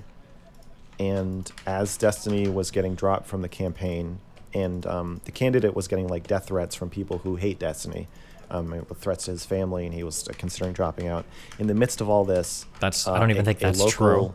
resident called in to Destiny's stream because he had criticized Destiny on Twitter, and Destiny frequently, if you criticize him on Twitter, he'll say, "Oh, you want to hop on stream and talk about it?" Where of course he has all the power and the ability to dox and harass and retaliate against you. So this guy went on his stream, and this is so cute. She's just letting him like reread the whole thing. Isn't this all the shit everybody wrote on the doc? argued Yeah. with him. I think the issue is that he's upset that people haven't read it or aren't taking it seriously. So it's not enough to just strip my context from it, which is watching the actual video to see what I actually said. He also wants to, now reading it wasn't enough because it's obviously fucking deranged. Now he has to add his context where he's reading it. So it's like the next step of like what he has to do to convince people that it's actually fucking horrible shit. And the guy was probably like, I think he said he was 19 or 20, and he was a teacher at the same school as the candidate. Wait, was that Sam guy a teacher? Said this as Is that as a true? way to say like, no, I know this guy, I know Mark, and I don't remember. Their argument became increasingly aggressive, and the guy got drunk, like said he was drunk and was acting drunk, slurring his words. And at the end of the stream, he's made a sexual aggressive joke to Destiny. He said, "Joke? Take your dick out, wave it around, and say you're Hassan's baby boy."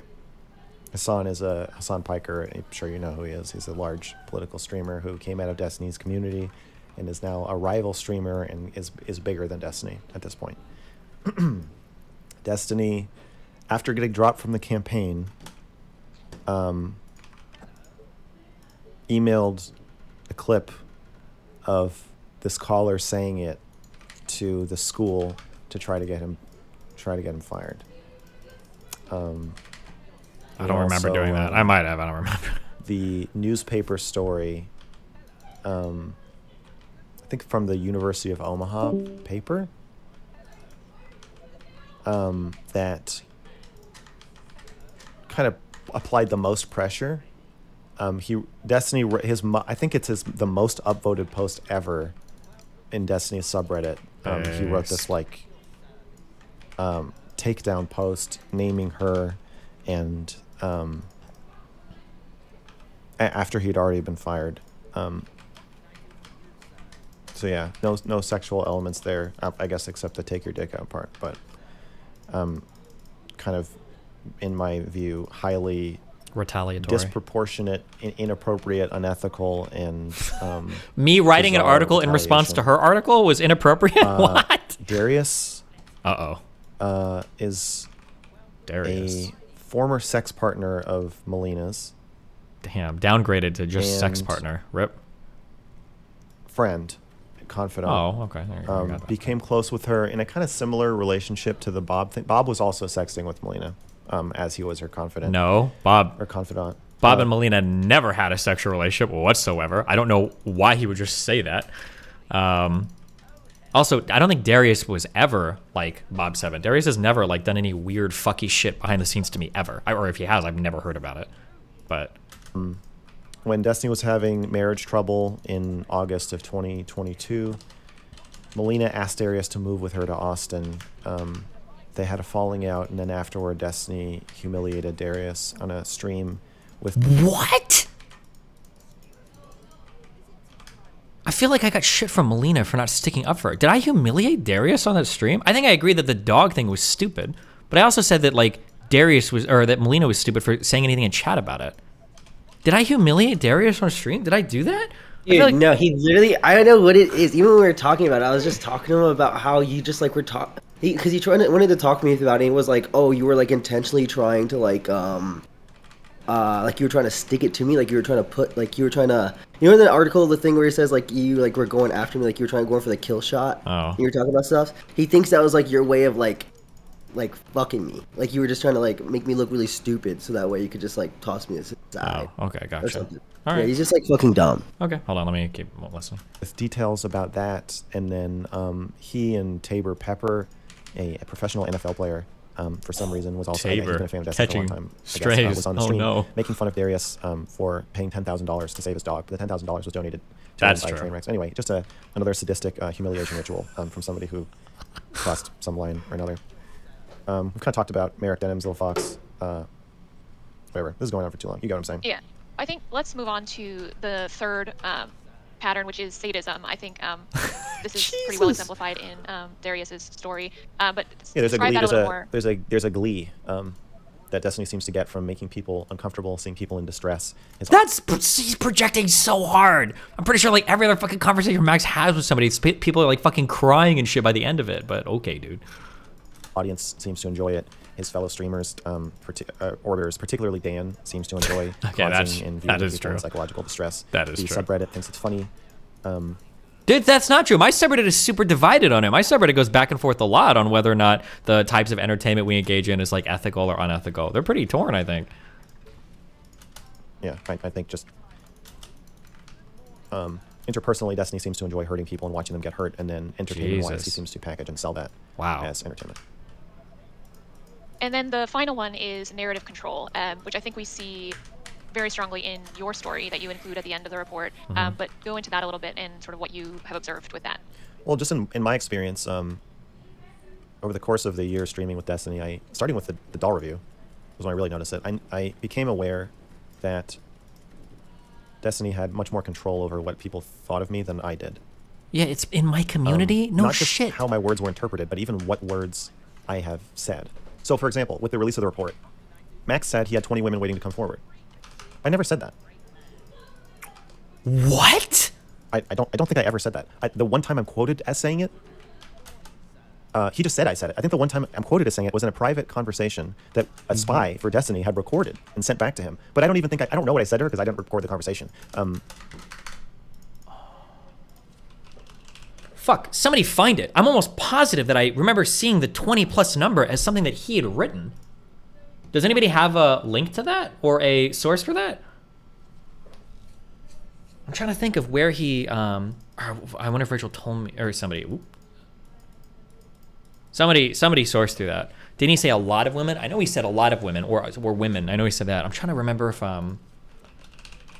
maybe in a message to one of the girls? Yeah, maybe. Oh shit, I'll keep letting this play. I don't think I said that, though. I think I probably said I've spoken to 20 sources. Or maybe I said I might end up with 20 stories. I never said to her, I have 20 women waiting to come forward. I just never said that. But it's just accepted that I said that because he said I said it. And so there's like an extreme level of control where he can just say you said something, and then it'll just be like that you did. And so after the doll review, I spent like a month just explaining what I had said. Because if Destiny says you said something, his cult will believe that you said it, even if they saw that you never said it. It's very weird. So that became kind of alarming to me. And that was just interpersonally kind of shitty and professionally shitty. It just felt like you're fucking me over. When he's agreeing with you, it's great because the audience agrees with you. You're like, holy shit, look at this huge group of people who think that it's funny that I made a rap song called I'm a Pedophile. Look at this huge group of people that like get me. And then you realize they'll just fucking agree with anything. They'll just agree with anything he tells them to. So it's nothing personal. They don't like you. If DGG likes you right now, they don't like you. Destiny's just telling them to like you. Once he tells them to stop liking you, they'll stop liking you. He just. I wish I had that much power over my fucking fan base. Jesus Christ. To I have a personality disorder. I'm a liar and I'm a rapist. Now he doesn't have total control over the entire audience. That's not totally true. Oh, There's just when probably it's still a good chunk convenient for you. of his Okay. fans who do like me or think I have interesting things to say or don't think I'm a rapist or whatever. And this control over what they think is it's a hands-on. It's not like Trump, where Trump's fans will agree with him just because they're enamored with him, but or they believe that it's worth the trade-off or whatever. They're similar in some ways, but Destiny has to actually hands-on be in the trenches, moderating his. It's so funny because his two biggest examples were two things that my fan base disagreed the most.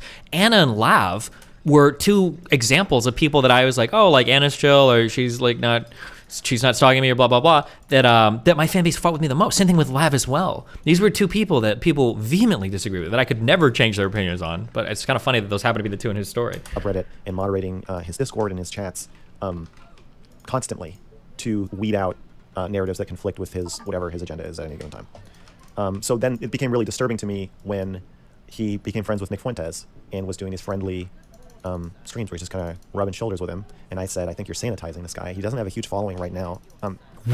Following, but he doesn't have a huge public platform from which to grow his following. And you're sanitizing him, and you're making him seem like just Didn't like he? a Hadn't funny, he already literally cool, just done interesting CPAC guy or whatever? and taking no responsibility for it? So that Or AFPAC, sorry. When I saw through that lens, I was like, oh, I think you're actually causing like destruction to like democracy. Like this is bad. You're doing a really like bad thing, and I have to stand up to you. And even then, he started, or not even then, continuing, he started to ban criticism of how he handled the situation, ban people who were saying that I was right and he was wrong. And it became clear to me that even when there's a lot at stake, even when he's doing possibly one of the most destructive things he could possibly do with his platform to American democracy, and to women and to Jews and people of color. Gee, he's pulling all the cards out now. Max, who used to hate like fucking trans people and fucking all this shit, is like white Nervosa, trans person, people of color. It's so funny how quickly like the identity politics shit comes out when he feels like he can use it in his favor. If something makes him look or feel bad, he will go in there and snuff it out. And that was the impetus for our falling out, where I was like, you. Once he started banning everyone who disagreed with him, banning all my fans, and banning me from his subreddit, I was like, you. That was it. There you go. It was banning you. You can't treat me like that. You can't treat people like that. So. Is it normal for interviewees to be this silent? It's not a real interview, obviously. This is like So I think things he wanted to talk that, about. You know, part of the Shane will reason be a why sounding I board. think it's important for you to just kind of go through some of these examples is It's because that nobody wants to read this shit. all of these things are sort of working together to create the pattern, and it's much easier. And what I've noticed in the comments and the community as they've sort of covered this report is they're talking about things as individual instances. Yeah, each that you individual can thing. dismiss. Well, I don't think you can, but. Well, they're trying at least. Yeah, I think each individual thing is pretty bad. But as interlocking patterns of behavior, they're quite heinous. But yeah, the report's about who Destiny is and how he treats people. But the responses to the report are about who is Anna, who is Lav, who is me, who is Nick Fuentes, who is Denims, who is Little Fox, who is Mary. So you can't, and you'll notice this is without fail, pretty much 99% of defenses of Destiny always rely on. I can't say 99% always. 99% of defenses of Destiny rely on attacking somebody else. And then when the lineup of the people you have to attack, it's so preposterously long. When it's like to someone who didn't know about Destiny, and you're like, oh, he's done all. Look at this list of things he's done. So you have to be like, okay, wait, hold on. Let me tell you who Denims is first before you judge somebody like blackmailing, threatening to leak nudes, actually leaking nudes, all this retaliatory, directing, harassment, doxing. Hold on, let me tell you about Lav. You have to understand. It works in the cult when everybody already speaks the same language. You can just kind of invoke the idea of Mr. Girls. I like how in his world it's like you can't have any context to anything. Like everything has to be interpreted in a fucking vacuum, and like that's it. Like narcissistic personality disorder, and everybody's like, yeah, that's a good defense. But to an outsider, it's just it's preposterous. Like every person who has read this report, who is not part of your like sick world. You know what? I would even count Destiny haters as being part of the cult. Jesus. Not in the same way, but as kind of just speaking the language and buying into a lot more of the narratives, the defensive narratives that he spins, than they are really willing to acknowledge or than they're aware of. But if you bring it to a total outsider, they're like, Jesus Christ, this guy's a fucking monster. That's been the response from the professionals I know in my personal life. They think he's a monster, and they want to help get the word out. Shaylin. Yeah. Yeah, I think to kind of piggyback off that one of the things I've noticed with this narrative control that he is constantly reaching for is really surrounding the word criticism. I think that there's often attempts where Destiny is the one who gets to define what a criticism is, when it's valid, when it's warranted, and it's also used as almost like a Trojan horse for people to harass others with. So instead of addressing or connecting to any of the things that you've talked about with Destiny, people will instead character assassinate you, but say that that's a like valid criticism of your argument, and that sort of framing comes up quite a few times, I think, in the report. Yeah. True. Yeah. Okay. So, well, we will eventually get to addressing some of these criticisms that people have levied towards you and the report. But I want to talk a little bit about consent because I think that this comes up a couple times in relation to this, the atmosphere for orbiters. So, starting with the uneven sexual relationships, can you elaborate a little bit more on what you meant the other day in your interview with Andrew, where you were trying to talk about the issue of consent for these women coming into this community and engaging in sexual relationships with Destiny? I'm sorry, I'm fighting with Jimmy. Can you please repeat the question? Yeah, I would love it if you would elaborate on what you meant when you said this is an issue of consent for these women. You referenced this the other day in your interview with Andrew. Big in terms Papa of when Fesh. these women come into this community or engage in a sexual relationship with Destiny, why do you think this is a consent issue for them? Because they don't know what the fuck they're getting into. I mean, I kind of touched on it earlier, but it's all lies. The way the community, the way Destiny presents himself, the way he runs his orbit, the fact that these people are all subservient to him is not made clear to you. The fact that he will humiliate you if you cross him, even if you cross him personally, is not made clear. So you can't consent. You can't even consent to working with him because of that, much less having sex with him. Right, and I think that's sort of the other side of this, which is for not just the women who have sex with him, but is more an issue of money or just general like consent to the situation. Because money is such a big driver for these streamers who are interacting with him or wanting to kind of siphon off some of his audience and the financial benefits of that. I've seen a lot of comments from audience members and even orbiters themselves talking about, well, it's just content, or they knew what they were getting into. And talk to me a little bit about the sort of financial incentives that muddy the waters here when it comes to consenting to the situation or what an orbiter gets into that they might not I know. love the vernacular, the language you like. The orbiters. Poor orbiters. I told Jimmy you were interviewing me, and he said on what, and I thought he meant like on what platform, and I got so mad at him.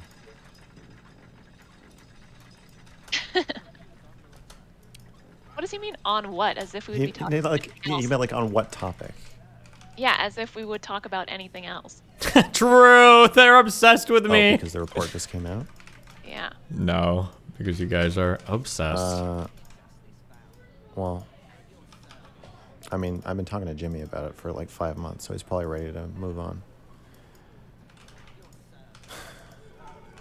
on.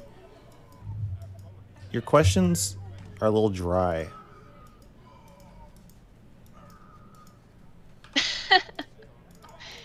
Well, okay. I don't, You're the juice, baby. I don't know what to tell you. The Jews? What? Well, I don't know what the fuck you're asking me. Tell you about money? What do you want to know? I want you to talk about... These people are not making money off of Twitch, and then they start talking to Destiny, and then all of a sudden you start making money. What? How many people does this apply And he gives to? He has a chokehold over his audience, and he rents it out to you. Why not give examples of this? In exchange for coming on his stream, in exchange for a personal relationship, in exchange for a sexual relationship, whatever it is, he loans did this you a happen chunk with of his Anna or audience. Lav? And No. They give you money, and they give you views, and they give you status, which helps you get other viewers and other money, grow your own audience eventually. Although a lot of orbiters don't grow their own audiences. There's people who've been streaming to like 75 people in Destiny's orbit for years. That means that they're not getting money for it, though. I guess he gives you a chance to grow your own audience. Yeah, wait, you just contradicted yourself. So yeah, that gives him leverage. I would say you don't see Destiny in close relationships with people or even sexual relationships with people often where he does not have a lot of leverage over them. What about all the girls that you messaged where that wasn't the case? What about all the normie people that I fuck? Or like even fans or whatever? It's not like they're like starting to stream. Like, Does that answer your question? Yeah, I think it does. I think that there's a concept that people invoke of if they're getting paid and they think they know what they're getting into, that makes it more okay. And I think that largely what you've described is that you reject that framing, that the money is just an incentive to perpetuate the system, is sort of how I interpret it. Okay.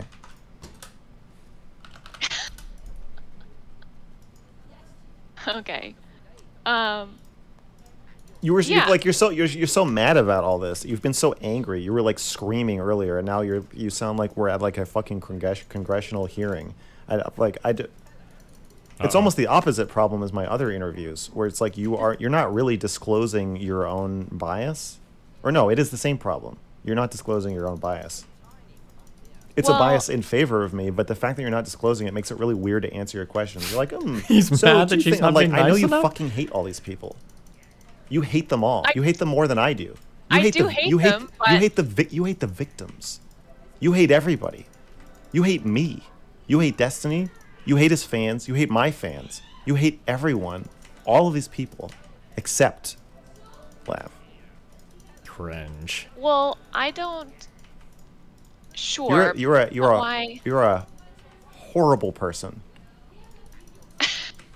Well, that's not the reason why I'm here talking to you, though. I know, that's but not you- why I but- wanted to do this interview. Okay. I mean, a little for some people. Okay, I hate the previous interviewers, but I don't care about. Listen, I don't care about being boring that much. It's not that it's boring. I just can't connect to anything you're saying. Because I'm not mad enough. Yep. You're sick. Because you're distant. Okay. Well, listen. I'll try. I don't want to hear you say what you're gonna do. I don't care. Okay. Okay. Whatever.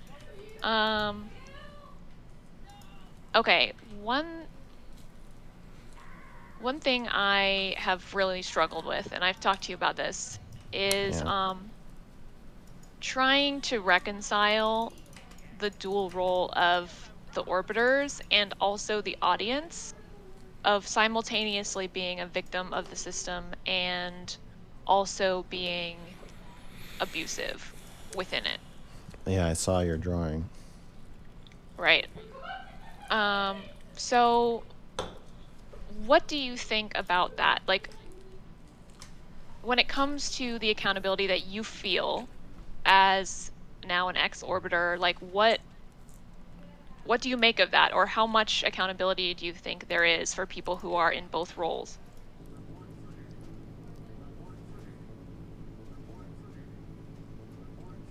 %. I don't know what you're asking. What do you mean, how much accountability? What does that mean? I just want to know your thoughts about these things. What is that question? Because when I was making my drawing, you would say things like, I need to be able to express what I think is happening, which I think it's both, that they are both abusers and also abused in the system. But I don't know how to think about things like the audience being terrible and allowing themselves to be weaponized. So I wonder how you are conceptualizing these things in your, I guess, interactions with the audience, or these Destiny fans, or the orbiters before you stop talking to them.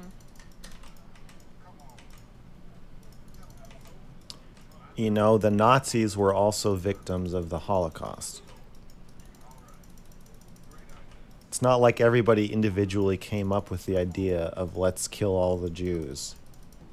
Let's invade all these other countries and get the shit shot and bombed out of us. Even if you're doing something bad, often you're still paying a price. Police officers who shoot unarmed, innocent people are also victims. I mean, especially if they go to fucking jail for it. They're victims of the system that they're part of. They're also oppressors. I think this is true almost all the time. Especially like Trump. I think Trump is an oppressor. But he's also fucking insane. Sorry, my people are. So why does Trump have power? Why is he getting indicted? Because he probably shouldn't have been president. He didn't really have the mental constitution to run a country, and yet he got elected. Is that his fault? Like, kind of. What Yeah. are we talking about right He's now? the president, so it's his fault. But he also got elected by a bunch of people. So is it the voters' fault? Is it Congress's fault for not impeaching him? Well, I guess not removing him. Everybody's got their own concerns. Everybody's got their own vulnerabilities and their own blind spots. I just don't think it makes sense to say, like, I'm not that interested in assigning blame. Destiny is fucking insane. There's one thing that really comes through in all these stories, is he's out of his fucking mind. Still, even with this being like the topic of the week, Destiny is still publicly calling for people to be doxxed and was genuinely surprised. It was like, what? It was like, wait a second. What if I what if I told people to throw eggs at people? You guys would react totally differently. He's still so fucking delusional that he doesn't understand the difference between a random girl on a college campus with no following and him with his cult of thousands saying you should throw eggs at people. He actually still doesn't get it. Holy shit. By the way, we're not a cult Because because he either hasn't read the report Oh, or no. he is genuinely Destiny hasn't so psychologically compromised that his ability to assess reality when something is a actual threat to him and when other people will also agree that something is a threat to him. Keep in mind that Mr. Girl said that him and Shaylin were taking turns on different shifts, staying up late at night because they thought people were gonna like find them and kill them. Okay, but that requires a proportionate amount of force and response. He is he's out of his mind. He still thinks it's okay to kill a teenager who's DDoSing you. True. So is that his fault? When we hear stories about his grandmother adopting and then euthanizing dogs in a Jesus. cycle when he was a child, what better way to turn Psycho. somebody into a sociopath? Yeah, psychoanalyze me. I am a sociopath. Than Giga Chad. mill of adopting puppies and then killing them. True. Is that his fault? No, not really. So I want to be clear, the difference between responsibility and blame. I don't blame him. He But I gotta should be held save. accountable. True. For sure. And he should be stopped. He should stop doing what he's doing. He shouldn't be allowed to treat people this way.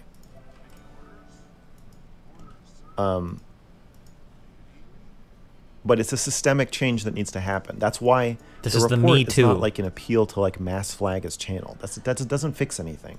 That's not the point. We already know mass flagging removes YouTube channels. It removed mine. It's not right. I don't believe in that. The system needs to change. YouTube needs to face the fact that they are taking money that they are making from Destiny's sadistic, sexually exploitative content mill. Oh, Bikini Try-On. Thanks for hosting me. And they should have to answer for that. And the answer should be that What they is either Bikini stop taking the Try-On? money. Hold on. Or Wait, hold I on, think my hold on. We might have a new preference is to person tell add them, to the like, report. Here's what you can and can't do. Of course, Destiny being Destiny will. No, well, he won't. I don't think he can stop. So then eventually he should probably be banned. But he should be given a chance to change, despite overwhelming evidence that he never will. True. That overwhelming evidence. That's why we bring up clips the from 12 orders- years ago. Like a Nazi.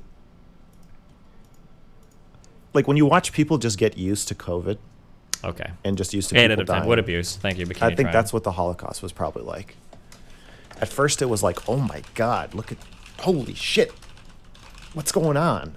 And then I think they're putting people in trucks and trains and shipping them out to, oh my God, what's going on? And then I think of, and you're like, yeah. You just get used to it. It's like cat pee. You know? Smell cat pee, smells really bad. Eventually, you get desensitized to it. But you leave the house for a few hours, you come back, and you're like, oh my God, we gotta change the litter box. People can get used to anything. Including, and maybe especially, killing Jews. My point is that is a the Nazi point? today, with all of that perspective, we see as a much more evil thing. And we kind of project that view onto the Nazis at the time. But Nazi at the time is immersed in it. They're immersed in the system. They're part of it. It's all totally normalized. That's why you see Destiny Orbiters today. People are on the subreddit saying, I didn't hear Erudite. There's trickling. I didn't hear Erudite say this, but apparently, so I don't know if this is true, but apparently, she is saying that Destiny didn't threaten to leak Anna's nudes. Because afterward he said, Pepe laugh, what? I'm talking about pics of our DMs. He said, tell Anna if she leaks our sexting, I might have some pics to share. And he said, Pepe. Oh, if he said Pepe laugh afterward. But if you took her out. The funny thing is, here's the funny thing, and it's the most annoying thing. Here's the funny thing. Anna did leak my sex. She did leak stuff like that on at least 2 occasions. I've never leaked her nudes. I don't think I've ever publicly leaked a nude from any girl who has ever sent me anything, ever. I don't think I ever have before. There was the Nicole thing, but even that was in a private group chat to like 2 or 3 people. I don't think I've ever leaked anybody's like personal sex detail stuff like that, ever. I don't think I've ever done that in my life. I got a lot of nudes. Never done that in my entire life. Ever. The context and put her in, and then just showed her that. She would say, of course that's a threat. That's blackmail. I know what that is. But once you're inside something. Wait, who was it? Was it Oscar Wilde? Who said the quote about men being paid to not when it's his job to not understand something? Is it Oscar Wilde?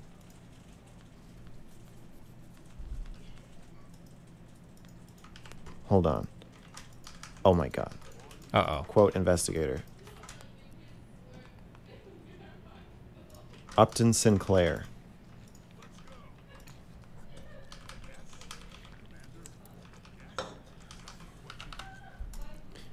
It is difficult to get a man to understand something when his salary depends upon his not understanding it. Wow. Deep. And when you're a Destiny Orbiter, it ain't just your salary. It's not like you just get fired. You get smeared. You get harassed. There are plenty of people that like I just don't get along with anymore. We just like stop talking. It's not like everybody has this violent fallout. He's just only including the most egregious ones. I've been streaming. I might have like more hours online of me than maybe any other living human. Maybe. Or I might be like in the top 5 or 10 people, like of all time, given how new streaming was when I got in and how much I stream, right? Yeah, which is never true. But like the idea that you can pick out 3 or 4 dramatic situations over 12 years, 13 years, you get doxxed. Once you understand what you're part of, if you talk about it, you're in deep shit. A lot of Destiny Orbiters just kind of drift away. Wait, but that's a direct contradiction then to what you're saying. So some people do just drift away. Sometimes we just stop talking. Sometimes we don't go on a big smear campaign. Like that happens. But I like how I asked a really good question when I was on that Sosnick podcast yesterday. In the mind of a conspiracy theorist, everything can be explained by the conspiracy. This is why conspiracies are bad to intelligent people, but good to stupid people. A theory that can explain everything or explains any divergent action really explains nothing, right? So for the Andrew Tate stuff, they said, oh, well, look, Andrew Tate went back to his home on house arrest because the charges were trumped up. Well, hold on. But you would have said if he would have been kept for another 30 days, they were keeping him on bullshit charges because they were trumped up. Or if he goes free and they don't charge him anything and they stop investigating, you're going to say that they're trumped up. Or if they actually bring charges towards him, they actually charge him with a crime, you're going to say those are trumped up. If he gets charged with a crime and they don't convict him, you're going to say it's because the charges were trumped up. But if he gets charged with a crime and convicted, you're going to say those were trumped up charges. Do you see, like, when you've got like a conspiracy theory, you can explain every single thing that happens with the same thing. You just kind of mold this conspiracy theory. He just did it right here with the, like, if you're part of Destiny's orbit, you know that if anything happens, the only way you leave is like you're going to get fucking destroyed and it's going to be so dramatic and blah, blah, blah. And then there are also orbiters who have silently left. So then it sounds like anything can happen. Like, what do you mean? Or they pipe up, and then they get a little taste of what it's going to be like, and then they delete the stream, they delete the video, they delete the twit longer. Destiny said on stream, he was like, I tried to hire a lawyer to ruin Aiden Paladin's life. I told them I just wanted to ruin her life and they wouldn't work with me. And I was like, oh shit, what did Aiden Paladin do? I couldn't find it. Apparently she made a video criticizing him. I can't find it anywhere. That's not what she did. Aiden Paladin, who I'm cool with right now, and we're super duper chill, and I don't know what she was doing in the past, that's fine. What Aiden Paladin did was she was running around on Twitter accusing my community and me of doing coordinated doxes of her. She posted a call history on her thing. And now if he would have asked me this question, I could have just told him, because I would provide this context, but again, he doesn't care about the truth. She posted a list of phone numbers, and she said, these are all the DGG fans that Destiny sent in to dox me. And then I called the numbers, and they were telemarketers. They were just telemarketers. And I was like, yeah, I want to sue you for defamation. You're just lying. You're making shit up. Anywhere. There's no backup. I can't even find a description of what was in it. Did you ask me So I or was Aiden hoping this Paladin? report would give everybody kind of a little jolt. Say like, hey, there's more of us than there are them. There's more people who hate Destiny than there are people who love him. There's more people who think that he's an abuser than there are people who don't. He's got probably more X fans than fans. He's got more X orbiters than orbiters. You ain't got for haters, sure. you ain't trying. So like, I'm really trying. Call it out. But it's too scary. So, with all that in mind, I don't really give a shit. The report is also designed to make it so you know better. After the report, when you see Destiny say Brittany Simon said, I'm a bad husband because I cheated on my wife, and I'm unrepentant and defensive about it, and I shouldn't be giving relationship advice, fuck her. Somebody said, That's not even what What? they'll pay somebody to throw an egg at me, destroy her life. Now they know better. I want the report to make it so you don't have an excuse anymore. Now you know better. Now you know what's happening. You know, it's a way to situate his behavior so that you understand that he's being abusive. Shaylin's being a great interviewer right now, by the way. Good job, Shaylin. Including people he has had sexual relations with. Oof. It's fucking sick. You shouldn't be part of it. That's crazy. So,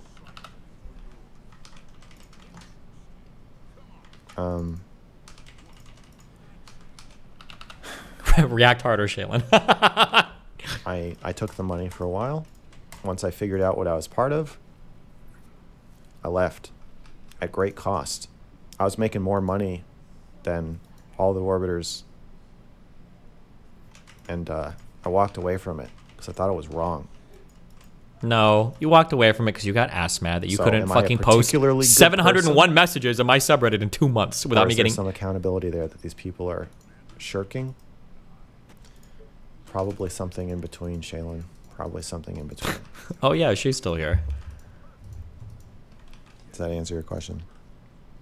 Yeah, it does. I think that one thing I've seen is, in any instance when someone gets negative feedback or gets called abusive, I think they often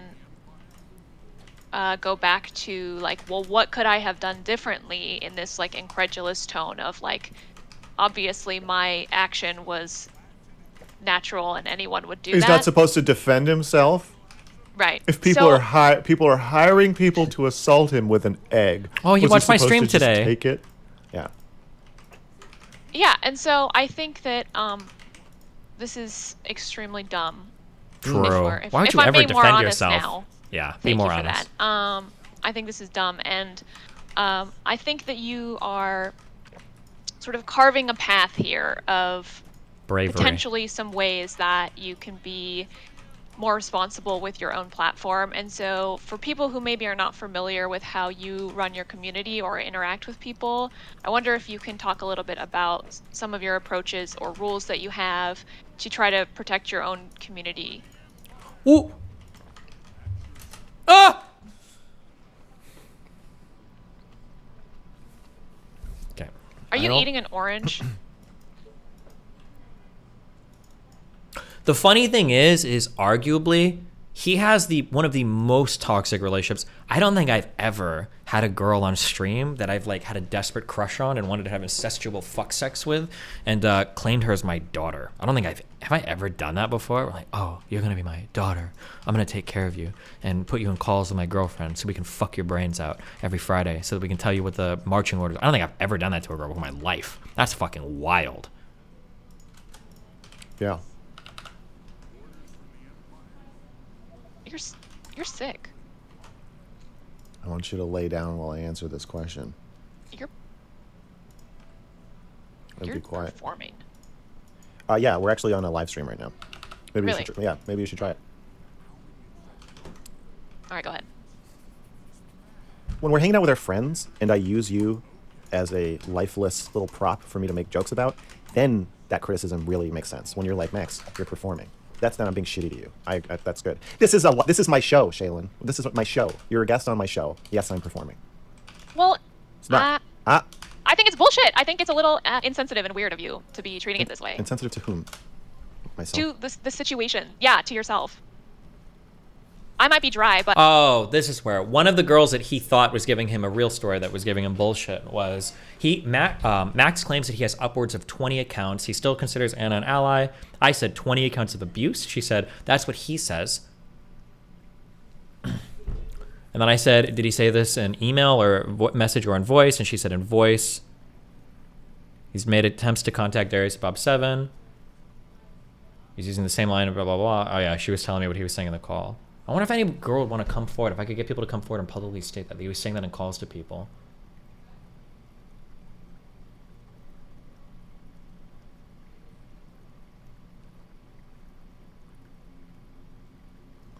Huh. but that's because I'm taking it seriously. Like, I don't think my feelings of hatred towards some of these people should be the main event.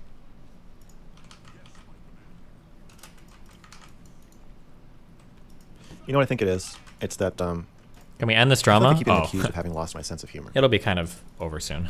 Don't worry. That's because it's not fucking funny. You people are just sick. Wow, so dramatic. Yeah. Okay, well, I'll stop eating the orange. Any other suggestions? I just don't like... I don't think it's appropriate for you to be in boogie vibe mode right now.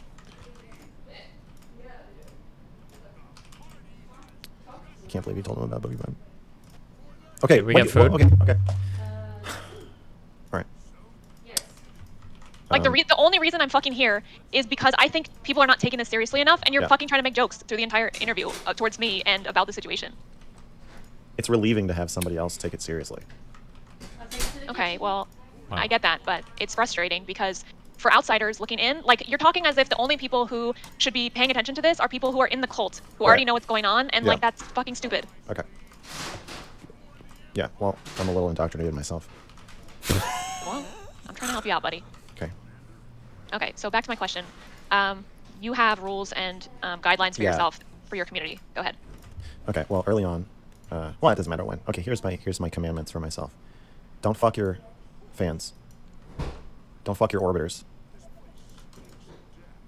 Don't fuck streamers that are smaller than you, unless they're only a little smaller. So, we've been in a relationship the whole time I've been streaming.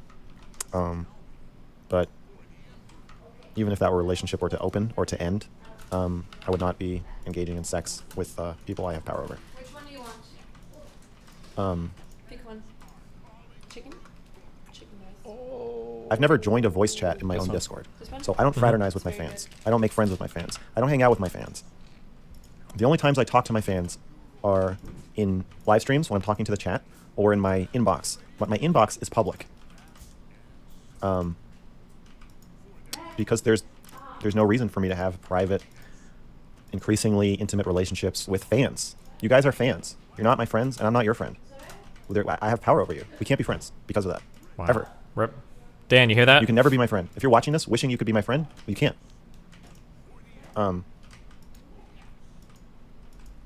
Yeah. Why did this one blow up? If I I walk don't on this, allow will I get hurt? reacts, emojis, No. or images in my Discord server. So I found that they What? greatly increase harassment. don't really know why, but I guess it just forces people to be a little more sincere and direct. Maybe it takes more spine than people have to directly attack somebody with words than it does to attack them with a snarky little image. I've learned to be careful with how I speak about other streamers who are around my size or smaller than me. Particularly Erudite and Brittany Simon, I think both taught me a lot about that. Yeah. And I really regretted how Oh, they that's were good. talked to and about and treated after I had my outbursts about them. Good job, Max. You're not allowed to call in to my show if you've been hospitalized for mental illness. Do you check their medical records? I'm not in charge of moderation. I'm not even a mod on my own subreddit. Separation of powers. I don't handle moderation decisions in my Discord, and I don't handle them on my subreddit. I can fire the head mod, but I've never fired a mod or even considered firing a mod. So there's a big separation of powers because the topic is me. Like, I can't moderate a subreddit where they're just talking about me. That doesn't make any sense to me, given the function that I want the subreddit to have. Yeah, does that answer your question? Yes. Okay. So at this point, I would like to go into some of the criticisms that people have levied against you during both the process and the release of the report. Okay. So the first one is somewhat related to that one, which is about ethics. So over the last 5 months or so, as you've been conducting your investigation into this, many people have said that you're unethical for your approaches and how you've conducted yourself throughout the investigation, as well as kind of insulting the format of the report after its release. And I wonder if you could talk a little bit about your approach to all of this. Obviously, as you have just sort of displayed with your approach to your community and your platform itself, I think you're pretty intentional. But I'd like you to kind of walk through your thought process here on your approach and maybe some of your guiding principles on the ethics as you went through this process. Smith super chatted. Smith? Uh-oh. Do you think we should Okay. read it now or later? Well, I don't know what it says, so I think you're going to have to decide that. Before people start saying these rules should apply to me, please explain that the ethical boundaries increases, power increases. I sexted with a fan when I had a few hundred subscribers on YouTube. Maybe twice, 2 fans? Maybe just one. I don't know, 1 or 2 in 2018 or something. Oh wait, will I a might have grenade had less. I might completely have, like, destroy? Oh no, I don't think I just should have done that. suicided him. I was thinking the same thing. I was like, I'm tiny, but I just don't think you should do it. So no, Smith, I can say I'm not going to judge you as harshly, but I don't know. I didn't know any better, but now I do, and you do. I don't think you should do it. Are you listening? A little bit. It's just kind of cringe, bro. Okay. What's your question? Ethical concerns? Can you ask me a more specific question? Okay. I don't know. I don't know if I can ask you a more specific question. Do I want have to know. ethics? What? I want to know what your moral and ethical framework has been throughout your investigation and in the decisions that you made about formulating the report. At first I was like, well, I'll just come forward. And then once I saw the amount of retaliation Destiny is willing to unleash, mostly on me, but on anyone who speaks out against him, and like me and Lab seem to have gotten it the most, I was like, you know what? I don't think I need to ask the people I'm writing about to come forward. Destiny's own words are enough. I can write the report in a way where reading it, you won't know who supported it, you won't know who told me to go fuck myself, you won't know who gave me information, who didn't give me information, who cooperated, who didn't, who changed their minds. You just won't know. And I want to keep it that way. So. Huh, interesting. There's enough statements from everybody at the time that For the events his were happening report, that you- he doesn't want you to know who changed your mind, who didn't. But when he condemns me for my Bob 7 report, my manifesto, he thinks it's very important to bring up who changed their minds. Interesting, the double standard there. don't need another statement now saying, and I still feel the same way. It doesn't matter. Even if you change your mind. If you told Destiny how you felt at the time, you made it clear, and he still retaliated or did whatever he did, then that was enough for me. It didn't feel worth exposing anybody to any harassment that they didn't need to be exposed to. So my ethical framework just became, I will be the lightning rod, and I will tell these stories, and you so guys do whatever brave. you want.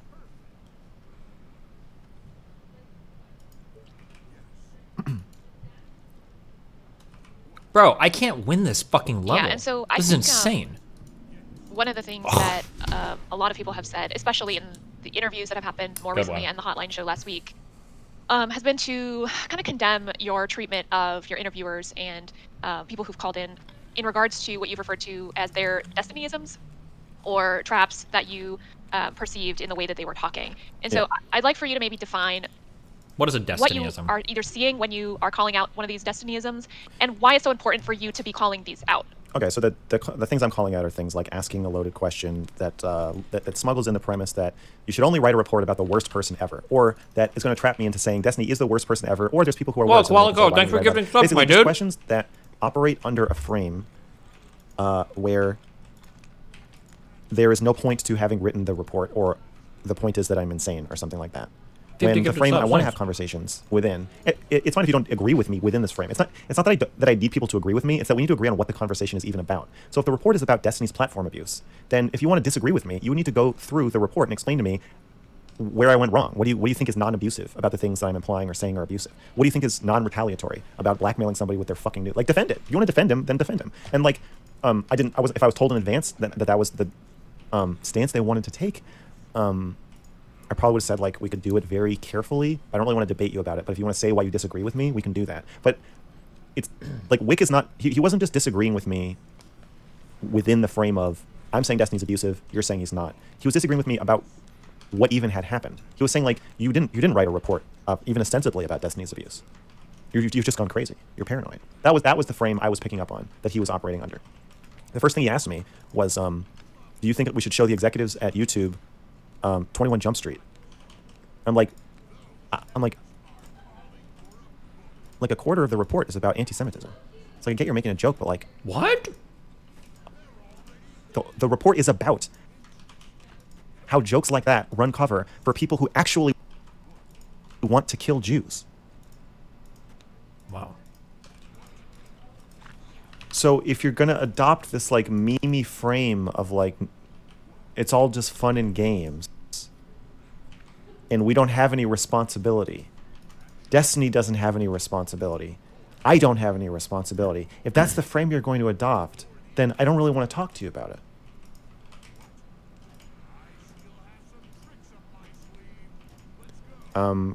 Andrew's frame at the Crucible was bizarre. Women need to take more responsibility. Yes, it's abusive, but women need to take more responsibility. Those are contradictory. If somebody's being abused, it's not their responsibility. That doesn't make any sense. Then it's not abuse. You can't have it both ways.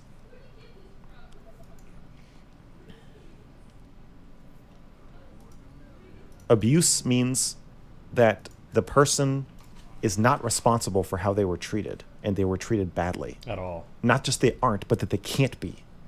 Lav could never escape. That's what guys, abuse ever. means. She was never able to get out.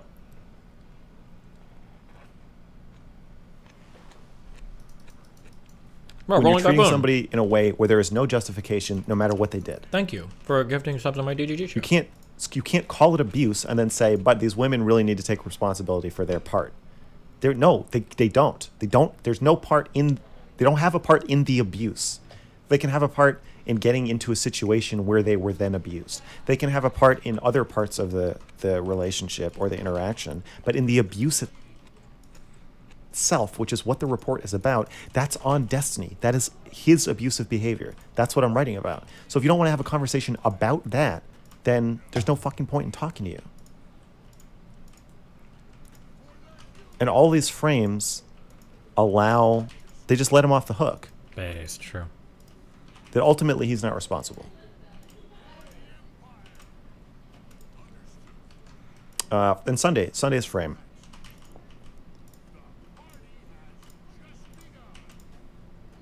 No. That I just got hit by nothing. The moment I'm creating, the rallying cry, the exhaustive reporting on Destiny's behavior, it just wasn't done right. So now I have no moral obligation to condemn Destiny.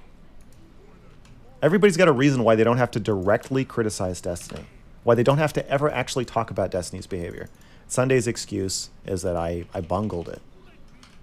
And I say, why don't you do it? And he says, well, I don't have time. All right. And then I don't want to talk to you. Ooh.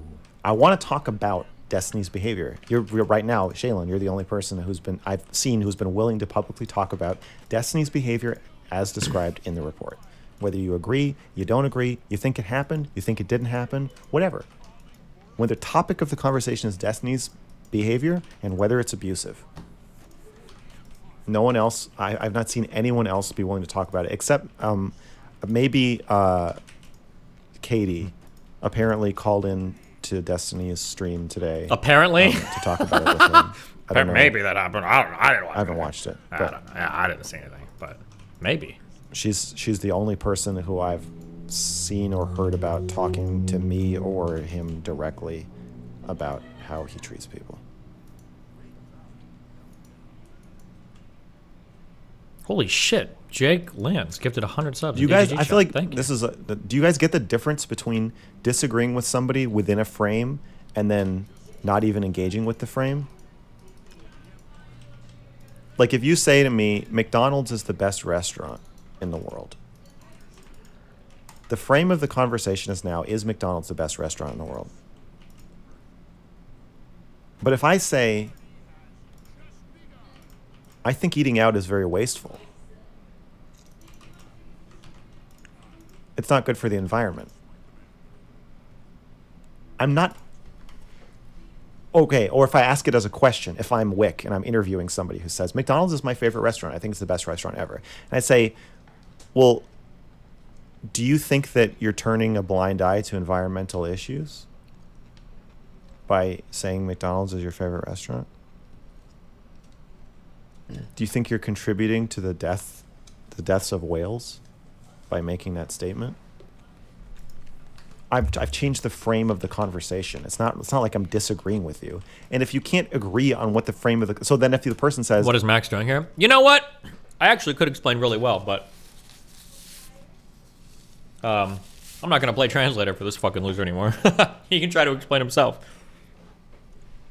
Hey, it sounds like you're smuggling some kind of like environmentalist political agenda into this conversation, but I'm a restaurant reviewer. So I don't want to have that conversation.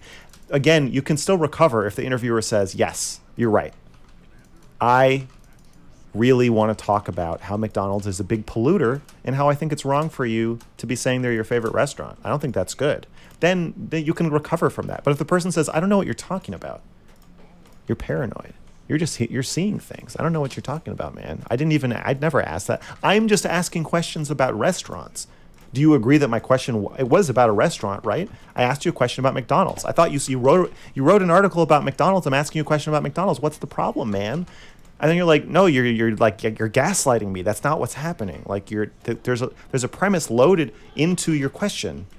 Like if the person can just acknowledge, like, yes, I said I wanted to interview you about the contents of your report, and I said I wouldn't debate you. But every question I'm going to ask you is actually going to suggest that you're an insane person and your report has no merit. If you just would say that, then we can recover. This account is just April Fool's. Jadian is not unbanned. But you're so used to this manipulative, never mind. underhanded 59 form of followers. communication True. where nobody agrees or describes honestly what is happening in relationships or in individual conversations, that you just think it's like a totally normal thing to do to just trick people. But it's not. It's not. It's wrong. You shouldn't do that. And I don't want to talk to people like that. You see it with callers all the time. You're going to see it with callers today. Callers are going to call in and say, hey, first off, I'm not a Destiny fan. Like the guy last week was like, I'm not a huge Destiny fan. I only watch him 2 hours a day. Yeah, this is a good interview. True. Just this say is a whatever solid the interview. thing is. Just say your piece. You don't use you thinking I can't stand disagreement as an excuse to try to lie about what you think. Don't lie about what you think. Stand up straight. Hold your little chin up and say what you think. And if I can't stand to be disagreed with, that's on me. But when you try to circumvent me even knowing that we're disagreeing, you're doing the thing that I think I actually can't stand, which is being lied to. I don't like being lied to. All right, I gotta stand up. Okay. Okay, so I agree, and I also hate that Nice. But I also think that for you, I mean, you just said earlier that you're also trying to. I can't remember how you phrased it. But like you're also still recovering from being part of this cult. And so for some of these people, like there are instances of this where I think it's intentional and others where I don't think it's intentional. I think that's just how they've learned to Yeah. No, I don't even information. I don't think it was intentional So- with Wick either. Yeah, so I just This thing's not working. I wanna ask you, like, when you were at the height of your Orbit. as an orbiter, like, Yeah. do you feel like you took on these speech patterns or these thought patterns and had to Oh my God! readjust Blame me for as attacking well? Brittany and Like, Erudite, seems like you're please. still adjusting to some degree, and so I'm curious, like, to what extent do you feel like you have had to like reprogram or like re-evaluate your own thoughts? No, not really. Not really. Okay. No. Hang on, I gotta figure this shit out. Keep talking. Well, okay, but I guess the reason why I'm bringing this up is I feel like it can be daunting to try to, like, even I am pretty removed from this situation, and I still feel that there are, you know, ways of thinking or even specific phrases that come to mind from listening to this for, I don't know, not even that long, maybe like 9 months. And so for someone who's maybe quite indoctrinated in this, like, True. do you have thoughts about how they might go about like thinking critically about this or helping themselves to get out of it? If you're in the Destiny cult and you want to get out, how do I escape? Yeah.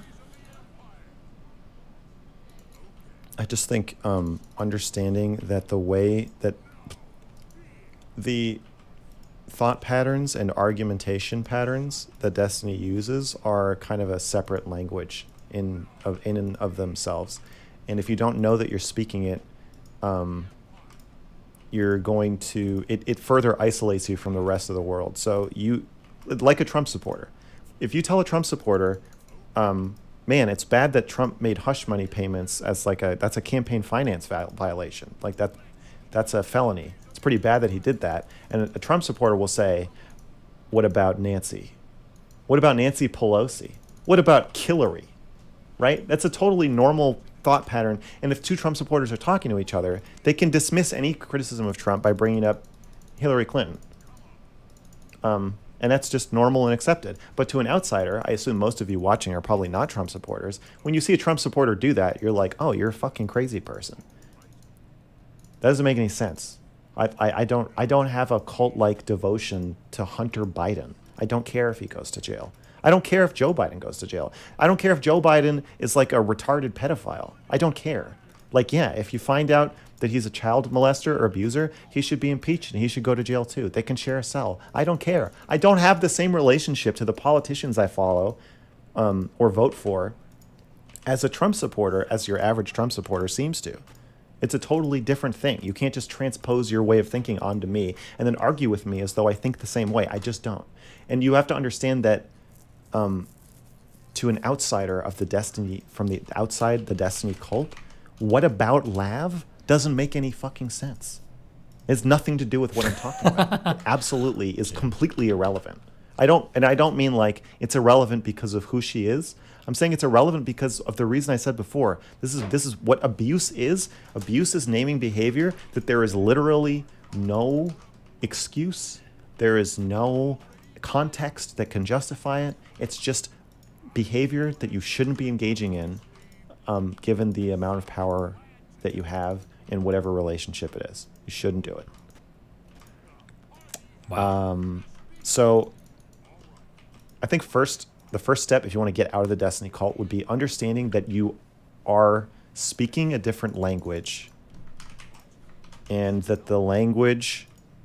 It's meant to trap you. Not good, And the guys. framework the language uses does not have a moral grounding. What? And it doesn't have a way to evaluate... doesn't have a way to evaluate people independently. Well, The okay. Destiny frame, because if it did, then it would clearly identify Destiny as an abuser. So it's like that sensor has been pried out with like a little screwdriver. So it can't evaluate whether people are good or bad independently. It can evaluate whether people are good or bad at something. So if you ask Destiny or one of his fans, like, is Nick Fuentes like bad? The Destiny answer will say, well, I think. What did he say? Somebody asked. I think it's in the report. Somebody's asked him if he likes Nick Fuentes' politics, and he says, "Well, he's like a fucking Nazi now since the Kanye thing." So he won't make it just a flat normative judgment about is Nick Fuentes bad. It's Fuentes is worse than Fuentes was before because of his relationship with another person. I will say that, yeah, Fuentes' politics are bad. I think most people know that I think that. But okay. Allows, if Destiny never evaluates anybody else, and the way that you think and talk never really evaluates anybody, then he can escape evaluation himself, or like a moral normative evaluation. Wow.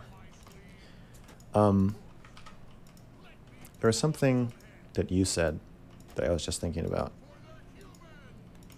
how they talk and evaluate each other. Yeah. I can't remember what it was though. Oh shit.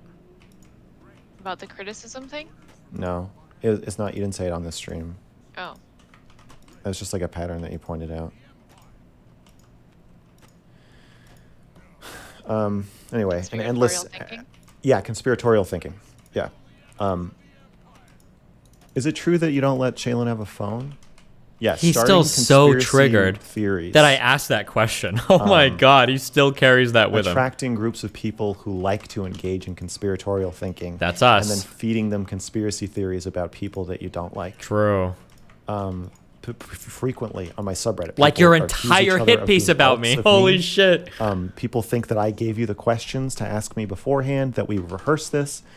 People thought that when Chud was interviewing you, that they actually thought that I was standing off camera, somehow signaling to you to tell you what to do, even though obviously if I were signaling to you to tell you what to do, the best way to do would be to fucking DM you, not stand off camera making angry faces at you. Just strange conspiratorial thinking that gives Destiny a lot of power over the narrative, because he doesn't have to prove anything he says. He can just literally make things up, and you guys are. Oh, some of this is kind of like borrowed from my Vosh manifesto, and you'll enjoy eating it up. He's like trying and to it serves learn him as well. So I guess I don't know. I don't have like a blanket way to escape. I just think that like talk to people who aren't in the cult. Tell them these stories and see how they react.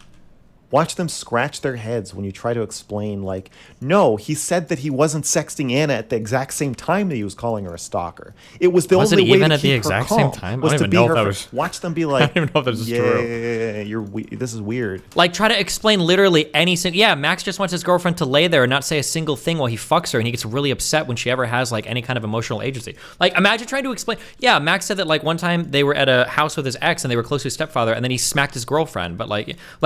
I like how he thinks my stuff is less explainable than his. Like, holy shit. You sound like a weirdo. I don't know. Those are just some ideas. I would also say that I think that if someone is struggling with this or wanting to change, just having some empathy for yourself as well. I think that patterns they run very deep, and they are perpetuated by hundreds and thousands of people at once, and the cuties review, the school shooter comments. Yep, true. It can be hard to change ever on any topic, but I think that particularly in an instance where you feel that your support system is behaving this way, or that there are hundreds of thousands of people who will shit on you if you try to change, that having empathy for yourself is really important in that process as well. Yes? Have you heard about the Ash conformity line experiment? Yep. I might have talked about this on stream. Oh, did we cover this on my stream? Do you think that's where we got this from? So he took 50 students from Swarthmore College and asked them to participate in a vision test. Using a line judgment task, they put a naive You covered it participant with in a him? room Did with I? 7 Confederates or stooges. The Confederates had agreed in advance what their responses would be when presented with the line task.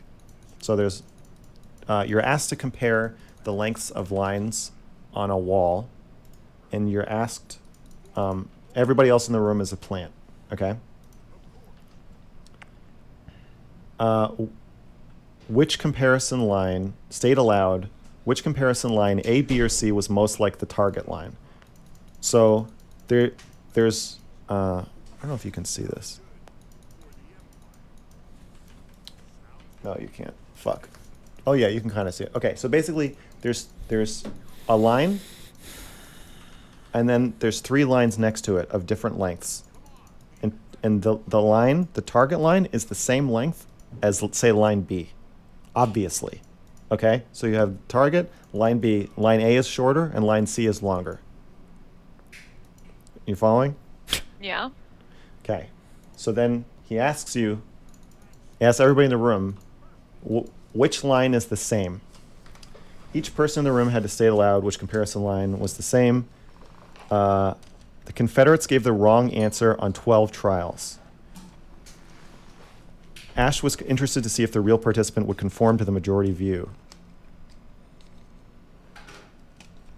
Ash's experiment also had a control condition where there were no Confederates, only a real participant.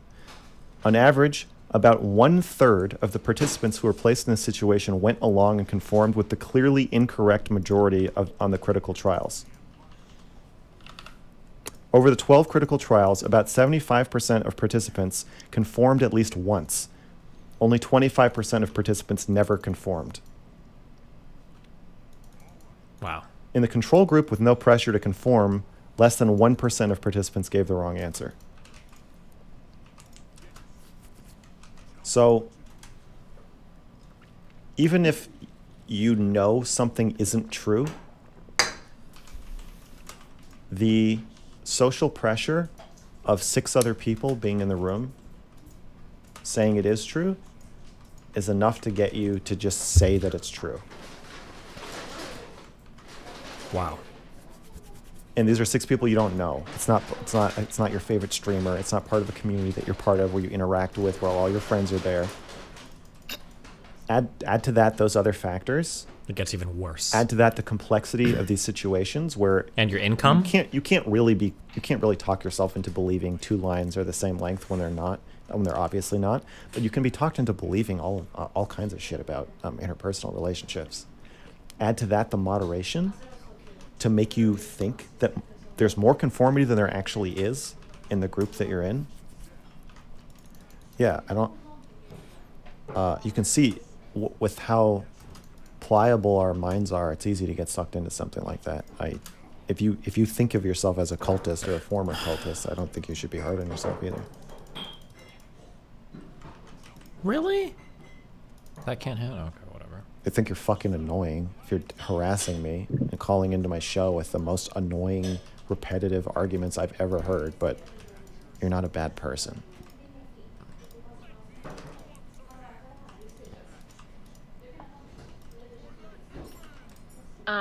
Yeah. Speaking of bad people. Lav. The final critique of you that I want to go over is just the sheer volume of things that people have called you. Oh my God. To suggest that you are not the Oh. right person to write this report. And even using our relationship and your role in it to sort of discredit you. And I wonder if you can just talk a little bit about the extent to which this is happening and perhaps address your view of why you Oh took my on God, this this report. mission is fucking AIDS, dude. Yeah. Okay. So my presentation of our relationship as abusive at times is not to defend my behavior. So when I post videos of myself screaming at you in the COVID vlog or the doll review, I'm not trying to present myself as like I'm trying to present those interactions as like acceptable. I do want people to understand why I am the way I am, but I'm not trying to make you think that I'm like good. I'm not moderating myself. I'm not banning people who say that we have an abusive relationship. It's when I made my video, how I learned to stop hitting women, I'm not telling these stories because I think they make me look good. I'm not trying to normalize hitting your partners. I'm trying to help people learn how to stop hitting their partners. The Tinder story, I'm not trying to normalize interpreting someone's body language as consent even when they've told you they're not ready. I don't. That's just not really the point of my content. So if you transpose Destiny's purpose, which is to make himself look like the most correct and righteous person and most logical person at any given time, if he told those stories, then it might be for that purpose. True. But we're not doing the same thing.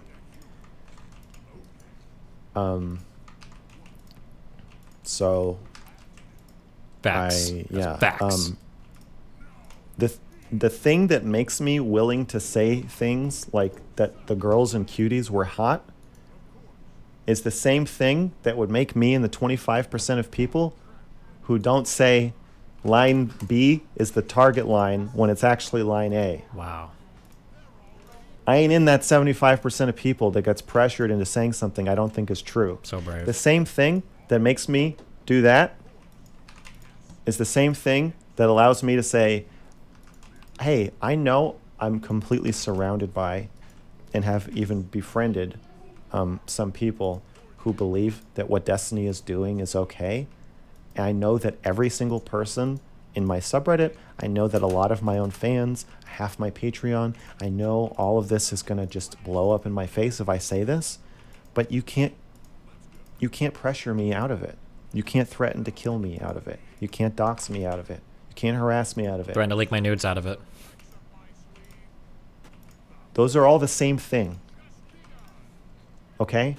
This is such a good interview. Can we at least agree with that? Feminists have said to me, I think your Cuties review is really brave and great. You did the right thing. You said the thing I would say. You said that if I had your balls, this feminists always say this. If I had big hairy balls like you, Max, that's what I would have said. When kids email me and they're like, I was going to shoot up my school, but your video helped me because you understood me. You said the thing that I wanted. No I was trying to find the words to say shot, that. dude. I canceled my school shooting because of you, Max. They might not agree with the Cuties thing, but they agree with the school shooting stuff. Don't shoot up your school, guys. So every single fucking fan is like, oh, I like you because you said this stuff, but all this other stuff you say is garbage. I'm getting emails about the Destiny report, thanking me, saying I couldn't figure it out, I couldn't put it together, but this helped me. You laid it all out, and you helped me understand what's going on. I didn't understand it before. Wow. It's a masterpiece. I'm sorry. It's the same thing. I'm just doing the same thing. Dr. K, it's the same thing. I'm just put in situations. There's a ton of pressure on me, social pressure, financial pressure, legal pressure, whatever, to not say the fucking thing that I think is happening, and then I say it. I understand this time I'm saying something that you really don't want me to say. You don't agree with it. It hurts Destiny, makes you want to protect him by attacking me and discrediting me. You have all these bad feelings about it. It's the same thing. It's just, I'm just doing my thing. I just go around and say what I'm thinking about stuff, despite enormous social pressure on me to not do that. So brave. So for Sunday's argument that like you're not the right person for, who is? I don't see a lot of people, especially people who understand this, because there's a bubble around Destiny. Like yeah, there's people who don't like Destiny, but there's not a big overlap between people who understand actually what's happening and the gravity of what's happening and who are willing to actually do anything about it at great risk and detriment to themselves and their career. There's only one person in this overlap. That's Max. Every other person who stands up to Destiny Tell me this isn't the ends up savior backing complex. down and This being isn't the silenced. NPD savior complex right here. I think I'm the only person to just like never budge at all and back down from my stance that he's abusive. He needs to be called out. He needs to be investigated, and we need to get some like mainstream fucking attention on this because it's a problem.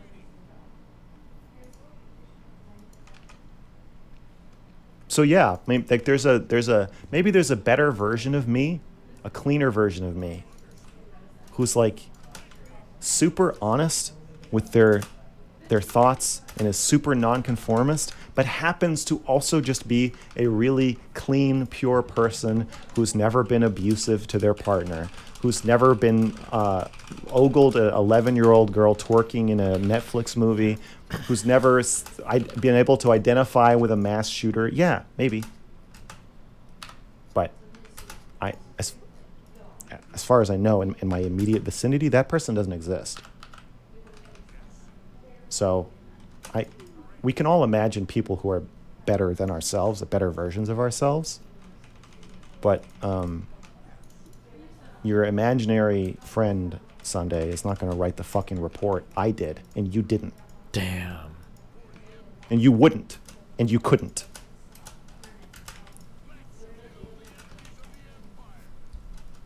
If you weren't jam-packed this month, would you have done a counter manifesto? Here's what I will say. I'll just say this much. Something is in the works that will, if anybody looks anything up about him, they will find a lot of stuff. That's all I'll say for now, okay? That's it.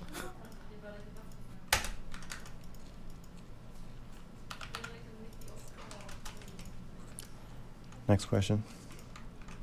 Do we have anything better to react to? Well, not right now. So, one of the roles that I've kind of played as we've gone through this process is to remind you that you're not just the writer of this report. You're a victim. You are one of the victims. And so I'd like it if you could set that aside for a moment and just kind of describe your emotional experience of the harassment that you faced over the last couple months, and talk a little bit about why this matters, why we should care about the effects that this is having on people. It's been pretty bad.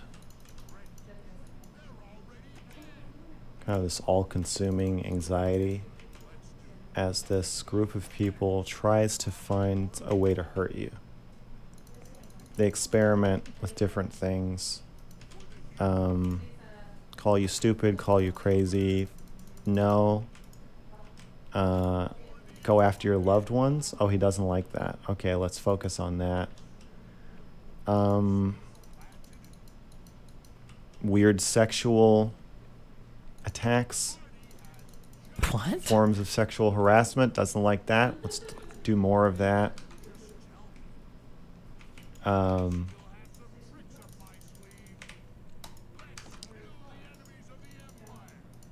Spreading rumors that aren't true. Oh, Shaylin reacted when she said that, when we said that Max is her employer. Max reacted. Let's do more of that. Yeah, it's like I'm pretty sure that's thousands true, of by the way. people- I'm pretty sure. I think Shaylin, they play a lot of word games. I try to find out when I'm trying to figure out the Shaylin work situation. I have to see like what's not said. And they speak about it in a very kind of tricky way. When they say that like Shaylin is not financially reliant on Max, I think what they mean when they say that is that Shaylin has like rich parents. I think that's what the meaning is of that, because they've never actually come out and said like that she works another job or anything. Now you could say, oh well, security reasons, blah blah blah, but like her entire art portfolio is wiped. The only thing on there is stuff she's done for Max. Doesn't seem like she's had another job. Never any reference of her going to work or anything like that. Now maybe that's just security. I doubt it. And he seems to be hiring her out to do work for his stuff, and that's the only thing that's like publicly viewable from her. So it seems, doesn't she have commissions open? You can say that she has commissions open, but the only stuff that's posted on any of her portfolios is stuff with Max. The last like art thing she did, art show, I think it was like over a year ago, I think. So I'm pretty sure he's her sole employer. I'm pretty sure that that's the case. And but I think that I think this is a total guess, by the way. I'm spreading conspiracy theories around. I think that her family's really wealthy, so the way that they phrase it is she's not relying on me for money, because maybe she could always go back to her family if she needed something. That's my guess. But trying to figure out what to say. I don't know how art works. Is it possible she just doesn't post it? Maybe. I don't know how art works. But every single artist that I've ever worked with always has public portfolios, because that's how you get commissions. People want to see the type of work you do. People want to be able to see what they're hiring out for, and it's how you advertise yourself. So the idea that she would not have any commissions whatsoever advertised seems very, very, very strange to me. But to you and to other people about you that would cause you the most psychological distress. And I know that you know what I'm talking about, because most of you are anonymous. So anybody who wants to say that... What's the purpose of doing the double genie speak? Well, because it kind of sounds bad if he is both her live-in abusive boyfriend, which he is, slash rapist, which he probably is, and her sole employer. Then it kind of looks like he's engaging in like a very abusive dynamic where he's her boss and live-in boyfriend at the same time, and she has no other outlet, right? That looks kind of weird. I think even he knows that looks kind of weird. So if that was the arrangement, I don't think he'd want to readily admit that. So they kind of like play word games to get around it. But it's not bad. Type your home address in the chat. Type your name, change your username to your name and address. You'll understand that once you've been doxxed, harassment and threats take on a new meaning. You can't just log off. You can't not. Oh, crazy that harassments and threats are really important once you've been doxxed for him, but that didn't count for me, I guess, earlier. I don't think that they take on a meaning. Or interesting how he, like the cape that he wears between like, oh, like it shouldn't matter and blah, blah, blah, versus like, oh, these are the most serious things in the world. Not pay attention to it. When people tag you, take a picture of your fucking house and tweet it out with your address on it. You can't just ignore that. Somebody has to flag that and get it removed. Wow. And that person is me. So you have to have your eyes taped open for the whole, I don't know, I guess the rest of your life, or until you move. Because you can't just, it doesn't just go away. I wonder what that's like. And you say people they're not really threatening you. No one's going to kill you. They're not, the people who are threatening me probably aren't. They're trying to get somebody else to do it. Huh, crazy. It's almost like he understands my egg argument perfectly. And they don't just want somebody to throw an egg at me. Oh, but for me, it's just the egg. Okay. He realized he was making the argument for me. Ordinarily, the recommended response of just like don't engage and shut down. You can't shut down. Once there's a physical threat to your safety, you have to actually keep your mind open to it. You have to be thinking about it. And once you're a captive audience, you're forced to be thinking about it. Then they can really lay into you. People telling you to kill yourself, trying to convince you to kill yourself. Especially, I've given them so much ammunition. People know so much about me, so they're much more effective at causing me psychological distress than they would be, because they know about my childhood. They know about my personal life. Like you talking about my grandma dog thing, calling me a sociopath.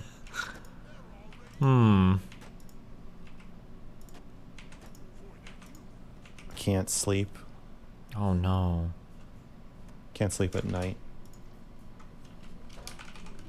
It's probably 2 months where I almost never saw the sun.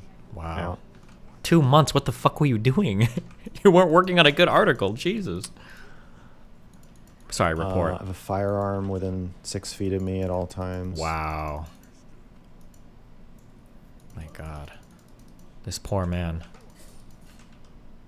Did you get on a call with Mr. Girl? Yeah, if you wanted to do an interview at the end of the show, why not? I think it'd be good content. I think he'd lose it, though. But I then think it'd be we might get unhinged. swatted, so you got to figure out, are this door being kicked down by somebody like a psycho, or is it a cop? Because you have to figure that out like really quickly, or else you die. That's stressful. You know.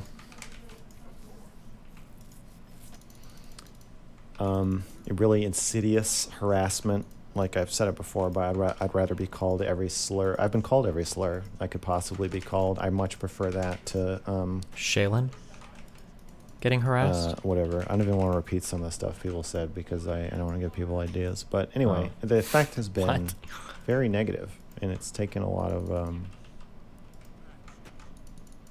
Even if you know. I mean, you guys know one negative comment is unpleasant. One insult is unpleasant. It's like it scales up. Like 10,000 people telling you to kill yourself. It's like pretty terrible. Wow. And then Destiny, broadcasting, being paid, Destiny being paid to call you a rapist by Wow. Google. Crazy. Being paid to lie about you. Like his whole Patreon? Just like wholesale, just make things up. Like his Say half you're of his leaking fucking things. report? Okay, true. Draw attention to your loved ones and direct harassment towards them.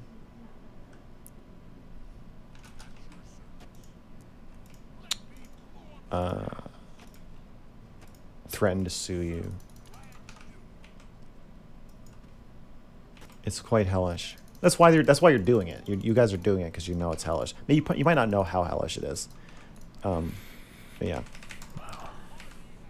I don't know. Did I answer your question? Yeah, I think so. I think. Have you threatened to sue him? I thought about it. I don't. Public free speech laws in the U.S. are pretty high though I for just think that criticizing I've public seen figures. so many comments about how cyberbullying is not real, how the effects of this are not real to these people, how If cyberbullying wasn't Well, real, there would be dozens of people retweeting and co-signing the report right now. There would be an outpouring of support. The only reason there isn't It's is 'cause because of Destiny is- retaliation. yeah. The retaliation Destiny uses to silence people, including people he has had sex with, is cyberbullying. That's the Gotta source throw of that all in. of his power. Of course it's real. Destiny would have no career if it weren't for cyberbullying. Wow.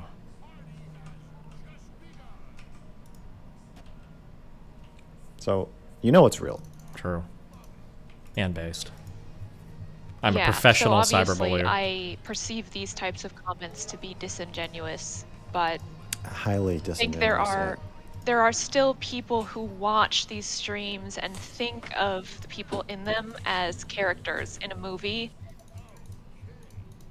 And that's not real. Like, they are people whose lives are being put at risk. I mean, even in the report itself, there are Multiple suicidal people. men and women, who are saying they are suicidal, and still there are hundreds of people attacking them. And it's I think that was my last question for you, but it just Am I I find it suicidal? not, are you suicidal? No, I just asked you the last question. No, I just think that I just wanted to kind of conclude by saying that it is real. Wow, great question. And it's disturbing to see people who have just so many people following someone like Destiny, who has such a flagrant disregard for human life that he's willing to continually hold up his actions. Flagrant and so disregard. Many people defend it. It's horrifying to me. How many? What is the kill count on Destiny.gg?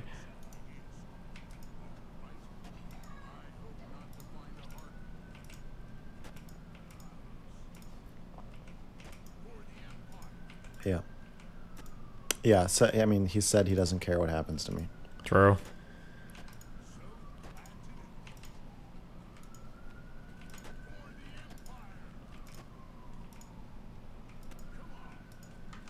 That's a pretty scary signal Oh my god.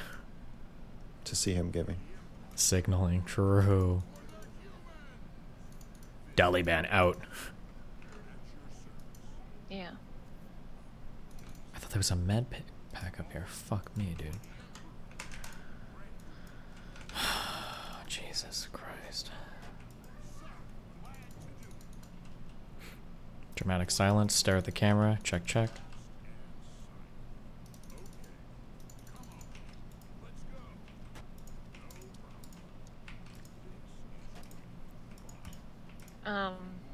Sounds like and he it's wants to not martyr even himself. just him. I thought about that actually. Like he has a lot of power. If he could like kill himself there are and people like who blame me are somehow. growing up, I don't think he would do that. learning to think like him in this way that is sadistic towards other people. True. It's anti-human. True.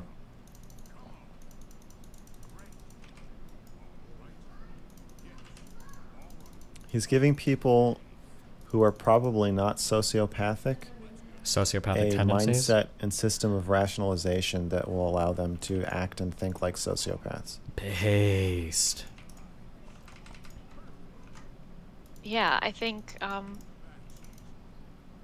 I didn't realize this until I read the report. You put a statistic in there about his audience, and if you want to pull it up and read it, but there are That's so from many of them are just teenagers. so many of them are teenagers, but that's also those are audience members across his community. So I think that was a poll of people in Twitch chat, DGG chat, and his subreddit. But most people watching are probably younger on YouTube. I mean, not probably, definitely. Most people watching are probably not in any of those groups. So I would imagine his actual audience demographics probably skew younger. How do you even know I that? don't have data. To What is the support that, what's the but my assumption? is Why? that Why? Younger teenagers are less likely to make a Reddit account and make a TGG account. Teenagers are less likely to make a Reddit account than a 40 or 50-year-old?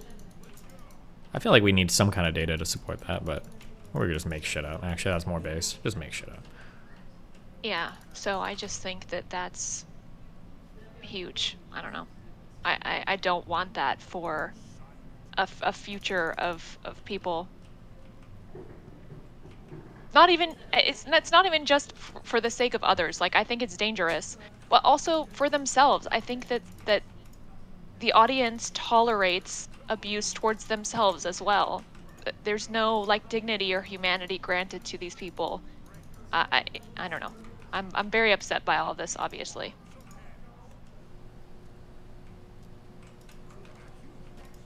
Yeah. Okay. Well, is there anything else that you felt that we didn't touch upon or that you wanted to say?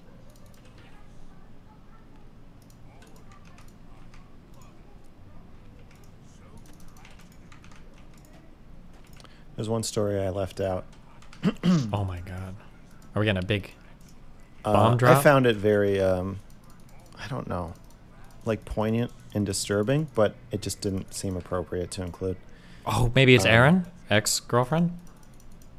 Somebody contacted me and said, Welcome to the Orbiters Club. Destiny was doing a stream where he was playing chess. And he was asking the audience for suggestions on moves, and then he lost. And then after he lost, he said, "You guys screwed me over, giving me bad advice." And the guy who contacted me wrote in chat, "That's not cool of you to blame us for you losing the game." And Destiny banned him. Probably it resonated with me because The worst abuse of them all. Because of the time I, after a lifetime of playing chess with my father, I finally beat him, and then he refused to keep playing with me.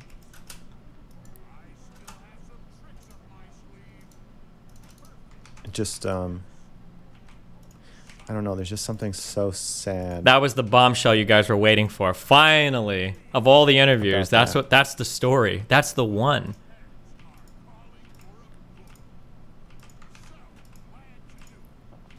And then the other thing that really got me. Oh, hold on, one more maybe. When he mega nuked copium. Do the copium shell one. writing the report. But first, I was crying nonstop for like a week or two when I started. But then I developed a shell of power. I don't know, detachment or professionalism or something. But the dog, Darius's dog.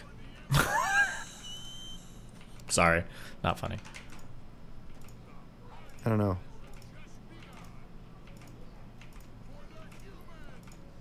Just couldn't stop thinking about the dog.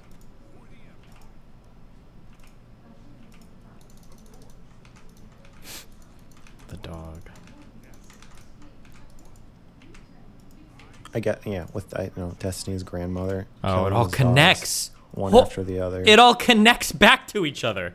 And he still doesn't understand the blatant sadism and sociopathy of mocking somebody for not wanting their dog to die. Wow. That's him. That's him as a child who doesn't want his dog to die. He's laughing at it. Wow, that's deep. It's pretty twisted. What was Melina's excuse? Because Melina technically went harder on the dog than I did. Maybe Melina had a lot of dogs He wants killed to in make her. you like him. And it is not a good way to be. Wow.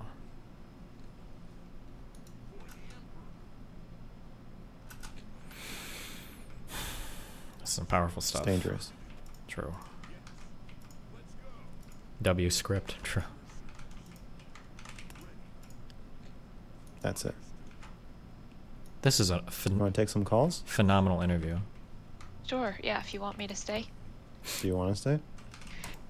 Yeah, but I'm gonna need to relax now that I'm not in the driver's seat quite as much. Yeah, because she was definitely in the driver's seat for that interview. You want me to turn the camera on? No.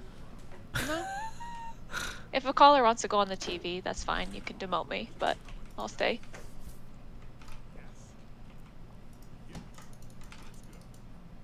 Okay. I'm going to read the super chat. Maybe as the power differential increases and not just the audience size. Not talking to fans, Smith was talking about. I just lost 20 HP for no fucking reason. You should just stop now. That's my advice. I Don't- think there are similarities between Trump's impotence in trying to sue the media for writing negative articles about him to Destiny reportedly implying he's going to do the same to you and or Lav. Do you agree? True. But he didn't just imply it. He said he would look into suing me, and then he took a poll. Yeah, I guess the poll is should he sue Lav is... yeah, of course. People on the subreddit are saying like, okay, people are so fucking Destiny defensive that they people on the subreddit have read a law in Florida about wiretapping. And the law, they found a website that summarizes the law, but really what the law says is that if you intercept texts between two people who are not you're like breaking the It's one party, wiretapping, two-party consent laws. That's what he's two-party talking consent about. law. Yeah, there you go. They've interpreted this to mean that it's illegal to share screenshots of conversations. Their minds are so warped and trying to... Honestly, that's probably an untested area of law. It wouldn't surprise me if somebody did try that and you actually could get in legal trouble for that. I don't know the answer. I don't know if it's ever been tested before. But like, if I live in a one-party state and the person I'm talking to lives in a one-party state, if we have a phone call and I record that and then I play that back for somebody, I'm violating the consent laws of the state for the recorded phone calls. Now, could this be applied to Discord or online messages? Could it be applied to DMs? I don't know if that's ever been tested legally before. I don't even know what people think in terms of whether, I mean... convince themselves that I've committed a crime about Destiny by publishing private conversations he had with other people. That in Florida, you think it's a crime to take a screenshot of a text conversation you have with somebody and send it to somebody else? You guys are going crazy. That's not illegal in Florida or anywhere. That's just not true. He doesn't know not that. True. That I don't think doesn't make anybody's sense. gone to court for it, but like, I don't That's know what probably the not answer even would be. illegal in North Korea. So, yeah. Oh, and he's going to get a restraining order? I'm not trying to contact him. He is the one who keeps quote tweeting. Restraining orders do apply to people in your immediate life. You can get a restraining order against somebody, and they're not allowed to contact people in your life about you. That's part of a restraining order, obviously. I'm surprised he would know that because I feel like women have probably filed restraining orders against him before. But me. He contacts me. I've not interacted with him or communicated with him directly at all. So you can't be like, oh, I keep quote tweeting this guy on Twitter, get a restraining order. What? No, that doesn't make any sense. You can't get a restraining order. You, Max, you have shown that you are not responsible with how you criticize Destiny, and you are hereby restrained from talking about him henceforth. No, that's not what a restraining order is. And then what's the last one? That he's going to sue me for defamation? The report is fucking true. Has he said anything in the report isn't true? Yes. Multiple things? Is there any like major contention about any Oh, of now the he says stories in major the contention. report? Oh, No. okay. No, it's all true. I agree that it is very damaging to his reputation. That's because people are finding out how he treats people, and it makes him look really bad. That's not defamation. So, Destiny is delusional, but I assume whatever lawyer he's contacting is probably less delusional and less bought in, and they're probably going to say, even a Destiny fan who's a lawyer is probably going to be like, you know, bud, this doesn't make any sense. The Boring Gamer is now a Pony subscriber. I'm in 2 cults now. Yes. This isn't a cult. Nice. You brought it back to cuties. Made it all about you and morals. Saving all those would-be shut-up schools, Max. Didn't Destiny say that school shootings are statistically irrelevant? Based. Statistically, they are irrelevant. But that's not, people aren't upset about school shootings because of statistics. Also true. They're upset about school shootings because anecdotally, they're heartbreaking. When you murder a child, you're not just hurting one person. You're hurting thousands of people That's or just millions of people. True of murdering anybody. If you talk about the grief from school shootings, which is not a statistical analysis, it's an emotional reaction to a story, then the grief is statistically relevant. It affects lots of people. If you're going to say grief should only occur when it makes statistical sense, then... Who said that? What are you saying? We shouldn't care about stories? Yes, Then should that is happiness what I've only said. occur when it makes statistical sense? Who cares about any story ever? When you see something good happen to a celebrity or even a person, a feel-good news story, are you supposed to be like, well, it's only one fucking person, who cares? That's not how most human beings feel and operate. Good one, Max. Oh God, what did I miss? I've got to go through. Also, the time to talk about statistics is not in response to people being upset over a school shooting. I feel like that's the main reason why people bring up arguments like that. Yeah, well, so if you're talking about policy, if you're saying I don't think we should ban guns because of school shootings. Yeah, that's usually what then we're talking about. statistics in a Yeah, conversation no like that, it shit, makes Sherlock. sense. But if When do you're you think using that it to comes up? smuggle in the straw man of you're only upset about this because you thought it was statistically relevant, or it isn't, or we should only be upset about things, or I don't know what he actually said, so I'm not trying to argue with his point directly. I'm just saying. You don't know what I said. Good one, true. What you said, he said. That would be a response to what you said. Okay, there's 40 points. There's 2 items I need to pick up All somewhere. right. Let's get some callers. Let's get some Okay. callers. Oh, we got somebody in here. Oh my Hello? God. Hi. Yeah, I was waiting for you to finish. Nice. What's up? Hi, caller. Hi. How's it going? I'm depressed. Is this live? Yeah, it should be. Call in. I'm not even in their so Discord there were server. 2 things kind of that I wanted to talk about. Okay. The reason I wanted to call initially was because when I read the article, I read parts of it. I watched ChatLogic read some parts of it.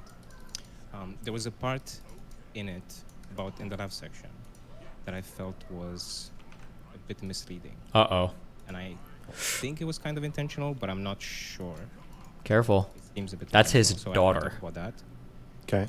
And the second thing, generally, if there's time, I don't feel like the report proves, to me at least, that Destiny is at least sexually abusive. Based. I think based on what the content is in the article. You know what? I don't want to talk about Lav. She's It's not about 60% that, it's of the about article. What you left out, I guess, in the article. Is it something I left out about Lav? I don't want to criticize Lav. I don't want to criticize Lav. 60% of the article can't talk about it. Oh my Is it goodness. something that I left out about Lav? How good faith is that? Jesus. In the room with filing cabinets and horizontal zombie containers, there's something small about the top middle horizontal Paint her container. in a bad way, basically. Wait. In the top transcript horizontal where container. she was with all the 5 people, the most recent one, I think. Room with the filing cabinets and horizontal zombie containers.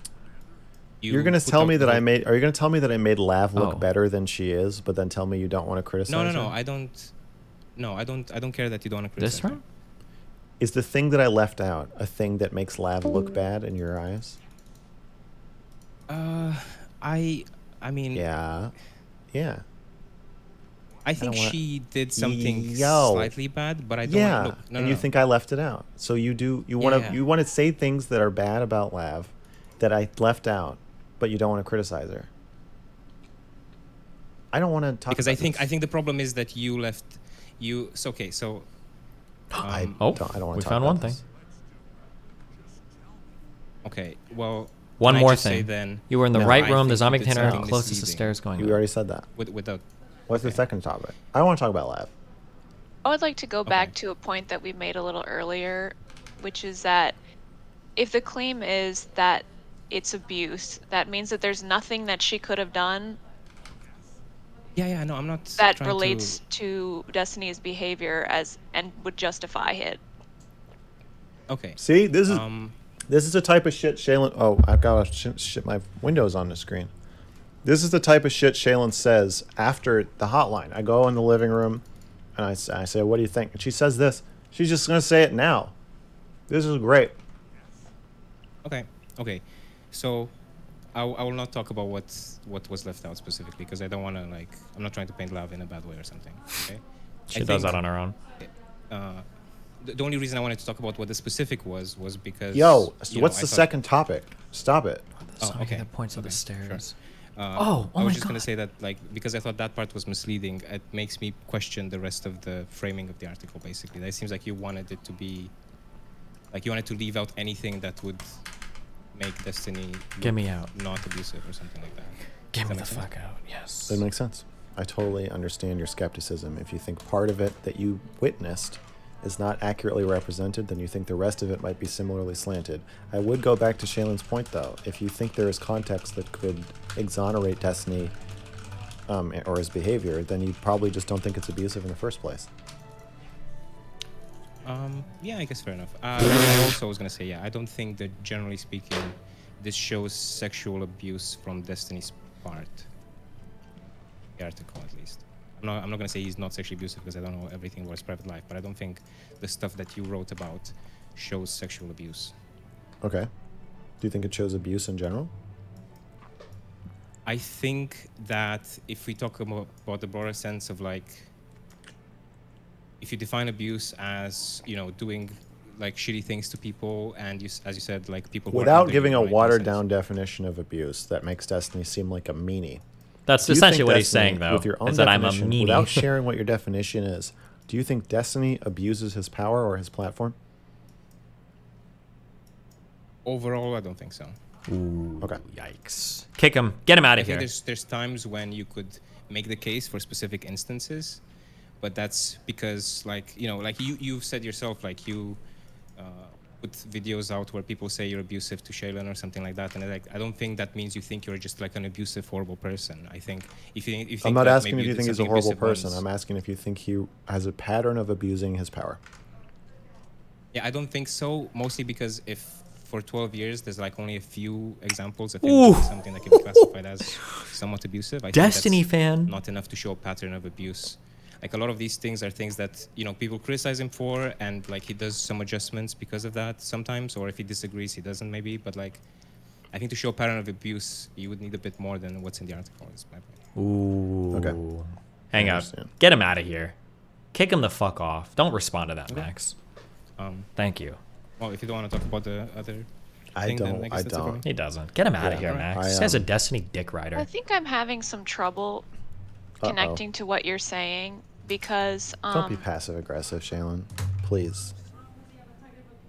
well, I can't. I'm not. I don't know if he is deceiving himself or if he's deceiving me. But Why don't we just treat him when in good faith and assume that he's not trying to deceive you? okay, I can also say I'm not trying to see. I don't think you're trying to deceive me, but You're I brainwashed. feel like when you say things like you misrepresented Lav, Wait, somebody should ask in which chat. Am I allowed in here to makes talk me to them? question I can whether talk to or not both of them. any They of can this double can team be me. considered abusive. That to me communicates. I think it'd be a fun chat. I think this person might have deserved it, and that's why it's not abuse. And so No, I don't think. The thing is, if I Well- talk about why I don't think Lav was abused, I'll have to talk about the situations that happened, and you probably. I don't know how to join their Discord. I'm too lazy to do that. But you should ask the Rumble people. Ask him Rumble chat. Is he yeah, allowed to I'm just saying my is Destiny allowed argument to come is chat? that if we are defining abuse to mean that there's nothing that she contributed that justifies the abuse, but nothing that she could have contributed that justifies it. Yeah, but then you're saying that there is something that you view as interfering with your ability to categorize it as abuse. Like I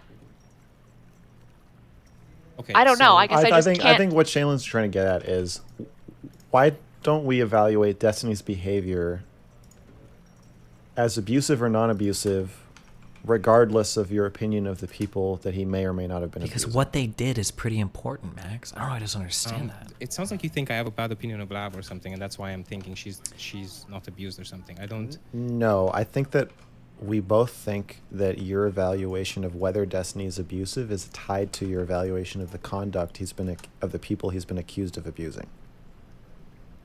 His conduct, yeah. Yeah, and so Shaylin's saying if it's abuse, it doesn't really matter what she did, and if it's not abuse, Yeah, then I don't it's think not he was abuse. abusive to Lav. I don't think he did anything abusive to Lav. Okay, like so you don't think that he did anything abusive to Lav, no matter what she did or didn't do, but you just think that the section has some inaccuracy in it. Yeah, that's just, I think because initially I thought it was going to be, like, it's, I mean, I guess people were saying that it's going to be like a report of, like, the facts and stuff. And it just feels to me like if there's something left out of it, it kind of makes me wonder if it's like, is it just a factual report or is it more of a opinion-based piece? You know, where you're like putting your finger on the scale of like how it's seen. Okay. And I think because there's a lot of cases in which you can like present something where you're not lying about anything, and you're not. Yeah, you know, just but think you're it's leaving things out. dishonestly presented, or Kind of, yeah. slantedly presented, or Yeah. something. And I can't really comment A on little biased. everything because there's a lot of things that I wasn't there for. I don't know what happened. But Yeah. like if there's anything that looks like that to me that I was there, that I watched, it makes me believe the people who are saying that other things are misrepresented. Does that make sense? Yeah, I've catch your drift. Okay, Shaylin. It's time Yeah. to let it go. Okay. Okay. Okay. Well, thanks for calling. All right. See ya. Bye. Oh no, did they mute me? Did I get banned? Oh, I put a smiley so that...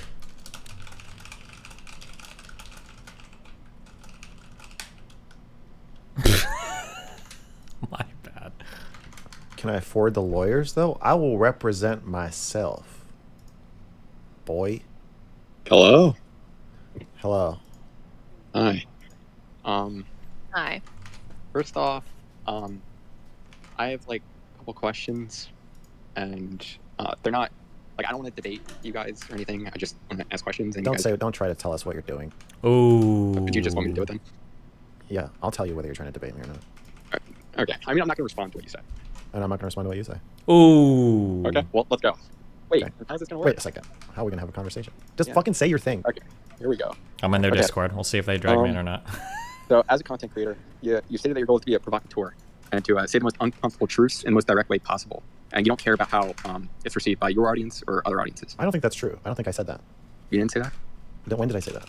I thought I watched, like, you were on a stream with Destiny, and he was talking about, like, he was trying to make you say things in a better way.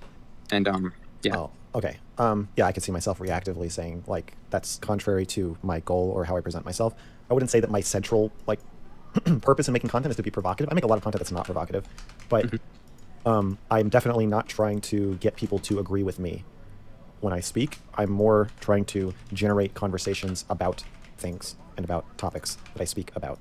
Do you do that by being, like, provocative? Because I thought you say, like, you take something controversial and you don't try and, like, rephrase it in a way that's more digestible to people. You just say it, and then... Yeah, to me, the clash between you and me, I'm not trying to avoid that. Or, like, it feels manipulative to try to tell you, like a Cuties review. If I try to make it so, like, I'm not trying to get the audience at the end to be like, "Oh, that was very reasonable," and I agree with that. I'm just not optimizing for that. And I think Destiny is. So when he gave me feedback, like, you could reword this so that people would be have less of a negative emotional reaction to saying it. That's not like a priority of mine. Yeah, so you don't care as much about that, right? It's not that I don't care. I care about your reaction to it. I'm just not trying to control it or make it positive. I still care. It's such just a not, it's not, My weird- goal is not to make you like me. I'm not trying to make you like me. No one is saying that. Yeah, you won't like change the way you're gonna say something to get like a different reaction, right? That's not what I said. You're just shifting what I'm saying to you. You're like, I don't want to debate you. I'm just going to rephrase. I'm going to repeat everything you say back to you, but in a way that it sets me up to dunk on you. Another 30 no one seconds understands later. I can Max say episode. what I said is Aw. that my content is not optimized to get people agreeing with me and copying my takes. My content is more about me presenting myself and my views kind of nakedly, and then you can react to it however the fuck you want. Talk about it. If you like it, you don't like it, you hate me, you like me, whatever. I'm not trying to copy myself onto you, which I view most content creators as doing. And one way they do that is by optimizing for agreement in their audience, and I'm not optimizing for that. That's different from me saying I will never adjust anything I say so that it is received differently. I said exactly what I meant. Yeah, I think. Oh God. I'm trying to understand. Oh Jesus, fuck! Don't tell me. Okay, wait. So, Stop okay, saying so it I'm again. just saying you say things the way you want to say it. Basically, to sum it up. I don't want you to sum it up. Just respond. Okay, so with that in mind, the way you say things, are you surprised that you receive harassment or bullying from other communities, or are you not? Am I What's surprised? the point of the question? Uh, Am I surprised that Destiny directed its What other community to? I've received 99.9% of the harassment I've ever received has been from Destiny's community. Oh my God. I don't. Have you received any harassment from Moist Critical? I thought I heard something about that, because of your Cheaties review. Yeah, for like, there was like 3 weeks or maybe a month of death threats and you're a pedophile on my Cuties review comments and some DMs. And then at the same time, Ethan Ralph and some other of his buddies sent me a ton of death threats and harassment. Yeah. Okay, Repeat so the like, question. Are you surprised that what? Are you, are you surprised that you receive harassment because of the way you say things? Yeah. You know there's a difference though? Like, well, I don't know. I don't know what your fucking point is. Well, my point... I don't view these things as the same at all. Moist Critical's community organically didn't like me and thought I was a pedophile and a bad person. So they, like, yes, I don't think he should have made a video about me without talking to me about it and giving me a chance to represent myself. And Huh, it's like crazy, 5 million huh? Sub-channel, annihilating a channel with 1,500 subs or something.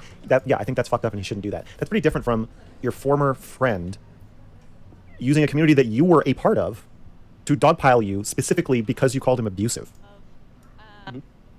In trying to turn your own audience against you as harshly as possible. I don't know.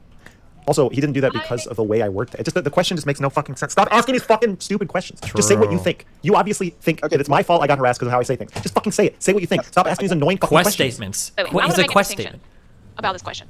There's a difference between talking about someone's behavior that you're upset about and Calling someone harassing a them. harassment. So, is Max surprised that people are upset and have feelings about the things he does or says?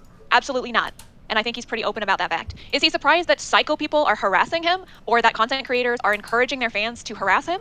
Yeah, because that's a crazy thing to do and you shouldn't do that. So, Have I ever broad encouraged my strokes here, fans to harass I Max? condemn Have I all done that? harassment and content creators who encourage harassment or engage in harassment. Maybe I However, did. I don't think it's remember. perfectly acceptable for someone to disagree with someone and talk about the problems with their actions. I feel like if I encouraged it, it would be way, way, ideologies way, or way, way whatever, worse. But those are very distinct. So I think acting as But I though don't know if Max someone knows ought to what bad expect harassment looks like. harassment I'm not sure. is a crazy thing to suggest. No, I'm not trying to say like, oh, it's your fault that you got harassed. I'm saying that in a way, but it's not like it's not like you're morally at fault for the harassment. I'm just saying it's something you should probably expect if you're being provocative.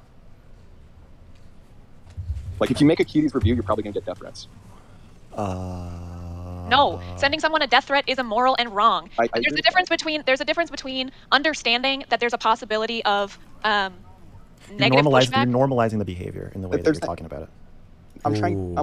I could give it in a way that like I'm giving you advice. Let's talk about let's transpose the way you're saying this onto like rape. Ooh. Yeah. So if you said, "Are you surprised that you got raped?" Like, so let's say you're 40 and your daughter gets raped. She gets raped at a college party, and she's like, "Oh, it's so awful getting raped." And you say, "Are you surprised?" Yeah, it depends on the. No.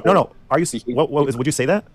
Harassment is No, not I reasonable wouldn't say that, behavior. no. Yeah, Why I would think- you? no, Why no, wouldn't you no, say no. that? But she shouldn't be surprised because college girls get raped all the time. No, because it's not reasonable to expect that when you go to a college party that you're gonna get raped. No, it But is reasonable to. It actually is reasonable to expect that there's a good chance that will happen. It's very. Yeah, it's- but not- so okay. So then there's two factors that we're addressing here. One is the frequency, the statistical likelihood of it, and the other is the normalization of it. Rape is very frequent, but it's not normalized. What? In some other countries, in jail, it is normalized. Normalized You're gonna isn't get raped in jail. acceptable? I don't- It would be really horrible if it happened to you, if it happened to your daughter. But whatever. Who cares? It's not a big problem. We don't care. I don't know So what we're while I on. agree that online harassment, cyberbullying is common, frequent, I don't agree with the implied normalization and acceptance that you have of it. That's the whole reason for the report, is that it's actually awful behavior. There's no excuse for it. You shouldn't be doing it. That's the point of the report. The report isn't about how it's uncommon. Although the way Destiny does it is, let's face it, a little bizarre and kind of weird and uncommon. But the acceptability of it, that's what I'm protesting against. So it just like doesn't make any sense to say like the thing that you are speaking out about is so common that you should just like, why don't you just accept it like me? Because you're fucking sick, dude. Ooh. That's why, because you're sick. I don't want to be sick in the head like you. Sick in the head. No, I never said to accept it, and I'm not. You are. trying to- That's obviously what you're implying. Is Yeah. that No, we it's should, not. we should, No, it's not. All I'm saying is that it's something that should be expected. I'm not trying to normalize. all I'm it. saying is that Like, your daughter these- getting raped at college is something that should be expected. I'm not saying it's okay. I'm No, just saying we should expect no. it. What did I say? What did I do? I'm Okay, just saying we should should, expect it. What?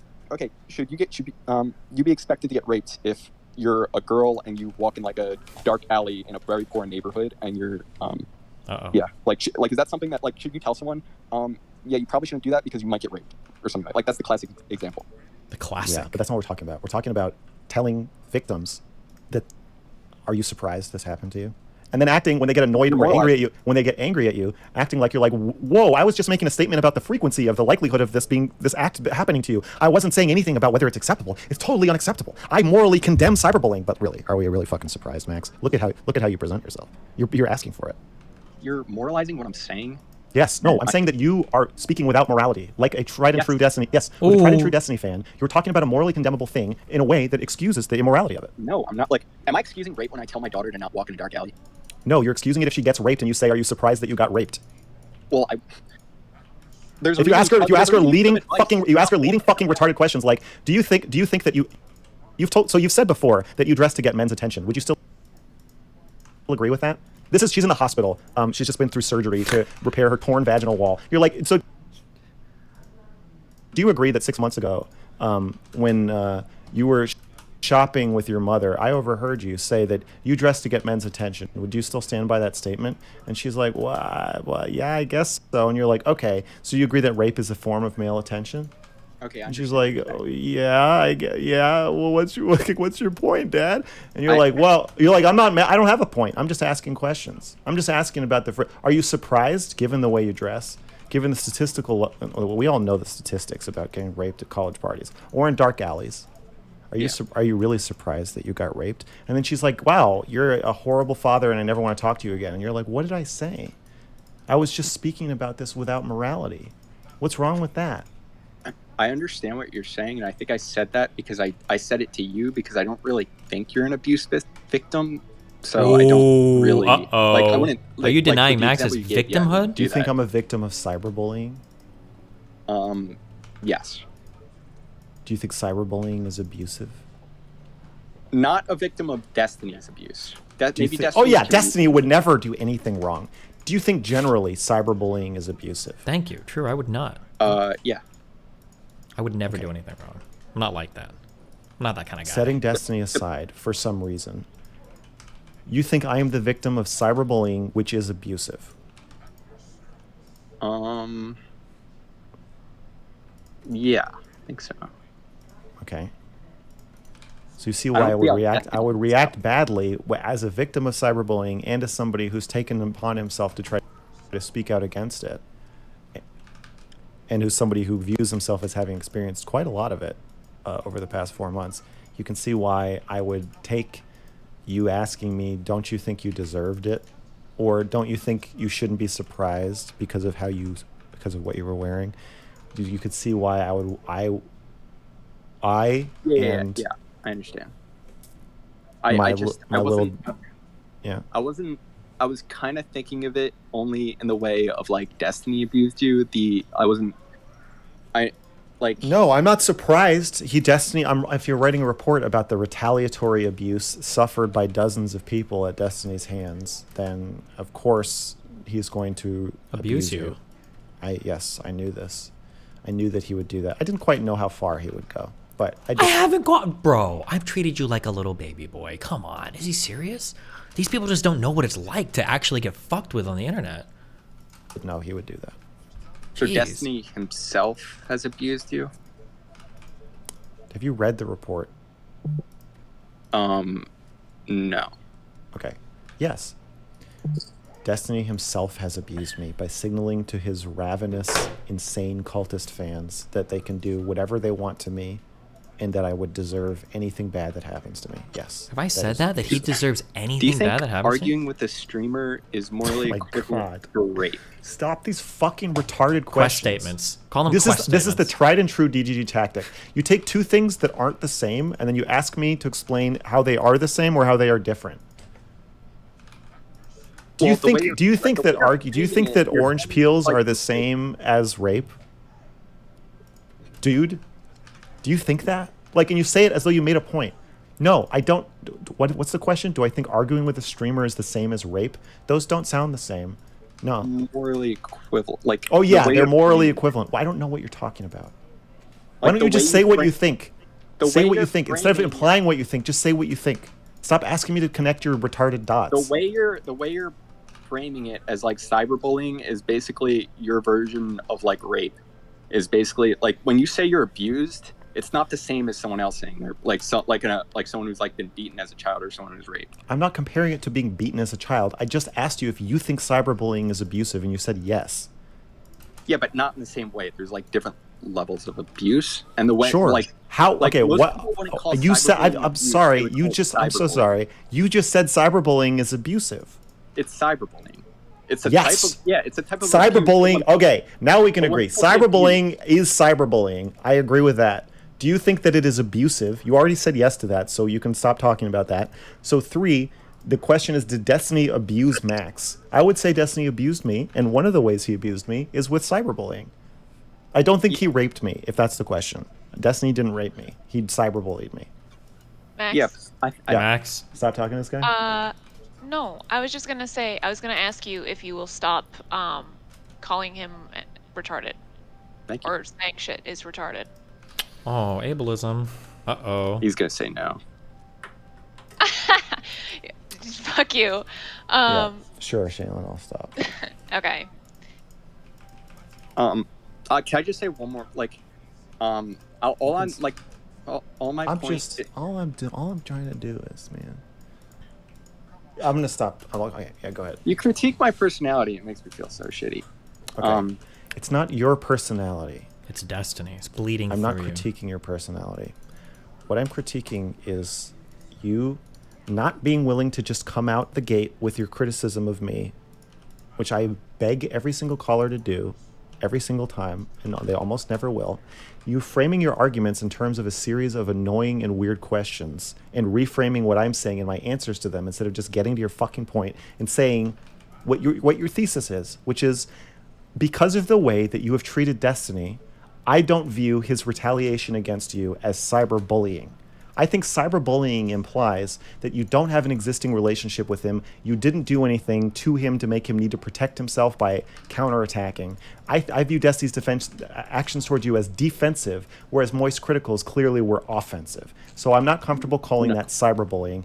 And further, because your content is so provocative, I think it's reasonable for. I think you shouldn't be making a surprise Pikachu face every time you get cyberbullied. Though that to me, that's what I've gleaned from all of your questions. If you just Quest said that at the statements. beginning, then we could talk about it instead of this endless like chase to try to figure out what it is you actually think and to try to stop you from trying to trick me into agreeing with something I don't agree with. So it's not your personality, but the way you have approached this is very, very familiar and very frustrating. Oh. I think the reason I do that is because talking to you is not like talking to most people, and with most people you kind of have to couch and not just say direct and blunt or they'll get really pissed at you. So that's kind of why I do that. I do that with everyone. So okay. But I'm just saying when you say abuse, like most people don't call cyberbullying abuse. They just call cyberbullying cyberbullying. So when you call it abuse and then also rape is abuse, what you're also investigating, it's kind of equivocating them. Do you see what I'm saying? Well, I think rape is the Equating, same way, not though. I mean, equivocating. most people Uh-oh. just refer to it as rape rather than saying it's abuse. But it's also abuse, and abuse is like an umbrella category. Yeah, when you call things that, like, when I think of abuse, I think beating a kid, I think sexual abuse, I think, like, I don't think cyberbullying. When I hear cyberbullying, I think cyberbullying. Okay. So, can you just say what you think now? That is what I think. That I shouldn't call cyberbullying abuse because it makes it sound like rape.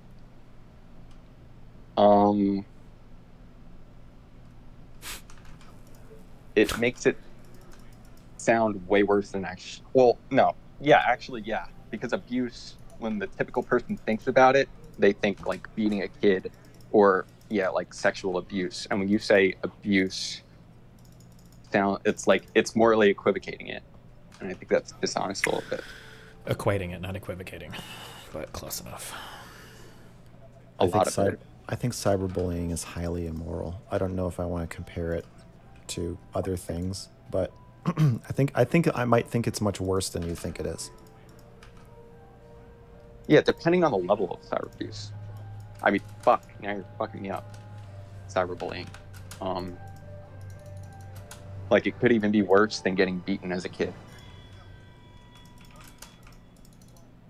Yeah, I think once I'm getting doxxed and people are tweeting pictures of being naked at my family members, it feels pretty abusive. Yeah. Are you still in the Discord We're queue? calling you I don't know. I'm in like abusive? the waiting room. I don't know if that's the Calling queue me or not. name? Yeah. Like if I was a angry DGD and I was like, you're a pedophile asshole and I hate you. Is that abuse? I don't think just you doing it is abuse, but I think if it's part of a larger Like targeted all the effort people to that get a lot of come people to after call me, abuse, maybe? you're not really the abuser in that case. It's the person who set Or you does it up not to count if do it comes that, from like different Moist people? Critical. Or Yeah. It's not. It's you're more like the rock that is being thrown at me. But I don't think each individual thing is abuse. It's the unending like torrent of hate that's abusive. That's being intentionally directed at you, intentionally to cause psychological distress, intentionally for the purpose of making me drop what I'm doing, to let it go. Yeah. So if cyberbullying is abuse, though, you wouldn't say that me bullying you and calling you an asshole and stuff isn't it? You would say that's not abuse. No, I don't think you calling me an asshole is abuse. I don't think you are in a Is position that to cyberbullying? I don't think you're in a position to bully me individually. You're in a position to bully me with a group. So people can't cyberbully people individually? You can't cyberbully me individually because I have a larger platform than you. I assume. What? And right Really? now you're on my show. So you can't really bully me right now. you can't bully If people with anything, I'd be larger bullying platforms? Based. If a person I know was cyberbullying me, am I being abused? You said cyberbullying is abuse, and I agree. So yes.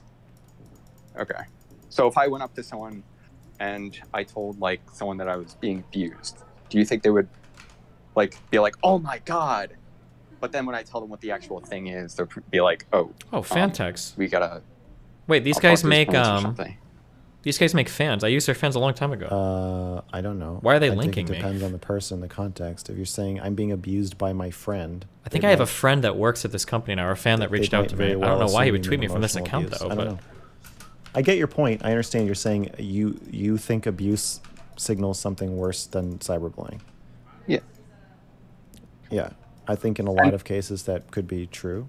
I don't know. Yeah, and in the context of your article, where you're basically talking about sexual misconduct and stuff, and Yeah. you're saying that like you've been abused, and that other women are coming out saying they've been abused. It almost sounds Yeah. like Destiny raped you or something. a little bit. Yeah, I get what you're saying. Yeah. There are multiple men in the article. Thanks, aside Shaylin. from Max as well. Mm-hmm. Yeah, I think he was abusive to Vosh. I think he was abusive to Darius. Sorry. I mean, Do you, like it? For some reason I just would laugh if Vosh said that he was abused by Destiny. well, you're part I of know. the problem. I think you should. Because streamers talking Think to about other that. streamers, it feels like it's like part of the game. A lot of abuse happens just through talking. Yeah. Oh Jesus. I'm trying to think how many, like, can Destiny say that he was abused? Because I'm sure there are a ton of people that, even like Hassan, holy shit, he talks shit about Destiny all the time, and I'm sure he gets hate rated and tons of his fans sent him hate mail and death threats. Was Destiny abused by Hassan? I don't know. Based. Okay. You just said you're sure if that happened. I don't know if that happened, so I don't know. I mean, it's pretty like, you know, they've been fighting and stuff. They have pretty bad past, and Hassan is like, I don't know, 10 times bigger than Destiny. So I don't think he has. I don't think he has 10 times as many. 10 times? Insane fans who are willing to carry out. So it's not really 10 times bigger than me, guys. Cyberbullying 10 times commands, though. Live stream Destiny might have viewers? More of those. I think What is his every concurrent creator says the viewership at same these thing days? about the person that they're being in drama with. Like, You don't think Destiny has an unusually devoted and No. mobilized fan base? Feels like not 3 that to I- 5 times. Okay, let's be. Do you know he let's has a be fair. reputation for that? Let's be fair here. Not that I've seen. I don't know. I didn't. Okay. Like, I've been watching him for a really long time. Haven't seen that or anything. Well, I think that we're kind of getting stuck on the True, that word egg girl of was a Hassan cyberbullying fan. She a was little posting in his bit. Discord, I don't bragging about it and consider talking what about it. Destiny himself did to be considered cyberbullying. I think it is abusive across a number of different Wait, I didn't do like, cyberbullying? Oh, categories, come on. If I did anything, at least give me which I could cyberbullying. list, but I don't even, I wouldn't even put what he did in just the category of cyberbullying. Oh, just cyberbullying. Okay, even worse. Thank you. Based. Yeah, I don't really care much about the drama. Even if Destiny raped someone, I still would watch him. I don't Oh my really care about this God. at all. Bro! I'm kind of just doing this for fun. I mean, kind of at the expense of you guys, but you guys are entertaining. That's fucking crazy. Why did he Oh, that's fucking true. say that? Yeah, so... Wait, who do you just guys, talked? wait, Hello? Miss Girl, do you think that someone's a bad person if they, like me, who just who said would that? continue watching Destiny even if it was proven that he violently raped someone? I don't think you're a bad person, but I think it would show. The waiting room? I have it muted, I think. I would find. Oh it no, I've got the concerning that you the would stream admire part muted, a but not the violent room, I rapist. think. Can you watch someone's content without admiring the person? You can, but my sense is that you admire Destiny. Ooh. Call Yeah, that. as of right now, because I don't think he's a rapist. But if you You're did saying rape you would stop admiring him, but continue watching. yeah, of course. Damn, I got some good ass content, I guess. I do think that you're contributing since so much of his sex life is intertwined with his content. Yeah. It's not like Bill Cosby where he like has a show and then he's a rapist later. Destiny's stream and his platform. I'm raping as I like, stream. I'm raping intertwined right with now. His sexual misconduct. So I don't think you can quite separate the man from the content in that sense. So I do think you'd be supporting something pretty immoral. I think you already are, but it would be more immoral if he violently raped somebody. I don't even know if it would be more immoral. It would just be immoral in a new and different way. I actually don't even think it would be more immoral. Yeah. I mean, I thought you were going to say that. I disagree. Don't worry, we know you do. 'cause I think, even though he is his brand, so if I'm watching him, basically watching him, but there is still a distinction between his content and him as a person, even if him as a person pretty much is the content. Yeah. There's still a distinction, I think. All right, I think we should go to the next caller. Ultimate Dodge Dad. You ready? I just switch over to the office. Oh, he left. Yeah, just hop Well, on. thanks for calling. Destiny wants to call in. Given he's the subject of the article, I think it's fair if he came in and He's gave here. his comment. Thoughts? That's funny. There you go. That's So- very funny. Oh no, they're not going to Thank you for the $5.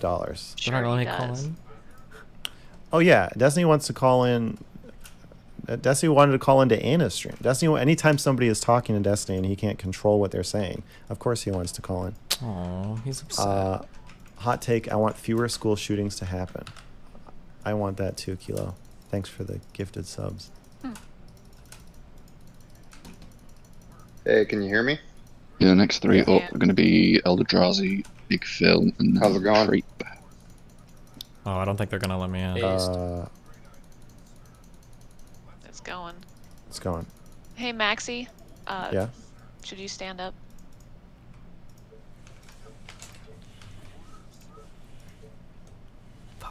All right. The reason that I kind of wanted to call in was to talk about the unequal sexual relationships that you mentioned in the article. I totally agree that Destiny, what you've outlined in the article is abuse, and he abuses his platform and he retaliates against people in a totally disproportionate way over even just very minor slights. True. Yeah. But I kind of wanted to talk about, like you've said in maybe some of your interviews or some of the other hotlines, that you kind of have this opinion that that like larger streamers should never have a romantic relationship with smaller streamers, or like I think Shaylin has said, or you said that Shaylin said something like people over 100,000 subscribers shouldn't be dating people below it or half of their subscriber amount or something like that. Yeah. And what is like the number? While I kind of like understand your sentiment, I feel like if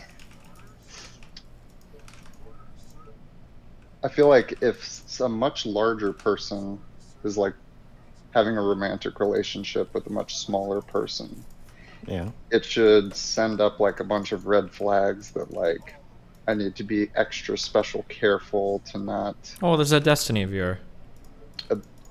Abuse my authority. But I don't think you can necessarily like flat out say like this shouldn't happen at all. You would trust the larger streamer to be able to mitigate the power differential. Because the smaller streamer can't. Like, we agree, if you have power over somebody, that means they can't. They can't just. They wouldn't be on them to take the steps to make sure that there is no abuse of power happening. It would be on the larger streamer. Well, I don't think it should necessarily be like totally wild west unregulated the way that it is now. Will you answer my question? Ooh. Could you repeat it? I'm sorry. Do you agree that the impetus for making sure, or not the impetus, the responsibility for making sure so that there's no power abuse falls on the larger creator, not on the smaller creator? Correct. Yes. Okay, so my question is, you're saying that an abuse of power could happen and that it is incumbent on the larger creator to make sure that it doesn't. I'm asking you, are we then saying we trust the larger creator to make sure that doesn't happen? I don't like the word trust necessarily. Like, I think it is incumbent on the larger creator to make sure it doesn't happen. I kind of... You think that it's reasonable to expect that they will prevent that from happening? I think that there should be, like the example you gave of HR having some kind of, YouTube having some kind of HR or someone that you can contact to say, I think that this particular situation I'm in is inappropriate. Could you please intervene in some way? I think that should probably exist. So like a blanket prevention is too much, but having somewhere where you can go to if you think the relationship has gone off course somehow would be good. Yeah, like I think in a normal employment environment, a lot of the times policies are like, you have to disclose that you have a relationship with someone else that works there to the company, and you probably can't be like a direct report to one another. I am your boss. You know, but it doesn't quite map on one-to-one to like Streamerville necessarily. Right. You think that we're going too far by saying that the inequality in itself is disqualifying. Yes. Okay. Well, I see. I don't think I agree, but I get what you're saying. Can you elaborate on why you don't agree? No. Don't elaborate. One concern I have is the financial interdependence of the audiences, especially if the streamers are Well, a big streamer and a smaller streamer is different from orbiters. Yeah, that's true. Yeah, so I think. Do you think that people shouldn't have sex with orbiters in the same like system of relationships that Destiny has? Do you think it's again a thing where there should be an oversight, or do you think it's like Destiny automatically shouldn't have sex with an orbiter? I would say Destiny automatically 99.99% of the time shouldn't have sex with a fan. And I feel like a lot of the orbiters start out as fans and then kind of get into it. I don't really know their backstories, but that's kind of let's say they didn't start out. Let's say they didn't start out as a fan. Do you think the orbiter relationship is disqualifying inherently, or is that again a situation where?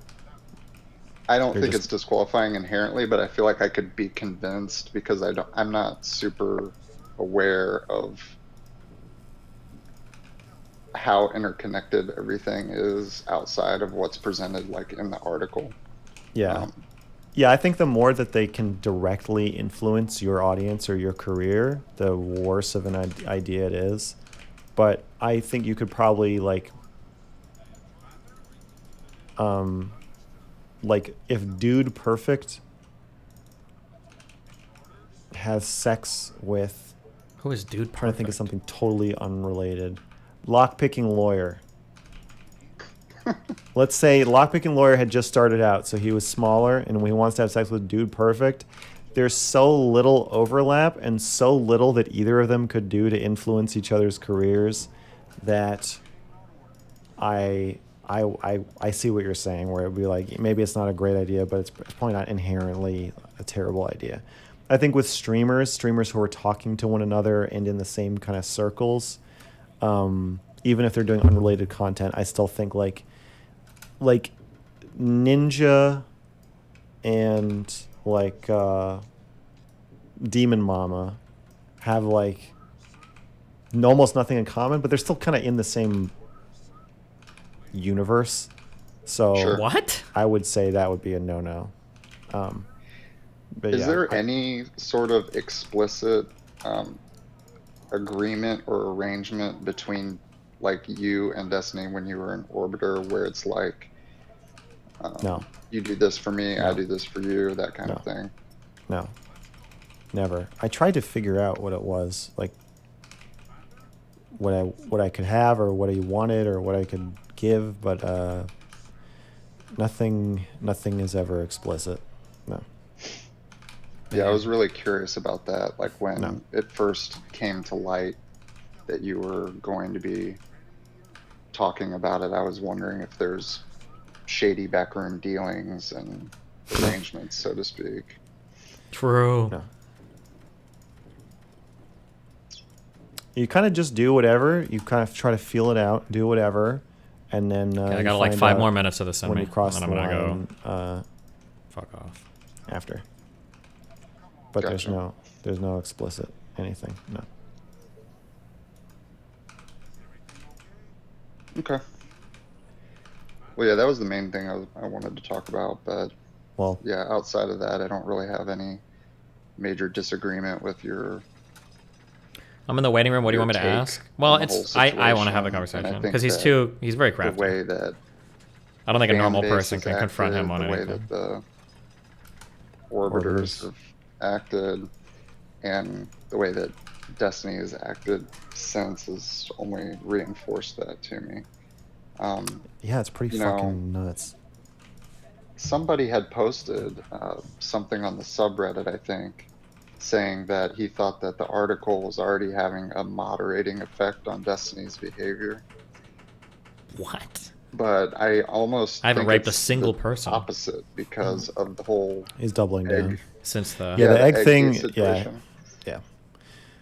I think it'll probably do both. I think it's definitely having an effect on. I mean, I think the community is probably going to be somewhat influenced by it. Even the people who are like, "This is stupid," and you just wrote this because you're crazy. I think. All right, Drowsy. The pattern. I don't know. You're on it's pretty hard next. to ignore. All right, listen. See the way? Can you see Yeah, the next office? caller. All right, take care. Yep. Just Thanks, go in. you too. All right. Yeah. Scholar. And Trape, you're going to be on after him. What about me? Where's my freedom? One thing I was thinking about what he just said was that the way that Destiny has like open perms for certain people, I think also functions to That's abusive. help victim blaming them for being there because they can come in and leave without him even really inviting them after the first time. Yeah. So I need to get rid of open. That's abusive. I Open think that perms is kind of paves abusive. the way for him to be really hands off about that. Even though he encourages people on and off in other ways. I'm gonna read this super chat, Shaylin. Go ahead, buddy. Unless you want to give me $5, then you can keep going. I do give you $5 every month. That's true. Oh yeah, Shaylin doesn't get a free subscription. Nobody does. Hi Max. You say that Destiny trying to control the narrative, but is it possible he is trying to defend himself the same way you were trying to defend yourself on his subreddit? By your own standards, Destiny should be allowed to defend himself.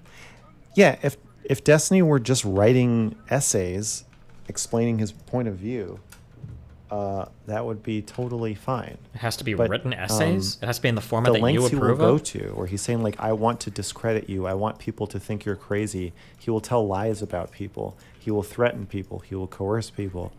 I think it's okay to want to control. I mean, it makes sense to totally want to control the narrative. And it's okay to participate in a public dialogue about yourself and to defend yourself. But Destiny does these abusive things on offense to try to tear down, humiliate, and silence his enemies and his critics. So I don't view him as defending himself. Doxing the girl with the egg tweet is not him defending himself. It may feel like that to you, and it may feel like that to him, but I would argue that he is. If you want to defend yourself, just report them to Twitter, report them to the local police. If you want to look up their name, if you even internally want to have some of your mods figure out her name and report her to local police, I think that totally I don't makes think you would sense. get in trouble But with local doxing police. is not. Doxing isn't even not- illegal, technically. That's not you defending yourself. That's you retaliating. Hello, Drowsy. Hey, Mr. Hey, Drowsy. Hi, Shaylin. How's it going? It's been a hell of a week. Yeah. I have had a crazy week outside of the article. Aside from a million people messaging me, people message me asking me how I'm doing with it, which is kind of weird. What? People asking me how you're dealing with it, which is even weirder. Yeah. A lot of people try to message me to try to talk to you, and I tell them all that that's not what I do. Yeah. The only time I've ever gotten you in contact with somebody was Perspective Philosophy, because I wanted to see you guys talk super duper bad. And then you did, and you got banned that day. So it was like the season finale of the hotline for me. Like 6 hours and then a week break. Yeah. So I pretty much came on here to talk to you about, well, I guess I kind of wanted to talk about how I felt about all this stuff. Okay. See how you felt about the reaction, which is, you know, Shaylin asked. But since Shaylin's here too, I have to ask. I almost made like a little Jesus clip on Christ, Twitter, but this guy. What the hell did I do? You said you were mad at Smeth the least, and then Mr. Girl told you to. He said, "What did Drowsy do?" And then cut you off, said, "Stop. Don't compare the orbiters." But like that's been on my mind ever since I seen it. I've been going crazy. I've been working nonstop, so I haven't had a lot of time. That's been in the background of my head, like a fucking jazz song that you don't notice until everything gets real quiet. You go, "Oh, that's still fucking playing. What the fuck?"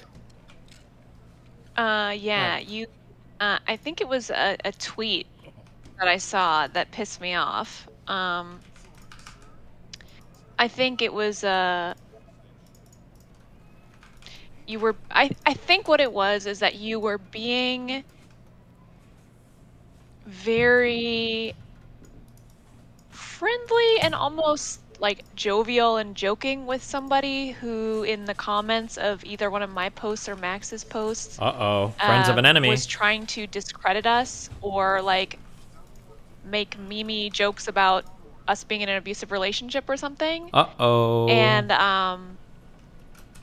I didn't like that. I was really frustrated by that. Oh, odds are I probably just didn't know the connection there. Or I'm also extremely nice to people that are not nice to me. Well, it takes quite a lot. It takes a lot for me to get nasty with somebody, and when I do, I'm even more. And if you make me mad, I'm mad at you for making me mad more than whatever you made me mad about. Does that make sense? Yeah, a lot of people hate being mad. I really hate being mad because I say and do things that I don't like to do, and I try to avoid it. What is this convo? I'd rather just say why I'm upset and it's a little weird. Constructively rather than be an asshole and then have to feel bad about it afterwards. Yeah. Well, I didn't expect you to be an asshole, but yeah, it's yeah. I my threshold for getting mad is perhaps less than some people's, but yeah, it just felt frustrating seeing. Let's see how to describe it. In a time when I feel that I am looking to others Go talk to Sneeko and Aiden brave instead. about Bro, I gotta this get out of here and soon. It's fucking late, to okay? speak out about things and to point out when there's minimizations. I felt very frustrated by that. To see, I can look for it if it's really bugging you and see if I can recall exactly what it was. But yeah, I just think That was gonna there's drive me crazy. yeah, there's just so much normalization going on. That's not to say that you can't, like, in good faith engage with DGGers or something, but on the particular comment, I was like, I can't stand this. I hate it. That's fair. And I guess everybody everywhere already does it. So if I do anything online that you have a problem with, feel free to call it out. I'm not gonna get like nasty with you. Or like vitriolic or fight or anything. It's not really my style. I know. If I ever do, it's performative and it's just being silly. Yeah, well, I don't expect you to be vitriolic. In fact, I prefer that everyone not to be vitriolic, which I think is part of the difficulty with the types of comments I'm seeing, which are vitriol disguised under like this meme attitude, and it's when people are actively telling you that they're being harassed and people contribute to that, it's awful. But then to see people that you like or that you think of as like a comrade in some kind of way, like not engaging with that as if it's like harassment, it's yeah, it's frightening and disturbing to see that. So that is why I was mad at you. Yeah, a lot of these people like to they like to sneak in as though they're just some random person. Why is he ignoring the gun? And I lose. I've had this happen to me several times where people will act like they are friendly, or they especially like there's a guy that I talk to regularly, and he's a really nice guy. He's been a fan of Destiny since Justin TV, and he is very mad at Destiny. He's very sympathetic towards Mr. Girl, and it's probably taken me many months to trust that he's not just like a DGG sleeper agent, just trying to like get information or fuck with me. But I've talked to this person at great lengths, like very long time, to where it's pretty clear to me that they are a sincere and genuine person, but it's still always in the back of your head, you know. Yeah. Hey, what are we talking about, guys? Yeah, I don't know. Sorry, I had to get that off I had to know it. Okay. I love you guys. It's been fun. I'll be back tomorrow. Stay safe. Be careful. Rip on. We're gonna host someone on Kick.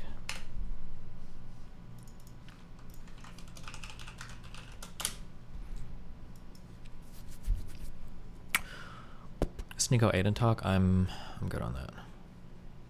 Air cool or roses? Okay. I'm trying to look for a non-slots person, but now it looks like I'm going to host this person because they're a girl. Oh, you know what we're going to do? We're going to go back to the boy-girl hosting. That's what we're going to do, that I did on Twitch a long time ago. So we'll start with a boy.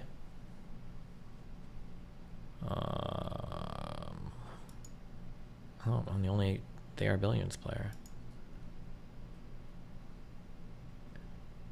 Mr. Wapo Man. Darius IRL. Is Darius streaming?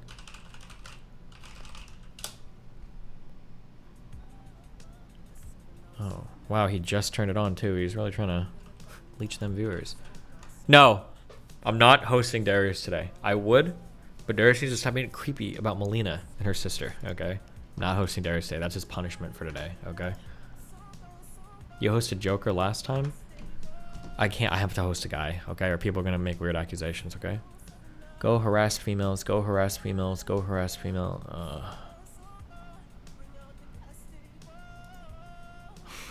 Okay, never mind. I am hosting this person. Never mind. It's too complicated. You guys made it too complicated.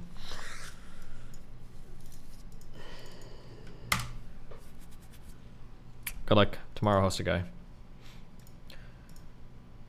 Ripperino, cappuccino, pappuccino, hoppuccino, moppuccino, dappuccino, cappuccino, appuccino, alpuccino, my duderinos. I will catch you guys next Streamerino.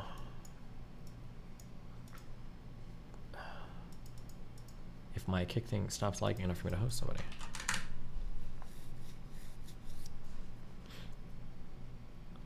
Guys, the browser and kick lags hard. We gotta figure this out.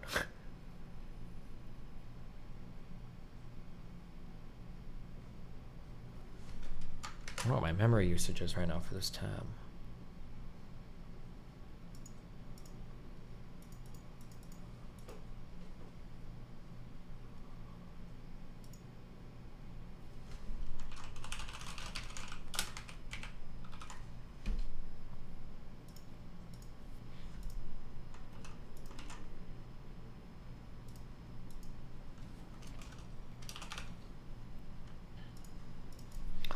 All right.